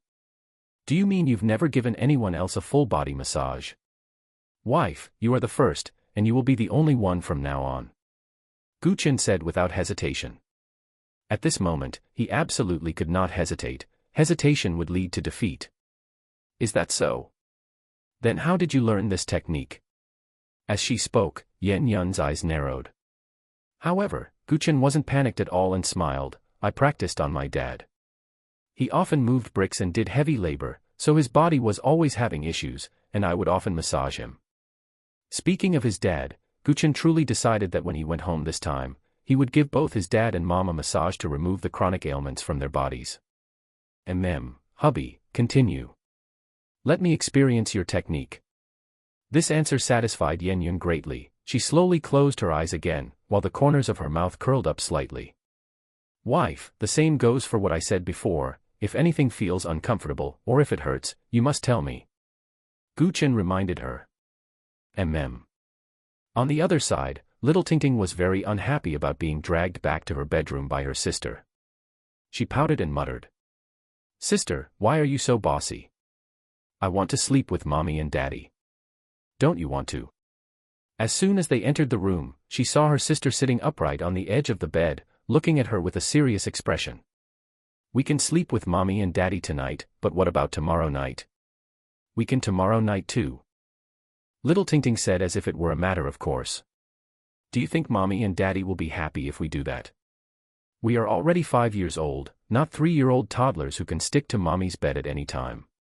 "But I'm unhappy right now, Tingting, have you ever thought that if mommy didn't have to work so hard every day and had more time to be with us, our whole family could always be together, happy and cheerful? How great would that be?" Siyu's words were like a bolt of lightning tearing through the night sky, instantly lighting up little Tingting's inner world. Her big, lively eyes sparkled with excitement, as if she could already see a beautiful future, Mommy and Daddy having lots of time to accompany them in playing, laughing, and sharing every happy moment. I have. Of course I have. Sister, do you really have a way to make Mommy not have to go to work? Little Tingting asked impatiently, her eyes filled with anticipation and longing. These years, she not only lacked fatherly love, but Mommy's company was also rare. Therefore, the company of Mommy and Daddy had always been what she longed for most in her heart. If you don't cooperate, there's no way. Siyu spread her hands and gave her sister a helpless smile. Oh. I'll cooperate. Sister, tell me quickly, what should we do? Little Tingting suddenly stepped forward, grabbed her sister's little hand, and shook it. Her sister had always been smarter than her and knew more things, so since her sister said so, she felt that her sister must have a good plan. It's very simple. Let's try not to disturb Mommy and Daddy's alone time for the next few nights. In a few days, as long as Mommy has a baby in her tummy, Mommy won't have to go to work anymore. Ah. Why? Little Tingting looked confused. Silly. Siyu patted her sister's head and explained. Think about Auntie. Wasn't Auntie very busy before? But after she had a baby in her tummy, didn't Auntie stop going to work and stay home every day? That's right. Hee hee, sister, you're amazing. Little Tingting understood immediately. After kissing her sister on the cheek, she tilted her little head and asked. Then how many days do we have to wait? She couldn't stand it if she had to wait too long. Siyu rested her chin on her hand, thought about it, and it really touched upon a blind spot in her knowledge. I really don't know that. Anyway, let's just wait a few days. When the two sisters reached an agreement, Chen here once again discarded distracting thoughts and began to massage Yan Yun starting from the neck. God-level massage technique fully activated. Half an hour later, the massage ended. Chen reluctantly let go of Yan Yun's petite and exquisite jade feet. At this moment, he was covered in sweat and almost exhausted. God-level massage technique was as energy-consuming and mentally draining as always. However, the results were significant. The chronic ailments in various parts of Yan Yun's body caused by long-term high-intensity work had almost been removed by him. At the same time, he also received high rewards. Male charm increased by 30 seconds, reaching 400 seconds. Ding, first time using God-level massage technique to perform a full-body massage, reward, male charm plus 50. Holy crap. This was truly an unexpected joy, male charm reached 450 all of a sudden. It was not far from his peak of 700. During these half an hour, Yan Yun felt as if she had been on cloud 9 the whole time, flying with comfort. Chen's massage technique completely exceeded her imagination. She simply couldn't believe this was something humans could do. She felt that every pore, every meridian, and every acupuncture point in her body had been cleared, reaching a level of smoothness she had never experienced before. It was so comfortable. Hubby was really amazing. Hubby, is the massage over? It's over. Was it comfortable? It was so comfortable. Did you really learn your craft from your grandfather? That's right. Maybe I have good talent and have surpassed the master. Chen smiled and began to wipe his sweat with a towel. Hubby, you're really amazing. Yan Yun still had her eyes closed, savoring the lingering effect, but she praised him from the bottom of her heart. This man was becoming more and more charming, making her unable to extricate herself. She suddenly remembered their first meeting. The corners of her lips curled up slightly, and a touch of sweetness welled up in her heart, so she said it casually. Hubby, you really are my lucky star. Chen was stunned. Wasn't his wife's topic a bit too jumpy? He asked. What lucky star? He just gave her a massage. What did that have to do with a lucky star?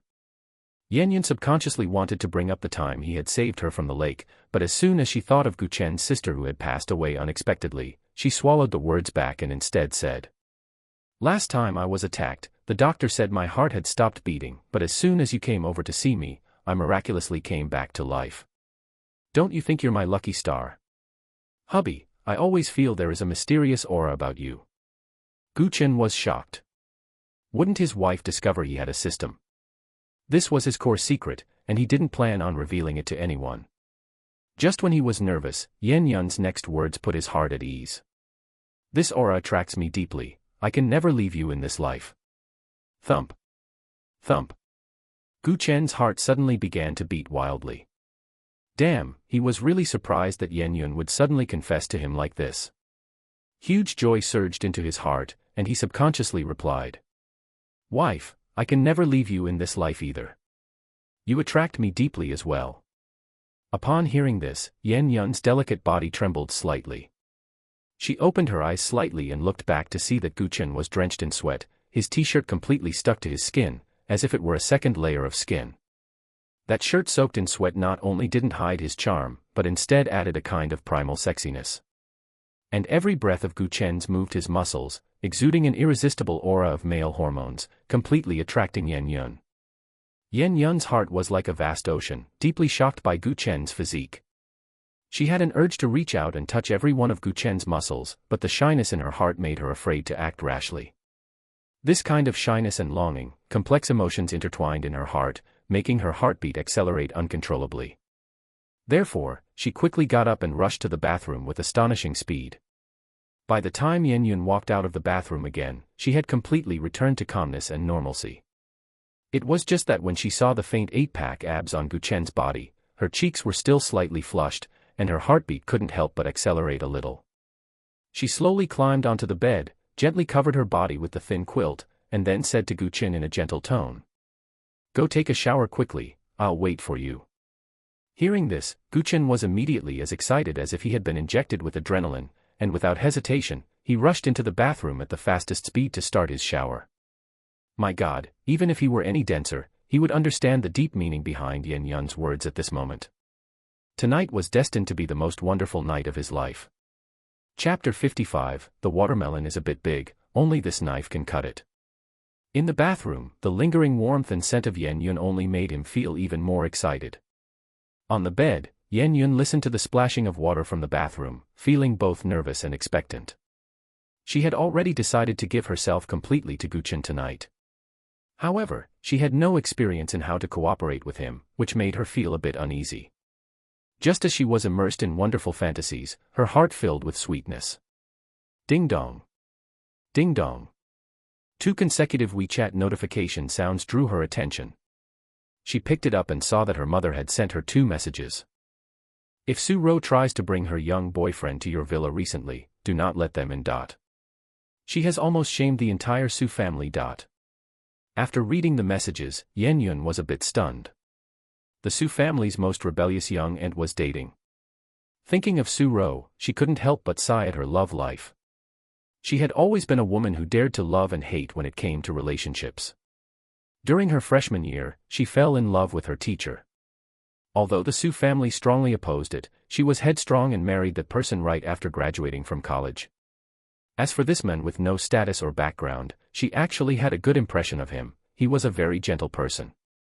As for Su Ro's married life, she was still young at that time and didn't quite understand adult relationships. But every time they met, Su Ro's face was beaming with a happy smile, and she felt that Su Ro must be living very happily. However, good times didn't last long. In the second year of Su Ro's marriage, her husband died in a car accident. Since then, Su Ro had never dated again and had remained single until now. Yet, now, judging by her mother's words, Su Ro had found a very young boyfriend. Instantly, she became interested in this boyfriend of Su Ro's. What kind of boy could have unlocked Su Ro's heart, which had been closed for so many years? Yen Yun picked up her phone, thinking that her mother must have just had an argument with Su Ro, which was why she was sending her messages so late in a fit of anger. After hesitating for a few seconds, she sent a message to Su Ro, "Are you asleep?" As soon as the message was sent, the other side replied almost instantly. Su Ro, not yet. Oh my, Yun Yun, you actually have time to reach out to me. Yen Yun, I heard you're dating a boyfriend, so I came to check on you. Su Ro, hee hee, checking on me at this time. Is it because your mother said not to let me bring a man into the house, right? Yen Yun couldn't help but laugh or cry. Yes, from childhood to now, you're the only one who can constantly make my mother angry. Su Ro, giggle, so you're taking your mother's side this time? Yen Yun, no, I'm just curious about what kind of boyfriend you're dating and what kind of men could captivate you. Su-ro, yo-yo, Yun-yun, I didn't expect that you would have a gossipy day too. Yen-yun really wanted to say that she was so gossipy now purely because she had also fallen in love. After considering for 2 seconds, she decided not to publicize her marriage until she found a suitable bodyguard for Chen. I'm just curious. It's rare that you've kept yourself chaste for so many years and are now willing to start a second spring for a man. My mom said it's a young boy. He isn't really that young, is he? Giggle, he is indeed a little bit younger than me, just graduated from college. I'm still pursuing him, but I'll have him won over soon. In a few days, I'll be able to bring him home for you to see.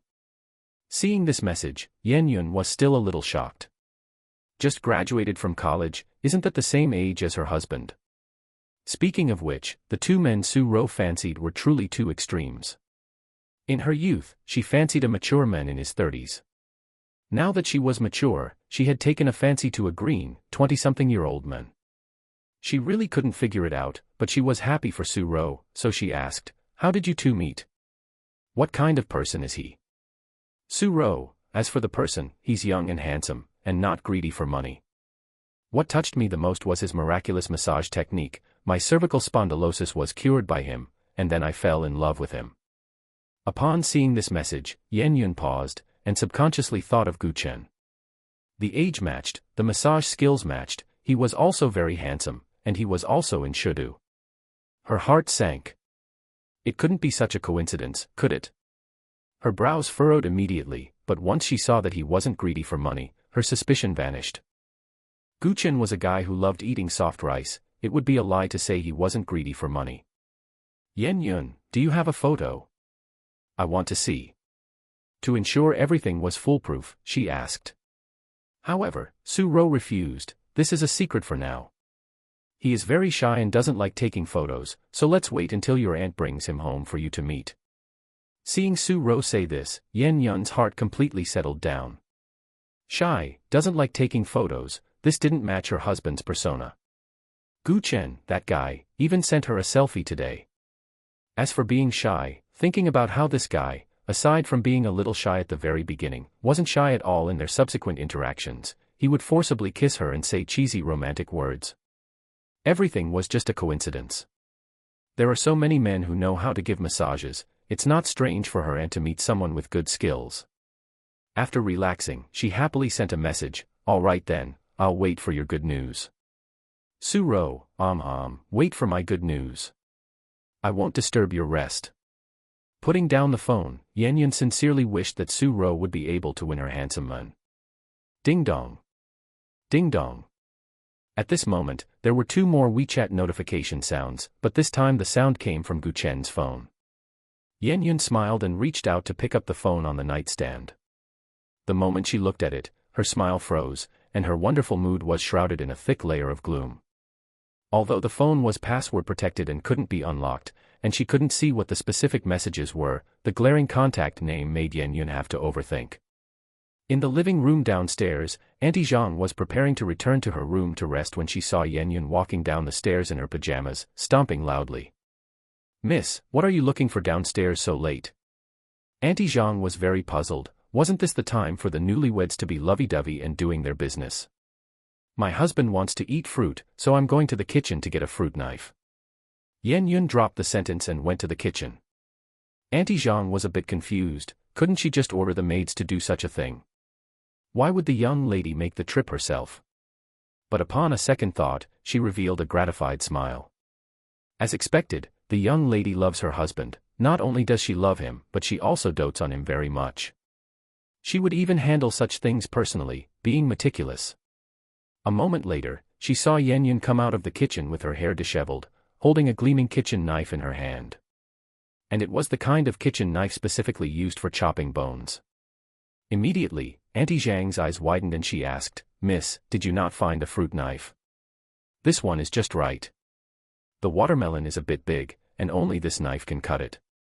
Yen-yun coldly dropped this sentence and stomped back upstairs. Leaving Auntie Zhang behind, confusedly scratching her head and muttering to herself, "Is there a watermelon in the villa today?" Auntie Zhang thought for a long time but couldn't remember when a watermelon had been bought for the villa. Could it be that she was getting old and had a bad memory, so she forgot? However, since the young lady said there was one, then there must be one. After all, the young lady never lies. Chapter 56. He fell asleep holding me. In the bathroom, Chen scrubbed himself thoroughly, more carefully than ever before. He scrubbed every nook and cranny of his body until his skin turned red. Tonight was the most important day of his life, so he had to make a good impression on Yan Yun in every possible way. After his shower, he brushed his teeth twice, shaved, trimmed his fingernails and toenails, and filed them smooth with a nail file. Once he was finished, he changed into a clean pair of underwear and stepped out wrapped in a bath towel. When he came out, the entire room was immersed in darkness, with only the dim, yellowish light from the 2 bedside lamps. Yan Yun was lying quietly on one side of the bed, as if she had already drifted off to sleep. Chen was as excited as a child. He couldn't wait to get into bed, quickly lifted the quilt, and dove under the covers. It smells so good. That was his first impression. Wife, I'm here, hee. Chen had a lecherous grin on his face, his eyes glinting with greed. He subconsciously reached out and easily wrapped his arms around Yan Yun's soft, slender waist. The moment he held her, their bodies stiffened as if struck by an electric current. Chen felt a numbing sensation spread throughout his entire body, a touch he had never experienced before. His nose was filled with Yan Yun's alluring scent, which was like a drug, making his head spin and causing him to gradually lose his reason. However, before he could get what he wanted, Yan Yun's icy voice rang out like a cold wind, "Move again, and I'll chop your hand off." Along with these words, Yan Yun quickly pulled a gleaming kitchen knife from under her pillow, the blade flashing with a chilling light. She waved it in front of Chen before nonchalantly putting it away. Chen felt as if someone had poured a bucket of ice water over his head. He went cold from head to toe, the heat in his body instantly extinguished, his passion vanished, and his hands immediately became obedient, not daring to move an inch. He was completely bewildered, unable to understand why Yan Yun had suddenly changed like this. Could her androphobia have suddenly flared up? Wife, what's wrong? After holding Yan Yun stiffly for a few seconds, Chen finally dared to ask cautiously.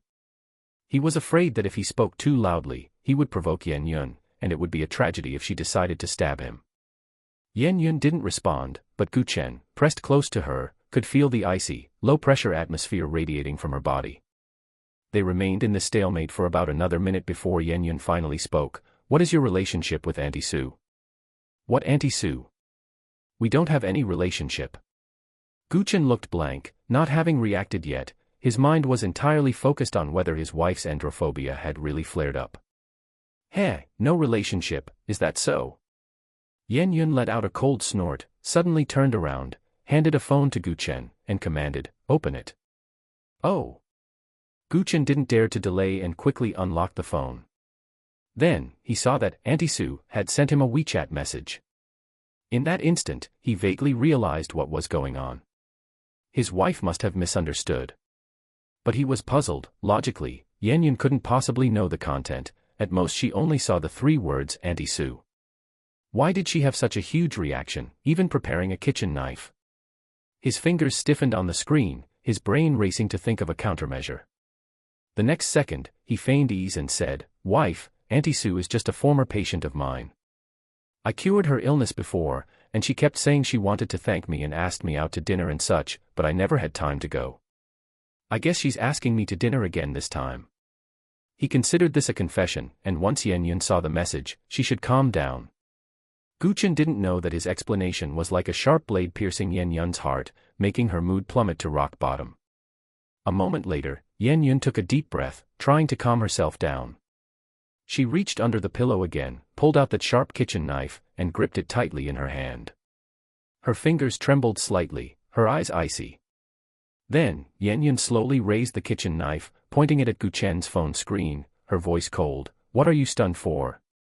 Open it and let me see." Chen was startled by Yan Yun's actions and hurriedly said, "Wife, don't get agitated. There's really nothing going on, believe me. This knife is so sharp, please put it down, don't hurt yourself." However, Yan Yun did not listen to Chen. Her gaze remained fixed on the phone screen, as if she wanted to see through it to the secrets hidden inside. With no other choice, Chen had to carefully open the unread message. Anyway, he had done nothing wrong, so he had nothing to fear. However, when he saw the content displayed on the screen clearly, he stood frozen on the spot, as if struck by lightning. The message contained 2 photos that would make anyone's blood boil at a single glance. Although Su-ro did not show her face in these 2 photos, the irresistible attraction was already dialed up to the max. Damn it. Chen really wanted to curse. How was he supposed to explain this? Heh. Is this what you called a thank you? Yun sneered repeatedly, her eyes instantly turning red. Wife, believe me, I'm really innocent. Chen was on the verge of tears, then gritted his teeth and, right in front of Yun, deleted and blocked Su-ro in one smooth motion. Seeing Chen deal with Su-ro's WeChat so decisively, Yun was stunned, and the tears that were about to overflow from her eyes were forcibly held back. Then, as if nothing had happened, she put the kitchen knife away and lay back down with her back to Chen. It was as if everything that had just happened was just an illusion. Chen let out a sigh of relief. Seeing that his wife seemed to have calmed down, his hanging heart finally settled. As expected, his wife was not the type of woman to make unreasonable trouble. He smiled with relief again, put the phone on the bedside table, and lay down, his body pressing against Yun's back, his hands continuing to wrap around her slender, soft waist. After holding her quietly for a few seconds, seeing that Yun had no intention of resisting, his thoughts began to wander again. Just as his mind was running wild, the phone on the bedside table rang. Chen's heart tightened. Damn it, could it be Su-ro calling him? Fuck. Was she trying to get him killed? Answer the phone. Just as he was feeling anxious, Yun spoke coldly. Chen had no choice but to reach out and pick it up. When he saw that the caller ID was his best buddy, Li Bing, he immediately broke into a relaxed smile, quickly answered the phone, and even thoughtfully turned on the speakerphone. Then, from the other end of the line, came a man's drunken, sobbing voice, Chen, I've been dumped, woo-woo. Brother needs you to keep him company. Come out quickly, I'm waiting for you at the usual spot. After listening to the call, Chen was speechless. Damn it, couldn't he have been dumped earlier or later? Why now? Just as he was about to speak, a delicate hand reached over and snatched the phone away. Compared to Chen's speechlessness, Yun was even more depressed. After hearing Li Bing's words, she had a dark expression. Asking her husband to keep him company in the middle of the night. He was overthinking it. Then, in Chen's stunned gaze, Yun curled her red lips and used the most bewitching voice to refuse. Go find someone else for your heartbreak, he's asleep in my arms. After saying that, Yun turned off the phone and tossed it aside.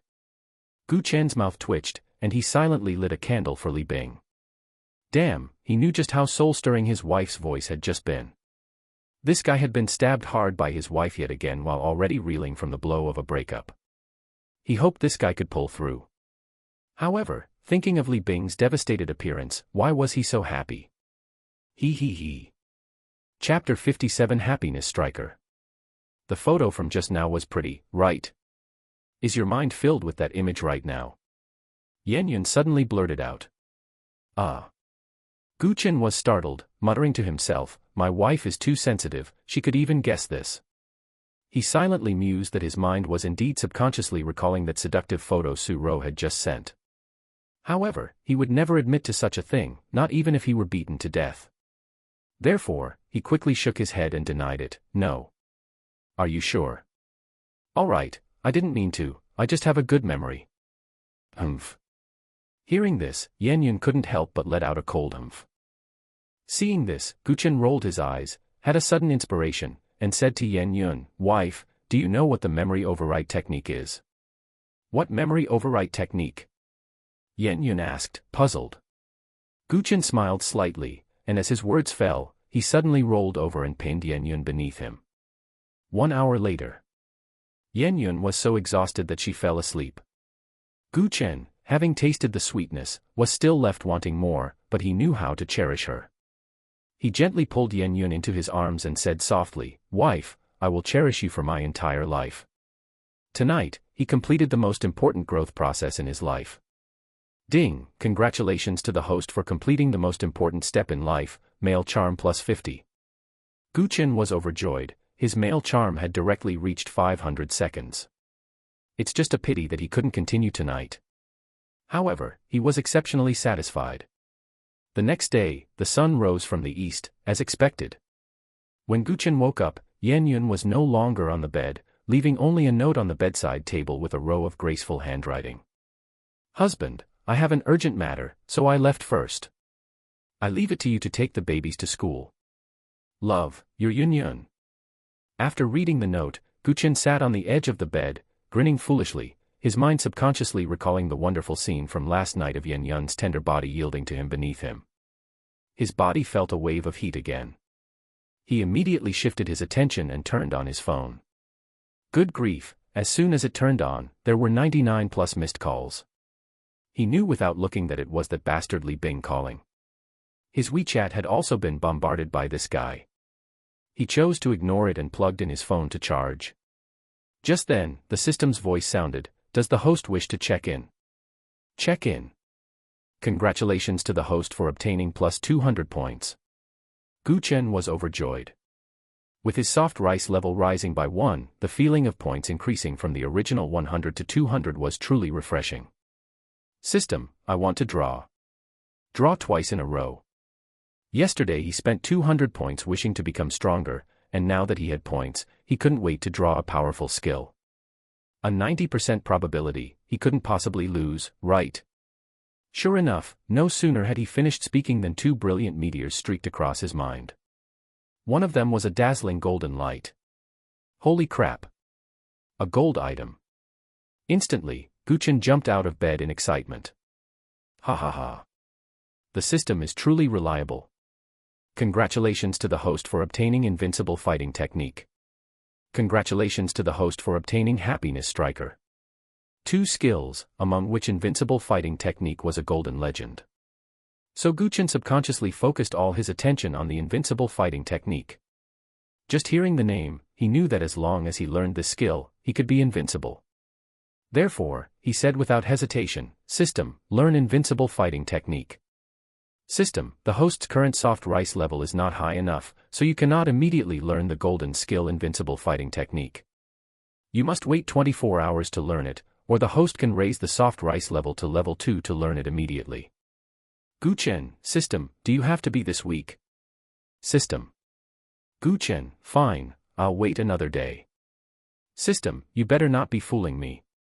System, master host, this system is serving you wholeheartedly. Gu Chen nodded. He just needed to wait quietly until tomorrow, and he, Gu Chen, would be invincible. Ha ha ha. Does the host wish to learn happiness striker now? Learn. Gu Chen was stunned, he almost forgot about this skill. He had to learn it right away, regardless of whether it was useful or not. Anyway, judging by the literal meaning, he couldn't guess what the purpose of this skill was. Learn.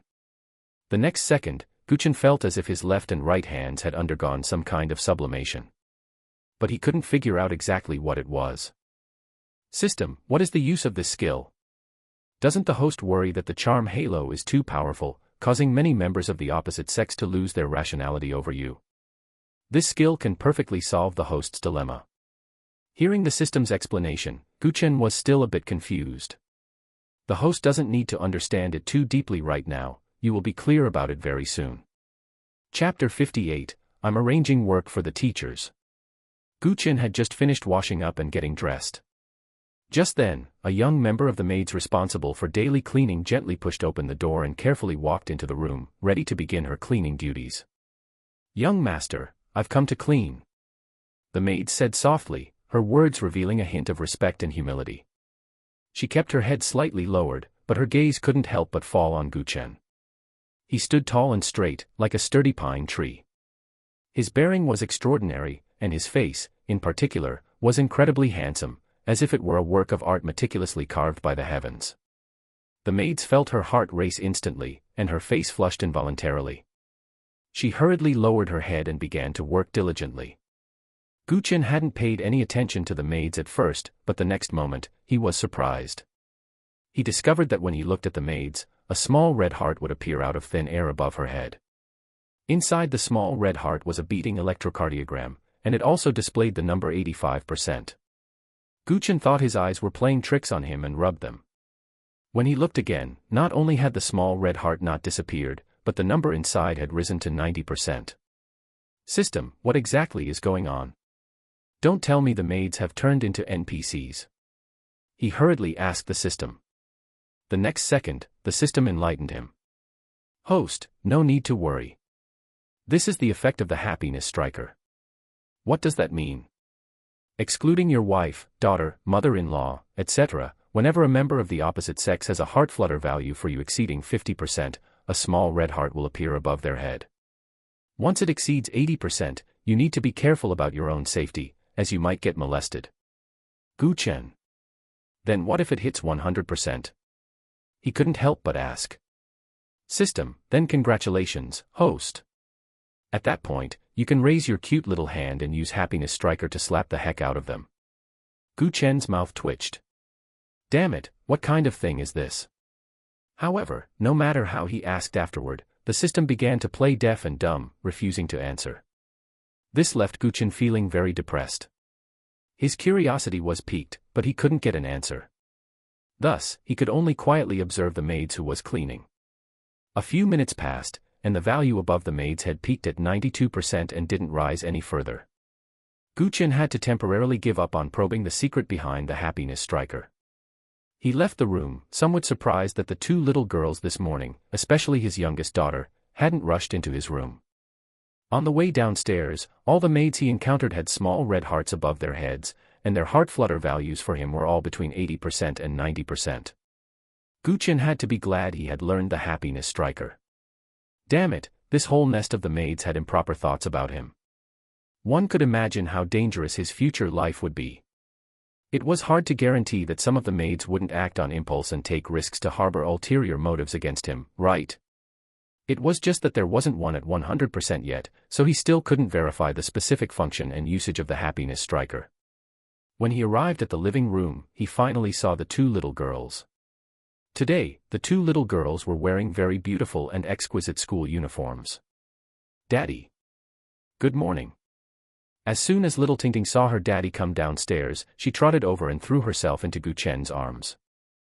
Chen picked her up and kissed the little girl on her chubby little face, saying happily, "My little darling looks so pretty today. Hee hee. Daddy is so handsome today too."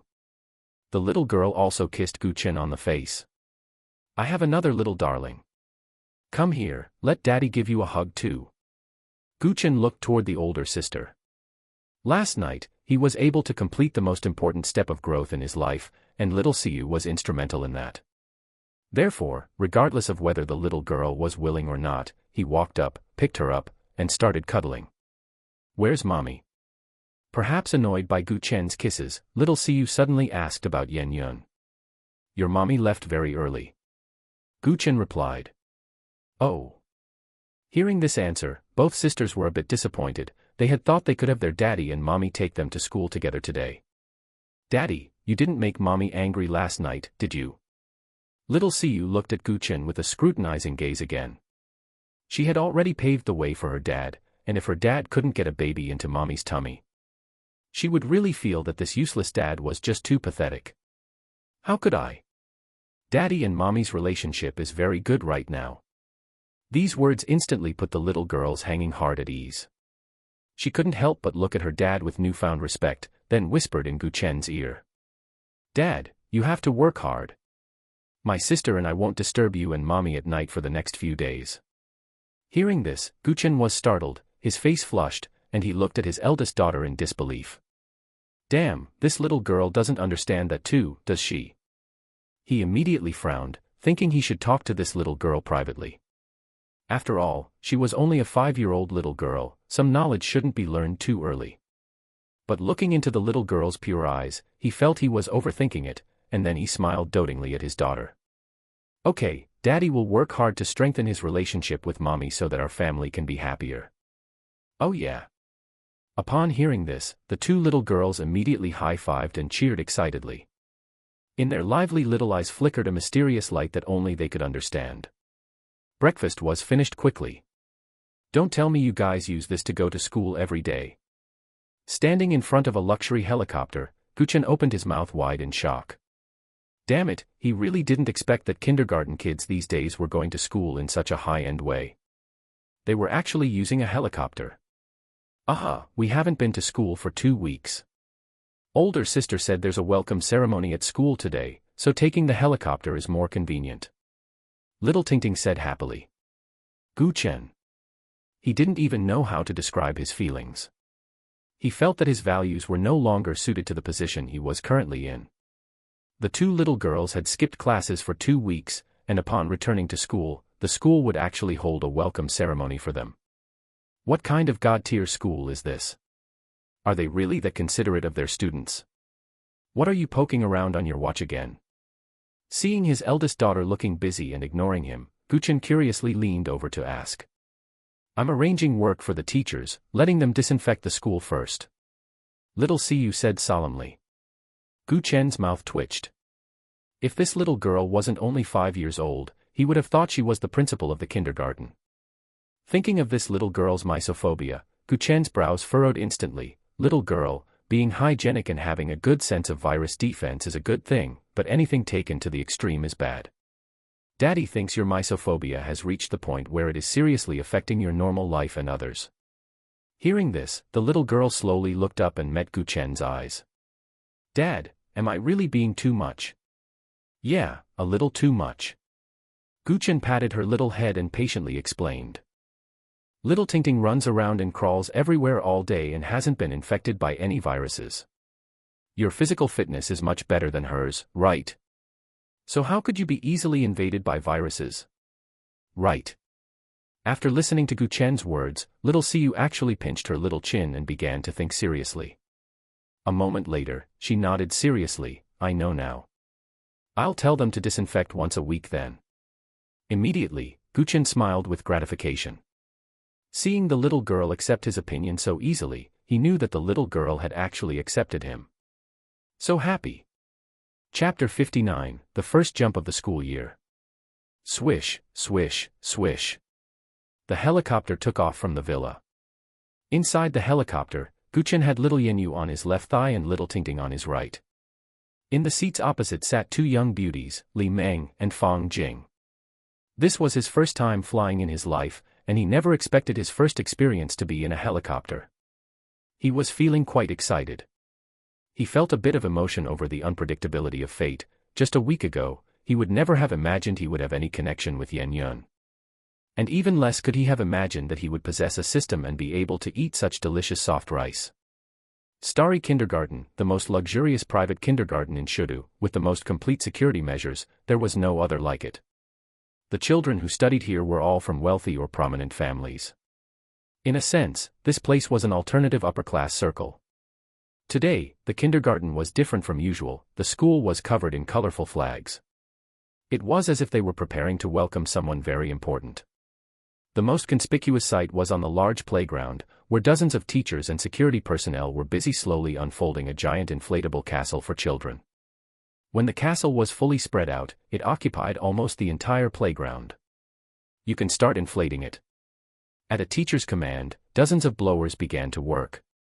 Amidst the buzzing sound, the castle became three-dimensional, finally transforming magnificently into a giant castle that seemed to truly stand within the kindergarten. The helicopter had not been flying for 2 minutes when little Siyu asked Chen to put her down.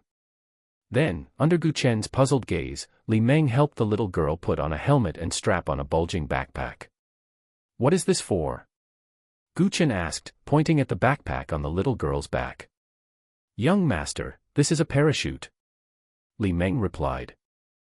Chen's mouth twitched, thinking that this little girl's safety awareness was as ridiculously high as always. Damn it, if the helicopter really crashed, would jumping with a parachute even be useful? However, since the little girl was already geared up, he had nothing more to say. Let her be happy. Do you know how to use a parachute? Chen asked with an amused smile. A 5-year-old girl skydiving. In any case, he had never heard of it, let alone seen it. Daddy, big sister started learning to skydive when she was 3.5. It was little Tingting who answered Chen, her face full of pride as she spoke about her sister's skydiving. Upon hearing this, Chen was once again shocked beyond words by his eldest daughter. Damn, 3.5 years old, while other kids were still wearing split-crotch pants, this girl had already started learning to skydive. Not to mention whether she could even carry the heavy parachute. Just this level of courage alone was enough to look down upon the masses. And, how could Yen Yun, as a mother, be so at ease? He felt the younger daughter might be bragging, but he understood in the next sentence. It was Aunt Lon Dai who took big sister to jump together. So, has she learned it? Hee, big sister is 5 now, of course she has learned it. The little girl looked at her sister with a face full of admiration. Then why don't you learn? Chen pinched the little girl's tender, pink cheek with amusement. The little girl immediately hugged Chen's neck and said shyly. Tingting is scared, I don't dare to learn. Daddy, will you teach Tingting to skydive in the future? All right, when Daddy learns it, I will teach you. Chen was amused by the little girl and laughed heartily. However, he also developed a strong interest in skydiving. He really should learn it when he had free time. As the father and daughter chatted, the helicopter arrived above the kindergarten. Is that your kindergarten down there? Chen looked down and immediately saw the giant inflatable castle below.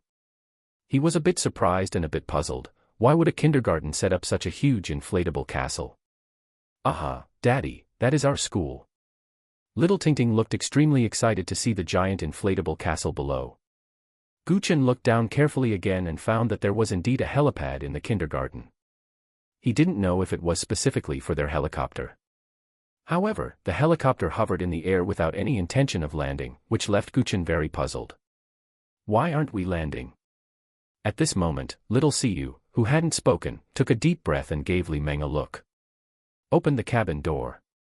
Li Meng showed a trace of worry, but still opened the cabin door. What are you doing? Chen jumped in alarm and quickly grabbed little Siyu.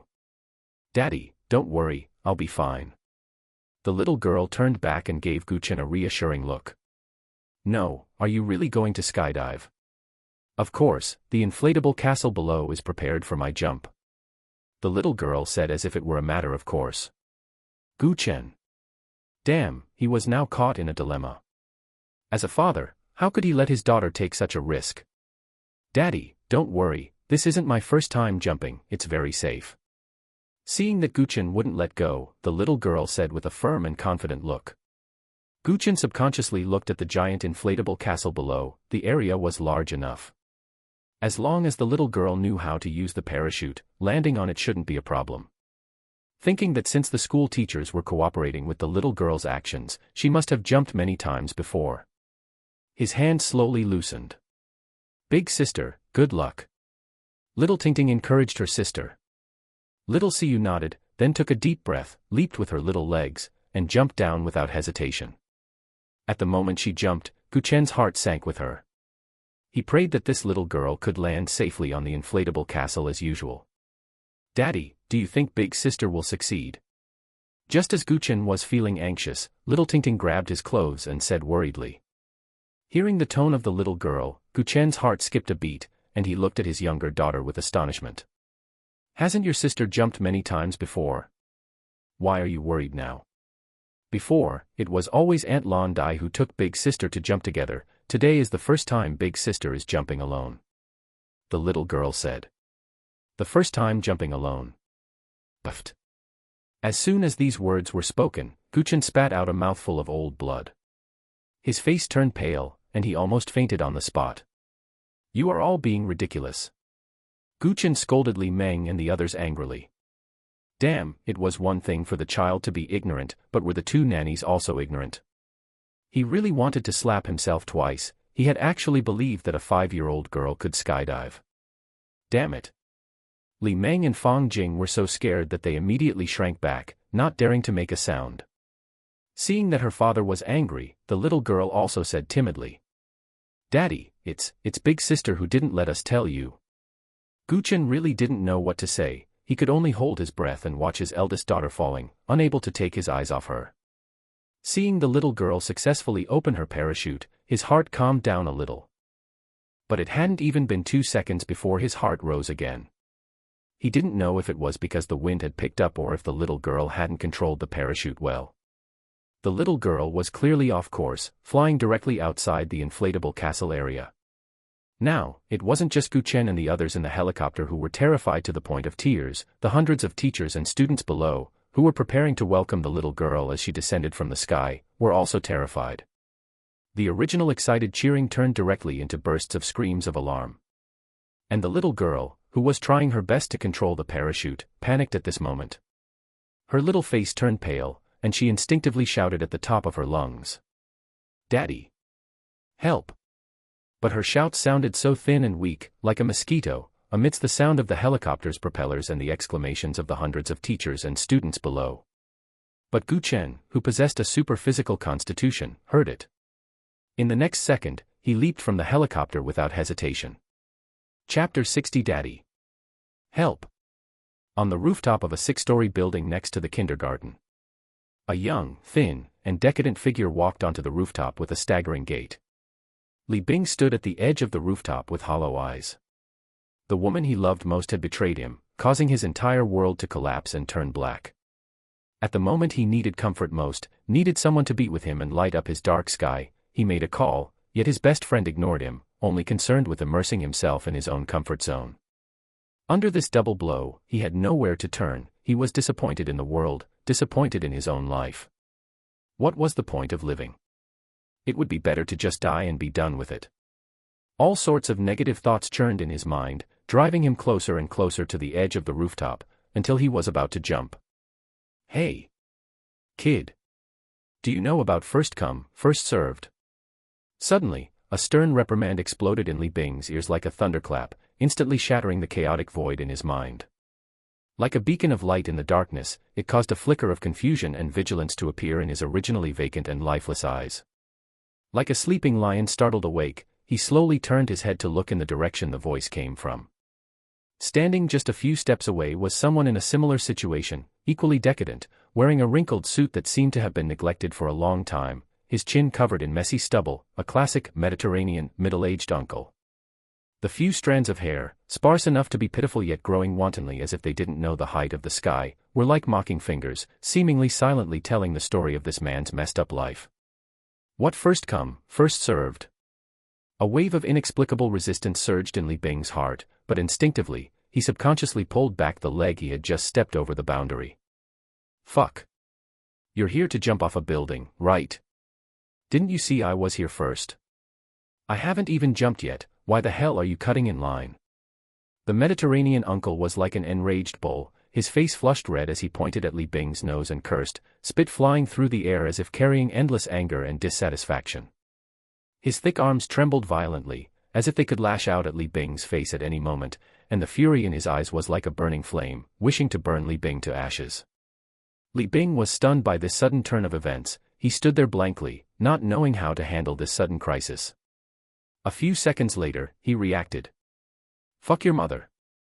Even though he himself didn't want to live anymore, being pointed at and cursed made him instantly furious, and he cursed back, I don't give a damn about your first come, first served, or if this rooftop is your backyard. You're hogging the latrine without shitting, not jumping yourself, and yet you're blocking others from jumping. Who the hell do you think you are? Yo. You dare to be arrogant in front of me. I picked this place days ago. You aren't allowed to jump before I do. If you ruin my prime feng shui spot, I'll kill you. Ha ha ha, kill me. Li Bing was amused by the Mediterranean man's words, and he said frantically, I'm here to jump off a building, do you think I'm afraid of you killing me? If your brain is sick, go get it treated before you come back to jump. After he finished speaking, both of them froze.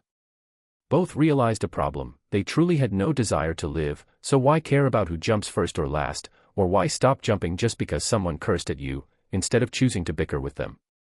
The atmosphere suddenly fell silent. Uncle, why do you want to jump off a building? After a moment, Li Bing broke the silence, curious. The Mediterranean man shook the few hairs on his head and said, dazed, stock market, lost everything. Li Bing was stunned. The stock market crash from a few days ago. Heh. The Mediterranean man gave a miserable laugh, as if narrating, and as if mocking himself for being an idiot. I fucking trusted those grandsons who said the bull market was coming, the bull market was coming. Then I mortgaged my car and house, and leveraged everything to go all in. I thought I could achieve financial freedom with this one move, but the result, hey. I'm a fucking idiot. A big idiot. Li Bing.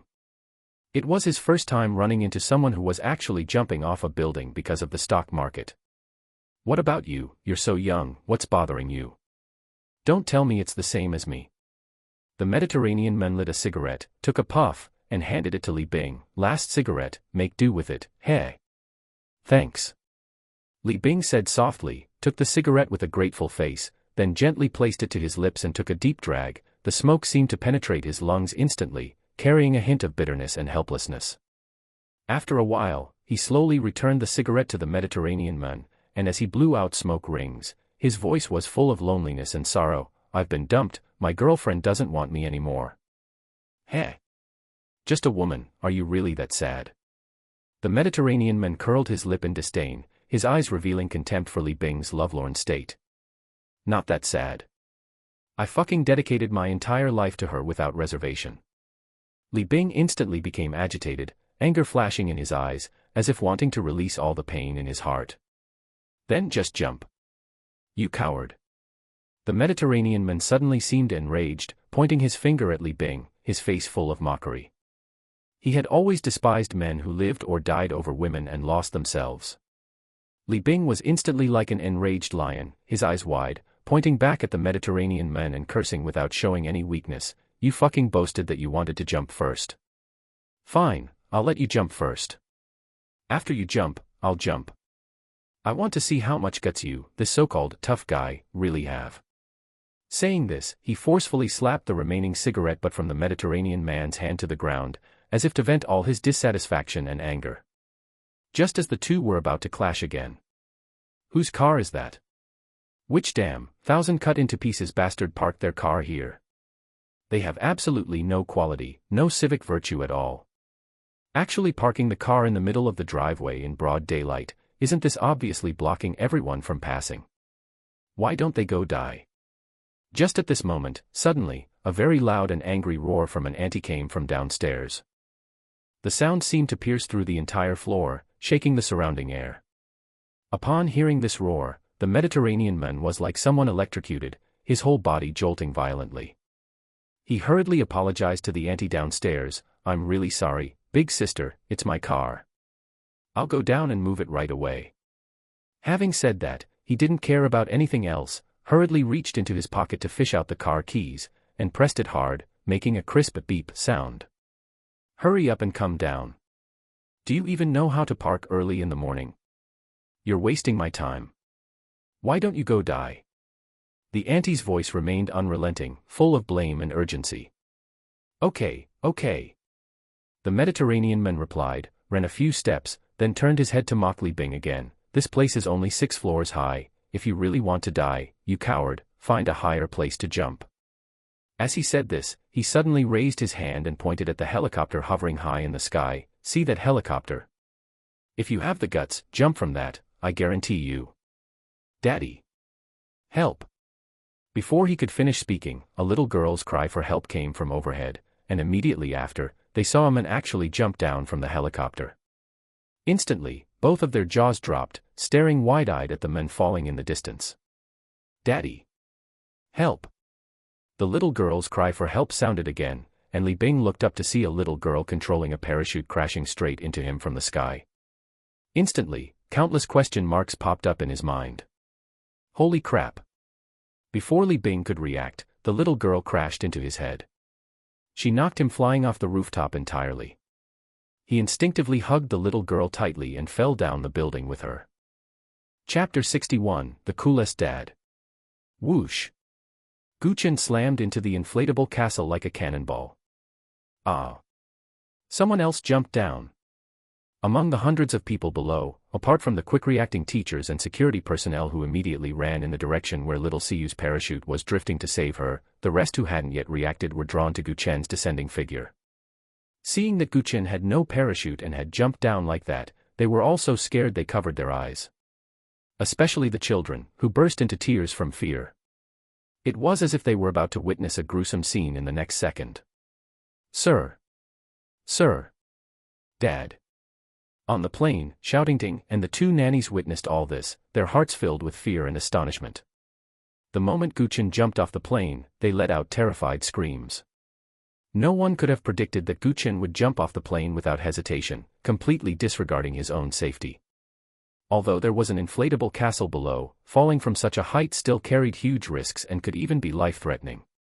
Whoa. Sir, it's all our fault for not stopping the little princess, but you shouldn't have been so impulsive to jump off the plane. Li Meng and Fang Jing couldn't control their emotions and burst into tears. Both of them subconsciously thought that Chen was committing suicide out of despair because of his daughter's accident. However, Shoutingting was different. Although she was also worried about her dad's safety, deep down she firmly believed that her dad jumped off the plane to save her sister.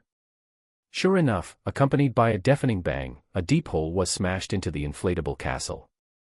Surprisingly, Chen stood firmly on top of it. Subsequently, he rushed toward the direction where little Siyu was drifting at an astonishing speed, like a nimble leopard. At this moment, everyone was dumbfounded and astonished.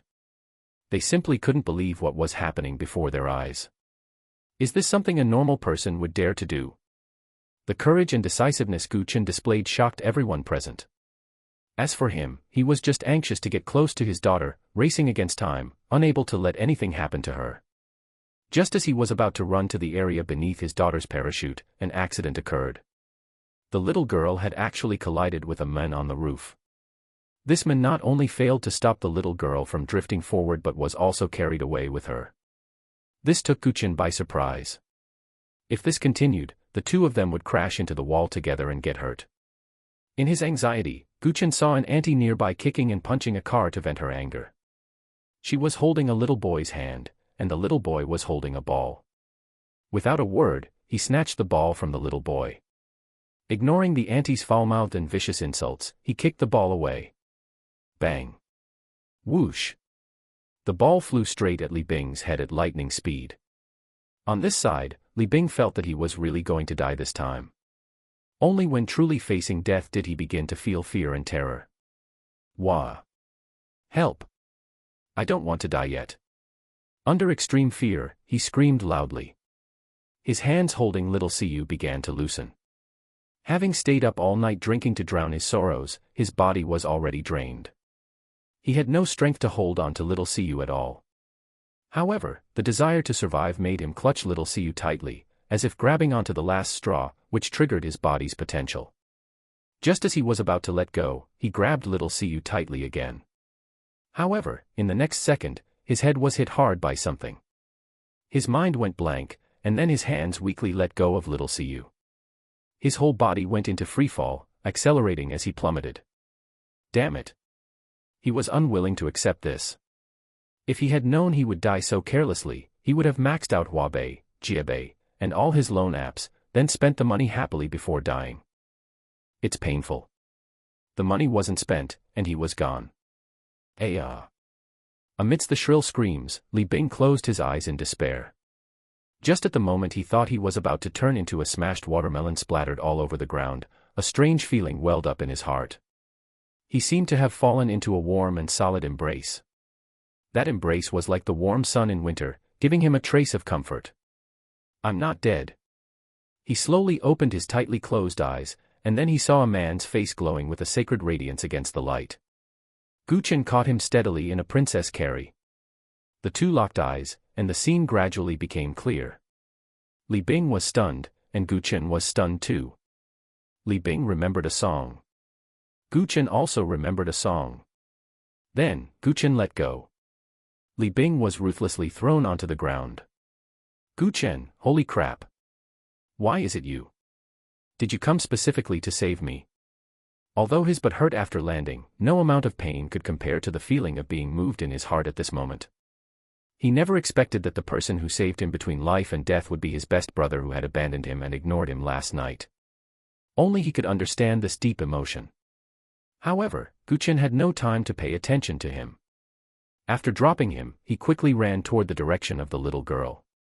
During the time he saved Li Bing, the little girl's parachute, just as he had expected, had already snagged on a dense, towering tree. It was precisely because he had confirmed the little girl's safety that he chose to save Li Bing first. At this moment, the little girl was like a grasshopper tied tightly by a thin rope, swinging helplessly in the wind. She looked a bit pitiful and also a bit funny. If anyone looked closely, they would find that there was absolutely no trace of fear on the little girl's tear-stained face. Those small eyes, which were usually calm, were now shining brightly, staring intently at her dad who was running over. What was flickering in those eyes was an unprecedented, worshipping sparkle, like brilliant stars. She knew deep down that her dad had heard her call and had run over so recklessly to save her. It was just that he had saved that strange uncle who was implicated by her on the way. She had just witnessed the entire thrilling process of her dad using his superhuman agility to catch Li Bing, who was falling from high altitude, with his bare hands. At that moment, her heart seemed to be filled with a strong emotion, and she could only silently exclaim in her heart, "Dad, you are really too cool." That admiration and pride for her dad surged in her heart like a raging tide. "Dad, you are the coolest." The little girl couldn't help but change her usual cold image and shouted excitedly at Chen, who had run to the foot of the tree. Seeing that the little girl was safe and sound, Chen's hanging heart finally returned to its place. His mood at this moment was like finally reaching a peaceful harbor after experiencing a storm. He looked up helplessly, his eyes full of doting as he looked at the little girl. That smile was as warm as the spring sun, and he said slowly, "Next time, absolutely do not do such dangerous things that make Dad worried sick. Do you know you almost scared Dad to death just now?" Upon hearing this, a flash of guilt crossed the little girl's big eyes, and she immediately nodded vigorously, replying with a firm tone, I definitely won't do it next time." This well-behaved appearance really warmed Chen's heart. At this moment, a strange emotion quietly spread between the father and daughter, as if an invisible bond connected them tightly, and their relationship was enhanced like never before at this moment. Just then, his phone rang. Seeing that it was Yan Yun calling, Chen hooked the corner of his mouth and picked it up. "Wife, did you miss me?" Over there, Yan Yun had just finished organizing an emergency meeting and was missing Chen, so she called to hear his voice. Hearing Chen expose her little thoughts right from the start, her slightly coquettish tone came through the receiver. "I just wanted to ask you what you are doing now. You dropped our daughter off at school smoothly, right?" It went quite smoothly." Chen looked up at the little grasshopper, swinging in the wind and smiled. "I'm watching Yenyu on the swing." "Yenyu, do you want to talk to your mom on the phone? Mom said she misses you." After saying this, he looked at his daughter with a half-smile. Little Siyu was immediately terrified upon hearing that it was Mom on the phone, and she shook her head like a rattledrum. If Mom found out she went skydiving without permission, she would definitely be skinned alive when she got home. "All right, wife, you work hard. I have a surprise for you tonight." Chen stopped teasing the little girl, said a word to Yan Yun, and hung up the phone. "Dad, I was wrong. Please don't tell Mom about this." Seeing Chen hang up the phone, the little girl immediately put her hands together and started begging for mercy. This was the first time Chen had seen the little girl like this. It seems this girl is usually very afraid of her mom. "Fine, I'll keep it a secret for you this time. If you mess around again in the future, you know the consequences." I understand. Then Chen, without a word, quickly displayed his agility and climbed up the tree. In no time, he successfully rescued the little girl from the tree. He gently pulled the little girl into his arms, feeling her slightly trembling body, his heart filled with tenderness. "This is the second time you've cried in front of me." Chen looked down at the little girl's tear stains that hadn't yet dried, and couldn't help but reach out to gently flick her pert little nose, teasing her. I didn't." The little girl was stunned by this sudden action, and then realized what her dad meant. Her little face instantly turned shy and red. She quickly buried her little head deep into Chen's arms, while quietly wiping her face with her little hands. She looked extremely cute. Ding! Congratulations to the host for successfully saving your daughter. Reward: Physical Constitution +5, Lucky Draw Attempts +5. Chen was surprised by the system's generosity, but he didn't have the energy to be happy about this matter right now. A large group of students, teachers, and security personnel who had followed them surrounded the father and daughter, scrambling to ask with concern. "Yenyu, are you okay? You scared the teacher to death." Classmate Yenyu, are you hurt? I'm fine, everyone please rest assured. I messed up this time, and I apologize to everyone. The little girl bowed to everyone very honestly. With this bow, everyone was stunned, their eyes filled with surprise. No one would have expected that the Yen family's eldest daughter, who was always cold and intelligent, known as the top sister of the entire Shida kindergarten, Yen Siyu, would suddenly apologize to everyone in public and bow. But before they could recover, the little girl proudly and grandly pointed at Chen and introduced him to everyone. This is my dad. From now on, I won't be called Yen Siyu anymore, I've changed my name to Siyu. Chapter 62, Who is the one in charge of this kindergarten? As the words fell, the scene instantly fell silent. This news was too explosive. Everyone widened their eyes and looked at Chen. He was too young and too handsome. Especially the teachers and security personnel, all of whom wore expressions of disbelief. Chen looked like he was barely in his early 20s, how could he be the father of a 5-year-old little girl? Hello, I am the teacher of Yen. Siyu, Shen Mengyao. At this moment, a quiet and gentle young beautiful teacher stepped forward, extended her hand, and said to Chen. Hello, Chen, Siyu's father. Chen looked Shen Mengyao over and felt that this teacher was not bad. The two shook hands lightly and then separated. Shen Mengyao instantly blushed and her heart raced. She felt that this man was too handsome and had a fatal attraction to women. Especially his act of falling from the sky just now, risking his life for his daughter, made her heart flutter even more. Chen didn't think much of it at first, but when he saw a pulsating pink heart suddenly appear above Shen Mengyao's head with a value that had already reached 60%, the corner of his mouth twitched. Damn, this teacher was really too unreserved. Let's go back to the kindergarten and talk, Shen Mengyao said, seeing that this was not the place to discuss things. Then, the security personnel and teachers began to organize the children to return to the kindergarten in an orderly fashion. Of course, there were also specialized emergency personnel who began to handle the videos that passers-by had just taken, to prevent them from uploading the videos to the internet. In particular, any videos that captured Siyu had to be dealt with. Hey. Chen, what the hell is going on? Where did you get such a big daughter? Li Bing, who had been squeezed to the periphery and had northwest chance to get close to Chen, finally found a chance to speak after the crowd dispersed. Wait for me here for a while, we'll talk later. Chen threw out this sentence and followed the teachers and students into the kindergarten.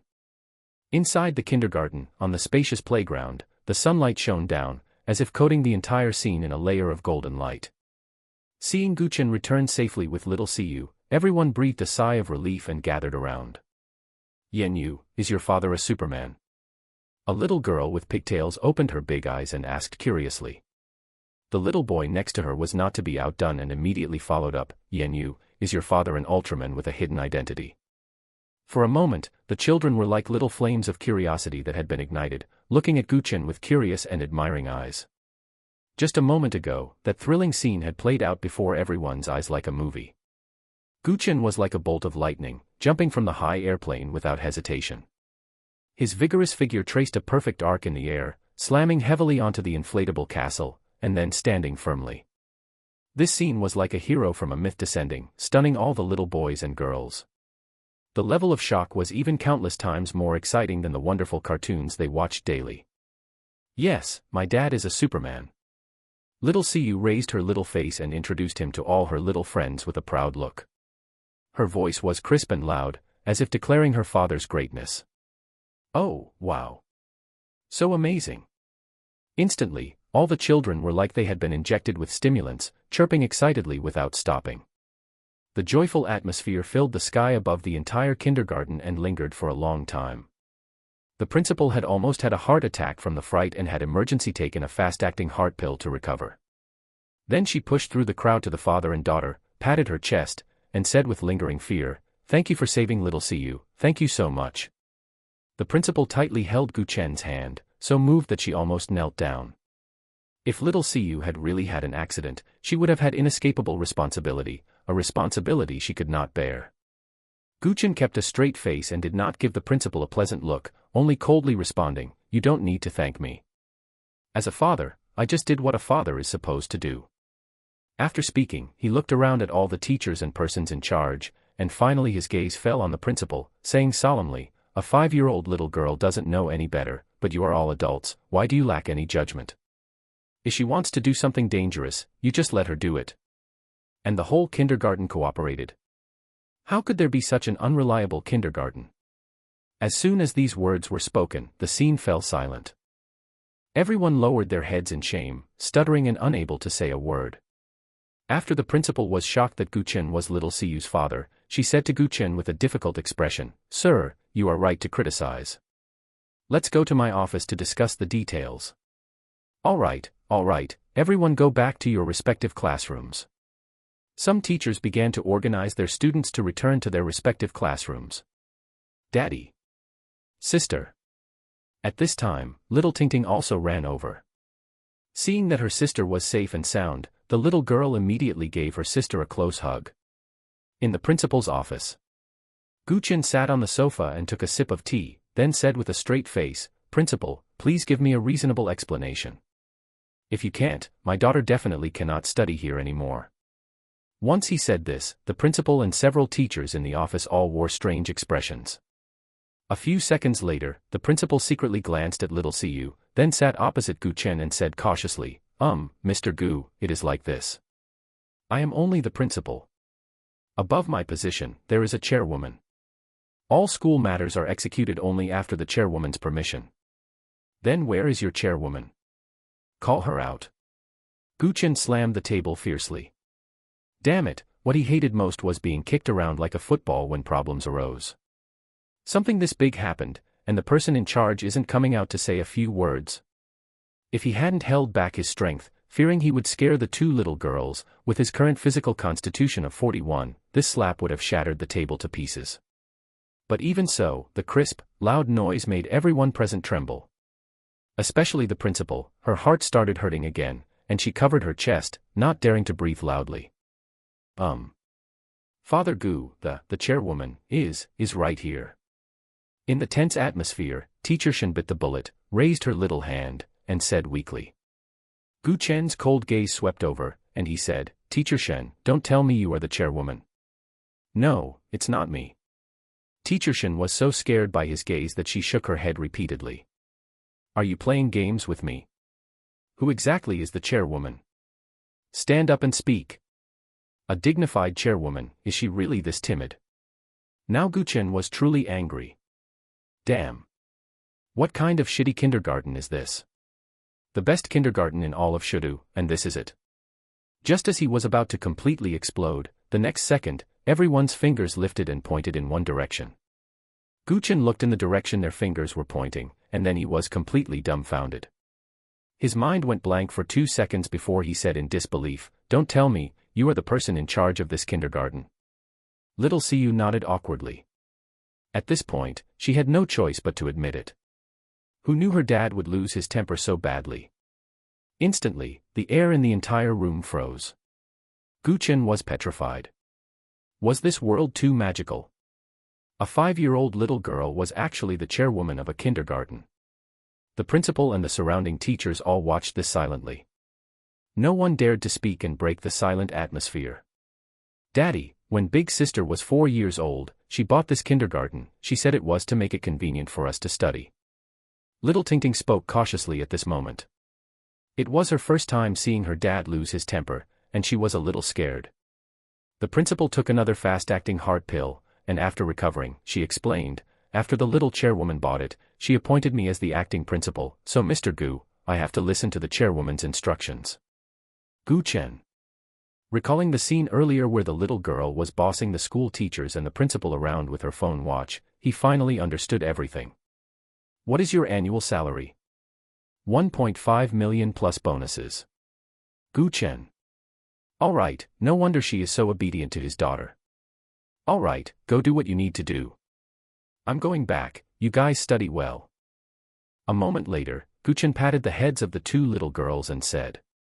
Before leaving, he solemnly instructed the principal and teachers, in the future, do not listen to the little girl when it comes to dangerous things. She is just a 5-year-old little girl. Although her thinking is somewhat mature, she is still just a 5-year-old little girl. Do you understand?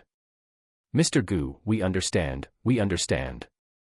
Chapter 63, The Reality of Fearing Your Brother's Hardship, but Fearing Even More That He Drives a Range Rover. Father Gu, let's add each other on WeChat. That way, if Yenyu or Tingting have any issues in the future, we can communicate in time. We can also discuss children's education from time to time. Shen Mengyao said this when Gu Chen was about to leave. Sure.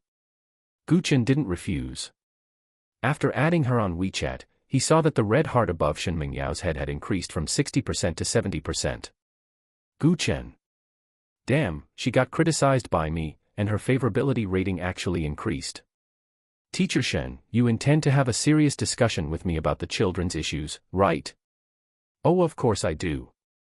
Seeing the slightly suspicious look in Gu Chen's eyes, Shen Mengyao felt a bit nervous, and her pretty face flushed slightly, but she still forced herself to remain calm and replied.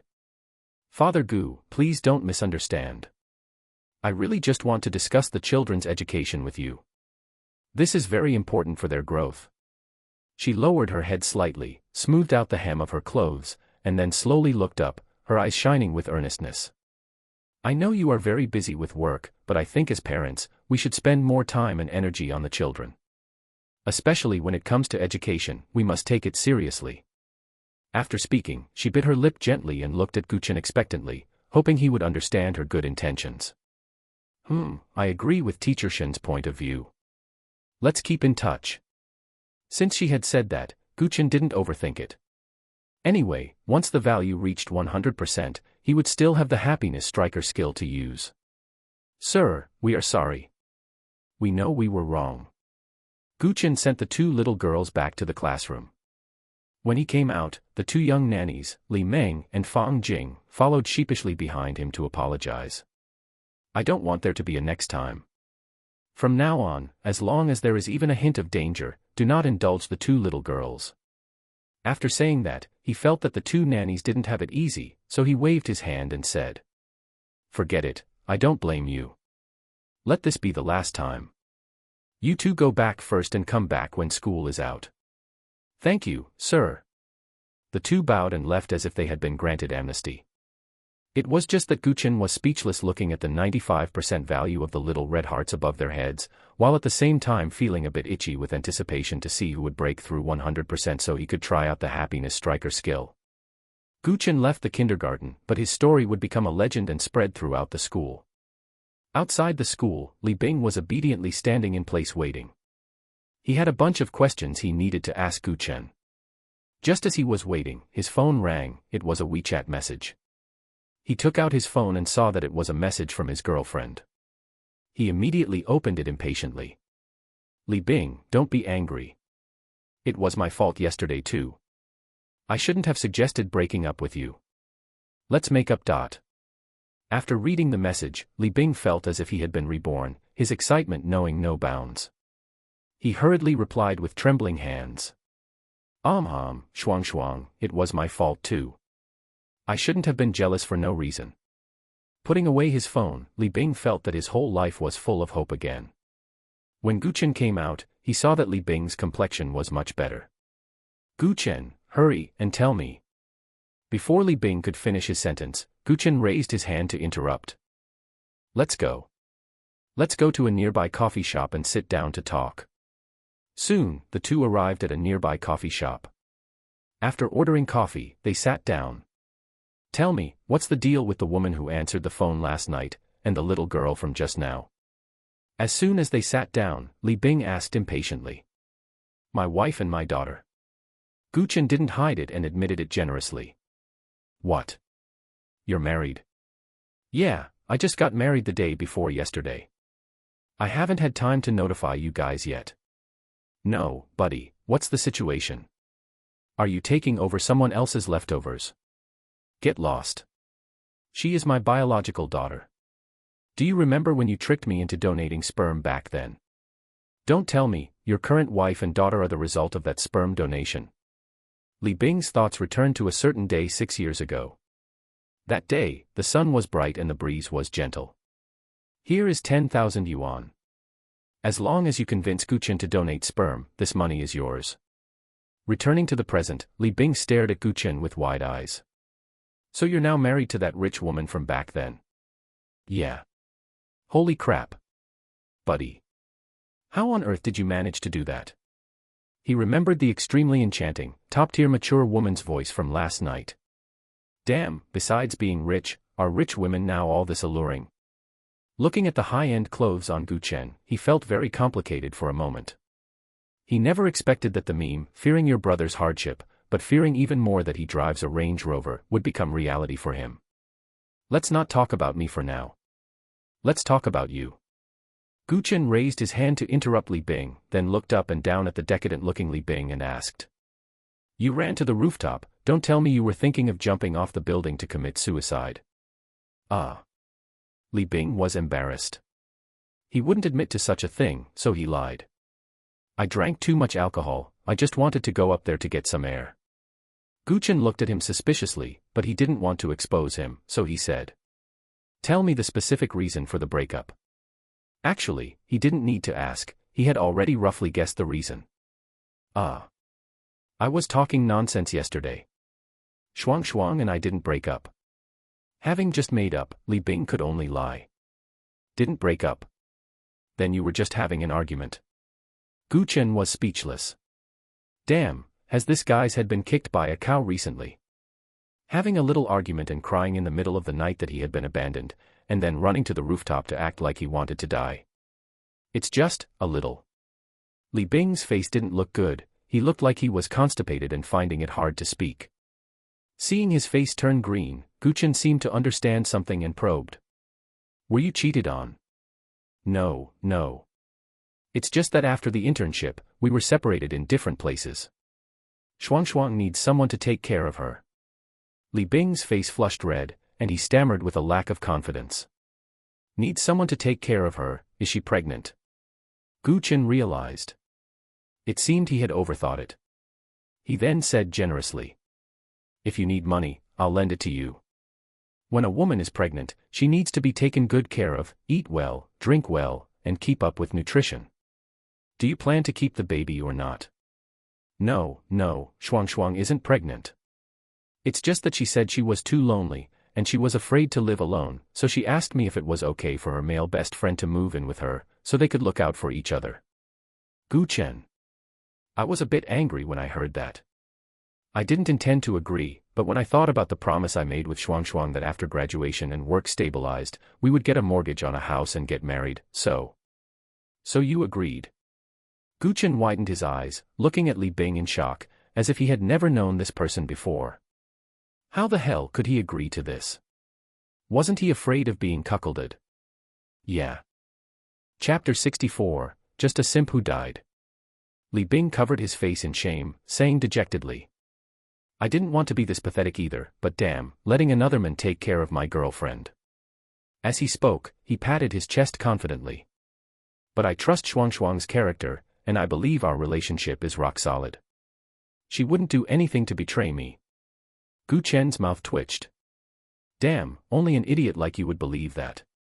Lu Shuang daring to bring a male best friend home so blatantly, to put it bluntly, it's all because Li Bing himself is pathetic and insecure, which enabled it.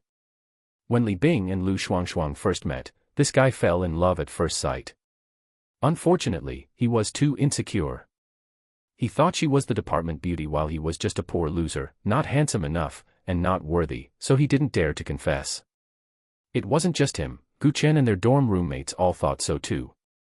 Who knew that during a random dorm mixer, this guy would get liquid courage and actually confess to Lu Shuang? Unexpectedly, he actually managed to win her over. At the time, the roommates, including Chen, all thought Lu Shuang must have had her head caught in a door to agree. It's just unexpected that after 2 sweet years, it would end up like this. As long as you're happy. Chen sighed. Looking at Li Bing's mystifying confidence, he could only silently gulp down his drink. Hey. Don't worry, I suspected Shuang of cheating before too. But one sentence from Shuang woke me up. Li Bing chuckled, comforting Chen. What sentence? Shuang said, we aren't married yet, and I'm a man who doesn't care about his family. I can't take good care of her, and she feels sad and insecure, so that's why she thought about having a male best friend come over to keep her company. When I thought about it, it really was my fault. It was my own lack of ability to take good care of Shuang. I couldn't get into the same company as Shuang, which is why we were forced to live apart. Then Shuang said, as long as I wait for my job to stabilize, she'll pool money with me for a down payment on a house so we can get married. And that male best friend also guaranteed that it was just a simple roommate arrangement, and he would take care of Shuang within his capabilities. If I didn't trust him, I could just pay him a 500 yuan caregiving fee every month. I didn't hesitate at the time and gave him 1,500 yuan directly, for 3 months of fees. I just thought, this guy took my money, so he wouldn't do anything to betray me, right? Chen. After hearing this, he was completely stunned. Damn, Li Bing's actions directly showed him a certain limit of humanity. Did you never think that by the time your job stabilizes and you're ready to put a down payment on a house, Lu Shuang and her male best friend's child might already be born? Li Bing. His face stiffened, instantly turning deathly pale. It's not that I want to bring you down, male best friend, it sounds nice, but it's just a backup, a spare tire ready to take the spot at any time. A man and a woman living in the same room for a long time, who can guarantee nothing will spark. I still believe in Shuang. After a moment, Li Bing still stubbornly held on to his belief. Yesterday he had a fight with Shuang and broke up because of a misunderstanding, and now that they had made up, he should be even more convinced of their relationship. I just want to remind you of one thing, simps don't end well. Take care of yourself. After saying this, Chen stopped trying to persuade him. Time would prove everything. If this guy wasn't his childhood friend, he would really want to stay away from the simp who had lost his self-respect. Only good women are worth simping for, and only if there's positive feedback from the other side. Like Lu Shuang, anyway, he wouldn't even give her a second glance. Just as he was about to change the subject, Li Bing's phone suddenly rang. It was a WeChat message. Li Bing picked it up and looked, his expression changing instantly. He looked like a wilted eggplant, completely deflated. What's wrong? Seeing Li Bing's sudden change in mood, Chen asked subconsciously. He saw Li Bing's eyes instantly turn red, and he suddenly buried his face on the table and sobbed bitterly. What the hell? What's wrong with you? Seeing this, Chen asked in astonishment, but Li Bing just kept sobbing and wouldn't speak, so he could only forcefully take Li Bing's phone. One look at the content, and he understood everything. Lu Shuang had indeed cheated. The person sending the message was Lu Shui, a female classmate of Chen and Li Bing. She had sent a photo. In the photo, Lu Shuang was intimately hugging a man as they entered the OBGYN department for a prenatal checkup. Before Chen's expression could even change, another message came in. Lu Shui, Li Bing, I said I happened to bump into them, you don't believe me, do you? Lu Shui, I hope you won't be too sad. As a classmate, I struggled a lot before sending you this photo. After all, you need to know the truth. Lu Shui, Li Bing, you aren't thinking of doing anything stupid, are you?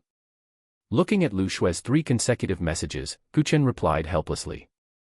Don't worry, it's just a simp who died. Lu Shui. Underscore. Who are you? I'm Chen. I just happened to be having coffee with this guy. Lu Shui, oh, so it's the handsome Gu. No, wait, I should call you the king of soft rice now. Since you're there, that's fine. If he can't pull through later, tell me, and I'll send a wreath. Chen. I think you can send it over now. Lu Shui, can't do it now, I'm at work. By the way, which cafe are you at? Chen, Nanfeng Cafe, diagonally across from the Xingyao kindergarten. Lu Shui, oh my, I was just asking, why are you telling me the specific location? Chen, I was just answering casually too, why are you reading the messages so carefully? 10 minutes later. Done crying. Done. Sad. Sad. How sad? Heh. Li Bing wiped his tears and gave a miserable laugh. The first time I saw Shuang, I thought she was as beautiful as a fairy, and that a poor loser like me would never have a chance with her in this lifetime. I just didn't expect I'd have such dumb luck to make a fairy fall into the mortal world. You tell me, if I break up with Shuang, where am I going to find such a beautiful wife in this lifetime? Chen shook his head and laughed lightly. The reason you're insecure right now is simply because you're poor. If you had money, women would be everywhere. Are you fucking kidding me? I'm like this, it's too hard for me to get rich. Li Bing was speechless. Gu Chen patted his shoulder and laughed. I have a path for you to take now. Are you going to take it? Li Bing looked at Gu Chen suspiciously, then suddenly realized. You have a rich woman to introduce to me. In your dreams. Gu Chen slapped the guy on the head and said speechlessly. With your pathetic look, give me one reason why a rich woman would fancy you. Damn it, if you can, why can't I? Heh, why? Gu Chen gave a disdainful smile and immediately beckoned to a waitress. Miss, can I ask you a few questions? The waitress heard this, and seeing the handsome guy she had been peeking at calling her over, she walked over excitedly. Sir, feel free to ask any questions you have. Gu Chen pointed directly at himself and Li Bing and asked. Between him and me, who is more handsome? The young lady looked at Li Bing, eyes sunken, face pale, completely listless, and skinny like a sick person. It was a bit of an eyesore. She chose Gu Chen without hesitation. You're handsome. Then between him and me, who is taller and stronger? Gu Chen asked again. You are taller and stronger, tall and big. The young lady said without hesitation, her little face already turning red. Then if you were choosing a boyfriend, who would you choose? I would choose you. The young lady said with a flushed face and racing heart. Her eyes had completely ignored Li Bing, and the way she looked at Gu Chen was already full of infatuation. Thanks a lot. I'll pay for this coffee myself, please don't give me a freebie. Gu Chen gave a gentlemanly smile and waved his hand to signal that the young lady could return to her work.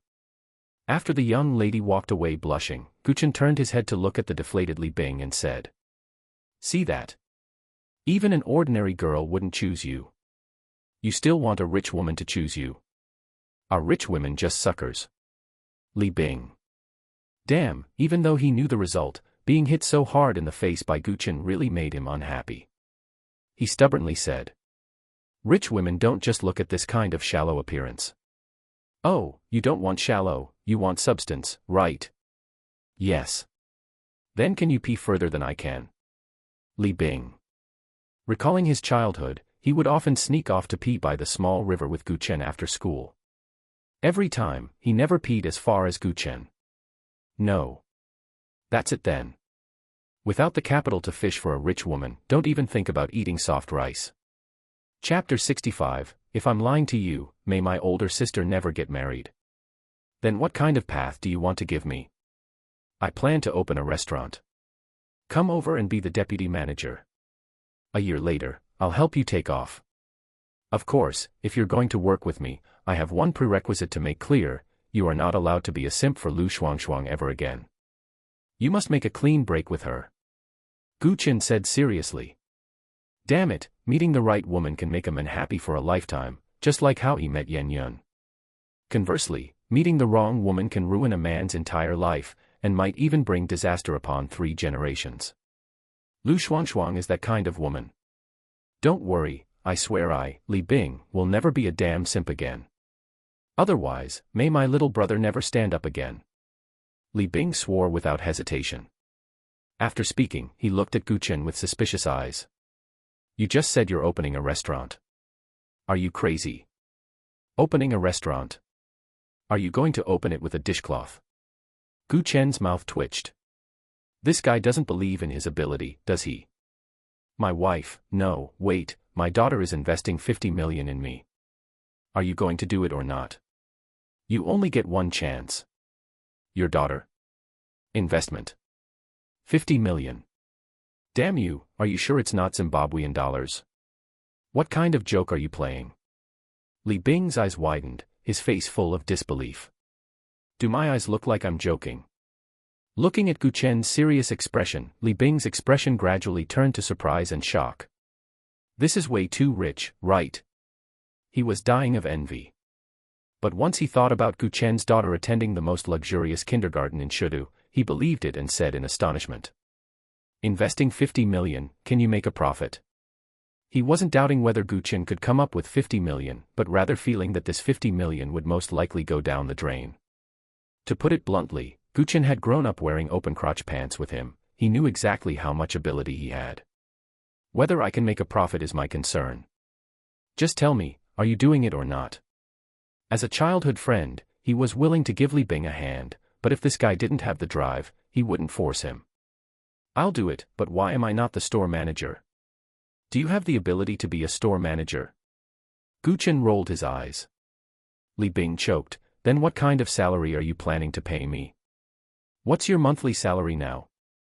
4,500. All right, I'll give you 5,000, plus social insurance and housing fund. Li Bing, no, Gu Chen, damn you, this is the path to wealth you're giving me, claiming you'll help me take off in a year. Gu Chen slapped Li Bing on the head again.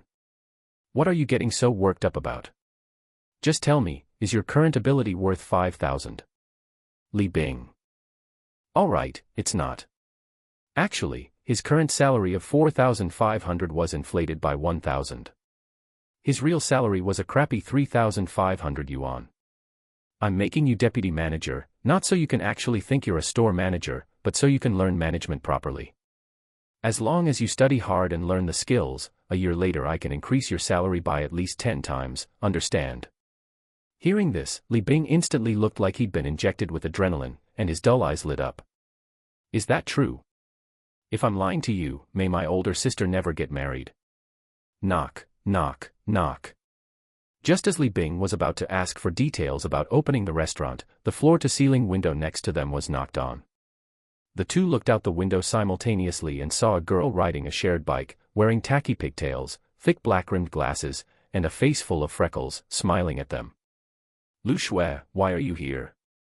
Li Bing asked in confusion. What a coincidence, I was just passing by and didn't expect to run into you guys. As Lu Shui spoke, she skillfully parked the shared bike in the parking area on the side of the road, a hint of imperceptible excitement flashing in her eyes.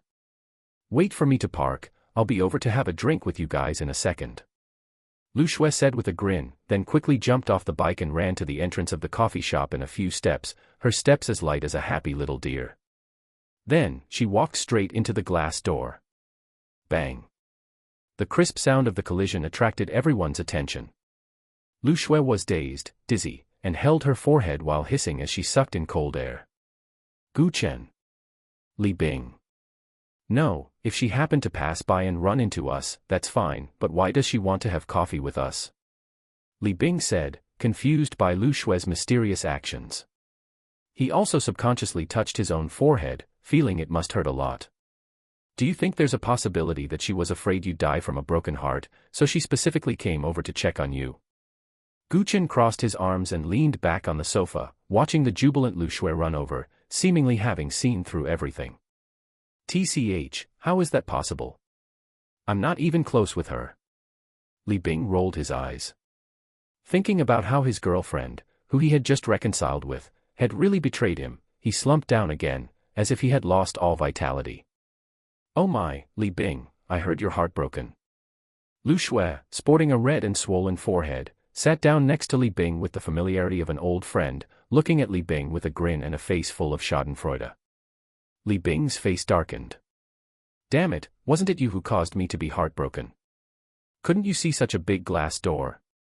Gu Chen looked at Lu Shui with amusement. This person felt like she was here to be funny. The glasses reflected the light. Lu Shui's pretty face flushed slightly, the corners of her mouth twitched, and she hissed again from the pain on her forehead. Aren't you at work? Gu Chen raised an eyebrow and asked.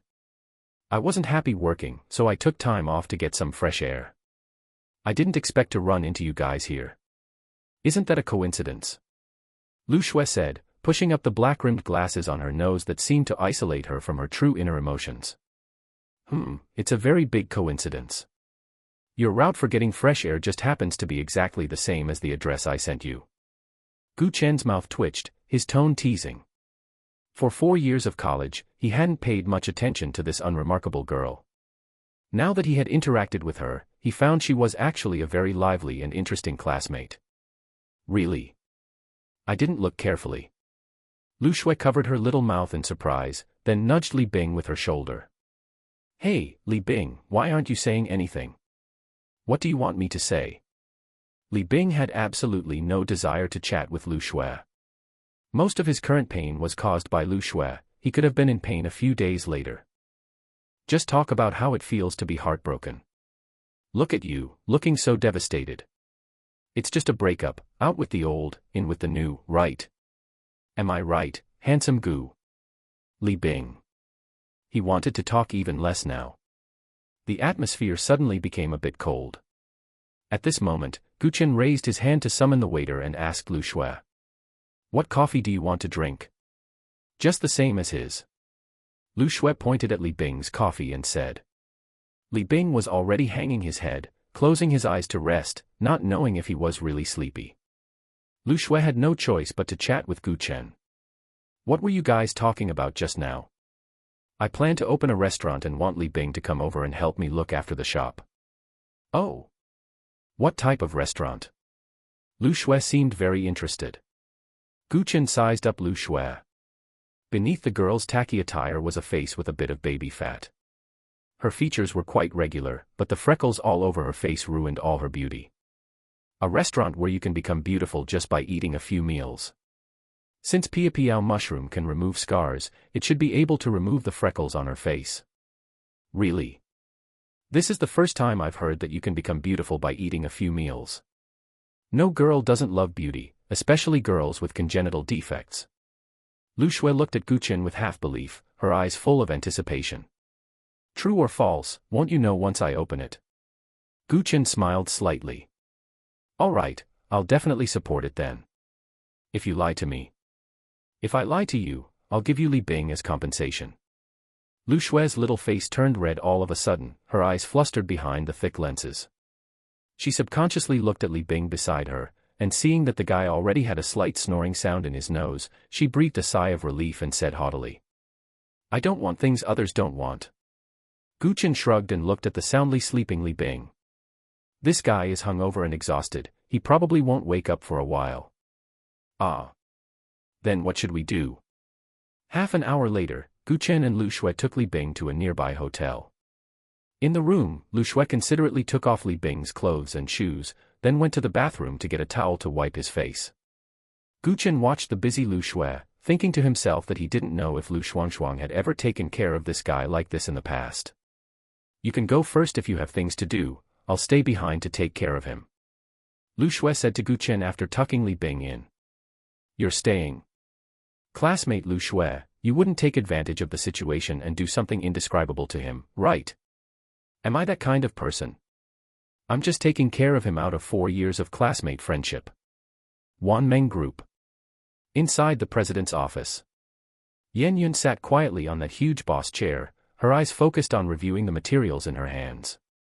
On her exquisite face, not a ripple could be seen, as if nothing in the world could affect her state of mind. Just at this moment, Lan Dai suddenly said to Yan Yun with a serious expression. Someone is investigating your husband. This sentence was like a stone thrown into a calm lake, causing ripples to spread layer by layer. Yan Yun frowned slightly, but quickly returned to calm, as if she had long expected such a thing to happen. She continued to look down at the materials and slowly spat out a few words. My cousin's people, right? It seems he still doesn't understand what I mean. I dared to openly admit that I'm married precisely because I didn't want him to play these little tricks behind my back. Lan Dai nodded, it should be. I guess since they can't do anything to you, they want to find a sense of presence through your husband. Yan Yun put down the materials in her hand, leaned back on the chair, and her eyes gradually turned cold. I know their thoughts, but I don't want to argue with them too much right now. I just want my father to be able to live a more leisurely life in his remaining days, without being disturbed by these trivial matters. After speaking, she stood up, walked to the window, and looked at the bustling city scenery outside, her mind filled with many thoughts.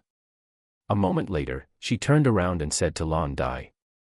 You should take a trip to the Yen family. Some people are jumping too much, it's time to knock them down a peg. Let them understand that for me, Yan Yun, to liquidate someone, I don't need so-called evidence at all. As long as I suspect it, that is evidence. Lan Dai replied, turned, and left the president's office. She knew Yan Yun's personality well, once she decided to do something, she would definitely go all out. She also understood that this internal family conflict was about to begin. Chapter 66, Visiting the Aunt. Gu Chen took a taxi back to the villa.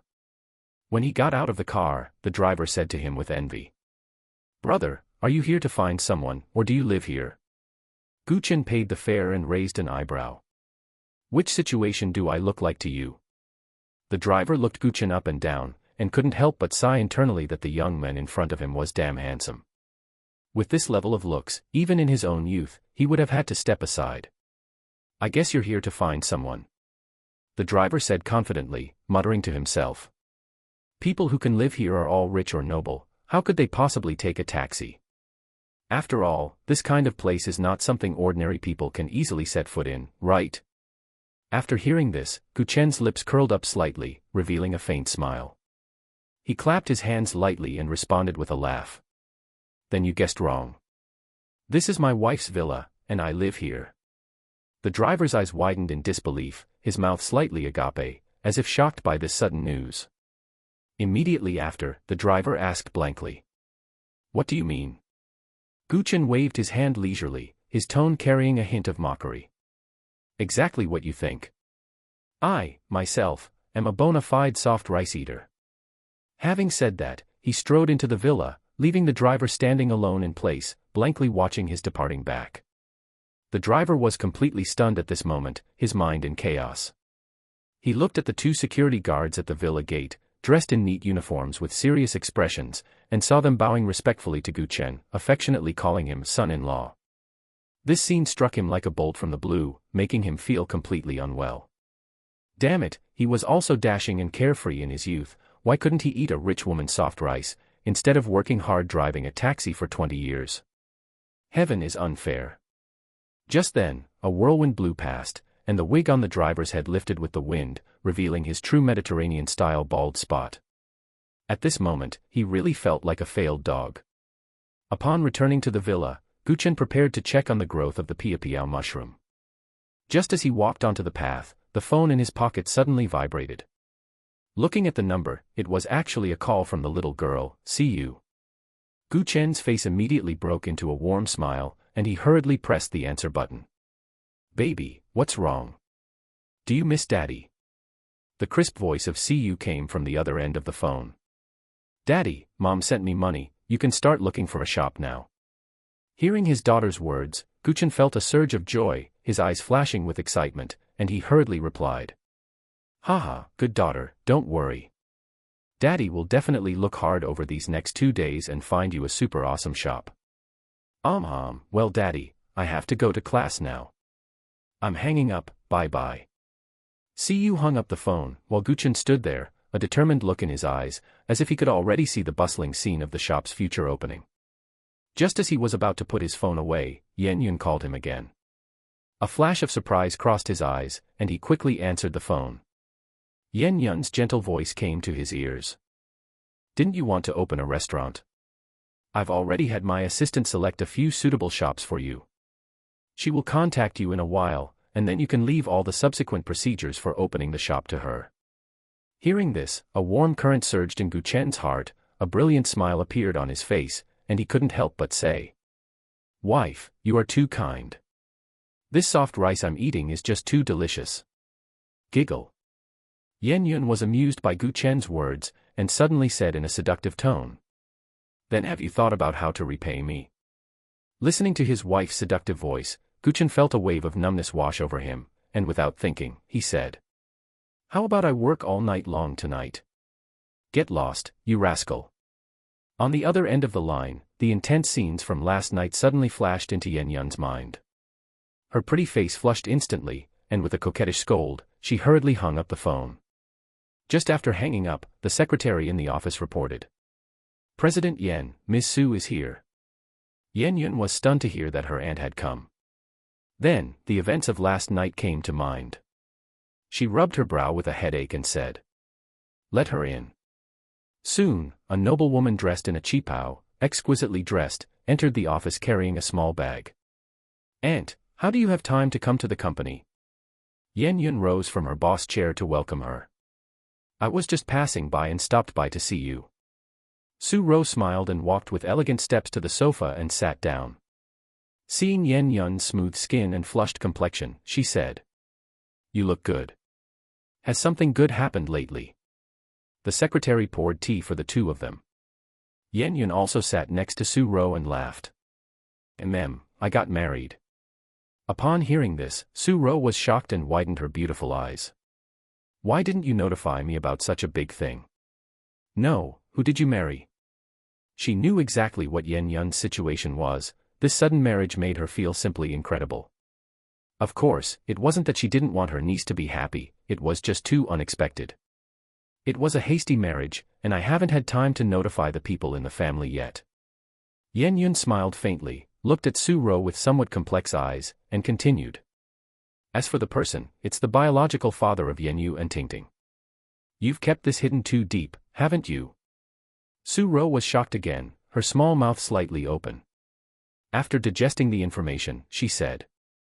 I've never heard you reveal any information before. Auntie thought you weren't interested in men. Yen Yun shook her head, elegantly picked up her teacup, took a sip, and smiled. I am only interested in my current husband. The reason I hid it from everyone is because when Yen Yu and Tingting were born, he was still in school, and it wasn't convenient for me to make a move. Not convenient to make a move. Su Ro's expression changed again, and she said incredulously. So how old is your husband this year? 4 years younger than me. The atmosphere was silent for a few seconds.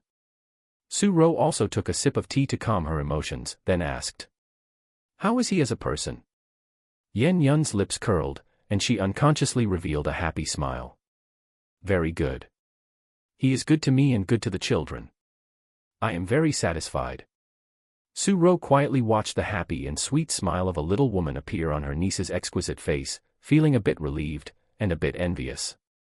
She unconsciously thought of what happened last night, and a trace of bitterness welled up in her heart.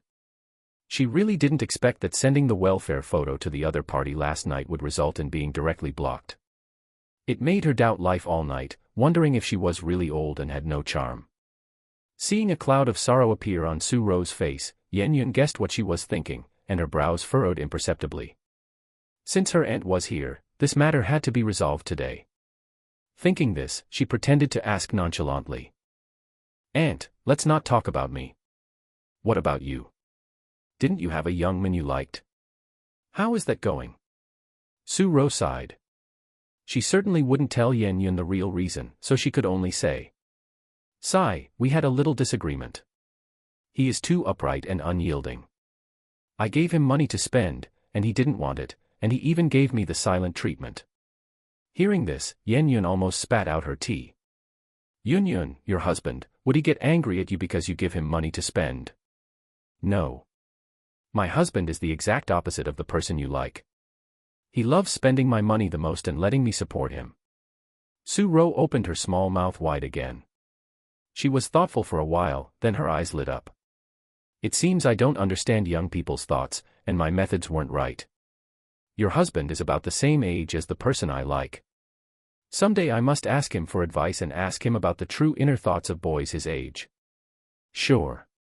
Yen Yun's lips curled up, this was the sentence she was waiting for. She agreed immediately and said. No need to wait for someday. I'll have him come over now. We're married, so he should come over to pay his respects to you, Aunt. Chapter 67, Piapiao Mushroom. Villa. Gu Chen had already contacted the secretary arranged by Yen Yun, and the two had agreed to visit the sites of several shops after lunch. After finishing the chat, he had arrived at the forest where the Piapiao mushrooms were planted, and was instantly stunned. In the places where he had originally sprinkled the mother fungus powder, the areas around the roots of those large trees were covered with dense clusters of thumb-sized mushrooms that had broken through the soil. A rough estimate suggested at least 1,000 of them. This reproduction rate was ridiculously high. System, why is the appearance of these mushrooms so different from the mother fungus? The mother fungus had a red cap with white spots and looked quite round. But the small mushrooms that had grown now were lean and slender, about 8 centimeters long, with a diameter of around 3 centimeters, pink stems, and a cone-shaped green cap on top that emitted a faint green glow. It couldn't be said that this shape was identical to the mother fungus, they were completely unrelated. System, don't tell me this green-capped mushroom is the Piapiao mushroom. Can people really become beautiful after eating this?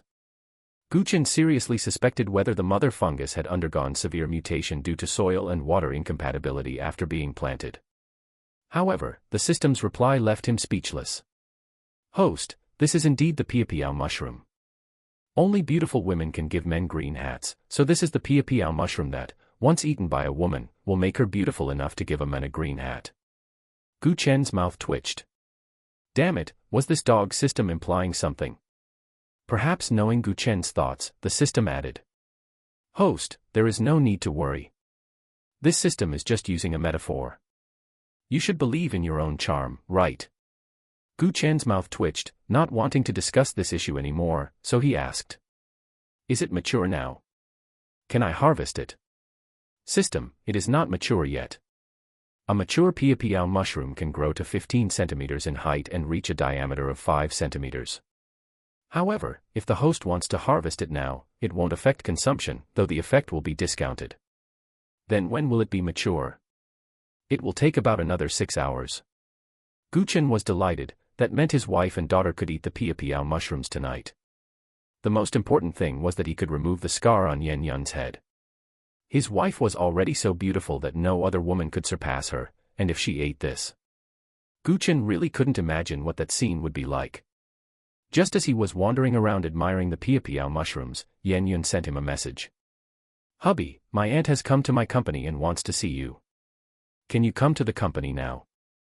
After reading the message, Gu Chen was especially excited. He had just been thinking about his wife, and she sent a message.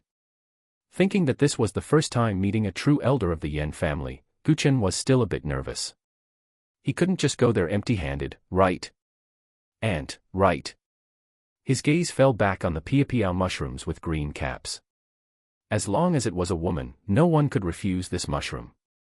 System, you just said it can be eaten even if it's not mature, right? Yes, the effect is just discounted. The host can consume it with confidence. Now Gu Chen had no worries, and he hurriedly replied to Yan Yun. Okay, I'll be there right away, and I'll bring some good things for you and your aunt. Putting away his phone, Gu Chen squatted in front of a piapiao mushroom. He discovered a problem: with so many piapiao mushrooms gathered together, they didn't emit a single scent. System, this thing doesn't even have a scent. Are you sure it's delicious? The host will know once you pull it out. A friendly tip: eating it raw makes it easier to absorb. Mushrooms can be eaten raw. Gu Chen was surprised. This was something he had never expected. The mushrooms provided by this system can indeed be eaten raw. Gu Chen didn't dwell on it anymore. Since it could be eaten raw, it was much more convenient, so he pulled one out without hesitation. Pop. With a crisp sound, the mushroom broke off from the stem at the base. At that very moment, a peculiar scent, a charming fragrance that was hard to describe accurately in words, quietly emanated from the piapiao mushroom in Gu Chen's hand like an invisible wave. The fragrance seemed to possess some kind of magical power, instantly permeating the surrounding air and intoxicating everyone. Damn! Is it this fragrant? Gu Chen's taste buds were instantly stimulated by this sudden fragrance. The feeling was as if long-dormant senses had suddenly been awakened, and a strong desire surged in his heart. He almost subconsciously wanted to put the piapiao mushroom in his hand into his mouth immediately to taste the flavor hidden behind this fragrance. Thinking this, he did exactly that. He directly brought the piapiao mushroom toward his mouth. A few seconds later. This is just too damn delicious. After finishing one, Gu Chen wanted to eat a second one, still wanting more. But he held back. Such a delicious delicacy, he just couldn't wait for his wife to taste it, and then admire the look of satisfaction on her face. Immediately, he didn't delay and picked 10 mushrooms in one go. The rich fragrance directly enveloped the entire enclosed forest. System, will this fragrance attract birds and beasts? When walking out of the forest, Gu Chen asked with some worry. The fragrance on the stem will dissipate quickly and will not continue to emanate, so the host can rest assured. With the system saying this, Gu Chen's hanging heart was put at ease. Thinking that he still had 5 lottery chances, he used them without hesitation. Congratulations to the host for obtaining physical constitution plus 0.1. Congratulations to the host for obtaining physical constitution plus 0.1. Congratulations to the host for obtaining physical constitution plus 0.1. Congratulations to the host for obtaining Xiongfeng Mushroom Mother Fungus X1. Congratulations to the host for obtaining mushroom cooking technique. A bit unlucky. Chen couldn't help but complain. Another Xiongfeng mushroom. Just looking at the name, Chen seemed to have guessed the function of this mushroom. Damn it, was he going to gradually evolve into the Mushroom King? Put the Xiongfeng Mushroom Mother Fungus aside for now. The main thing was that he felt good about himself now and didn't need to boost his virility at all. He chose to learn the cooking technique without hesitation. After the knowledge was poured into his mind, he felt that this round was not a loss. He had thought that he could just cook the piao mushrooms casually to trigger the special anti-aging effect. It turned out there were so many subtleties involved. Chen returned to the villa with the fragrance trailing him. While the maids were all drooling, mesmerized by the scent, he quickly rushed into the kitchen to wash them, then found a fresh-keeping box and put the piao mushrooms inside. Li Meng, Fang Jing, I have a task for you too. Chen found the two little maids. Sir, just tell us if there is anything you need. Go and get a no entry sign and stick it at the entrance to the mushroom forest. Okay, sir. The two little maids nodded obediently, but sniffing the special fragrance on Chen's body, both of them looked puzzled and curious. Seeing this, Chen reminded them. The mushrooms in the mushroom forest are highly poisonous, that's what this fragrance is. You two must never secretly go and pick them to eat, understand? Ah. Okay, sir, we understand. Both were surprised. The mushroom powder was only sprinkled yesterday, and mushrooms had already grown today. This was too exaggerated. By the way, buy me a large ceramic vat, the kind used for pickling cabbage, a height of about 1.5 meters should be about right. Okay, sir. After speaking, Chen drove the Rolls-Royce Cullinan away from the villa, heading straight for Yan Yun's company. Chapter 68, President Yan's long-lost husband. Wanmeng Group Building. When Chen stood at the entrance of the hundreds of meters tall building, a sense of pride couldn't help but well up in his heart. Such a massive building actually belonged to his wife. How satisfying. Then, he was ruthlessly blocked outside by the security guard. See that group of people over there? Go play over there. The security guard pointed to a spot outside the main gate, his tone flat yet carrying a hint of unchallengeable authority. It seemed he was already very experienced in handling such matters. Chen looked in the direction he pointed and saw 7 or 8 men of varying appearances gathered there, some leaning lazily against the wall, others chatting with each other, each exuding a unique vibe. They all had one thing in common: no matter how shabby they looked, they had put a lot of effort into their attire. Chen. Who are those people? Chen asked.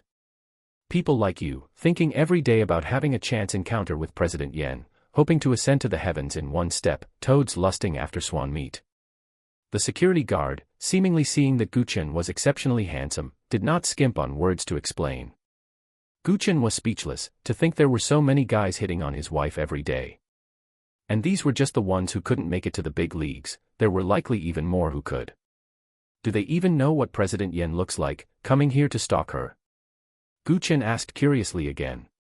Is President Yan someone just anyone can see? How could these people know what President Yan looks like? Didn't you also come here without knowing? Aren't you all attracted by the titles of President Yan being the daughter of Shida's #1 wealthy family and its #1 beauty? The security guard said disdainfully, waving his hand at Chen to signal him not to block the entrance. With the security guard saying that, Chen felt relieved. I'm different, I got out of that car. He casually pointed to the Rolls-Royce Cullinan parked in the distance and said. He wasn't allowed into the underground parking lot, Southwest He had to park in the surface lot. After speaking, he didn't intend to argue pointlessly with the security guard, so he took out his phone and sent a message to Yan Yun saying he had arrived. But just by saying that, the security guard became even more disdainful, and even the tiny bit of goodwill he had for Chen was wiped away. Renting a luxury car and pretending it's your own. They had seen this trick many times before. Just as they were preparing to move to chase Chen to the side, a Mercedes Maybach slowly drove over and stopped not far from Chen. Soon, someone got out of the passenger seat, and as soon as this person got out, he nimbly went to open the rear door. The door opened, and a man in a suit and sunglasses, looking like a pretentious, successful person, stepped out. Then, the man in the suit walked over with confident strides. Chen thought it was some company president coming to discuss business, so he specifically stepped back to make way for the man. However, the security guard decisively reached out to stop him. Personnel not from this company are not allowed to enter. The man took off his sunglasses, revealed a mysterious smile, and said, "I am President Yan's long-lost boyfriend. Let me in. See that Maybach over there? It's mine." The security guard had heard this kind of talk countless times. He didn't even give the man a special look and immediately became serious. "Even if you were President Yan's long-lost husband, it wouldn't matter. Leave immediately, or don't blame us for being impolite." After speaking, one of the security guards specifically gave Chen, who was standing nearby, a look of contempt and mockery, letting Chen understand it himself. Chen certainly knew what that look meant. It was a response to him pointing at the Rolls-Royce Cullinan earlier to describe himself as a rich man. His mouth twitched, and his gaze fell on this boss, and he immediately saw the man say with an exaggerated expression, "You'd better call your President Yan and ask who I am, then let me in, or you'll be in for it." Looking at the man's accomplice behind him, who was holding a phone and live streaming, he knew what was going on. Damn it, it seems meeting his own wife has become a way for these people to make money online. The man in the suit shouted a few things, as if finishing his script, and then quickly backed away to keep a distance from the security guards. Because two security guards had already pulled out their stun guns, ready for shooting. Just as Chen wanted to see this shameless idiot get dealt with, the rapid sound of high heels, clack, clack, clack, came from the lobby. A beautiful and capable woman in a professional suit ran out, then ran to Chen and bowed respectfully. "Mr. Gu, I'm sorry to have kept you waiting. Please follow me inside." Chen had met this woman once. She was the young secretary who was with Yan Yun the day before yesterday. When the young secretary bowed slightly and spoke, the originally noisy atmosphere at the scene instantly froze. Everyone looked like they had been hit by a freezing spell, eyes wide, staring straight at Chen, their eyes flashing with undisguised disbelief. Everyone had the same thought simultaneously. Damn, there was actually a real big shot mixed in the crowd. Chen nodded, then calmly held his head high and chest out, following the young secretary into the building amidst the envious gazes of the crowd.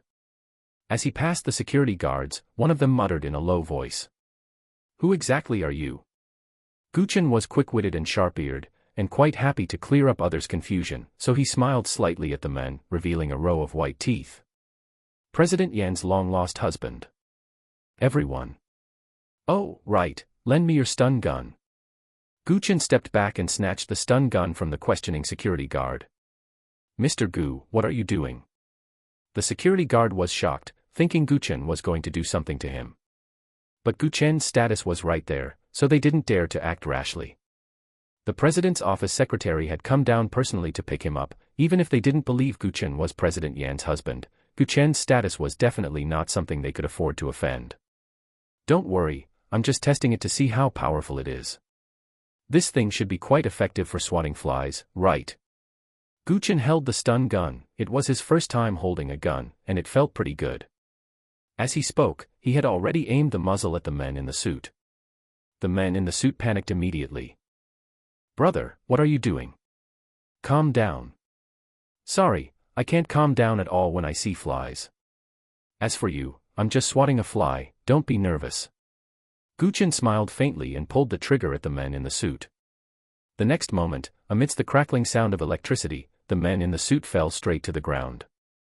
Ah! He could only let out one scream. His brother was numb, and he himself was numb too.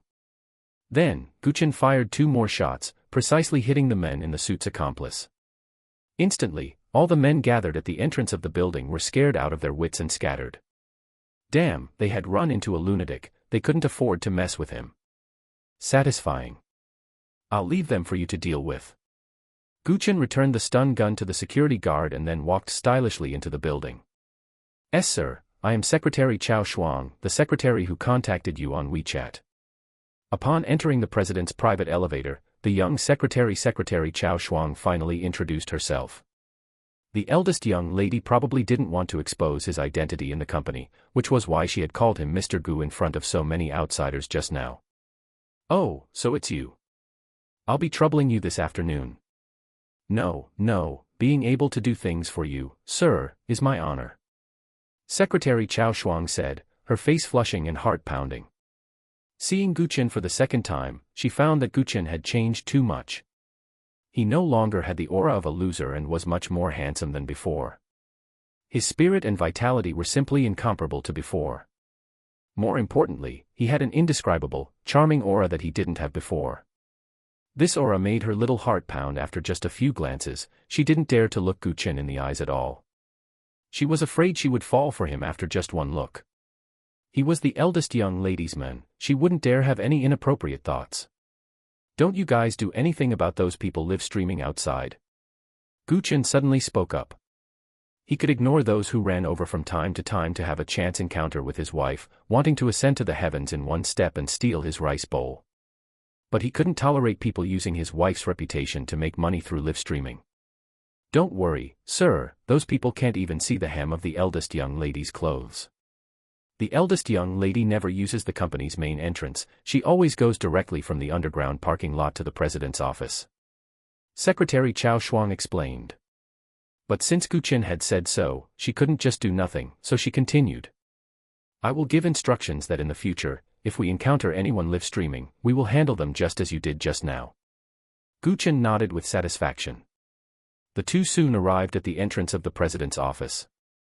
Along the way, Gu Chen's handsome appearance and mysterious identity attracted the gazes of many secretaries in the president's office, triggering bursts of heated discussion. Sir, this is the eldest young lady's office. Please go in. Secretary Chao Shuang pushed open the heavy office door and signaled for Gu Chen to enter. As soon as Gu Chen entered, he looked up and saw an unexpected person. Chapter 69, Red Stems, Green Umbrellas. When Gu Chen and Su Ro's eyes met, both of them froze. Su. Gu. Just as they subconsciously wanted to call out each other's names, they both stopped in time. An incredible thought surged into both of their minds simultaneously. Could it be the aunt? Could it be the niece's husband? Both tacitly chose to quickly adjust their emotions and pretend not to know each other. Yan Yun took in their rapidly changing expressions, but pretended she knew nothing. She smiled, stepped forward, and affectionately linked her arm with Gu Chen's, introducing them like a dependent bird. Husband, this is my aunt. Aunt, this is my husband, Gu Chen. Hello, aunt. Gu Chen called out somewhat awkwardly. His state of mind was still okay, he was just shocked that Su Ro was Yan Yun's aunt. But Su Ro felt very uncomfortable, a heavy blow struck her heart. It made her almost unable to breathe, and her face turned nearly pale. The second spring of her life, a love after nearly 20 years, had been declared over before it even began. She wanted to run out immediately to get some fresh air and escape from here. Hello, you are truly a talented man, it's no wonder Yun Yun took a fancy to you. Su Ro said, squeezing out a smile with a trembling voice. She looked Gu Chen up and down, finding that after wearing a decent outfit, the young man in front of her was even more charming and handsome. Looking at him for a second meant a second of heartache. Aunt is also very beautiful. Gu Chen also smiled awkwardly, his eyelids twitching wildly, and a bad premonition surged into his heart.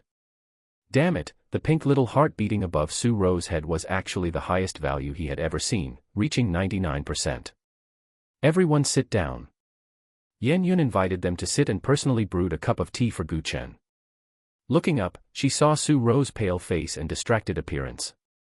She sighed inwardly, then asked with concern as if she knew nothing. Aunt, did your low blood pressure act up? Why is your complexion so bad? Is that so? Su Ro was stunned by Yan Yun's words, then her hands involuntarily touched her cheeks, trying to make herself look more normal. Immediately after, she quickly regained her composure, trying hard to adjust her emotions and not let the waves in her heart show on the outside. Yes, didn't you sleep well last night? Ah, yeah. Su Ro remembered being blocked by Gu Chen last night, and she tossed and turned all night. Now seeing Gu Chen again in this situation, her complexion looked even worse. However, she also knew she couldn't expose her relationship with Gu Chen to Yan Yun, otherwise how would they get along in the future? My husband also knows how to massage, and his technique is top-notch. Do you want my husband to give you a massage to relieve your fatigue? As soon as these words were spoken, Gu Chen and Su Ro's hearts tightened instantly. Su Ro subconsciously looked at Gu Chen with longing in her eyes, but quickly waved her hand to refuse. No, no, I'll just drink some tea and relax. After speaking, she picked up the teacup and took a sip, using the tea to forcibly wash away her nervousness, anxiety, and heartache. Yan Yun had been observing their micro-expressions, especially the way her husband looked at Su Ro, and finding no particular abnormality, the jealousy in her heart dissipated quite a bit. Seeing that her aunt was deliberately avoiding and controlling her emotions, she knew that her aunt must understand how to handle the relationship with Gu Chen from now on. She took a sip of her tea with satisfaction. The atmosphere was a bit silent at this moment. Gu Chen didn't speak first because he felt that this appointment was a trap set by his wife, and she must have known last night that the anti-Su on WeChat was Su Ro. And she must have misunderstood the relationship between himself and Su Ro. Having spent a few days with Yan Yun, he also knew some of her temperament. That is, she is jealous. She even gets jealous of her daughter, let alone a mature and beautiful woman like Su Ro. Therefore, he would do whatever Yan Yun said next, speak less and do more, that would be correct. After a moment, Yan Yun broke the silence. She turned her gaze to the box that Gu Chen brought and asked. Husband, what is inside this box of yours? Seeing Yan Yun's calm tone, Gu Chen breathed a sigh of relief. Damn, the oppressive atmosphere just now almost suffocated him. He was really afraid that his wife had no trust in him at all and would point at his nose and make him admit to having some improper relationship with Su Ro. This is a special kind of fruit mushroom I cultivated myself, specially brought over for you and aunt to taste. Gu Chen smiled. Fruit mushroom.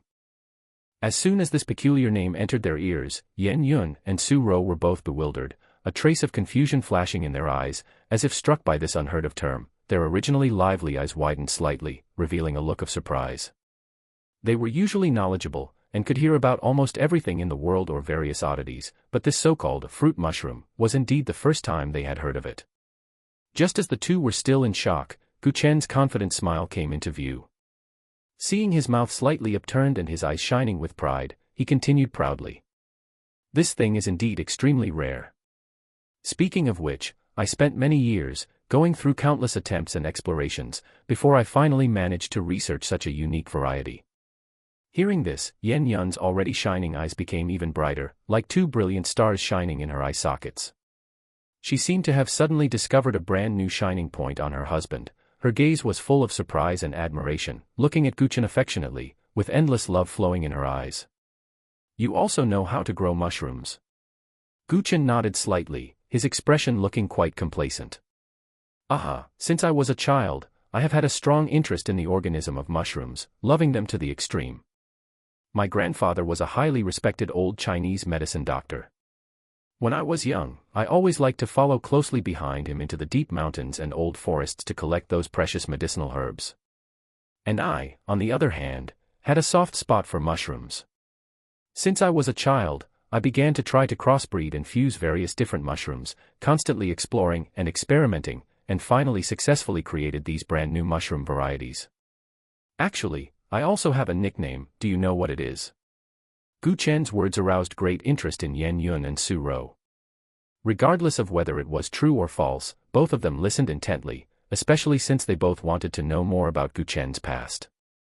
Therefore, when Gu Chen asked this, both of them asked in unison. What nickname? People in the village all call me the Mushroom King. Gu Chen's mouth curled up slightly, saying triumphantly. As for whether the two believed his nonsense, who cares? Lay the groundwork first. Otherwise, if there are more peculiar mushrooms in the future, it will be even harder for him to explain. After all, his grandfather has passed away for many years, so now he is free to make up stories however he wants. Mushroom King. Yan Yun and Su Ro were both amused by Gu Chen. They just felt this nickname was too exaggerated. Although they were half believing Gu Chen's words, they were very curious about what the fruit mushroom in the box looked like. Open it and let us see the results of your research. Yan Yun smiled. Well, before opening it, I have one more thing to say. Gu Chen suddenly reached out and gently brushed aside Yan Yun's bangs, revealing the scar near her temple. Wife, this mushroom of mine might have a healing effect on your scar. Don't be too surprised if it really works later. It even has this effect. Hearing this, Yan Yun was stunned and looked at Gu Chen in surprise. This was even more surprising than what she had just heard about the fruit mushroom. There are so many biotechnology companies in the world researching scar removal products, but what about them? If eating a mushroom could remove a scar, it would be simply inconceivable. But seeing Gu Chen's affectionate and gentle eyes, she subconsciously wanted to believe him. Even if it was just to make her happy, she was very happy about everything the men in front of her did for her. An unspeakable emotion surged into her heart, and she said with a trembling voice, "So you researched this specifically for me?" "Yes, I started researching it after I visited you in the hospital last time. It happened to be planted in the villa yesterday, and it grew today. It grows so fast." Yan Yun and Su Ro were shocked again. "Aha, mushrooms grow very fast naturally, and plus this is a new variety I researched. Of course, the ones I brought over are not fully mature mushrooms, I just wanted to let you taste them first."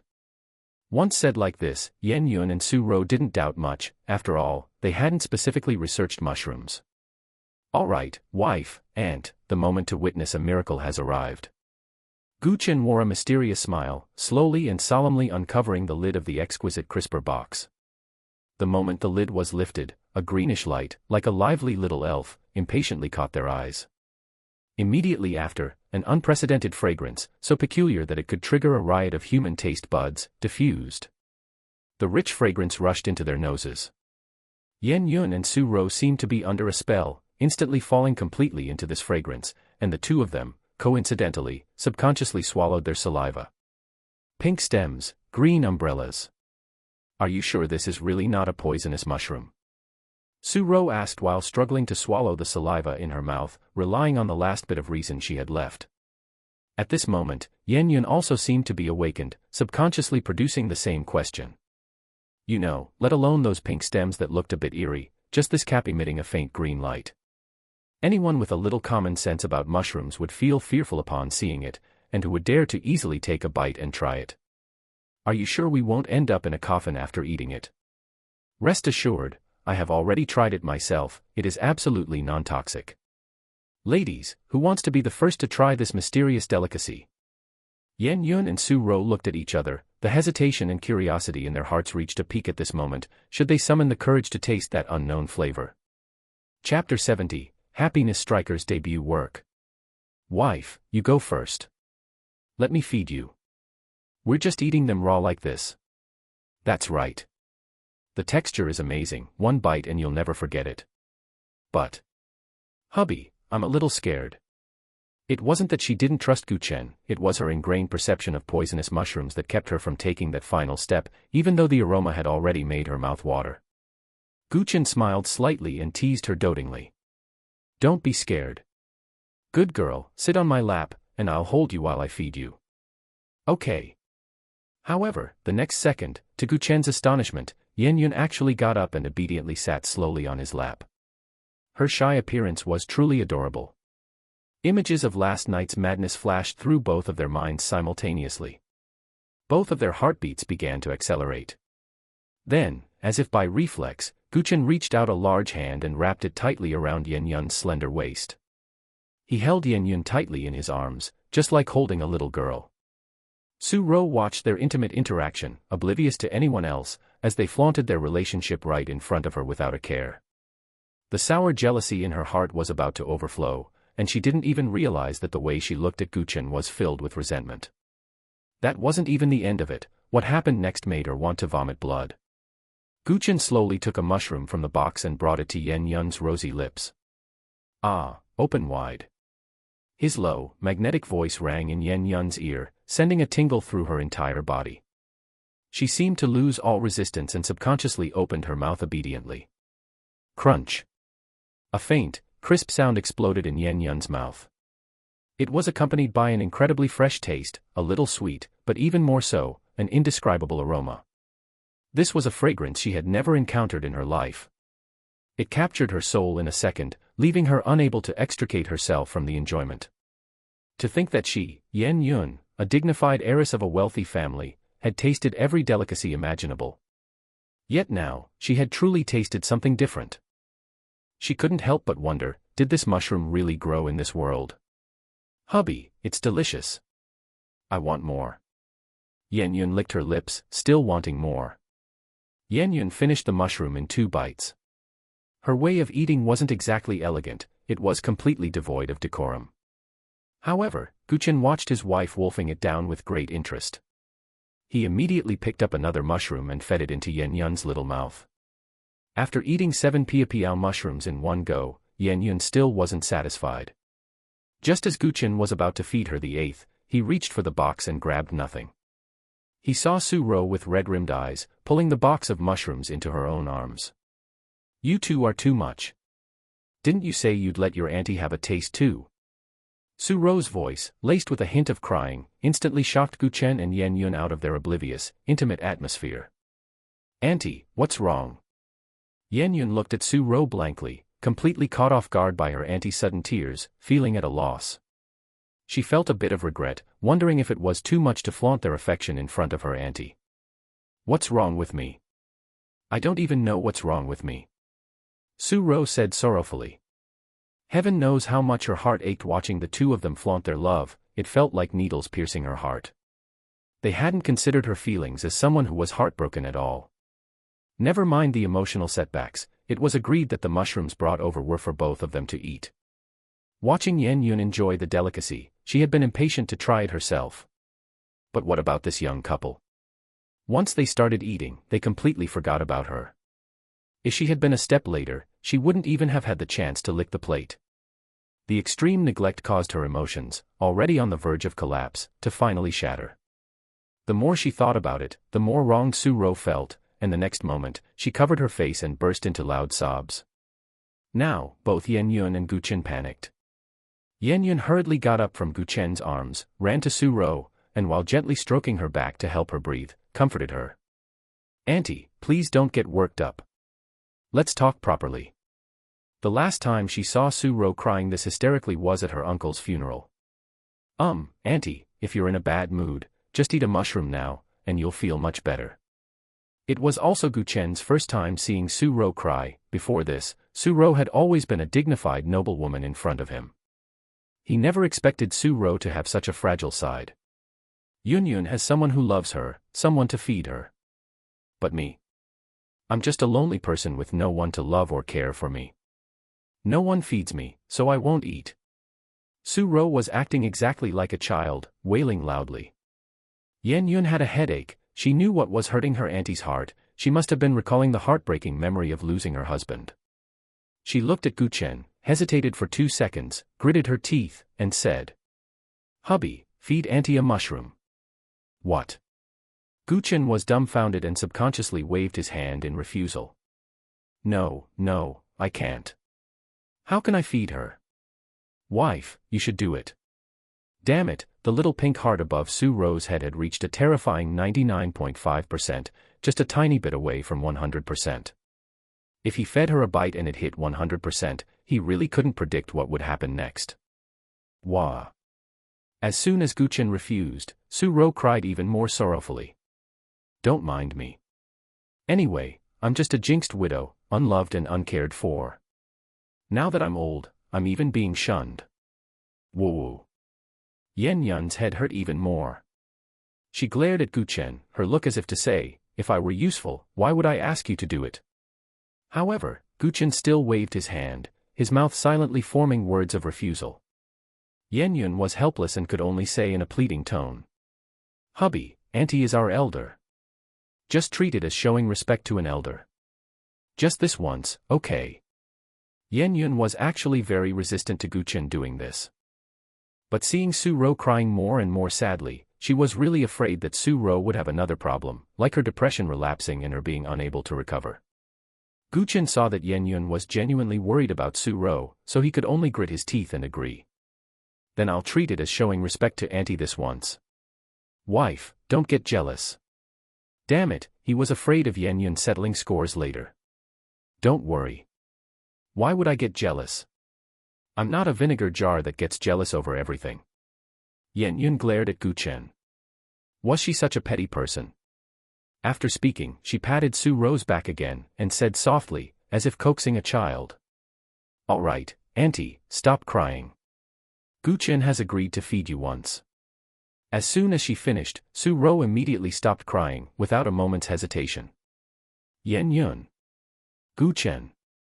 Damn it, did she have to be so obedient? Don't lie to me. I'm old and can't handle any deception. Su-ro saw their stiff expressions and said this while wiping her slightly red and swollen eyes with a tissue. Gu Chen and Yen Yun looked at each other and had to accept their fate. Let me touch up my makeup first. My makeup is ruined from crying, and I let you see my ugliest self. It's so embarrassing. A moment later, Su-ro took out a makeup mirror to touch up her makeup. Seeing that her haggard appearance and the few pimples on her face were almost invisible, she looked at Gu Chen expectantly and said, Okay, I'm ready. Gu Chen looked at the restless red heart above her head, heart pounding, and took a mushroom from the box to her lips. Without waiting for Gu Chen to say a word, Su-ro automatically opened her mouth. As if she had been waiting for this moment for a long time. The moment the pia-piao mushroom entered her mouth, Su-ro experienced an unprecedented deliciousness washing over her taste buds. Then, the way she looked at Gu Chen changed, and her long-suppressed emotions could no longer be contained. Gu Chen watched helplessly as the 99.5% value instantly jumped to 100%. The little red heart suddenly flashed with a dazzling light. The next moment, he had a strong premonition that Su-ro would do something very crazy. A voice in his heart told him to stop Su-ro's crazy actions. The premonition was soon fulfilled. He saw Su-ro looking at him affectionately and opening her mouth to say, Gu Chen, Wife, there's something behind you. Gu Chen spoke even louder to Yen Yun at the same time Su-ro spoke. Hearing this, Yen Yun subconsciously turned her head to look behind her. Then, Gu Chen didn't hesitate to raise his hand and slap Su-ro across the face. Chapter 71, Eating the Second Bite of Soft Rice. A crisp slap echoed through the office. As soon as Yen Yun turned around, she saw Gu Chen slapping Su-ro on the right cheek. Slap. With another sound, Su-ro's left cheek was also struck. Yen Yun's eyelids twitched violently, and her eyes widened in shock. In all her life, this was the first time she had ever seen her aunt get slapped in the face, and the person doing it was her own husband. She felt completely undone. She couldn't wrap her head around why Gu Chen would do something so inconceivable. Su-ro was stunned. She completely forgot the pain. In all her life, this was the first time she had ever been slapped in the face. And she had been slapped on both sides. Gu Chen was also stunned. In all his life, this was also his first time slapping a woman. The first slap was something he had done consciously. As for the second slap, he was a bit bewildered. It felt like one slap wasn't satisfying enough, and he had impulsively added another. Furthermore, he never expected these two slaps to be so loud, and the force of the slaps didn't seem to be under his control either. It was entirely determined by the happiness striker's skill. Listen to me for a second. If I said this was to demonstrate the effect of this mushroom, would you believe me? Before Yen Yun and Su-ro could blow up, Gu Chen braced himself and spoke at a speed he had never achieved in his life. The name of this mushroom is pia-piao mushroom. When a woman of a certain age eats this, if her face receives strong stimulation, it is more conducive to absorbing the nutrients of the pia-piao mushroom, thereby achieving better acne-removing and skin moisturizing effects. Aunt, didn't your makeup get ruined by crying just now? I saw a few obvious pimples on your face. By stimulating your face like this, and after you eat these few pia-piao mushrooms and go wash your face in a little while, the pimples should disappear. As for whether the acne-removing effect would be that immediate, Gu Chen couldn't worry about that much. He had to bluff his way through the current situation first. After hearing Gu Chen's seemingly reasonable, yet completely unreasonable explanation, Yen Yun's expression instantly turned as dark as a storm cloud, covered in black lines. If not for the fact that the man in front of her was her husband, the fury about to erupt in her heart would have likely exploded like a volcano by now. Now, she could only suppress all her emotions, constantly thinking in her mind about how to resolve this extremely awkward situation in a calm and clever way. How should one put Gu Chen's slap? It made her feel both relieved and angry. She was relieved because this slap seemed to have completely severed the hidden dangers that might have caused her to be jealous. As for the anger, it was because Gu Chen's behavior was simply too rude and disrespectful. No matter what, Su-ro was still her aunt. Slapping Su-ro's face, wasn't that the same as slapping her own face? But looking at the person in front of her who was both a troublemaker and her dear husband, what could she do to him? Other than setting aside her displeasure for the moment and gently soothing Su-ro, there didn't seem to be any better solution. Thus, she said to Su-ro with a face full of smiles. "Aunt, if you feel that Gu-chen did something wrong, please scold me first. He is still young and not very sensible, and often acts on impulse. Since eating the mushrooms has such an effect, he should have discussed it with you properly beforehand. This is a fault he cannot shirk. Don't worry, when we get home later, I will slowly educate him and make him realize his mistake." After speaking, she didn't forget to signal Gu-chen with her eyes, hoping he would understand her good intentions and not make such impulsive moves again. "Husband, don't you still have things to do? Go ahead and do them, I can accompany Aunt from here." Yan Yun gave Gu-chen another look, signaling him to leave quickly. Gu-chen just shook his head gently. How could he leave at a time like this? He still didn't know the specific effect of the happiness striker. He was just so moved that Yan Yun not only didn't get angry at him in this situation but even stood up to defend him. But he couldn't reveal the real reason for this, so he had to bite the bullet and take the blame. If he left Su-ro alone, the situation might become even more uncontrollable. Damn it. If he had to blame someone, he could only blame his own charm halo for being too powerful. Speaking of which, he had already slapped her, so why hadn't the effect of the happiness striker manifested yet? Just as Gu-chen was feeling unsure, doubting the happiness striker, and even nervously thinking that Su-ro would turn against him on the spot, he saw the pink heart value above Su-ro's head drop rapidly, instantly falling to 0. Then, Su-ro's stunned and affectionate gaze became clearer than ever before. "Yun Yun, it's not Gu-chen's fault, it's my fault. Gu-chen is doing this for my own good." Su-ro spoke, saying something that only Gu-chen could understand. And then she delivered a critical blow to Yan Yun. Yan Yun was completely bewildered, she never imagined that Su-ro would say something so incomprehensible. Today, she really witnessed the magic of the world. She had the illusion of whether she was dreaming. "After I finish eating these mushrooms and go wash my face, I will be able to see the effect, right?" Su-ro asked calmly as she looked at Gu-chen. "Yes."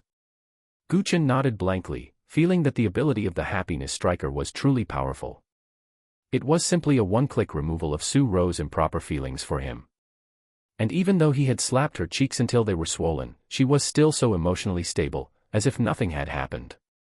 A moment later, Su-ro finished eating the remaining 2 mushrooms and went to the office bathroom with a look of satisfaction. Congratulations to the host for successfully using the happiness striker to defend your family happiness. Male charm +5, current charm 505 seconds. Physical constitution +1, current physical constitution 42.4. Happiness points +100, current points 100. Gu-chen's eyelids twitched, there were actually rewards. System, does that mean every time I use the happiness striker, I get a reward? Yes. Gu-chen was overjoyed, and then he smiled at Yan Yun, who was still in a daze next to him. "Wife, you should go wash your face too, maybe your scar will heal." Hearing this, Yan Yun came back to her senses, then rubbed her temples with a headache, looking at Gu-chen with some confusion and saying, "What exactly is going on between you and my aunt? What else could it be? I already explained it very clearly just now." Yan Yun's mouth twitched. Did she look like someone who was so easy to fool? Ah. However, just as she thought this, the next second, a surprised scream came from Su-ro in the bathroom. Yan Yun was startled and quickly ran over. Gu-chen felt relieved and leisurely picked up his teacup to sip tea. In the bathroom, Su-ro washed her cheeks, and upon looking in the mirror, she really discovered that her cheeks, which had been swollen from Gu-chen's slap, were subsiding at a speed visible to the naked eye. Then, within a moment, her cheeks returned to normal. What surprised her the most was that her cheeks had become smoother and more delicate than before, and the few pimples on her face had truly disappeared. This is simply a miracle.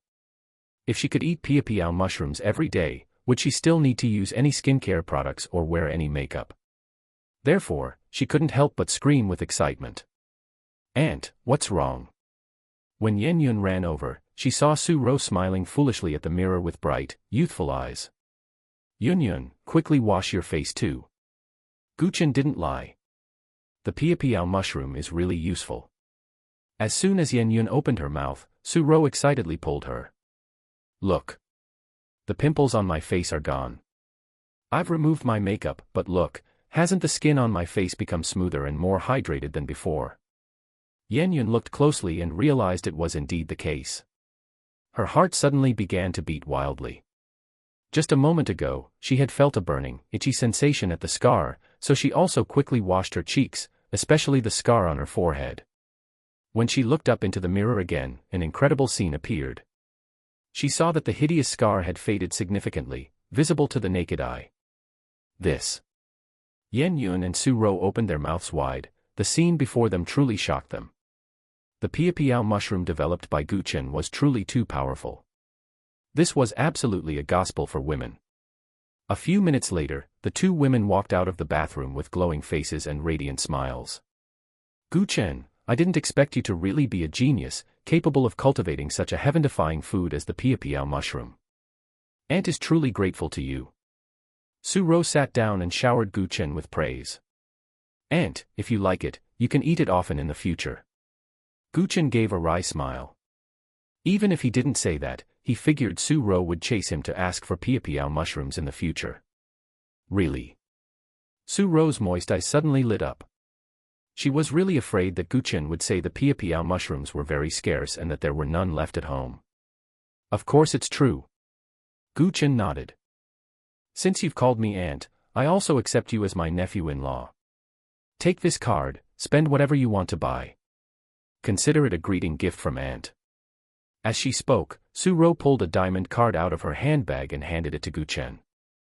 Chen was stunned and subconsciously looked at Yan Yun. Seeing Yan Yun nod at him, he then took the bank card with some pleasant surprise. As soon as he took it, the system's voice rang in his mind. Ding, the host has successfully eaten the second bite of soft rice level +1. Chapter 72, I'm just someone eating soft rice, why should I work so hard? Chen was stunned, followed by a huge surge of surprise in his heart. Damn it. This is the second bite of soft rice. Too unexpected. Soft rice level raised to LV2, new benefits unlocked, the host no longer needs to wait 24 hours to learn golden skills. Haha. Finally, I can become stronger. But given the current situation, he still took it slow, waiting for a free moment to learn would be fine. Auntie, thank you. I'll treat you to lunch. Putting away the diamond card Su-ro gave him, Chen said generously. Giggle. Then you treat me, I won't be polite. By the way, when can I eat piapiao mushroom again? Su-ro was amused by Chen's words, laughing until she shook, but what she was really thinking about was the delicious piapiao mushroom that obsessed her. Tonight works. By then, the piapiao mushroom will be bigger and more mature, I won't let you down, auntie. Just as Chen finished speaking, Yan Yun spoke up. Hubby, so slapping the face really can increase the effect, then why didn't you slap my face just now? The acne on Auntie's face disappeared after eating 3 mushrooms, but after eating 7, there were still traces of scars on her forehead. She wondered if the effect was discounted because she wasn't slapped by Chen. Chen almost laughed out loud hearing this. His wife was too cute, he couldn't believe she had such thoughts. He held back his laughter and said cheesily. Hitting you hurts my heart. Wife, I can't bear to hit you. Hearing this, Yan Yun shyly punched Chen's chest with her little fists, acting coquettishly. Hateful, so cheesy. Su-ro. She felt like she had been stabbed again. Forget it, she was in a good mood now, so she wouldn't bicker with the young couple. Hee hee, you look so cute when you're shy, wife. Chen said, gently and dotingly lifting Yan Yun's bangs. Wife, let me see how your scar is recovering. It's recovering very well, it's much lighter. Yan Yun obediently let Chen check, her beautiful face beaming with a happy and sweet smile. Chen finished looking and gently kissed the scar. This is the final farewell kiss to this scar. Once you eat the mature piapiao mushroom tonight, this scar will disappear completely. Really? Yan Yun's eyes lit up, pleasantly surprised. She had eaten 7 piapiao mushrooms, she was actually already very satisfied with the current level. Aha, I told you the mushrooms you ate just now weren't mature yet. The scar removing and acne removing effects weren't that good. Only the mature ones are the real piapiao mushroom. Chen looked confident. Removing scars is just a small matter. In a while, I might even develop a piapiao mushroom that can slow down aging and remove wrinkles. Letting you stay 18 forever, hee hee. Once this was said, the most excited person was Su-ro. Chen, are you telling the truth? You aren't lying to your aunt, right? Is there really a piapiao mushroom that can slow down aging and remove wrinkles? As a middle-aged woman, what is she most afraid of now? It's the crow's feet at the corners of her eyes. She's afraid of getting old day by day. She can only barely maintain her youth with cosmetics and all sorts of skincare products. But what about a few years from now? She really couldn't accept becoming an old hag with an ugly appearance. Of course, it will be available in a while. You've seen the effects of the piapiao mushroom, auntie. The effects are remarkable, all natural with no side effects. Believe me, hee hee. We believe you. The two women nodded in unison. At this moment, they believed Chen's words absolutely. They had to believe it. Who doesn't want eternal youth? At noon, Chen treated the two ladies to a Western meal. The meal cost 50,000 yuan, paid with the diamond card Su-ro gave him. It allowed him to experience the thrill of spending money without looking at the price. Of course, during the meal, Su-ro was forcibly fed more dog food. To take care of this quasi-elderly person, Chen still thoughtfully poured her a few glasses of red wine to soothe her fragile little heart. After the meal, Su-ro left the company to go to Yen Yun's villa to wait for the rabbit. Yen Yun continued her busy work. As for Chen, he, of course, had an appointment with Secretary Chao Shuang to check out several shops for opening a restaurant. Along the way, Secretary Chao Shuang acted very professionally and was conscientious. After a few hours, the two had become quite familiar with each other. Chen didn't put on any airs, so their conversation was quite casual. By the way, my wife is the company president. Why do you all call her Big Miss? Because that's what the chief assistant calls her, so we follow suit. It feels more intimate than calling her President Yen, right? All right, it is quite intimate. Is the chief assistant named Li Xiaoxue? Speaking of Li Xiaoxue, Secretary Chao Shuang's eyes flashed with admiration, and she nodded like a chick. Sister Xiaoxue is amazing. She is the most capable president secretary I have ever seen, and also one of the people the Big Miss trusts and relies on the most. Chen recalled the scene of Li Xiaoxue crying her heart out at the hospital that night and strongly agreed with Secretary Chao Shuang's words. Presumably, Li Xiaoxue and his wife must have a very close relationship in private. Seeing that it was almost time for kindergarten to let out, Chen asked, "What time do you usually get off work?" Secretary Chao Shuang was stunned. "I'm asking you what time you usually get off work at the company. All the secretaries in the president's secretariat usually wait for Big Miss to get off work before we leave." Thinking that his wife must have had a workaholic persona before they got married, Chen asked curiously, "Doesn't that mean you work overtime every day? Is there overtime pay?" "Yes, Big Miss is very generous to us." Speaking of salary and benefits, Secretary Chao Shuang became excited, her little eyes squinting into a happy arc. "I was promoted a level this month, and my salary increased quite a bit." "Oh. How much did it go up?" Seeing her appearance, Chen felt that this woman's salary must be quite good. Secretary Chao Shuang giggled. "It went up by 15,000. That's not even counting the performance bonuses. All in all, my annual salary can increase by about 200,000 to 300,000. Although it's a bit harder than before, I'm very happy with my work." Chen clicked his tongue. This treatment is indeed very high. Secretary Chao Shuang was only 2 or 3 years older than him. It would be strange if she weren't happy getting this kind of treatment at such a young age. If he hadn't started eating golden soft rice, he would have been envious of this woman. "All right, let's stop here for today. We'll continue with the last one tomorrow." Sir, it's still early. We can definitely finish looking at the last shop, then finalize the shop you want. Next, I'll work overtime to handle the follow-up work for you. I'll strive to get all the procedures done for you by tomorrow, and incidentally, arrange for a decoration company to start renovations and recruit employees. At the fastest, you can have the restaurant opened and officially operating within a week. Secretary Chao Shuang instantly entered work mode, speaking of her work plan in a professional and capable manner. Gu Chen felt a headache hearing this. Is this really just a little secretary under his wife? Her efficiency is really high. However, he waved his hand. Let's stop here today, there's no rush for a day or two. Secretary Chao Shuang was very puzzled and said, Sir, I think since you've decided to open a restaurant, you should work hard to do every single thing well. The market is unpredictable, if you can make decisions, you shouldn't waste time. Having followed Yen Yun for many years, Secretary Chao Shuang had also formed a capable, decisive, and swift style of doing things. Otherwise, she would have been eliminated long ago. I think what you said is very right. Gu Chen nodded with a smile, indicating that he agreed with Secretary Chao Shuang's statement. Secretary Chao Shuang was happy.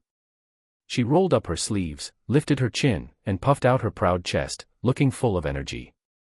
Then let's. But before she could finish, she was interrupted by Gu Chen raising his hand. But I still insist on getting off work now, and will continue tomorrow. Why? Suddenly being splashed with cold water, Secretary Chao Shuang was very puzzled, and her little chest deflated a bit. Gu Chen said as a matter of course. I'm just someone eating soft rice, why should I work so hard? In reality, he was still a bit hesitant now about whether it was necessary to open this restaurant. If he could think of a simpler and easier way to eat his wife's soft rice, he definitely wouldn't open some troublesome and exhausting restaurant. Secretary Chao Shuang was stunned. She was actually speechless. Chapter 73, You've got your eyes on his brother's money, right? Hotel. Li Bing was woken up by the sound of a frantic phone ringing. Opening his eyes, he saw that he was lying on a hotel bed, with Lu Shui beside him, holding his phone and answering a call. Hey, Li Bing, why didn't you reply to my messages? I had a stomachache today and went to the hospital, and you didn't even care about me, humph. It cost me over 800 yuan, you have to reimburse me. As soon as Lu Shui picked up the phone, Lu Shuang's self-righteous voice demanding money came through the receiver. Being a woman herself, she had never seen such a shameless girl. Her mouth twitched, her face darkened, and she retorted impatiently, he's sleeping. If you have something to say, wait until he wakes up. On the other end of the line, as soon as Lu Shuang heard a woman answering, she immediately blew a fuse, her shrill voice blurting out, Who are you? Where's Li Bing? Let Li Bing answer the phone. Lu Shui wanted to hang up directly, but catching a glimpse of Li Bing waking up and looking at her with a dazed and incredulous expression, she panicked and tossed the phone to Li Bing. Here. Your girlfriend's on the phone. Thinking of Lu Shuang, who had betrayed him, a wave of hatred surged in Li Bing's heart. He picked up the phone, and before he could speak, Lu Shuang's angry, interrogating voice filled his ears. Li Bing. Who was the woman who just answered the phone? You heartless jerk, have you been cheating on me behind my back? Being accused like this by Lu Shuang, no matter how spineless Li Bing was, he still had some temper. He wished he could slap Lu Shuang twice right then and there. In the past, when he heard Lu Shuang suspecting him like this, he would definitely have explained himself earnestly. However, after being enlightened by Gu Chen, hearing her speak to him in this tone now made him feel more and more disgusted. Suppressing the anger in his heart, he said coldly, My classmate, Lu Shui. Do you have something to say? At this moment, Li Bing was already pondering in his mind how to take revenge on this pair of dogs. On the other end of the line, upon hearing it was Lu Shui, that unremarkable girl with glasses and acne, Lu Shuang's tone immediately softened, and she even said with a hint of coquetry, Bing Bing, I'm sorry. I misunderstood you. Why are you with Lu Shui? What are you guys doing? Listening to Lu Shuang's coquettish tone, in the past, Li Bing would have started wagging his tail and simping immediately. But after experiencing so much and seeing Lu Shuang's true character, his state of mind had changed significantly. He remained completely unmoved and said indifferently, It's a long story. Why did you call me? Bing Bing, you don't love me anymore. You're speaking to me so coldly. I'm not even blaming you for being alone with a girl, humph. Are you still angry at me? Misunderstanding me? You. Li Bing didn't have the patience to listen any longer and interrupted, Just tell me what you want from me. Humph. It's all your fault. You were sulking with me yesterday, which made me have a stomachache today and go to the hospital for a checkup. You didn't care about me, nor did you take care of me. I don't care, you have to pay for the 800 plus yuan medical bill. Hearing Lu Shuangshuang say this, Li Bing immediately recalled the image of Lu Shuangshuang embracing her male best friend while entering the gynecology department for a checkup. Instantly, his anger could no longer be suppressed, and a cold smile curled on his lips as he said, "Fine. Are you at your rental apartment? Wait for me to bring you the money. As it happens, I have something to discuss with you too." She still wants to ask him for money. Heh. Now, he was going to get his money back with interest. Upon hearing this, Lu Shuangshuang's voice suddenly became a bit panicked. Can't you just transfer the money via WeChat? I don't have money on WeChat. I'll bring you cash. Besides, we haven't seen each other in a long time, and I want to see you too. All right then, come over. After hanging up, Li Bing looked at Lu Shui, who was eyeing him with disdain, and said, "Lu Shui, come with me. I want to confront Lu Shuangshuang and get to the bottom of this." Of course, there was one thing he didn't say. He was afraid that he might act on impulse and kill Lu Shuangshuang and that dog of a man. So, asking Lu Shui to come along was to prevent him from doing something stupid. He still had some rationality left. This woman, Lu Shuangshuang, was no longer worth him sacrificing anything. Dead simp. Lu Shui curled her lips and said impatiently. Li Bing's face darkened. He wasn't simping anymore. Okay. Fine, I can help you, but you have to treat me to dinner tonight. Li Bing's mouth twitched. No problem. By the way, why are you here? He thought that after he fell asleep, it must have been Gu Chen who brought him here. But he didn't expect to see Lu Shui as soon as he opened his eyes. Fortunately, Lu Shui was fully dressed, and it seemed nothing strange had happened between them. I paid for this room in advance. I was afraid you wouldn't pay up. So I had to wait for you to wake up and pay me back. Li Bing. He instantly greeted Gu Chen's great-uncle. Damn, is this even a brother? He wouldn't even pay for the room. On the other side. In Lu Shuangshuang's cozy and exquisitely decorated room, soft light was scattered everywhere. Not long after Lu Shuangshuang hung up the phone, the door was suddenly pushed open, and a tall, handsome man walked in, as casual as if it were his own room. This man was named Huang Gang, the very male best friend of Lu Shuangshuang that Li Bing had mentioned. He looked at Lu Shuangshuang on the bed with a suspicious expression and asked, "Shuangshuang, who were you talking to on the phone just now?" At this moment, Lu Shuangshuang was wearing a thin camisole nightdress, her delicate body lying lazily on the soft, large bed.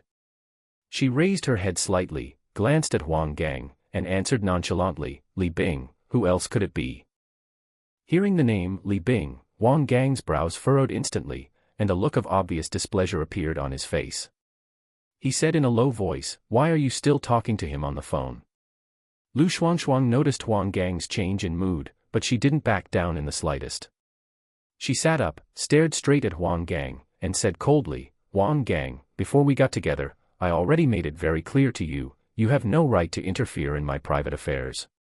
Faced with Lu Shuangshuang's tough attitude, Huang Gang's heart tightened. Realizing he had made Lu Shuangshuang unhappy, he quickly put on a pleasant expression, walked over to the bedside, sat down, and reached out to gently pull Lu Shuangshuang into his arms, saying with a forced smile, "Oh, Shuangshuang, don't be angry. I was just asking casually." However, Lu Shuangshuang didn't buy it. She struggled hard to break free from Huang Gang's embrace, her eyes filled with dissatisfaction and suspicion. Seeing this, Huang Gang hurriedly hugged Lu Shuangshuang tightly again and explained anxiously, "Shuangshuang, honey, I really didn't mean to make you angry. I just don't understand, since you've already decided to be with me, and now that you're carrying my child, why can't you completely cut ties with that Li Bing? Is it that I'm not doing well enough, or can't satisfy you completely?" Lu Shuangshuang glared fiercely at Huang Gang and snorted coldly, "Humph. Apart from being good in bed, what else can you give me?" Hearing this, Huang Gang was so anxious that sweat broke out on his forehead, and he hurriedly argued, "That Li Guy is even more destitute than I am. What can he give you?"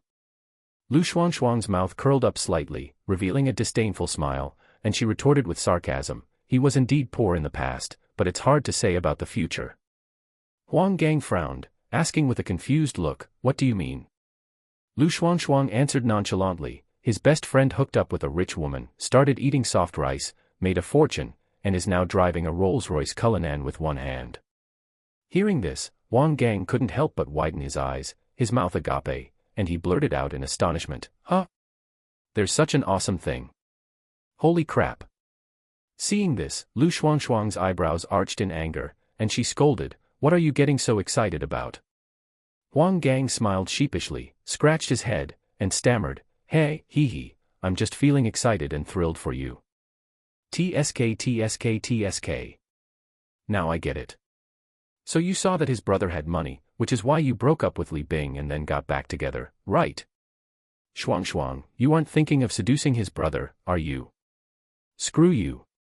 If I could seduce his brother, would there be any place for you? He, I was just saying, don't be angry, baby. Li Bing is coming over in a while, you should go out for a walk, and come back after he leaves. Why?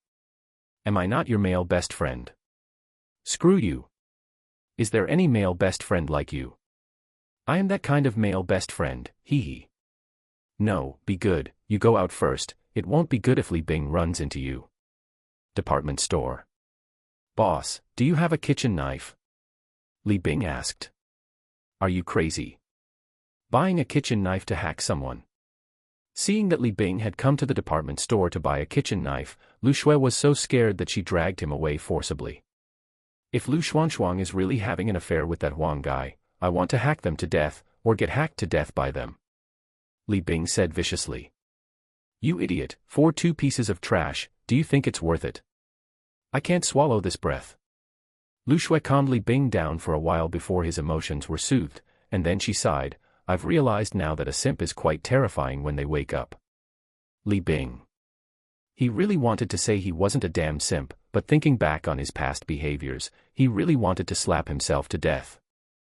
Li Bing and Lu Shui slowly walked to the front of Lu Shuangshuang's slightly dilapidated rental apartment.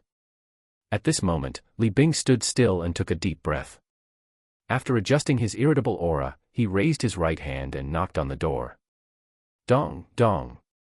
The knocking was crisp and loud, appearing exceptionally clear in the quiet corridor.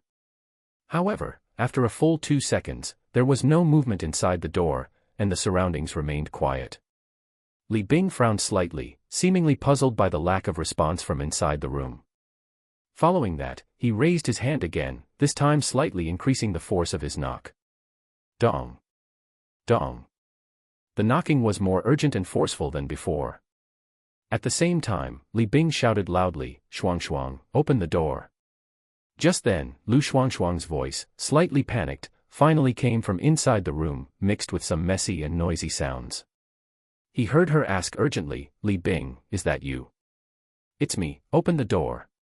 Li Bing's tone couldn't help but become irritable. Okay, don't rush, wait for me a moment. Lu Shuangshuang's voice sounded increasingly flustered, as if she were hurriedly tidying up something in the room. Chapter 74, there's someone inside. After waiting for 10 seconds, Lu Shuangshuang still hadn't opened the door. Li Bing grew impatient and suddenly remembered he still had a key to the place, so he pulled it out and opened the door. The moment Li Bing stepped inside, he saw Lu Shuangshuang standing gracefully in front of her bedroom door, wearing a thin, pink spaghetti-strap dress. Her face was slightly flushed, as alluring as a ripe apple, and her long, waterfall-like hair was exceptionally messy, as if she had just lazily risen from a soft, comfortable bed. Lu Shuangshuang had initially looked flustered when she saw Li Bing open the door himself, but her expression changed upon seeing Lu Shui, who had entered with him. Her gaze instantly turned sharp, and she glared at Lu Shui behind Li Bing, demanding bluntly, Li Bing, why did you bring this woman here with you? Facing Lu Shuangshuang's hostile stare, Lu Shui simply curled her lip in disdain and didn't say a word. Seeing Lu Shuangshuang's revealing outfit, she thought to herself, who knows what this woman was doing hiding in here. Li Bing quickly spoke up in response, she did me a favor, and I have to treat her to dinner later, so we came together. But speaking of which, why are you dressed like this? Hearing this, Lu Shuangshuang's expression grew somewhat unnatural.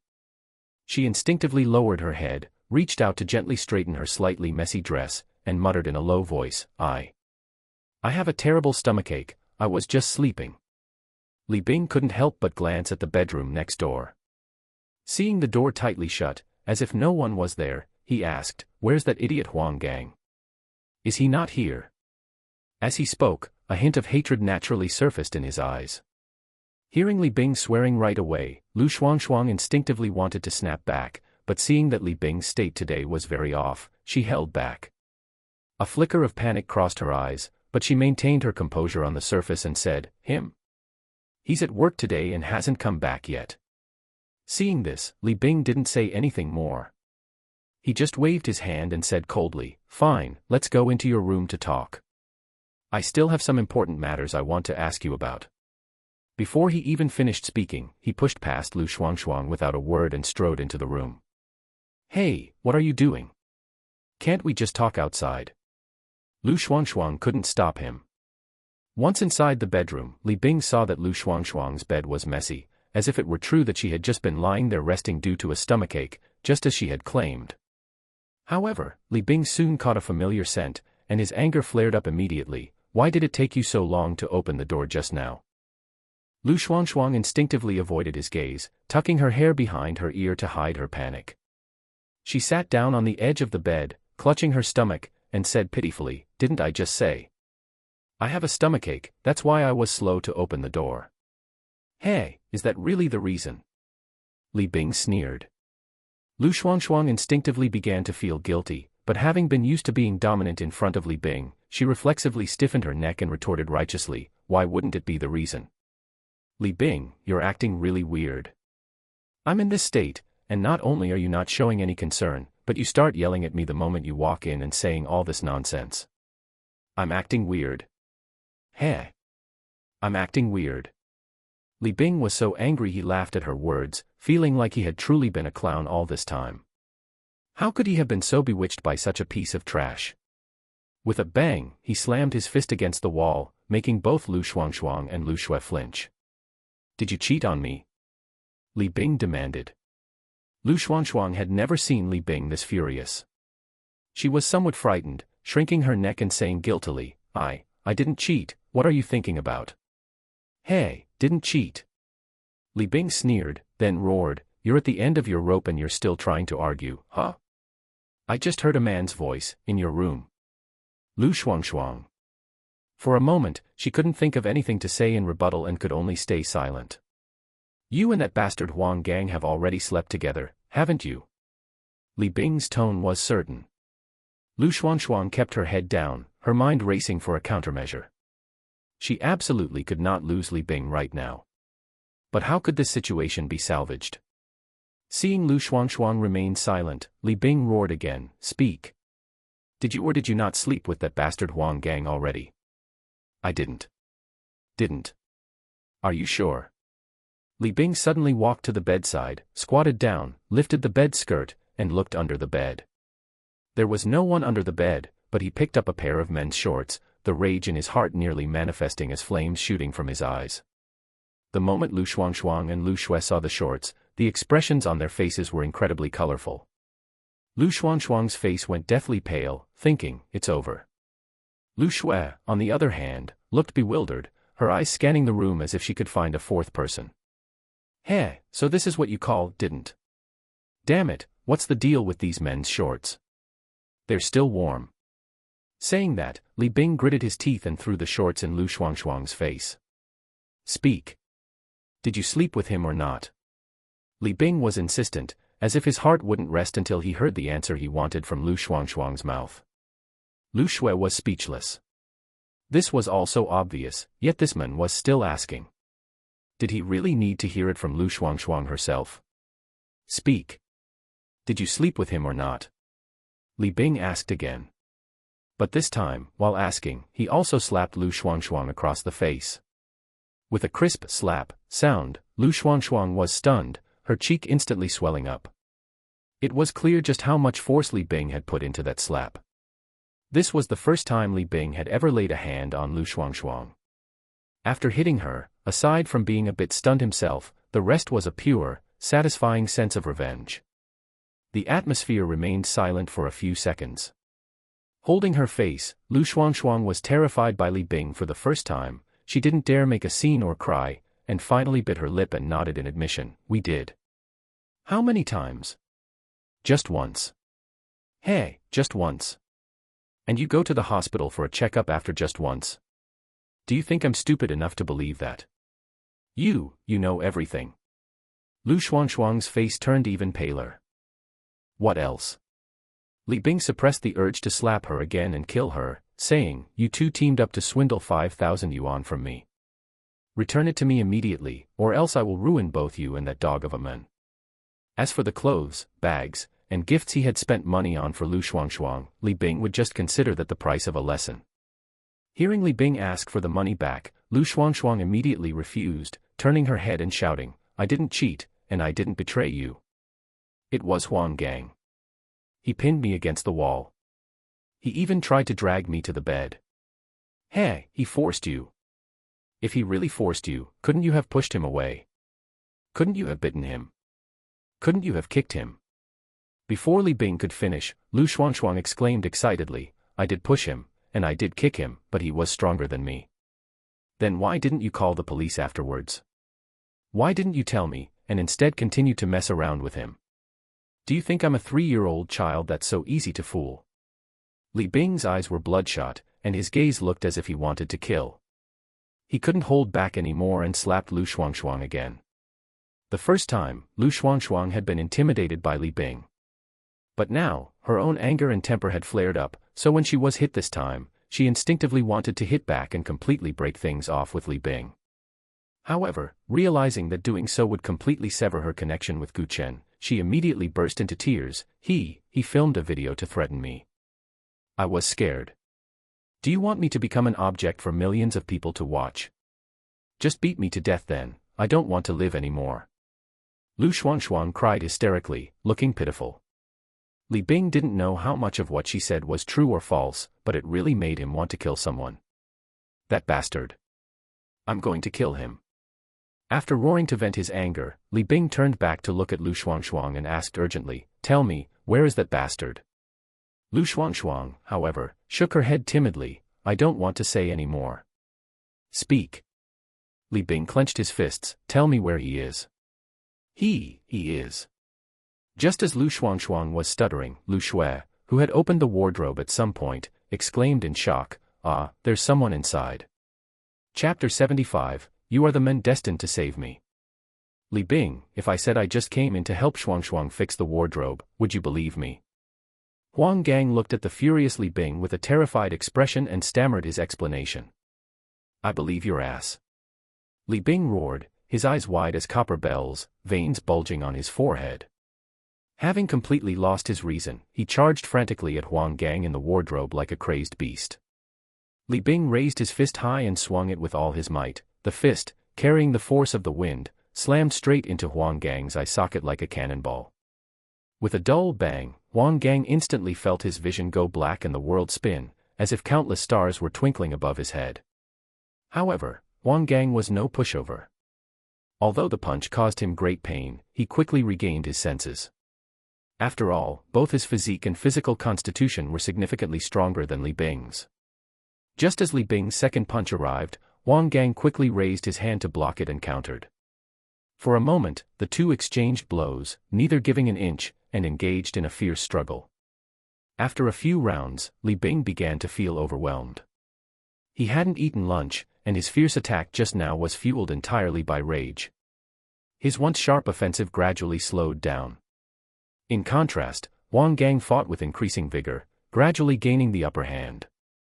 This sudden conflict happened so quickly that Lu Xuanxuang and Lu Shui, standing nearby, couldn't react in time. By the time they realized the situation was dire, Li Bing was already losing. Stop fighting, please. Lu Xuanxuang shouted in extreme anxiety. She wanted to step forward to separate them, but both men were already blinded by rage and completely ignored anyone's attempts to stop them. Lu Xuanxuang could only stand by helplessly, screaming at the top of her lungs, but it was completely futile. Meanwhile, seeing Li Bing in a critical situation, Lu Shui stepped forward without hesitation to help. She seized the opportunity, and while Li Bing and Huang Gang were entangled and deadlocked, she lifted her foot and kicked Huang Gang hard. With a series of thuds, Lu Shui's feet landed repeatedly on Huang Gang, each kick delivered with full force. You really need to stop fighting. Lu Xuangshuang continued to shout anxiously from the side. Lu Shui landed a few more heavy kicks on Huang Gang. She noticed that after several fierce kicks, Huang Gang seemed unaffected and remained standing firmly in place. This infuriated her, and she realized that continuing like this wouldn't work. Therefore, Lu Shui quickly scanned her surroundings, her eyes landing on the clothes rack in the wardrobe, and she reached into the corner to pull out a metal hanger. She gripped the hanger tightly, a look of ruthlessness in her eyes, and prepared to smash it hard against Huang Gang's head. Just then, Lu Xuangshuang suddenly ran over, grabbed Lu Shui's arm, and shouted anxiously, "Stop fighting, all of you stop fighting." However, Lu Shui was blinded by rage at this moment and paid no attention to Lu Xuangshuang's obstruction. On the contrary, she felt an unprecedented sense of disgust toward this woman. She jerked her hand away, breaking free from Lu Xuangshuang's grip, and then, without hesitation, raised her hand. 2 crisp slaps rang out as she struck Lu Xuangshuang squarely in the face. Lu Xuangshuang had not expected Lu Shui to suddenly strike, and she was stunned, standing there blankly, at a loss for what to do. The next second, she was angry too. The 2 women began to scuffle. Meanwhile, on the other side, having lost Lu Shui's assistance, Li Bing, who had been barely able to fend off Huang Gang's attacks, was instantly pushed into a passive position. Facing Huang Gang's fierce offensive, Li Bing found it increasingly difficult to defend himself and was forced back onto the balcony step by step. Huang Gang seized the moment, used all his strength to grab Li Bing, and threw him off the balcony with a shoulder throw.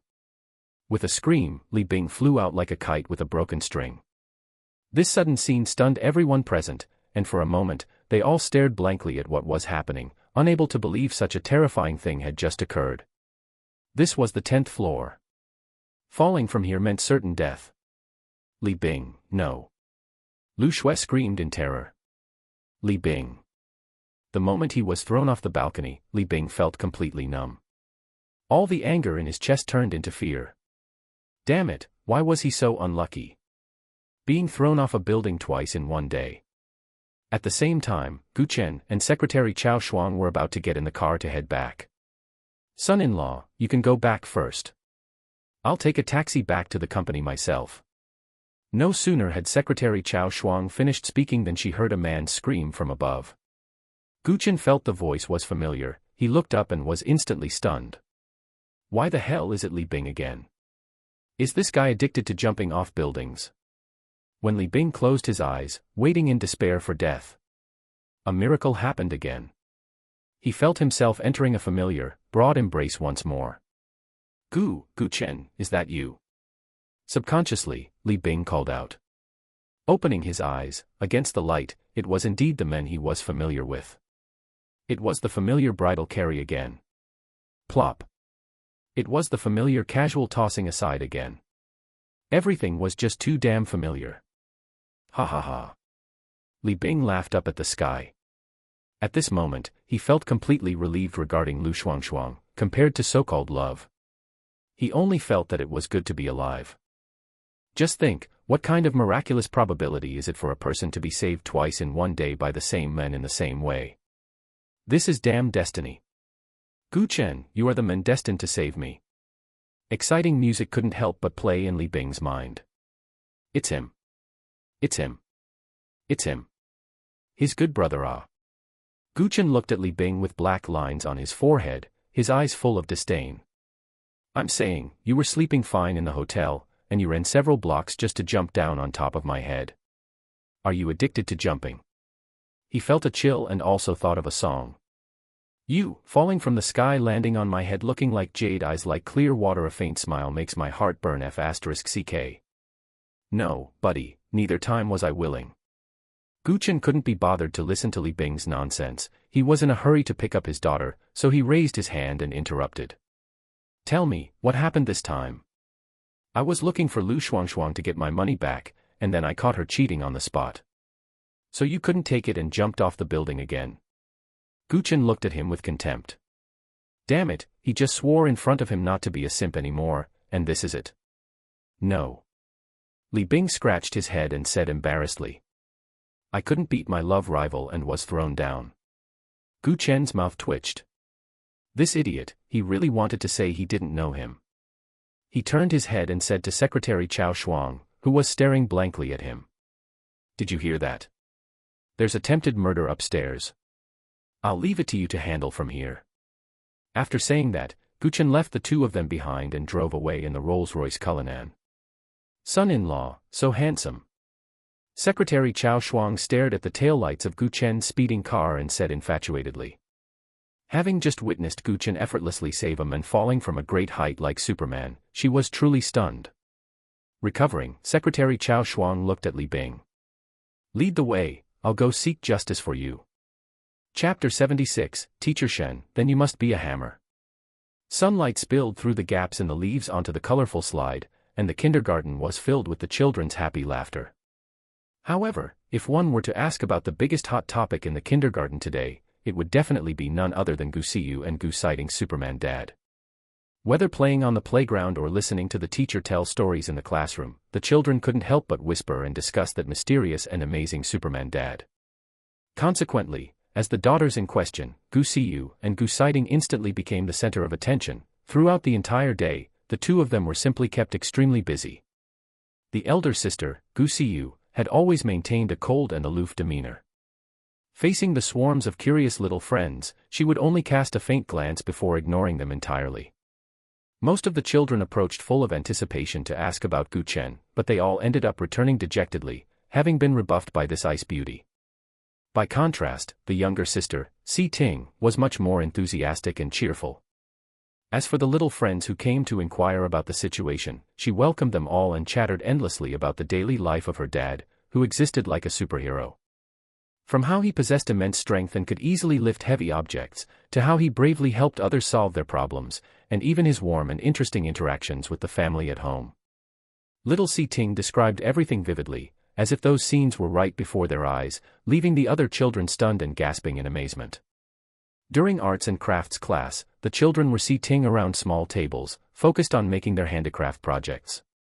At this moment, a little girl with cute braided pigtails quietly approached Si Ting, her face showing a hint of disappointment and dejection, and asked softly, Si Ting, why have you been ignoring me today? This little girl was none other than little Si Ting's best friend. Humph. Who told you to lie to me? I'm going to break off our friendship for a day. Little Si Ting crossed her arms over her chest, pouted her little mouth, and turned her head away with a proud and spoiled expression. Zhou Yuqing was stunned for a moment upon hearing this, her round little eyes instantly filling with confusion. What did I say that lied to you? Why can't I remember it all? Humph. Little Si Ting let out a soft snort, still not turning her head to face Zhou Yuqing. At this, Zhou Yuqing hurriedly grabbed little Si Ting's sleeve and shook it, acting coquettishly as she said, Si Ting, don't ignore me, I'll tell you a secret. Upon hearing the word secret, the previously sulking little Si Ting instantly perked up, hopping over like a little rabbit, perking up her two cute little ears as she leaned in close to Zhou Yuqing and asked, what secret? Tell me quickly. Just then, the elder sister Siyu, who had been watching coldly from the side, suddenly interjected. Oh ho, little Si Ting, didn't you just aggressively say you were going to break off your friendship with her for a day? How come you've changed your mind so quickly? Having been called out by her sister, little Si Ting's expression froze instantly, but she quickly recovered and replied righteously. Can't I break off the friendship tomorrow? I'll listen to the secret today. After saying this, little Si Ting's big, watery eyes, like black grapes, sparkled with curiosity and gossip. She couldn't wait to lean her little ear close to Zhou Yuqing's mouth again, urging. Good Qingqing, stop keeping me in suspense, tell me what the secret is already. Zhou Yuqing didn't keep her in suspense either. Covering her mouth with her little hand, she whispered into Si Ting's ear. My dad played hide and seek with the nanny in the room yesterday, and the nanny even wore my mom's clothes. Later I discovered it, and my dad told me not to tell my mom that it was a secret between him and me. Now I've told you this secret, you must not tell anyone else. After listening, a look of complete confusion appeared on little Si Ting's face. Her eyes were wide open, her mouth slightly agape, as if she had been completely shocked by this news. Why would your dad play hide and seek with the nanny, and why would she wear your mom's clothes? That's just too strange. As little Si Ting spoke, she tilted her head, trying to understand the reason behind it, but clearly had no clue. Zhou Yuqing also shook her head, Her expression was identical to little Si Ting's, full of confusion and bewilderment. After a while, she seemed to suddenly remember something and hurriedly added. And the nanny even mimicked me calling him dad, and mimicked my mom calling him honey. When I heard it at the time, I really thought it was so weird, that's why I ran over to tell you the first chance I got. Now, little Si Ting found this matter even more bizarre. Because in her home, the nanny always respectfully called her dad son-in-law, how could she randomly imitate the way a child or the mistress of the house addressed the master? This question was simply too complex for the two little girls. Little Si Ting secretly pondered that it seemed she would have to wait until she got home to ask her own dad. Perhaps he could give her a reasonable explanation. All right, I've told you such an important secret, you're not allowed to ignore me again today. Zhou Yuqing blinked her big eyes, looking at little Si Ting expectantly. All right then, since you've told me all this, we won't break off our friendship today. We are still best friends. Little Si Ting smiled and took Zhou Yuqing's hand. The two looked at each other and smiled, their previous unhappiness instantly vanishing like smoke, and they returned to being that pair of intimate, inseparable best friends. Soon, it was time for the last class. All right, children, today we learned a lot of knowledge and had a lot of fun, right?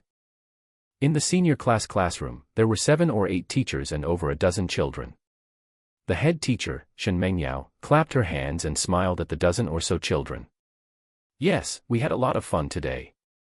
The children echoed in unison. Of course, what they were happiest about was seeing the sisters Siyu and Si Ting's Superman dad. All right then, shall we all do a little experiment together in this class? Okay. Then, under the expectant gazes of all the children, Chen Mengyao took out a small hammer, a chopstick, and a potato and placed them on a small table. Chen Mengyao picked up the potato and the chopstick, and inserted the chopstick into the potato. Then she held the potato in the air and said, "All right, tell me, if I use this small, exquisite hammer to gently tap the top of this chopstick, will the potato placed on top suddenly fall off like a mischievous little elf?" Shen Mengyao held the small hammer, asking the children sitting around her with a curious expression. "It will." A chubby little boy shouted at the top of his lungs. "It will definitely fall off." Another little girl also echoed loudly. "Oh. Is that really the case?" Shen Mengyao slightly raised the corners of her mouth, revealing a mysterious smile. After her bright, big eyes swept around the circle, they finally settled on little Si Ting, who had shouted the loudest. She extended a finger and pointed gently, smiling as she said, "Then, darling Si Ting, you come tell Teacher Shen, why are you so certain that the potato will definitely fall off?" Upon hearing that she had been called on, a brilliant smile instantly bloomed on little Si Ting's face. With almost no hesitation, she puffed out her chest with great confidence and replied, "Because I've already tried it. Just yesterday, I wanted to sneak a mushroom from Dad's bag. But my sister told me those mushrooms were poisonous and I absolutely couldn't eat them. My sister was quick-eyed and fast-handed, and she slapped my little hand. Oh my, the mushroom I was holding just a whoosh fell to the ground. So I think as long as you give it a hard tap or a knock, things will fall off." After finishing, she didn't forget to shake her head triumphantly. After hearing little Si Ting's innocent and naive explanation, Shen Mengyao couldn't help but laugh out loud. She gently stroked little Si Ting's head and said softly, "So that's how it is. However, Teacher Shen still needs to solemnly remind you, your sister was absolutely correct. Some mushrooms do contain toxins, and if you accidentally eat them, it could make us sick or even endanger our lives.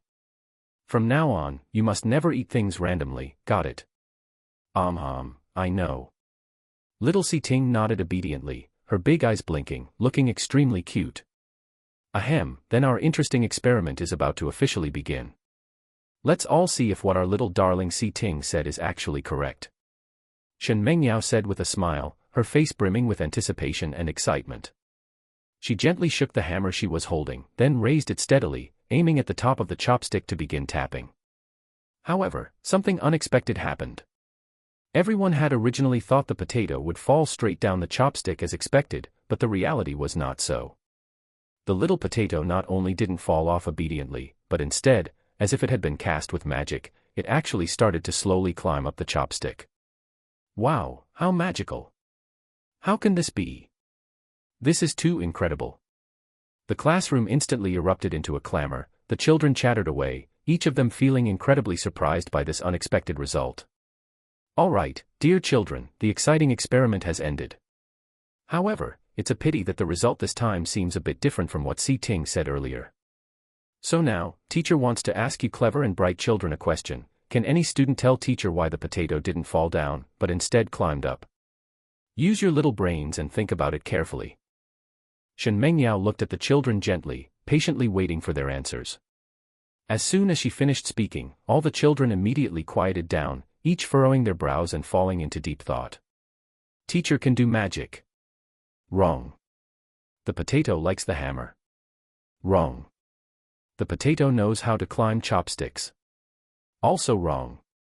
Then we don't know. Seeing that no one knew, Shen Mengyao smiled and said, the principle is very simple. There are a few children in our class who are sometimes very naughty and need the teacher to tap them like this so they will know to improve. After she finished speaking, all the children stuck out their tongues in sudden realization.